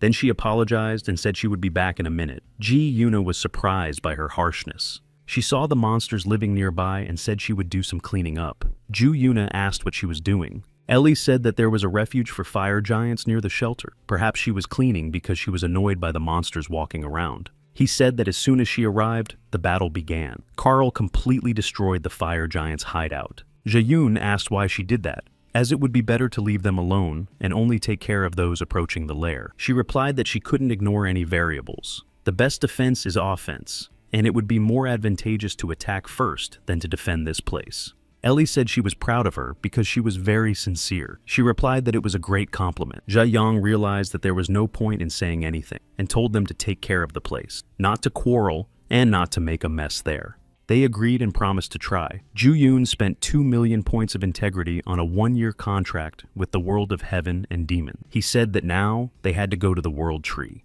They had to return to their home continent as quickly as possible. The other players, seeing him, wanted to attack him because he was the one who started it all. So they decided they had to destroy him. At first, the third continent was the site of a fierce battle between the kingdoms of Carbon and Ivan. The red dragon Carbinian was a creature that kept this unstable atmosphere in check. He said that anyone who destroyed this balance would be completely destroyed by his hands, but now this creature is gone. Therefore, the third continent has turned into a time bomb that could explode at any moment. Jae-young thought that maybe he should go to the dragon's lair after changing his location. The players wondered who this dragon slayer was, since his mana was quite weak. They were surprised that his level was low, and all his equipment was like that of a beginner. So, they decided that the rumors were false. Ji-yoon assessed the situation and realized that his opponents could be 6 adventurers and 4 NPCs. But competing with them would be a waste of his integrity. Then he was captured with chains. A man from the 2nd Battalion of the Royal Army's General Staff, Carben, told him to follow him because the Count wanted to meet him personally. But the representative of the kingdom, Ivan, pointed out that they had arrived first, and didn't they know what common sense was? The man replied that they were ensuring his safety because they surely did not want to rudely assert their rights over a person. An employee of the Westwood Division from the Principality of Ivan asked how he could joke like that. The players noted that this guy had destroyed all their guild base. So, let them get out of here, and don't ignore them just because they are adventure seekers, but they can show what they are capable of. A man from the Kingdom of Carbin said that the safety of the Dragon Slayer depended on them, but the player told them to get out of there. Jae-yoon was given the title of Man They Want to Get. He said that he defeated the dragon anyway, and shouldn't they be at least a little afraid of him? Ellie said that he looks like a weak man when he is not in a spiritual state. Tan agreed with her because he really does seem weak. Jae-yoon said that since his basic abilities are poor, he is ignored. Tan replied that it was all because the master was naive. Tan asked if he knew that there was a lot of fear and bad reputation among humans in the demon world, so what he thought the secret was. Jae-yoon asked if it was because they destroy people, steal souls, and deceive them. He replied that it was all true, but that was not the point. Then Jae-young asked if it was because they were scary, and Tan said he was mocking him. Then he replied that it was because they left 1 or 2 people alive. More specifically, they left witnesses, so that they can walk around and tell people about their crimes. Jang-yoon thanked him for his advice. Thanks to this, he knows exactly what to do.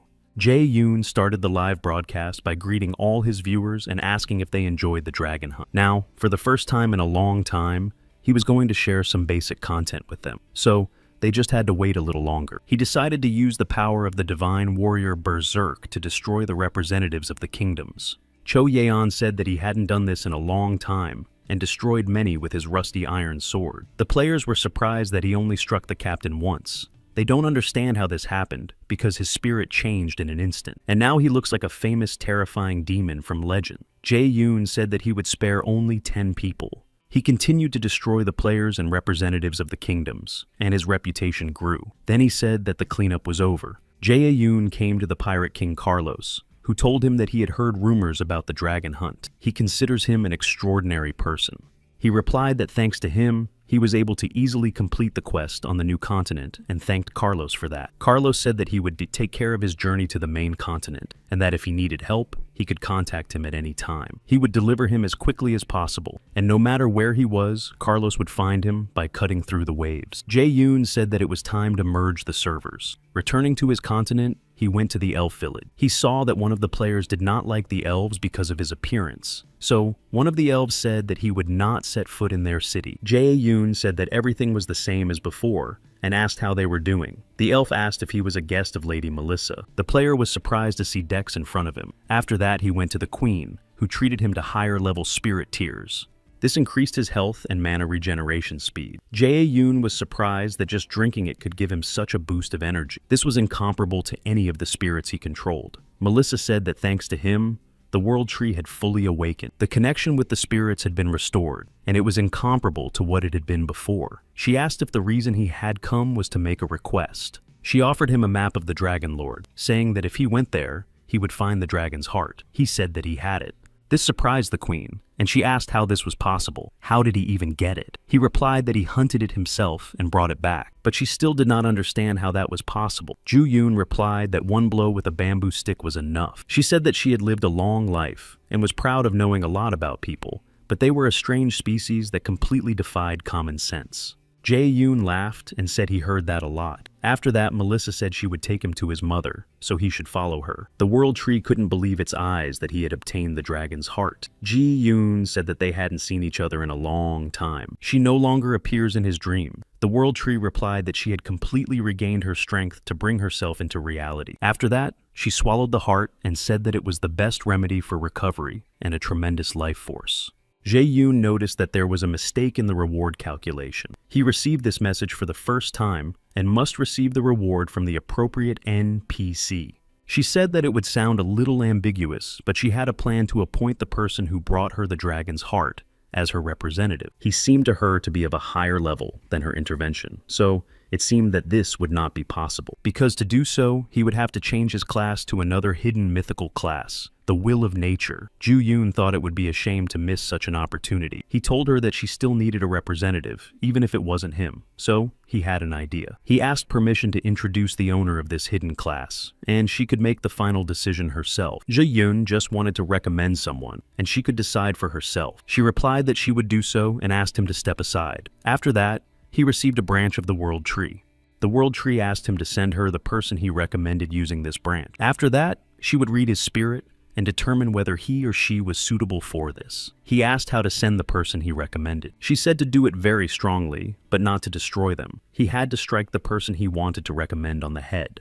This would knock the spirit out of the person, and then they would enter the imaginary world where they had met before. Jae-yoon thought this was a strange method. The hidden class, the Will of Nature, is the only one that represents the Great World Tree. Surely this was some kind of nonsense where even balance was not important. He was ashamed to give this class to someone else. The World Tree said that it could not do anything because the power he possessed surpassed even its power. Jae-yoon was surprised, and she said that it seemed like this was information that was not known to humans. But since they had already brought it up, she had to tell him. In fact, there was not only one absolute god worshipped by humans in this world. For example, there was a volcano that symbolized fire. Jae-yoon asked if she was talking about the lost century of mythology. She was surprised that he knew about it, as this story had been completely erased. He replied that he had heard about it before. They both said something like that, but it didn't matter to the World Tree. After that, the World Tree sensed the presence of an angel and a demon. Tan said that they hadn't seen each other in a long time. Ellie also greeted them.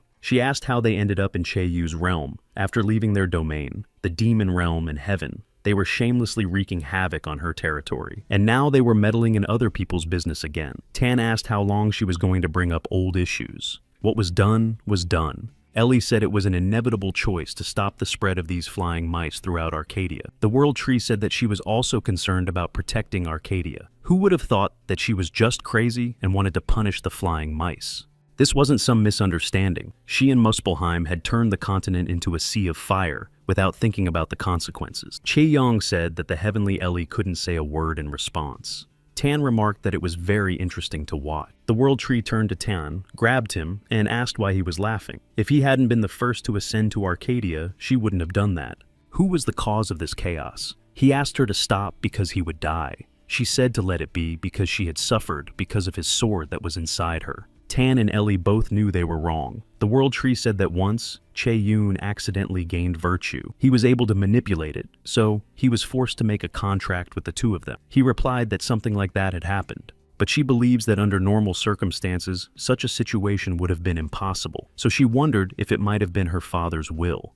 Jae-Yoon wondered if by father she meant the chief developer or someone similar. She asked if he used the power of heaven and the demon world impartially. He replied that he used it whenever it was useful. The World Tree replied that in that case, it did not matter who had given him the power, and he could accept it. So, for the sake of fairness, she would help him find a more useful application for it. She turned into a familiar and told him to add her to the contract. He liked the ability to summon spirits with pure nature attributes.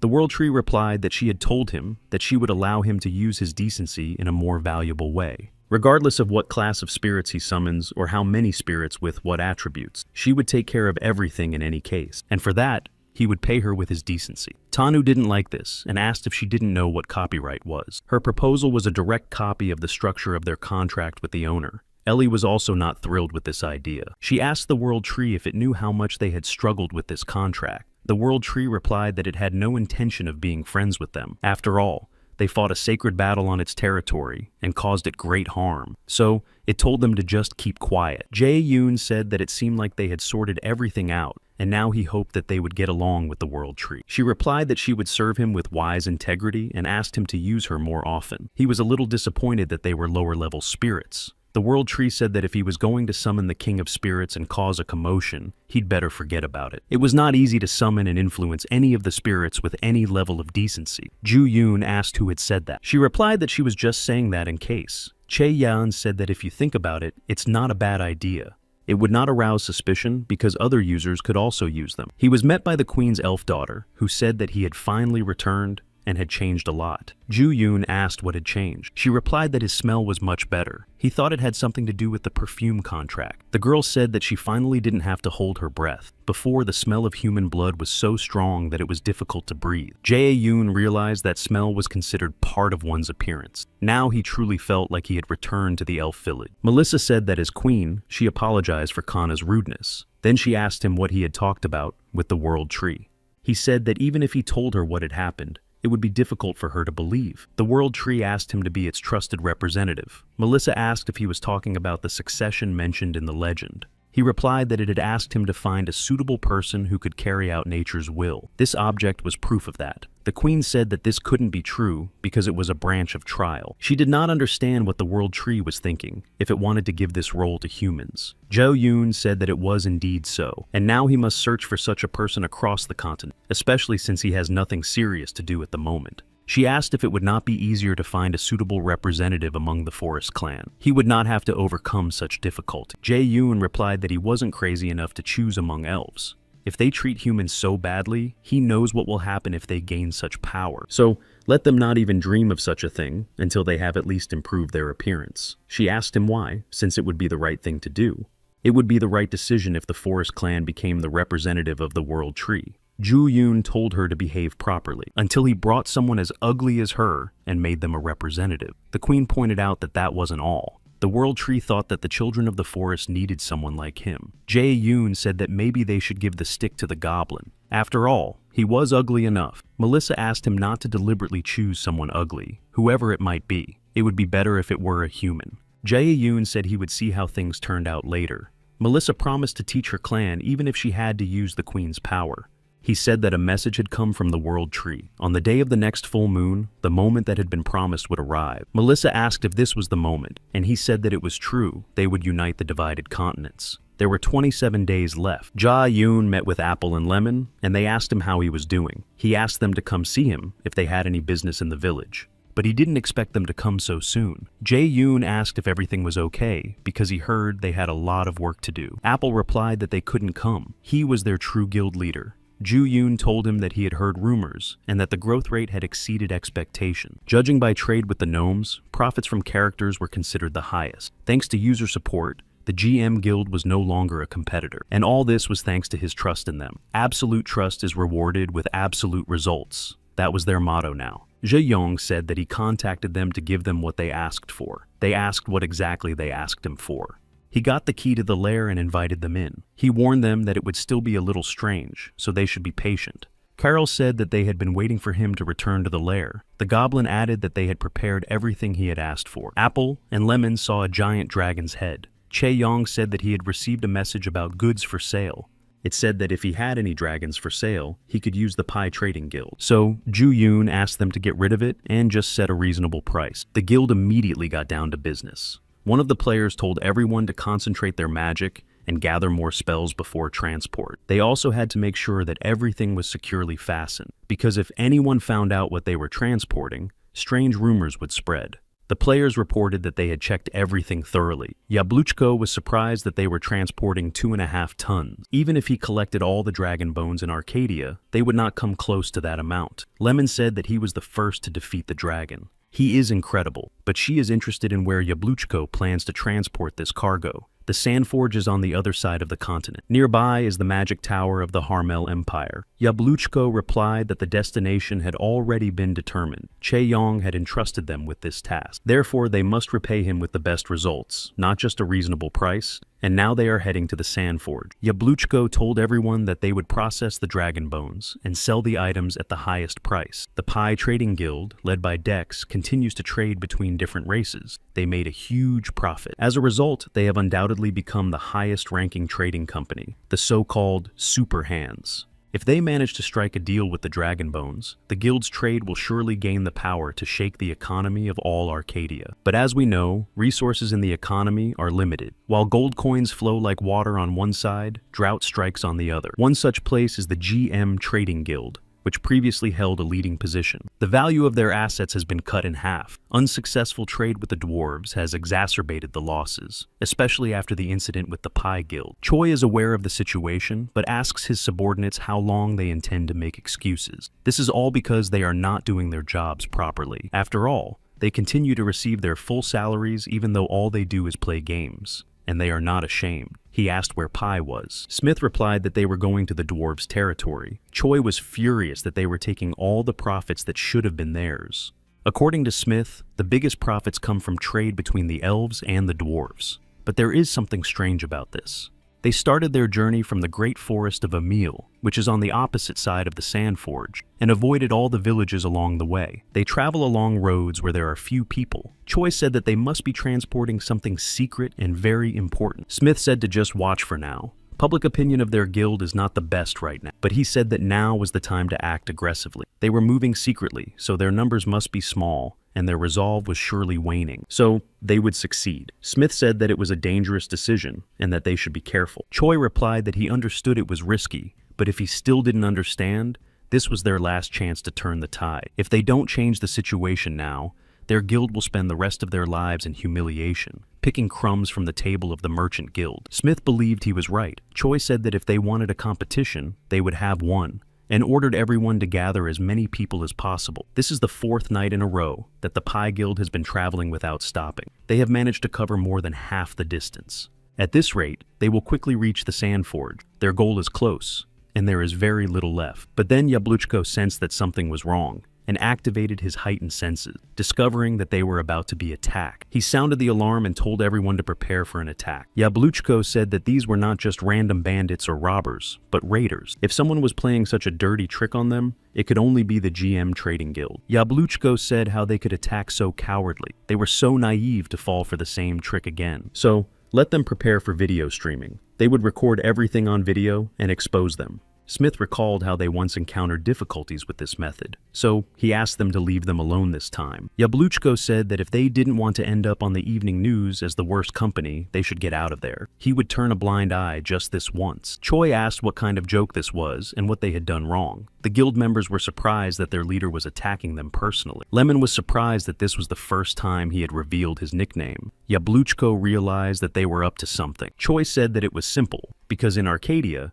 raids and ambushes were just another type of content. There are players who really attack trade guilds for profit, and some use raids as a means to prevent transportation. So, in other words, you could say that GM is just playing the game. Therefore, there is no need to hide your nicknames. Yabluchko said that such a large corporation, oppressing weaklings like them, couldn't call it a game. Choi asked if they really consider themselves weaklings, since they are called the superpowered trading guild Pi. Yabluchko understands that they have fallen into a trap and that it is impossible to prevent the battle. With their fatigue, they will definitely lose to them. And right now, when they are carrying out an important request, Yabluchko told everyone to prepare for battle and protect the cargo at all costs. He will cover the expenses himself. Lemon told the escape squad to prepare their teleportation magic while they stall for time.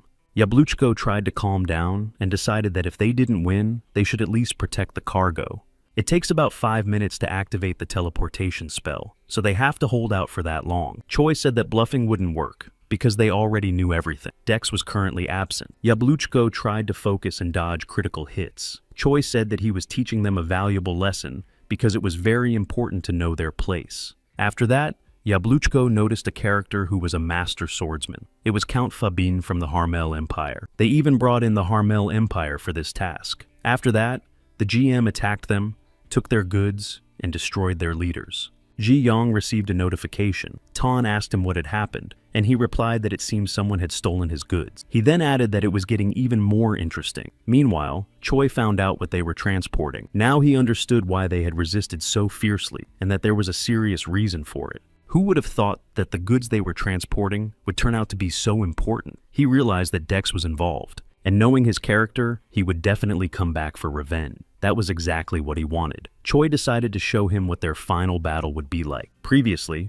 Ju Yoon felt guilty, so he tried not to attack players he didn't like. But this young guild owner was causing him problems again, so maybe it was time to destroy him once and for all. Choi delivered the dragon's head to the Harmel Empire. Duke Diern said that he had brought something incredible and asked what he wanted in exchange for it from the Empire. Choi said he had only one wish. He asked for protection for their trade guild from the true owner of the head. Then he would prove that their guild would be useful to the Empire. Duke Diern understood the desperate struggle for survival and accepted his offer. Alice found an anomaly in the Harmel Empire. She generated a scenario prediction, and as a result, a continental battle is supposed to happen. Many wondered why Dex entrusted the Dragon Skull to the Pi Trading Guild. He had almost everything sorted out, but this thing was too big and annoyed him. Che thought he would probably leave it for someone else to deal with. The biggest problem was the skull. Due to its enormous size, it stood out in the dragon's lair and he didn't like it. So he decided to give it to the Pi Guild for transportation.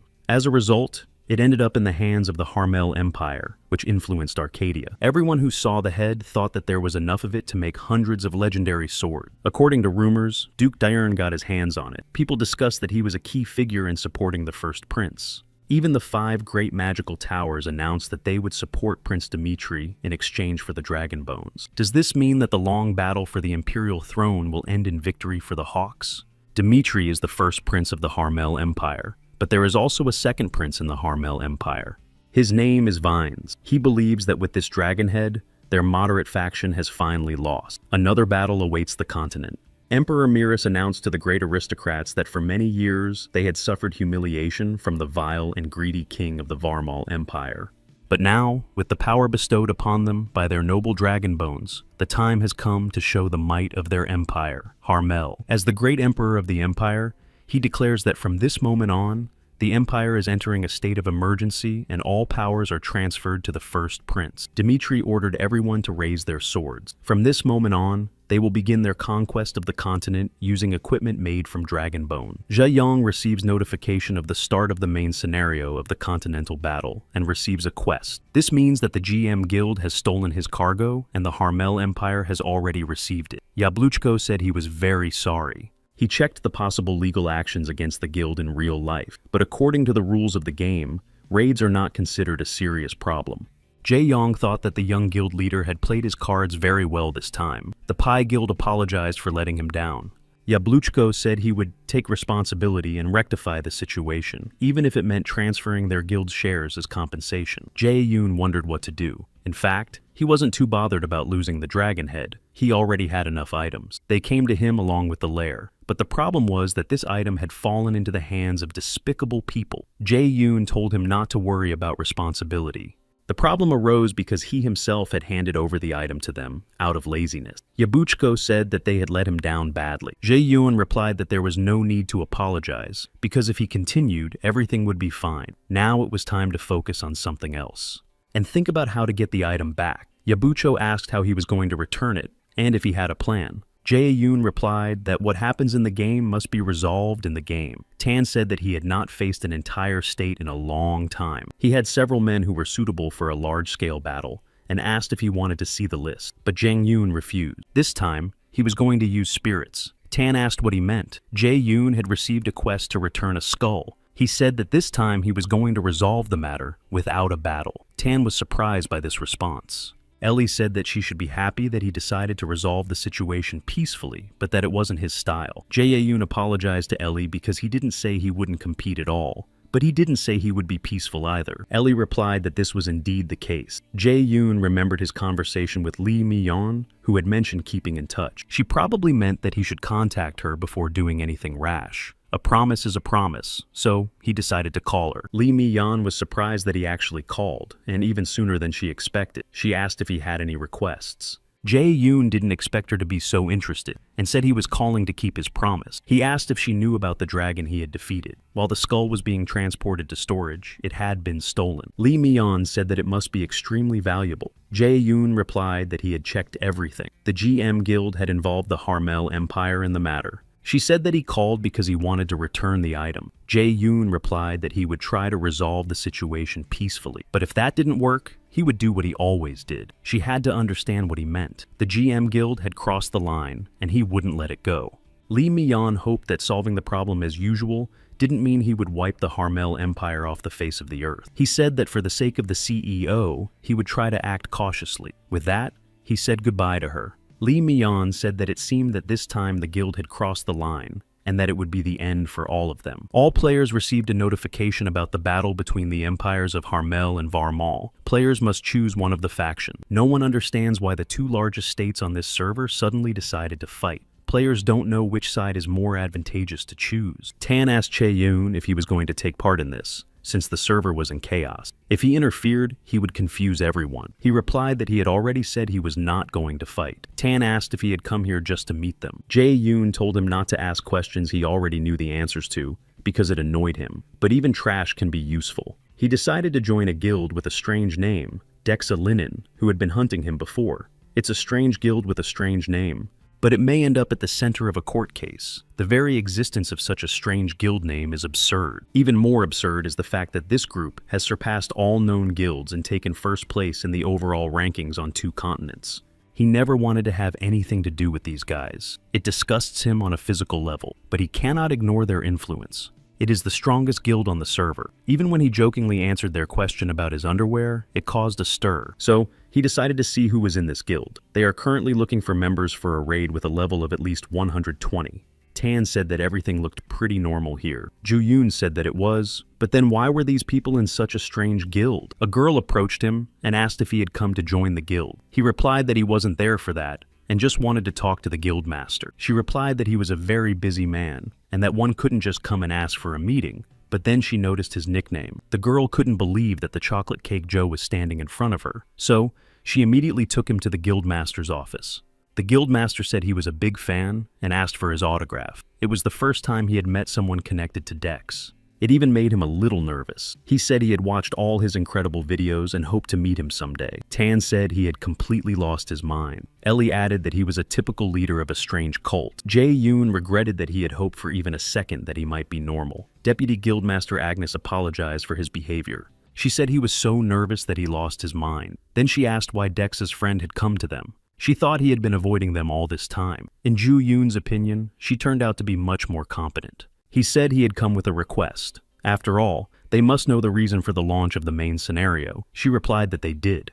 The skull of Carbinian, obtained by the GEM Trade Guild, had apparently fallen into the hands of the Harmel Empire. This had destroyed the balance. The princes decided to compete with each other for the throne, and now a crazy idea to conquer the continent is being implemented. The situation is in favor of the Harmel Empire. The magic tower has gone mad because of the dragon bone, and the main guilds support the empire, and that says a lot. Chae-Yong was surprised that they knew more than he thought, so he asked whose side their guild would take. Arthur replied that they did not like either option. Agnes wanted to stop him, but he said that since it was Dex's friend, he had to be honest. Agnes agreed with him and said that he was right. How could he know that siding with the Harmel Empire would be the wrong thing to do for them? Because they had tried to steal Dex's item. But it was also not easy to oppose them directly. In fact, the Varmal Empire had no chance of winning. They had suffered heavy losses due to the unexpected attack by the Harmel Empire, and most users had already turned their backs on them. Ji-Yong asked if even the #1 guild with over 1 million members would support them. Would the Varmal Empire still have no chance? Arthur replied that this was indeed the case. Even with an alliance of guilds or NPCs of count level, they would be nothing more than uncontrollable animals against such powers.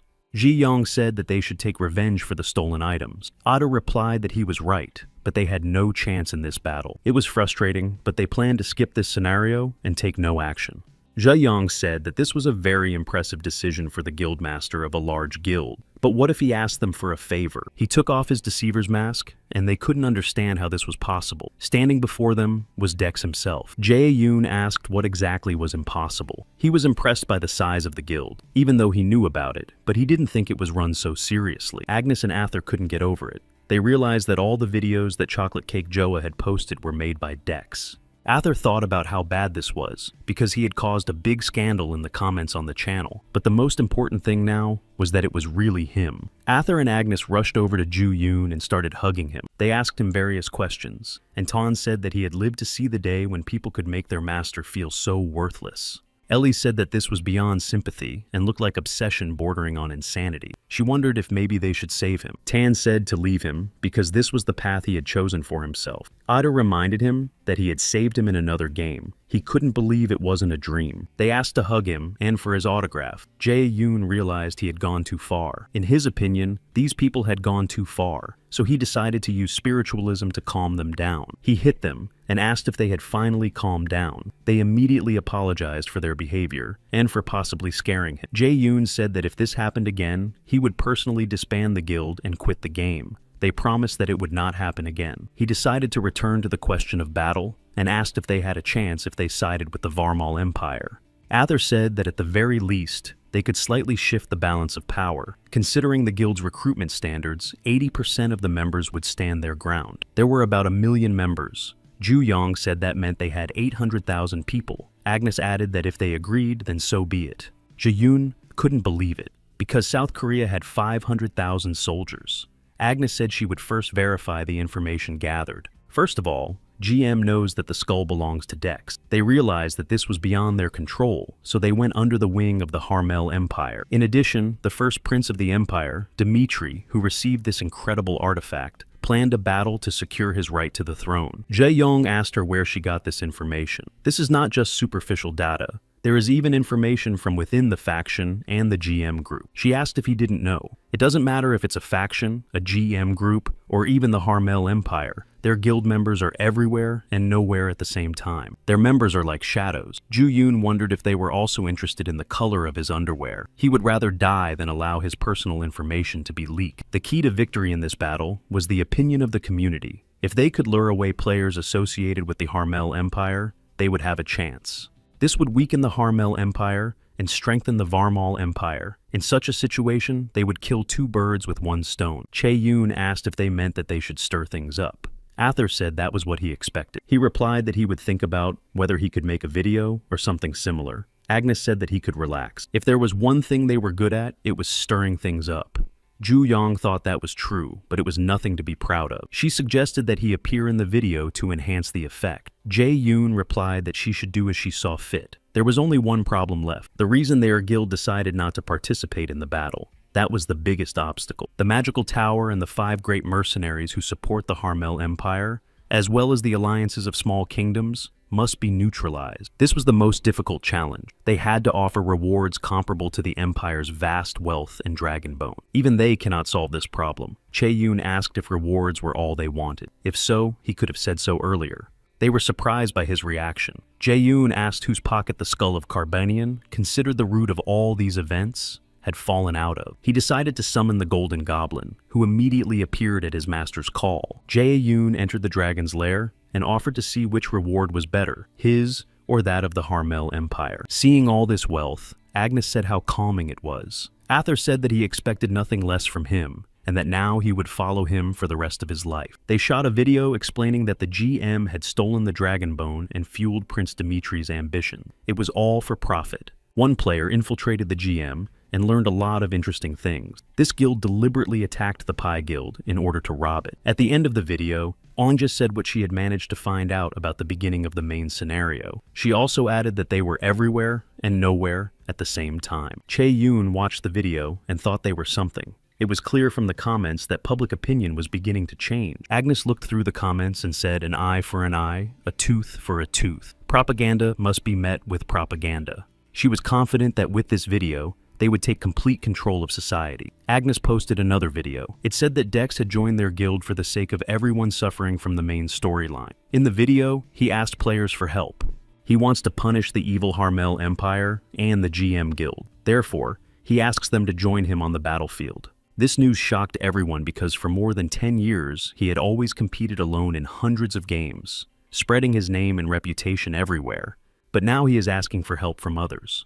Therefore, many users responded to his request. Ather told everyone who decided to join that from now on, their guild would share the fate of the Varmal Empire, all for the freedom of Dexa. Ji-young found some items in the dragon's lair, but he doesn't know what they are. Ellie asked him what he was doing. He replied that he was just checking for useful items if the warehouse had already been cleaned out. It would be a shame if such items were left lying around unused. The Golden Goblin gets angry at him because the place had already been cleaned up. But Ju-young continues to search for something. He found the 8th Circle spellbooks, and Tan asked him what he was going to do with them. He replied that he was not a magician and did not know much about them.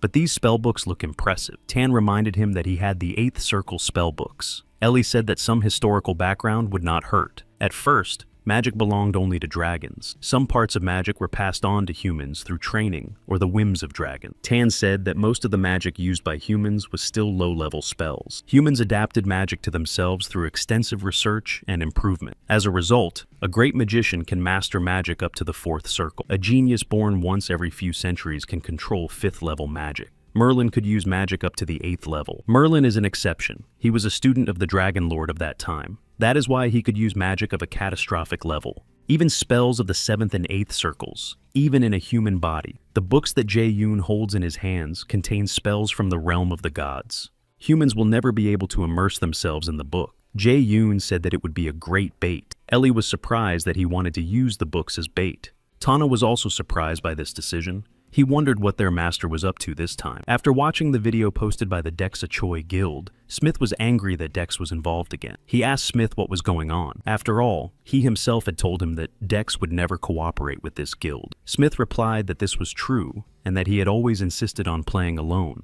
He couldn't even imagine that Dex would ask this guild for help. Choi told him to shut up, because he didn't care about his apologies. Choi asked if he had even seen the video. The guild knew all their internal information. After that, his father called him. He decided to accept society's criticism, but was confident that the Harmel Empire would win the battle. The Varmal Empire began to act. General Lias of the Harmel Empire asked why they didn't just surrender, because there was no point in defending themselves. Even the adventurers are no longer on their side, so the fall of their empire is just a matter of time, and they should think carefully before attacking. His subordinates waited for orders. But what was the point of giving orders? When Fort Fern fell, it would mean that the elite knights of Varmal had been defeated. This empire has no future. But then they saw that they outnumbered the army of the Harmel Empire several times over. The general thought it was a trap, because he knew they were much weaker than them. His soldiers began to call for reinforcements, and then they all saw a flag with an image of white cloth. The Dexa White Cloth Guild had decided to show them the horror of black cloth. So they all went on the attack. The Harmel Empire did not understand who these people were, or what their black cloaks were. They thought they were some kind of fanatics from the Varmal Empire, but some of them recognized this guild. They were surprised that they had joined Varmal, they knew that nothing good could be expected from them. The knight decided to stop their attack himself. He believed that the emptier the cart, the louder the noise. He told the soldiers not to let themselves be confused. Ather said that he was quite good and warned Agnes that they should take care of this guy. She replied that she didn't like to interfere, but it was time to demonstrate the advantages of guild leadership. She used magic and blinded the knight with a bright light. Meanwhile, Ather broke through his protective barrier. Gruelon, who ranks 5th among the guards, couldn't believe it. His defense had been broken by a normal attack. He thought the boy had just charged forward, but he had used some kind of trick. Ather asked if they really thought they could stop Dex's will in this way. Gurlon asked what other tricks he had up his sleeve. Before that, Ji Yoon gave them one item because he couldn't let them leave empty-handed. It was just gathering dust in his warehouse anyway. So, he said that such a weapon was very suitable for their level and that they should know what to do with it. They should make sure they do everything right. Jae Yoon gave them an important task. Ather and Agnes said that wasn't all. Their loyalty wasn't limited to that. She replied that she knew that. She suggested that they all show Dex's greatness as it should be. General Leas does not understand how it is possible to defeat such a force. He believes it is simply a disaster and that they have no chance. Ather and Agnes received very powerful items from Ji Yoon, the legendary Sword of Doom and the legendary Staff of Burning Hell. Ather now understands why everyone talks about the power of these items. Agnes is also impressed. After all, she used such a powerful spell, and her mana didn't even decrease. With such powerful weapons, they quickly defeated everyone. Arcadia's worldview is based on mana. From the formation of the aura of a sword, created by warriors who tempered their bodies, to beings drawing power from transcendence, such as gods or demons, and also magicians who break the laws of nature. Even spellcasters who summon spirits and mythical creatures have one source of energy. The source of each of these powers is mana. At the pinnacle of mana mastery stand magical towers. 5 magical towers are scattered across the continent. They have absolute power and have lived in seclusion for a long time, with virtually no contact with the outside world, not to mention participating in battles. Only once did they join forces to confront the legendary Lich Argamer, but then they learned of the appearance of dragon bones, and an unprecedented gathering of adventurers. Behind this battle lies a force that can rival the magical towers in power. It seems that the era has come when they will have to come out into the light again. The magical tower began to watch Dex.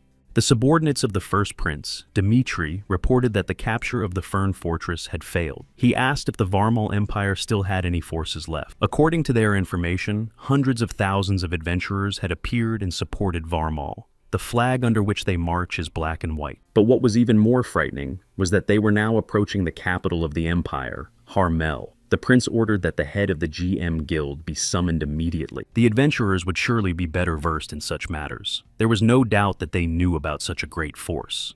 A subordinate asked what to do with the fortress. Gathering hundreds of thousands of adventurers makes an easy capture impossible. Dimitri replied that they could not afford to get stuck here. The defeat of the Varmal Empire was not the end of the battle, but only the beginning. They had to summon elite troops and prepare an envoy. The prince ordered to summon higher-level mages from the magic tower. Even if they had to destroy the fortress, they would continue the attack. Jae Yong reviewed the video of the Dexa White Guild and realized that they were working as they should. If things continued like this, they could leave the battlefield to them. Lemon said that the preparations he had mentioned were complete. He thanked her and said that was good. He also had to justify the trust placed in him. The Pi Guild thanked the elders of the 5 magic towers for responding to his call. One of the elders said that their guild had organized something interesting, but how dare they summon the elders of the 5 magical towers and gather them in one place? Didn't they understand how reckless that was? They hoped that this matter was truly important enough to justify such a gathering. Otherwise, the Pi Guild would become the enemy of all the magical towers. Chae Yong said that the guild had simply sent out a message at his request. He was the one who summoned them here. One of the magicians asked who he was. Another was surprised that a mere adventurer had summoned the 5 magical towers, just like that. Jae Yoon replied that he had not forced anyone to come here. They had gone mad after receiving the fragment of the dragon bone he had sent them. But they came here on their own. The magicians realized that they were facing the true owner of the dragon bone. Jae Yoon emphasized that he would speak plainly. He needed their help in finding his property. They were surprised that he was offering the 5 magical towers to start a battle against the Harmel Empire. But Jong Yoon had a wonderful offer for them. He said that the magic tower that brought him the dragon bone first would receive a worthy reward, the spellbooks of the 8th circle. One of the elders cannot believe that an artifact from the world of the gods really exists. Ji Yoon said that if they want to get it, they must know what to do.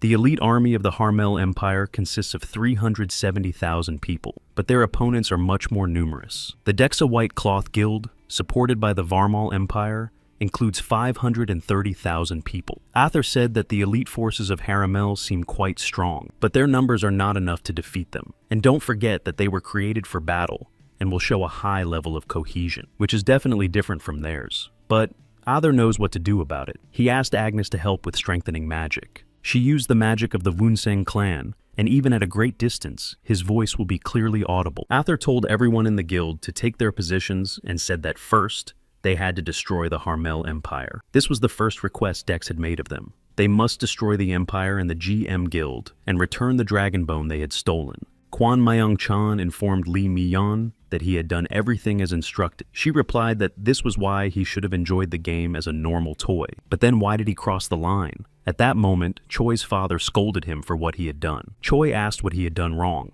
and his father said that his actions had brought the situation to madness. All the Tower Masters were present at the meeting. No one could remember when this had last happened. One of the magicians asked the Red Tower about the results of the assessment. It would be absurd if the item turned out to be a fake. The magician replied that both 8th circle spells were real, and as a sage of the Red Tower, he could confirm it. Both books were real. The other magicians couldn't believe it. History is changing. Countless dragon bones and 2 8th circle spells have influenced this. There is no need to explain which item is most valuable to the Magic Tower. The mage has nothing more to say. The commander of the Harmel Empire's army retreated, and the Dexa Guild of White Clothes was victorious. Arthur suggested taking a break and moving on to the capital. The Harmel Empire does not understand how they could have lost 30% of their elite forces. It cannot be that some members of the guild were stronger. The commander of the elite forces, DeCardo, said that the elite troops were superior to the enemy forces, but they were literally a group of fanatics. With a crazy look in their eyes, they rushed at them without fear of death or defeat, and attacked with the word black on their lips. There were many more of them. Even the elite forces couldn't withstand such pressure, but they continue to advance and will soon reach the imperial capital. Duke Diron asked where the GM Guild was, because he had sent soldiers to look for them, and it seemed that they had disappeared like ghosts. Their guild seemed to have vanished into thin air. Choi was suffering because it was all over. Meanwhile, his father was answering questions from journalists. Choi Sun-oon tried to prove that the GM Trade Guild had not violated anything, judging by the reports he had received. But the man said that you can't oppress people even in a game, let alone in real life. Even though competition in the game is part of the content, that doesn't mean it's okay to do so. These crimes damage the reputation of GM groups. Sun Yoon decided to create a team within the company to solve the problem. Dmitri realized that this adventurer had fled. He knew that he should not have formed an alliance with this guild. The prince's subordinate reported that an envoy from the Magic Tower had arrived. Dmitri said to bring him to him immediately. 5 supreme magicians came to talk. The prince was delighted with such strong support and was confident that with them he would deal with all his opponents.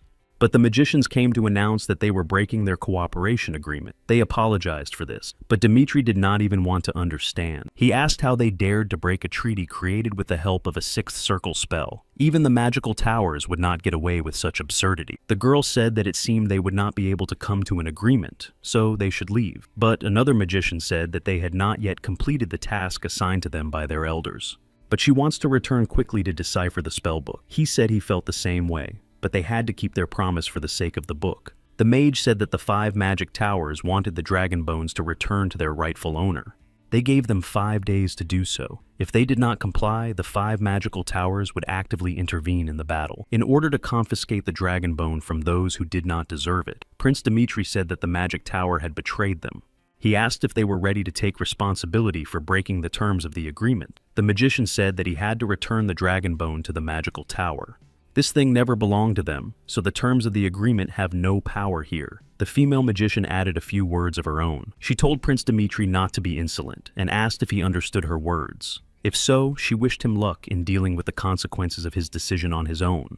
Prince Dmitri asked Duke Diern if he knew what to do. He added that he should release the wolf. He must destroy all those who betrayed the empire, starting with this insolent sorceress. Duke Diern accepted his order and said that he would make the Magic Tower understand that they had chosen the wrong ally. Yabucho asked Chae-yoon if it wasn't too much of a loss to give up 2 books of 8th circle magic in exchange for a dragon bone. It was certainly a great thing, but compared to the 8th circle books, it seemed quite insignificant. Jae-yoon replied that if you looked at it that way, he was right. But thanks to this, the situation had become more interesting. For him, the main thing was to enjoy the game, and everything else was irrelevant. Yabucho agreed that if you didn't enjoy the game, it would be a great loss. Still, he was curious about the reward for destroying Carbinian. Did he get something better than Dragon Bones or 8th Circle magic books? Ju-yoon replied with his own thoughts.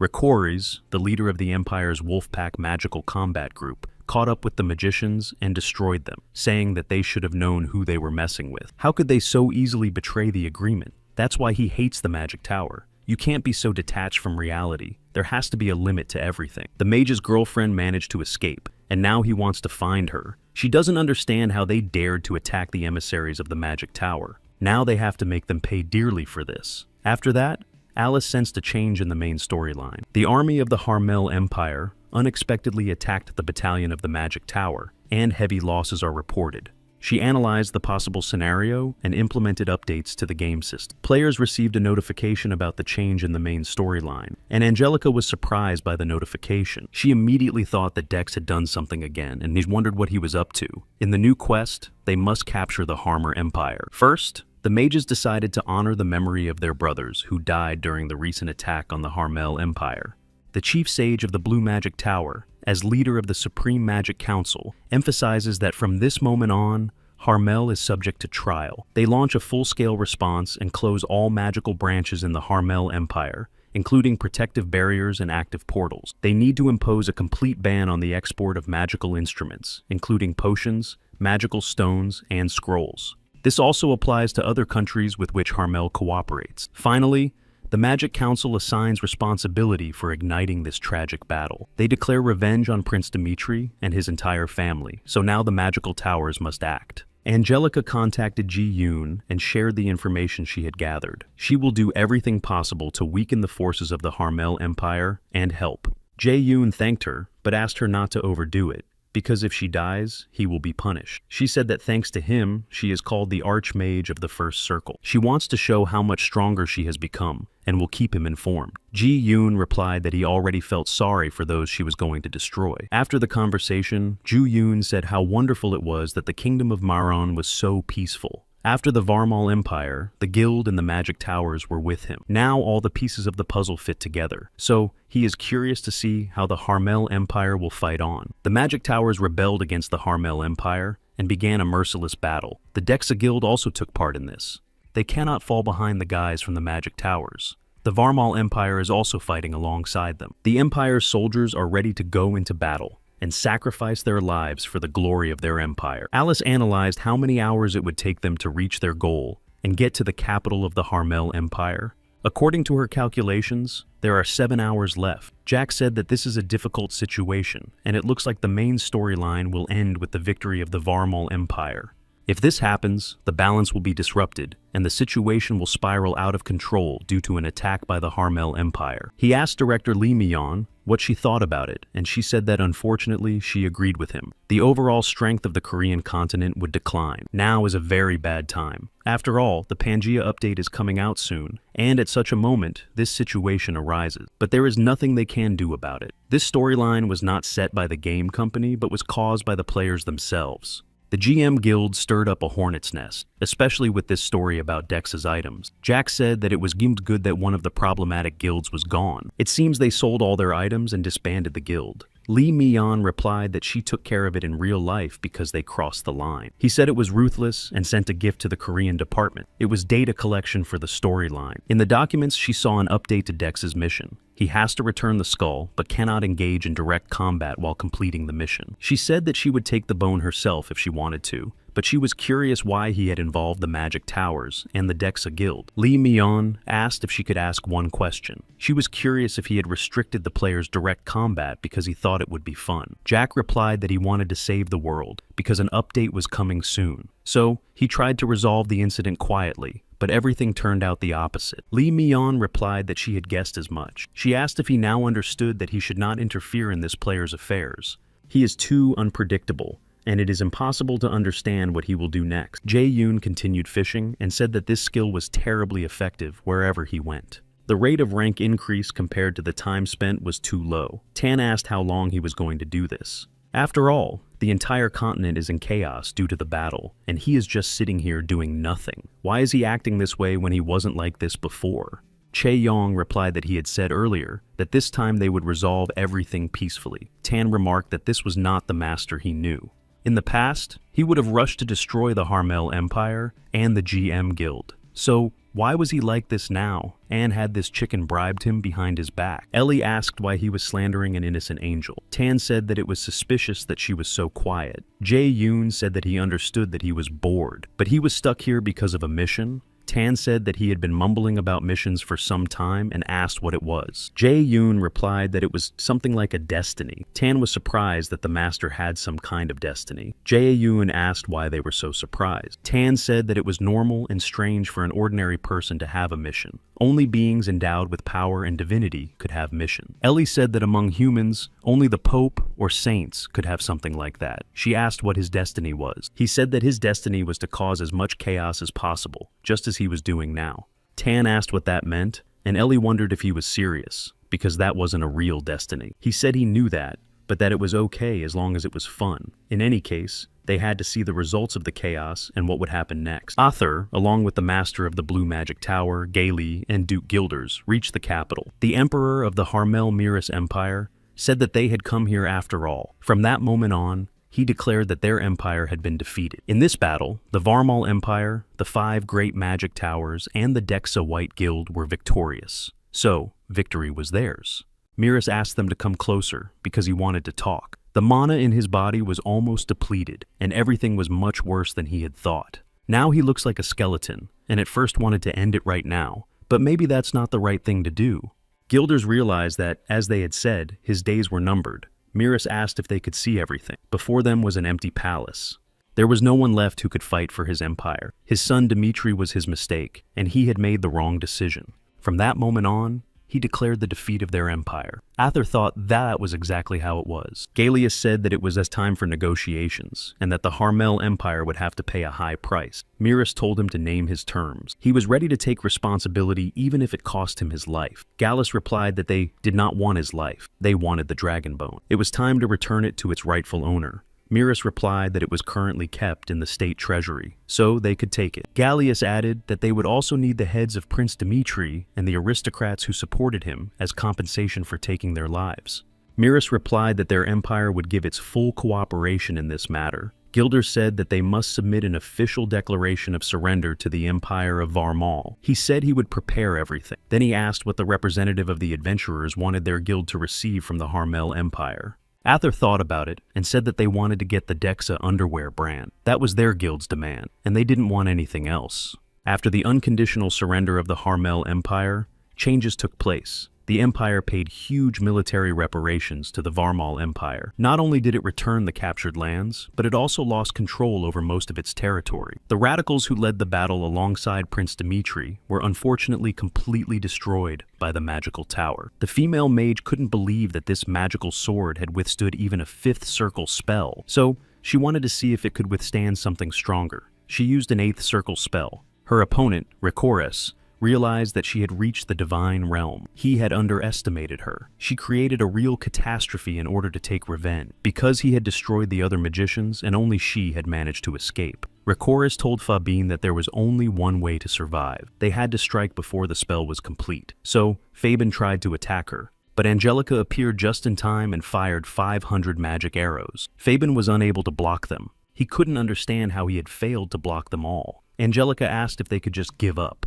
This is an important part of her mission. Therefore, she cannot just leave everything as it is. Rikoris recognized her. This girl is a powerful sorceress of the first circle, so they realized they were in big trouble. Angelica dealt with them very quickly. She took the mage's girl and said that it was incredible that she had used the 8th circle of the divine realm. Thus, the Harmel Empire, which had ruled the eastern part of the continent for centuries, tragically disappeared from the pages of history. The treacherous adventurers allied with the Harmel Empire decided that death might not make sense for those who possess the power of eternal life. But that is precisely why the Varmal Empire will forever hate and curse them, rejoicing in their misfortune. No one will seek their help or accept it from them. No one under the sky of the great Varmal Empire will ever be happy. As you know, all players had to choose a side, but some chose no one. The Black Dragon of Darkness said how good it was that she did not take part in the battle, because it could have ended in disaster. But everyone who failed the task was punished. Players are not allowed to enter the eastern part of the continent for a whole year. For them,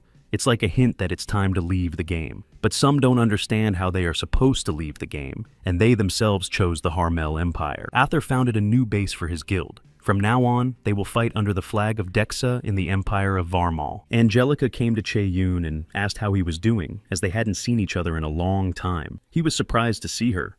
Yabluchko and Lemonchik reported that they had received a dragon bone from the magic tower. He thanked them for their excellent work. Yabluchko replied that there was no need to thank him, because he was just following orders. Jae-Yoon asked Angelica if she was the scary messenger from the magic tower. She was surprised that he had called her that. He replied that he was just joking. Angelica asked him to stop talking nonsense. Lemon asked Yabluchko if she was the same great sorceress of the first circle, and he replied that yes, she was the same crazy woman. They say that this time she distinguished herself on the battlefield again. Apparently, she defeated the Empire's swordsman Harmei with the help of magic shells. Everyone is curious to know how many times she fired at him, and thinking about it, some are overcome with horror. Yabluchko and Lemon said that they should go. Che-Yong asked why they were leaving so quickly, since he hadn't even thanked them properly. But they said they had a lot to do, so they had to go. Ju-Yoon doesn't understand why they suddenly decided to run away so quickly. He summoned the Golden Goblin and told him to take this piece of dragon back to the vault. The goblin accepted his order and said that he would have to make room for this useless item again. Angelica asked what kind of monster it was. He replied that it was his assistant who cleaned the room. She was surprised that he used a monster with terrible magical powers for cleaning. For the fall of an empire that had shone for 100 years, Che-Yong received almost 4 million points of integrity. He also received new titles. Angelica couldn't understand how his aura had become even stronger. Ellie is also surprised that he has reached such a level without using spiritual power or virtue. Tan said that now the master is very cool and knows what he is doing. Then he asked why he looks like that. Jae-Yong said that it was time to pay the price for his contract with the demon. They would not back down no matter how much he hid. The girl decided to interview Ather and asked why the guild remained neutral at the beginning of the battle between the empires. But then she decided to side with the Varmal Empire after all. Was there a special reason for this? He replied that if there was a goal, it was only one, and it was related to the Dexa underwear brand. He would always wait for this player. Jae-Yong came to Ather to talk about his underwear brand. He asked him to listen carefully because he would only say it once.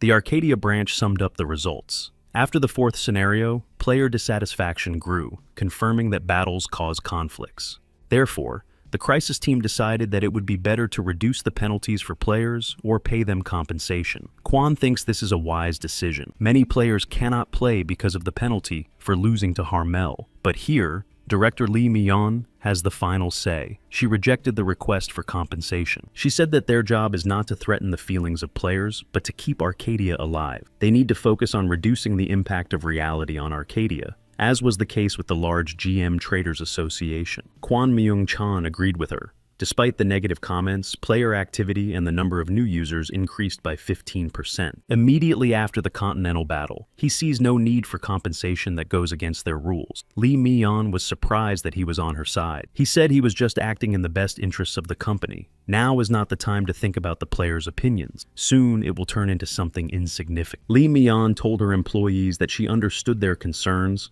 but there was nothing to worry about. The next update would resolve all conflict. Kwon Myung-chan asked if she was referring to that extremely secret matter. She congratulated everyone on the upcoming update. Very soon, all Arcadia servers will be merged into one. But the real problem will come after that. Their Korean server would be the first to implement this measure. But they had to be careful, because what she was about to say was strictly confidential. Janika said she had no strength left. Even though she was not in charge, she understood that creating Arcadia was difficult. But so many changes are too much, especially this Bard of Anarchy. Because of this class, the script has been pushed forward 3 years. Why was this class even necessary, considering she spent so many nights awake figuring out the real-time translation service for this update? Jack said he was glad she liked everything, and asked her to think about the good thing. The stories she once told him before bedtime are now coming to life thanks to people all over the world. Back then, he couldn't have imagined such a future. Janika thanked him for creating such a world. She asked if he remembered that back then. Their story only made it to the World Tree Award.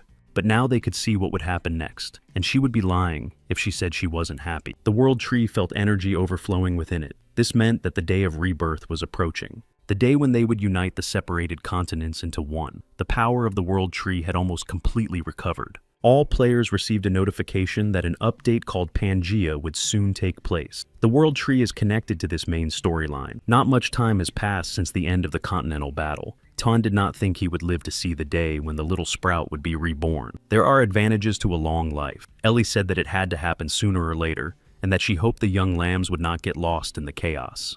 The game update began, and Jenica was delighted that the unification of all the continents was beginning. Pirate King Carlos said that now he understood what his friend had been talking about when he mentioned a new world. He was eagerly awaiting this moment. The update was complete, and a video related to the update was launched. Time in Arcadia was frozen for convenient viewing. At first, there was only emptiness in this world until one day a bud appeared. Its roots took hold in the dust. It flew through the void. Together they created the earth, and the bud blossomed, giving life to everything else. Its appearance filled the earth with enough energy to attract beings from other dimensions. Thus began the battle between heaven and hell. As a result, the great world tree fell into an eternal sleep. Its roots could no longer support the earth. Zheyong was surprised that the world tree had revealed the story of the great battle between saints and demons to all players. He wondered what it had in mind. He had a thought that the world tree was planning to connect Tanchika and Ellie with the rest of the story. If the era of world peace ends, then the era of chaos must also come to an end. But the light of the traveler restored her strength. Therefore, she intends to restore this world, and no one should quarrel about it. They must remember that this is how she shows her love for them. But they must beware of the chaos and dangers that come from the vile creatures who want to take over this world. They must understand her anger and beware of the lands, as well as destroy the traces of the pitiful invaders.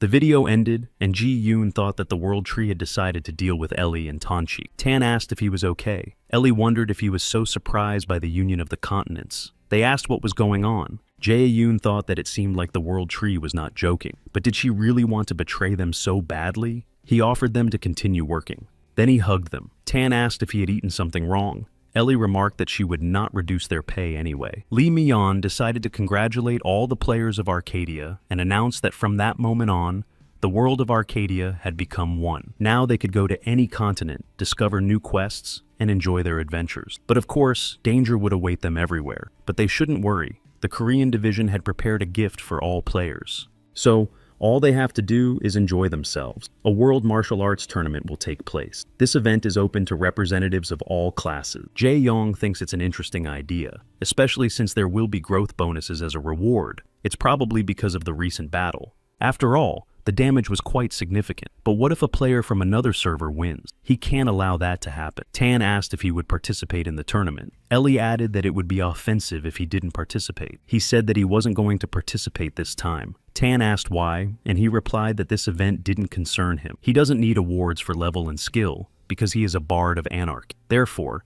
this event is completely useless to him. Lee Mi-yeon must be behind this, but that's to be expected because he caused them a lot of trouble. Lee Mi-yeon hopes that he will forgive her, because this time she did everything she could to keep him calm. She called him and said that he had had enough fun. Ju-yoon replied that it looked like he would have to skip this event, but he decided not to let it go. He saw information online that someone was pretending to be Joa's chocolate cake. The crime was committed under his nickname. He posted this information under the nickname Joa's chocolate cake. Jae-yoon said that it turned out a little awkward, but it seemed like he would have to intervene in the end. He told Ellie and Tan that he would participate and took back his words.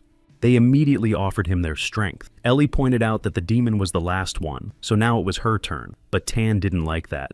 Tan said that her logic was strange. It didn't matter in what order they went. Ellie asked if he had a conscience. He should stop being so greedy. Chae-yoon told them to stop arguing. Then he apologized and said that he wouldn't need their power this time. Ellie asked what he meant. Tan realized that he had decided to use the power of the world tree. The world tree greeted him and said it had been waiting for his call for a long time. He said that this time he would play in the tournament as a conscript. Therefore, he hoped for its help. The world tree thanked him for choosing their service. The world tournament began, and the host welcomed all the participants from around the world. She was glad to see everyone on the island of fantasy. Ji-yoon thought that this map was still as chaotic as ever. Hentok greeted Ji-yoon and said that they hadn't seen each other in a long time. He couldn't believe his eyes that this kid had grown so much. Jae-yoon said that he had changed a lot and asked if he had been training. He replied that he had been trying to live up to his status as his assistant. Then Jo-yoon asked if he was also participating, as it seemed that even the craft classes had their own competition. Hentak replied that he hadn't decided yet. At the competitions, everyone uses the same materials and tools. Therefore, he would not be able to use his hammer. And without it, there was no point in participating. Jae-yoon told him not to lose heart, and remarked that now he was getting to know his timid friend, but he didn't think his talent was hidden in a hammer. He told him to think about it, and noted that he was also going to participate. Hentak was surprised that he had made such a decision. Hentak asked him in which category he would participate, and what he would play. After all, he seemed to use magic and was also a skilled swordsman. And anyway, is it really necessary for him to participate, since his name alone will attract a lot of attention? Is it worth the risk?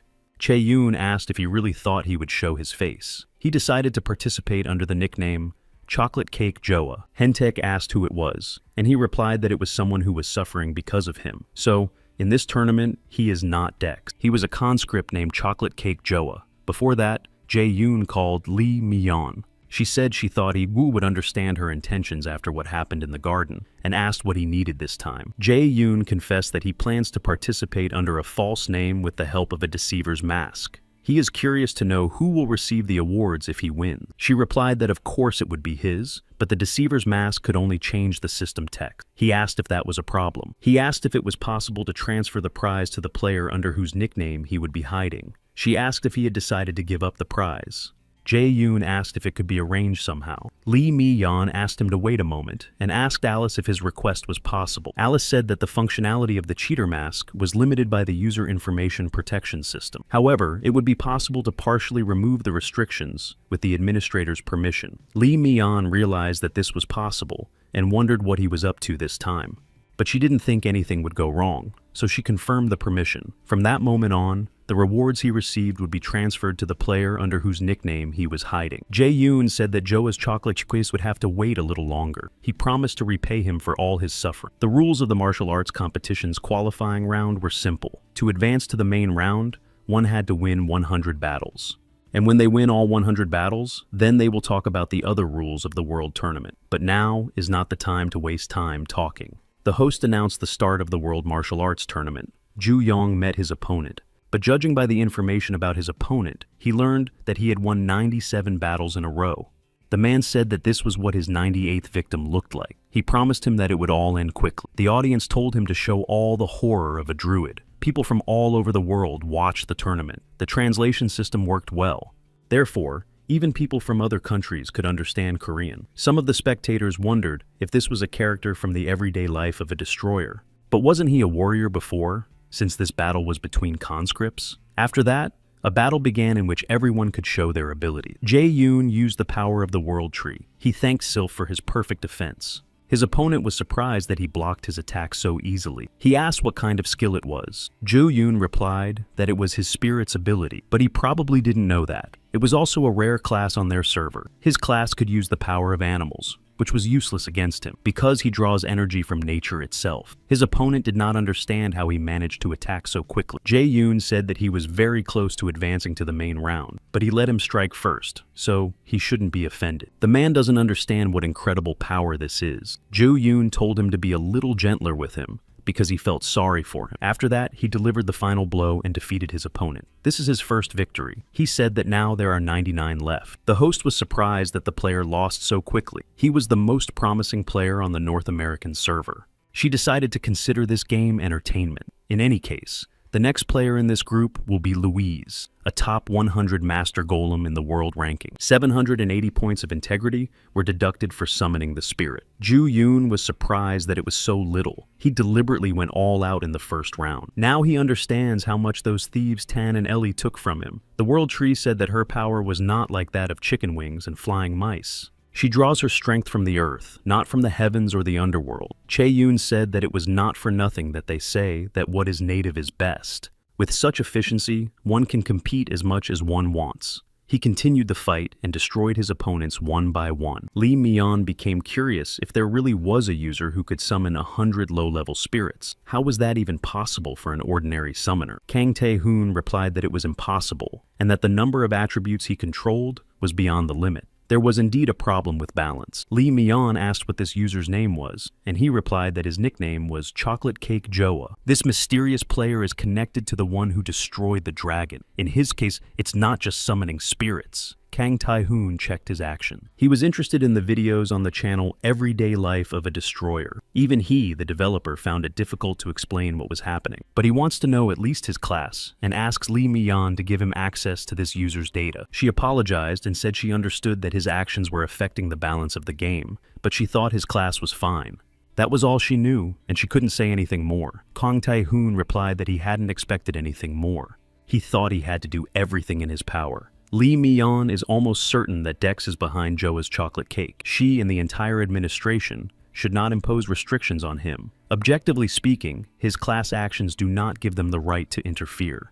Because his class is a bard of anarchy who has the ability to use decency to break the laws of Arcadia, what he has achieved through his actions for others. Even the creatures of the great battle between demons and angels cause complication. No one else could have achieved such a level of decency. In other words, he has had a huge impact on Arcadia, regardless of his class.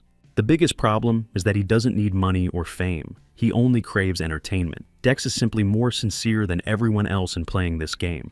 Jae-young told his rival that the combination of water and light spirits was not bad. Thanks to her, he was able to experiment. She said she couldn't get out of the qualifying round. Who is he anyway? She had never seen him in the top spellcasters. Jae-yoon said that she couldn't see that he was Joa's chocolate cake. After that, he destroyed her and won his 100th victory. Thanks to this, he got a ticket to the finals. The audience saw him fight so seriously for the first time. Some were upset because he ruined their plans, and some had already bet all their money on the player he defeated. Many believed that he fought unfairly. The host thought that this was obvious and that the balance had been upset. Therefore, something had to be done about it urgently. She decided to talk to Joa's chocolate cake. The host suggested finding out the secret of his strength and asked him to tell her. At first, he was confused, but then he had an idea that it was time to throw out some bait. He introduced himself and said that he was Joa the chocolate cake. He was sure that many people didn't like his fighting style. These people didn't understand the essence of the game, but the answer was very simple. So if they don't like something, let them become spirit summoners. Maybe elves don't like their faces. He wished everyone a fun game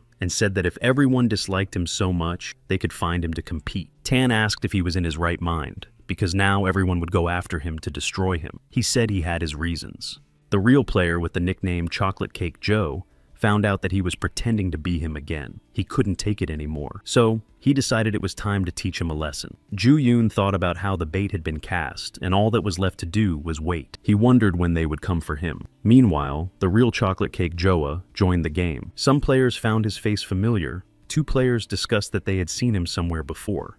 Joa's chocolate cake said that this despicable imposter would soon get what he deserved. All that was left to do was wait a little longer. This time, he had to catch him and prove his innocence. But many of the players started looking for him to deal with him. He hid and thought that even on the event map, he had to run away even though he hadn't done anything wrong. It was all because of that imposter. Jae-yoon approached him and said that it was true. He would also feel offended if he were in his place. Joa didn't expect to see him. Ju-yoon greeted him and said that this was their first time meeting face-to-face. Jae-yoon was very happy to meet him and said that he was the imposter he was looking for. Joa Chocolate Cake immediately attacked him, but Ju-yan stopped his attack using the power of Sylph's spirit. He said he understood his indignation, but that he shouldn't waste too much energy, because his weak attacks had no effect on him. But Joa's Chocolate Cake continued to attack him.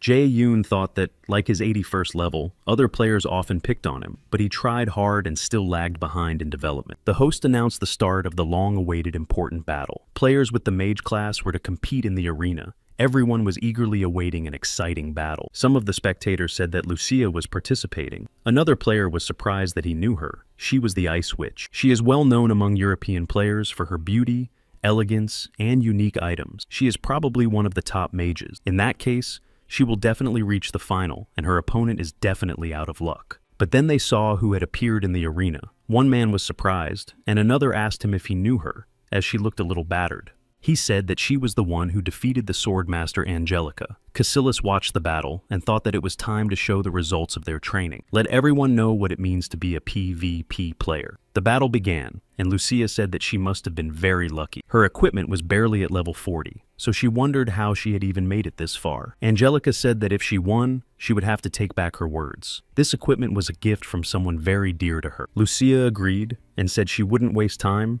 and would take her down in one hit. Casillas thought this was unexpected, the skill of activating a spell prepared in advance. There must have been 2 spells stored there. Angelica was surprised that her opponent used 2 spells at once, but she dodged the attack with her movement skill. Lucia was surprised that she used this skill in a duel between magicians. After that, Lucia chose an area to freeze. The ice barrier was a 3rd level ice spell. It would take time to break through it with a 1st level spell. Lucia thought it was a reckless move. Panicking, she used her memorization spell, but judging by the effects of the ice zone, her opponent's magical resistance was low. She decided to buy some time with the barrier first and then activate her buffs. Casillas thinks this is too cocky of her. Angelica broke the ice barrier with her mace, and her opponent wondered if she was even a mage. Casillas believes that wizard competitions are different from ordinary battles. The level of their magical knowledge plays a key role. As a rule, the one who uses higher magic wins. But this martial arts tournament is different. It doesn't matter who is better, but who is stronger. That is all that matters in this battle. There are few magicians in the world capable of defeating Angelica one-on-one. Angelica used a 3rd level magic arrow. Then she asked if her opponent's last spell was from the 4th level. This is a flight spell, and such a skill is very rare for a player. Angelica wondered who she reminded her of. Lucia wondered who she was. Angelica decided to compete with all her might and said that it was getting more and more interesting. Jae-yoon took off his deceiver's mask and showed his face to Joa's chocolate cake and said that he was giving him a choice. So, what would he do? He asked how long he was going to be angry with him. He knew that a PC would appear in the area. A goblin judge would appear and destroy him. Joa's chocolate cake said he wasn't afraid, especially since he had participated in the tournament under his nickname. Others could find out about it. After that, he wouldn't be able to get away without punishment. Jae-yoon said that it sounded insulting. After all, he did all this to help him. Chocolate Cake Joa asked if he was serious, because he committed all these crimes under his nickname, and he just wanted to play in peace. And now he even used him to participate in the tournament. He wondered why he did all this and what he had done to him. Jae-yoon apologized to him. He said that it was a mask of a deceiver that he had earned honestly by enjoying the game and following the rules. He didn't think about how much harm his actions could cause him. To be honest, if it weren't for his posts, he would never have found out about it. But now he is ready to take responsibility, so he has to make a choice. Jae-yoon asked Joa's chocolate cake if he would listen to him and do what he said. The audience watched the battle between Angelica and Lucia. Angelica cornered her opponent, and many liked her fighting style. Angelica gained many fans, and now everyone is curious to see how the battle will end. Judging by the way things are going, Angelica will win. The man said that Angelica's PvP battles have always been fast. She is strong, but for some reason she does not want to prolong the battle. After all, Angelica can only use first-round magic. Both players showed excellent fighting skills, but it is still unknown who will be the winner. Angelica understands that it is bad that the battle has dragged on. She will have to take a risk to end the battle. Lucia asked if it was okay to use a mace in a wizard competition. In her opinion, she used a very dirty trick. Angelica replied that her teacher said that victory is what matters. So why should she care about nobility? Lucia used an ice spear and said she wanted to teach her a few things. Then she used the 5th circle magic, flight. This spell was her trump card, although it was not meant for attack. But Angelica's escape explained everything to her. Therefore, Lucia believes that there is no point in continuing the conversation. But Angelica noted that the battle was not over yet. She was sure she could still use a powerful spell. Lucia asked permission to show her a real battle. She said that she could continue to crawl on the ground, but Angelica got up. Casillas said that she must continue to fight to the end. Angelica used 100 fire arrows. The audience was surprised by the number of fire arrows, but she had not yet hit her target. The audience believed that it must be difficult to defeat an opponent with first-level magic when they were in the air. Lucia tries to remain calm because there is not much time left. She is confident that she can withstand a few hits. After a while, her 5th level spell is ready. The audience wonders if the sky in the arena has always been so dark. Lucia also does not understand what is happening and why the weather has changed so dramatically. She cannot believe that the heat from the fire arrows has created rain clouds. Angelica continued to attack her with lightning and defeated her opponent named Lucia. It was her 21st victory, and Angelica thought it was difficult. Jae-yoon offered Joa's chocolate cake to compensate him for all the damage he had caused. After that, he promised not to do it again. Joa's chocolate cake asked what other options there were. Joo-yoon replied that he could either give up his character, which disgraced him with his 82nd level. He offered to play for him, and in this world, no one could match him. He would gain power, greatness, and arrogance. Chocolate cake. Joe asked what nonsense he was talking about. How could he become him? Ji Yong said that it was possible and that he would help him. So, let him choose whether to become very rich and leave Arcadia forever, or become the main character of this bright story. It all depended on his choice. Joe, a chocolate cake, asked if he could ask a few questions. Ju Yoon replied that he could, but preferably quickly. He was interested in how much money he would be willing to give him if he asked for it. Ju Yoon asked for some time to think about it. Considering the gold that could be immediately exchanged for cash, it would be 3 billion. Joe, a chocolate cake, was surprised by this answer, but he understands that this is entirely feasible for him. Now for the most important question. Is it true that Joe's chocolate cake can become as cool a player as he is? He replied that of course it could. To be honest, he didn't know how to control the spirits, and they somehow started acting on their own. But still, at the level he showed in this tournament, he will be able to handle it, because he competed to prove it to him. Joe's chocolate cake asked if he meant that he would be able to master the power of the spirits even with a warrior class. If that was possible, then he could become like him. Ju Yoon replied that in the end, it would all depend on him. Chocolate cake Joey said that he would become that character and be better than him.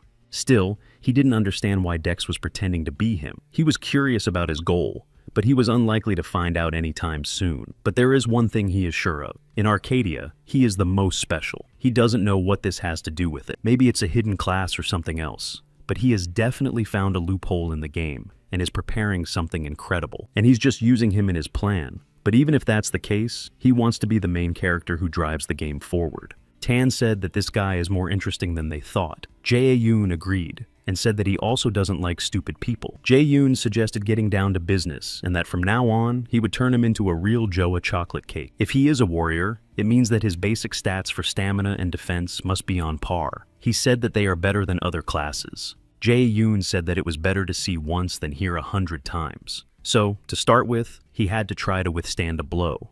He took the trial branch he had received from the World Tree. Seeing this, Joa's chocolate cake asked him to wait. But Ju Yoon hit him and wished him luck. Joa's chocolate cake asked why he suddenly hit him on the head. After that, he found himself in a completely different place and saw the World Tree and asked who she was. She replied that she did not remember inviting such a foolish person into her consciousness. Then she thought that Dex must have sent this person as a candidate to be her representative. She became curious to find out who this child was. She looked at his terrible titles. Chocolate cake. Joa asked her to stop looking at him. And if she had something to say, she should say it. The World Tree called him pathetic and sent him away. He turned back and asked what that was all about. Ju Yoon said it was strange that he hadn't changed classes. It seemed like he had been rejected right from the start. To be honest, he would have also refused if he had been asked to appoint someone like him as his representative. Joa's chocolate cake replied that those weren't words to say to someone's face. Jae Yoon said he didn't expect anything more. It was unlikely that he could handle it the first time. He asked him not to come any closer and noted that the branch really hurt. Jae Yoon said that there was no tree that would not fall after 10 blows. He was curious to see how many times she could knock him back. After the blow, Joa's chocolate cake was back in the consciousness of the World Tree. She understood what Lord Dex was counting on. She turned it back again, and Ju Yoon struck it several more times, assuring her that next time it would work. After all, it only works 85% of the time. Ju Yan said that there were only 400 attempts left. Joa's chocolate cake told him that was enough. He admitted that he was wrong, but Ju Yoon struck again. The World Tree said that even if he refused, he would still be sent here. He didn't understand why, but he couldn't understand it. Her strong opposition became obvious, and even if she spoke directly to him, the result would not change. She doesn't know what to do, because Ju Yan will never give up. And in that case, the Branch of Trials will lose its strength and power. The World Tree did not create the Branch of Trials for this purpose. Therefore, she decided to give this boy a chance to at least be heard. She asked him if he could become her representative, and if he could really handle it well. He said he would try his best. The World Tree replied that she did not need those who tried hard, but those who were capable. Joe's chocolate cake replied that he might not look very good, but he was good at following instruction. She asked how he could do that with such a skinny body. He replied that he knew how pathetic and worthless he was. That was why he had suffered so much. He had been unjustly accused and harmed countless times, and they laughed at him for being weaker than rumored. No one ever listened to him, neither in this world nor in the next. But now, he wants to change and rise from the ashes, so that no one on this continent would dare to look down on him. She replied that in that case, he had come to the right place and decided to give him a chance. From that moment on, he became her representative, who would carry out her will. He couldn't believe that this was really happening. The World Tree told him to drive away those who did not belong to this land, and then prepare for a great threat. Defending this continent is his mission and sacred duty. The Greenleaf clan will guide him, so there is no need to be afraid. She wishes him luck. Joa's chocolate cake class changed to the will of nature. Now he can summon a light spirit. All his characteristics have improved, and he has received many titles. He was surprised by the number of notifications. Jae-yoon said that it seemed like everything had worked out this time. He congratulated Joa's chocolate cake and said that he was now real. From now on, Joa's chocolate cake is considered his assistant. He said he would become a better villain than him, so he shouldn't doubt him. They shook hands and agreed on everything, but Jae-yoon asked if he really didn't care what he did with his name. He asked if he hadn't said he would stop using his name. Jae-yoon replied that they were now in the same boat, so it was too late to change. Joa's chocolate cake replied that he could do whatever he wanted. He was already prepared for this. Jae-yoon said that his new class was not only hidden, the World Tree was one of the most powerful deities in this world, so he had to take it seriously. He said that he already had a quest related to the next scenario. It was about the former saints. Jae-yoon said that he appreciated the trust, but it was better not to disclose the details of his class quest to anyone. Tan asked what the guy had just said.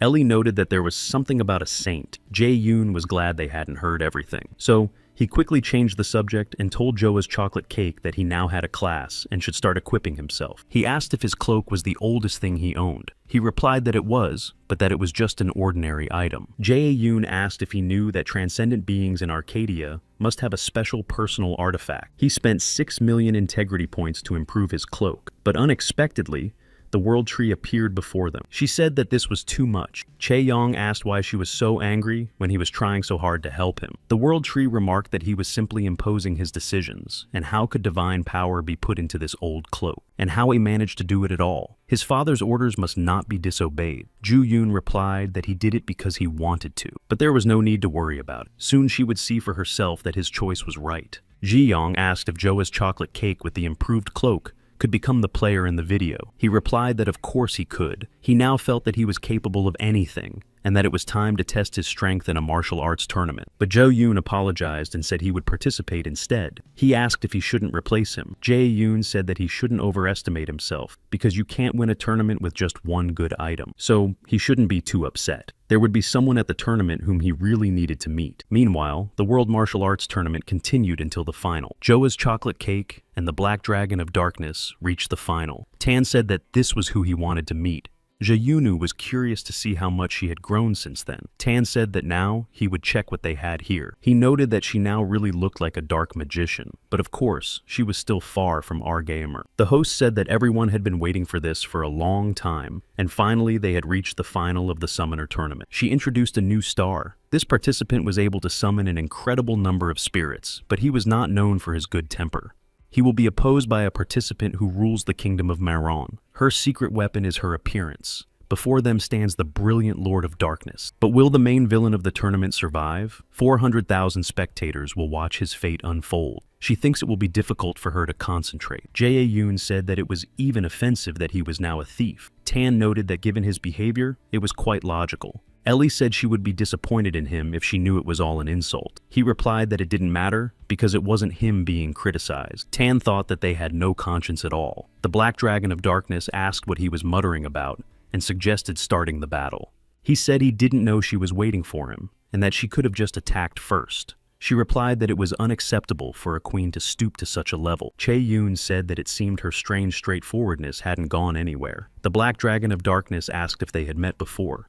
He asked if she liked being queen, calling her a black something or other. She realized that his face was familiar and that he seemed to know Dexa, so she asked him how much he had told him about her shameful past. He said that if she won, he might tell her. The Black Dragon of Darkness said that he had to answer for that, to which he suggested starting with a small test. He materialized a large number of spirits. The audience thinks that this number demonstrates his level. The Black Dragon of Darkness said that these were only low-level spirits. Did he really think he could defeat her with such trifles? She ordered her warriors to rise up against him. There were more of them than he had expected. Some of her warriors look stronger than his ghostly knight. He is surprised that she has really reached the 200th level. She said that it was indeed so, and that he should not be too cocky. Once a dark sorcerer reaches that level, he becomes incredibly powerful. The summoned creatures scattered in all directions. The 200th level truly works wonders. the spectators began to root for the Black Dragon of Darkness.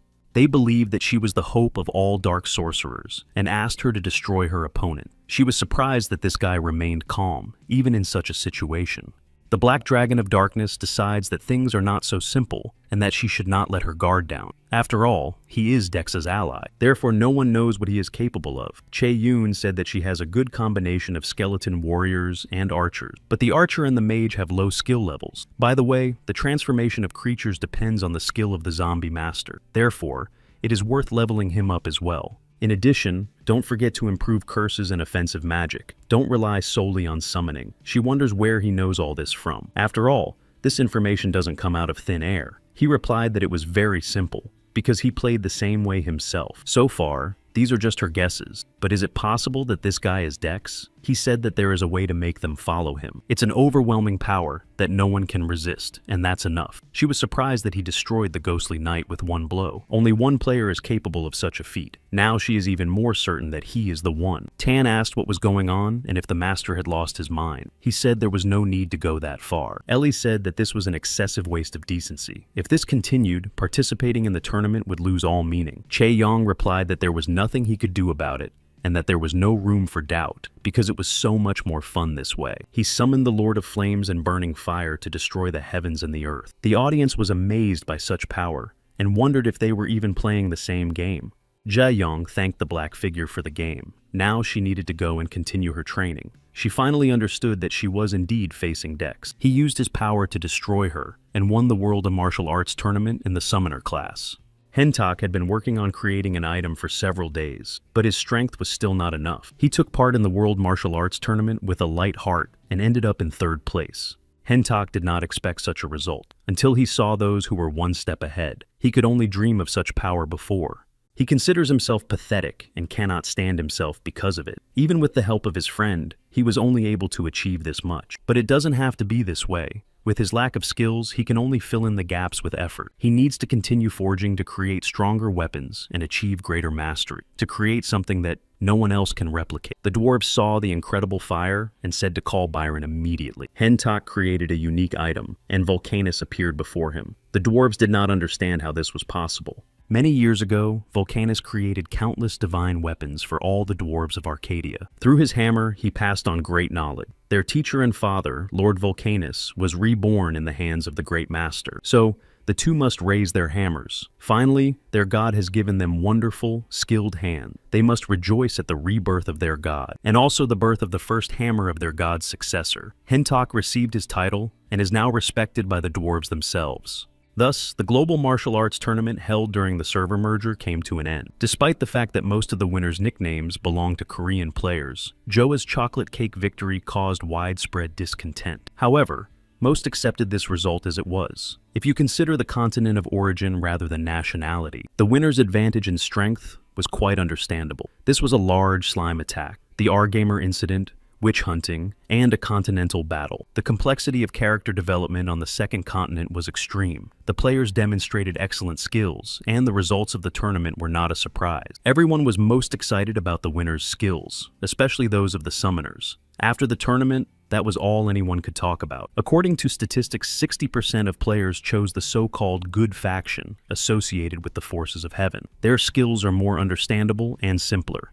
In addition, this faction has the most information about development, but the last battle changed things a bit. Interest in summoners and dark wizards has skyrocketed. The balance, which had previously been skewed in one direction, began to shift. This meant only one thing, namely, that the birth of a united continent was already underway. The dwarves announced that it was time for Hentak to leave their lair. There was nothing more to teach him. The dwarves' wish was the first hammer of the gods. He must go out into the world and glorify the name of the volcano. Hentak said he would do everything in his power. The demon said that who would have thought that the barrier between the worlds would fade away. This had not happened since the sacred battle. The world tree is awakened again, so it is time to unite the world. Now they will be able to open the gates of hell. Negral, commander of the demon legion, said that the moment the gates united the demon dimension with the middle world, they would act. Arcadia will bow before the great Lord of Darkness, kneeling before the majesty of hell, but the sacred temple is also waiting for this. Archangel Michael told the sisters not to worry, because victory is still theirs. The Holy Empire of Showen is also preparing, because the time has come to show the continent who the real winner is. Chi enjoyed the silence of the real world. He decided to go to the bank to apply for a credit card. The woman said he looked like a student and asked if he had started working part-time. Ju Yoon replied that it was something like that. She said that processing the application would take some time. He needed to enter his account number. The woman remarked that her son was the same age. After that, he met Lee Mion, who said that something interesting seemed to have happened to him. He replied that he had been approached by someone at the bank about investments and had barely managed to leave. Lee Mion remarked that asset management was an important skill. It would be useful for him to learn it. She asked how much he had saved. Jae Yoon asked if he had to answer. She said it wasn't necessary, but if he didn't tell her, she would tell him too. Ju Yoon refused, but hinted that it would be enough for a long time, or to stay in a private clinic for the rest of his life in case of a serious accident. Lee Mion replied that it was impressive, and that it was clear that his bill was enormous. Jae Yoon said that maybe they should get down to business. He asked what she wanted to discuss with him. She asked him to stop the main storyline of the era of anarchy. He asked why she was asking him specifically. Lee Mion said that he didn't understand, especially considering who had helped him during the tournament. It was time to pay the bills. If others found out about the deceiver's mask, it would be bad. So, Jong Yoon agreed, but he said that it would be difficult to stop the plot from developing. She replied that it wasn't that difficult, and he asked her to explain in more detail. He understood why she asked him to do this.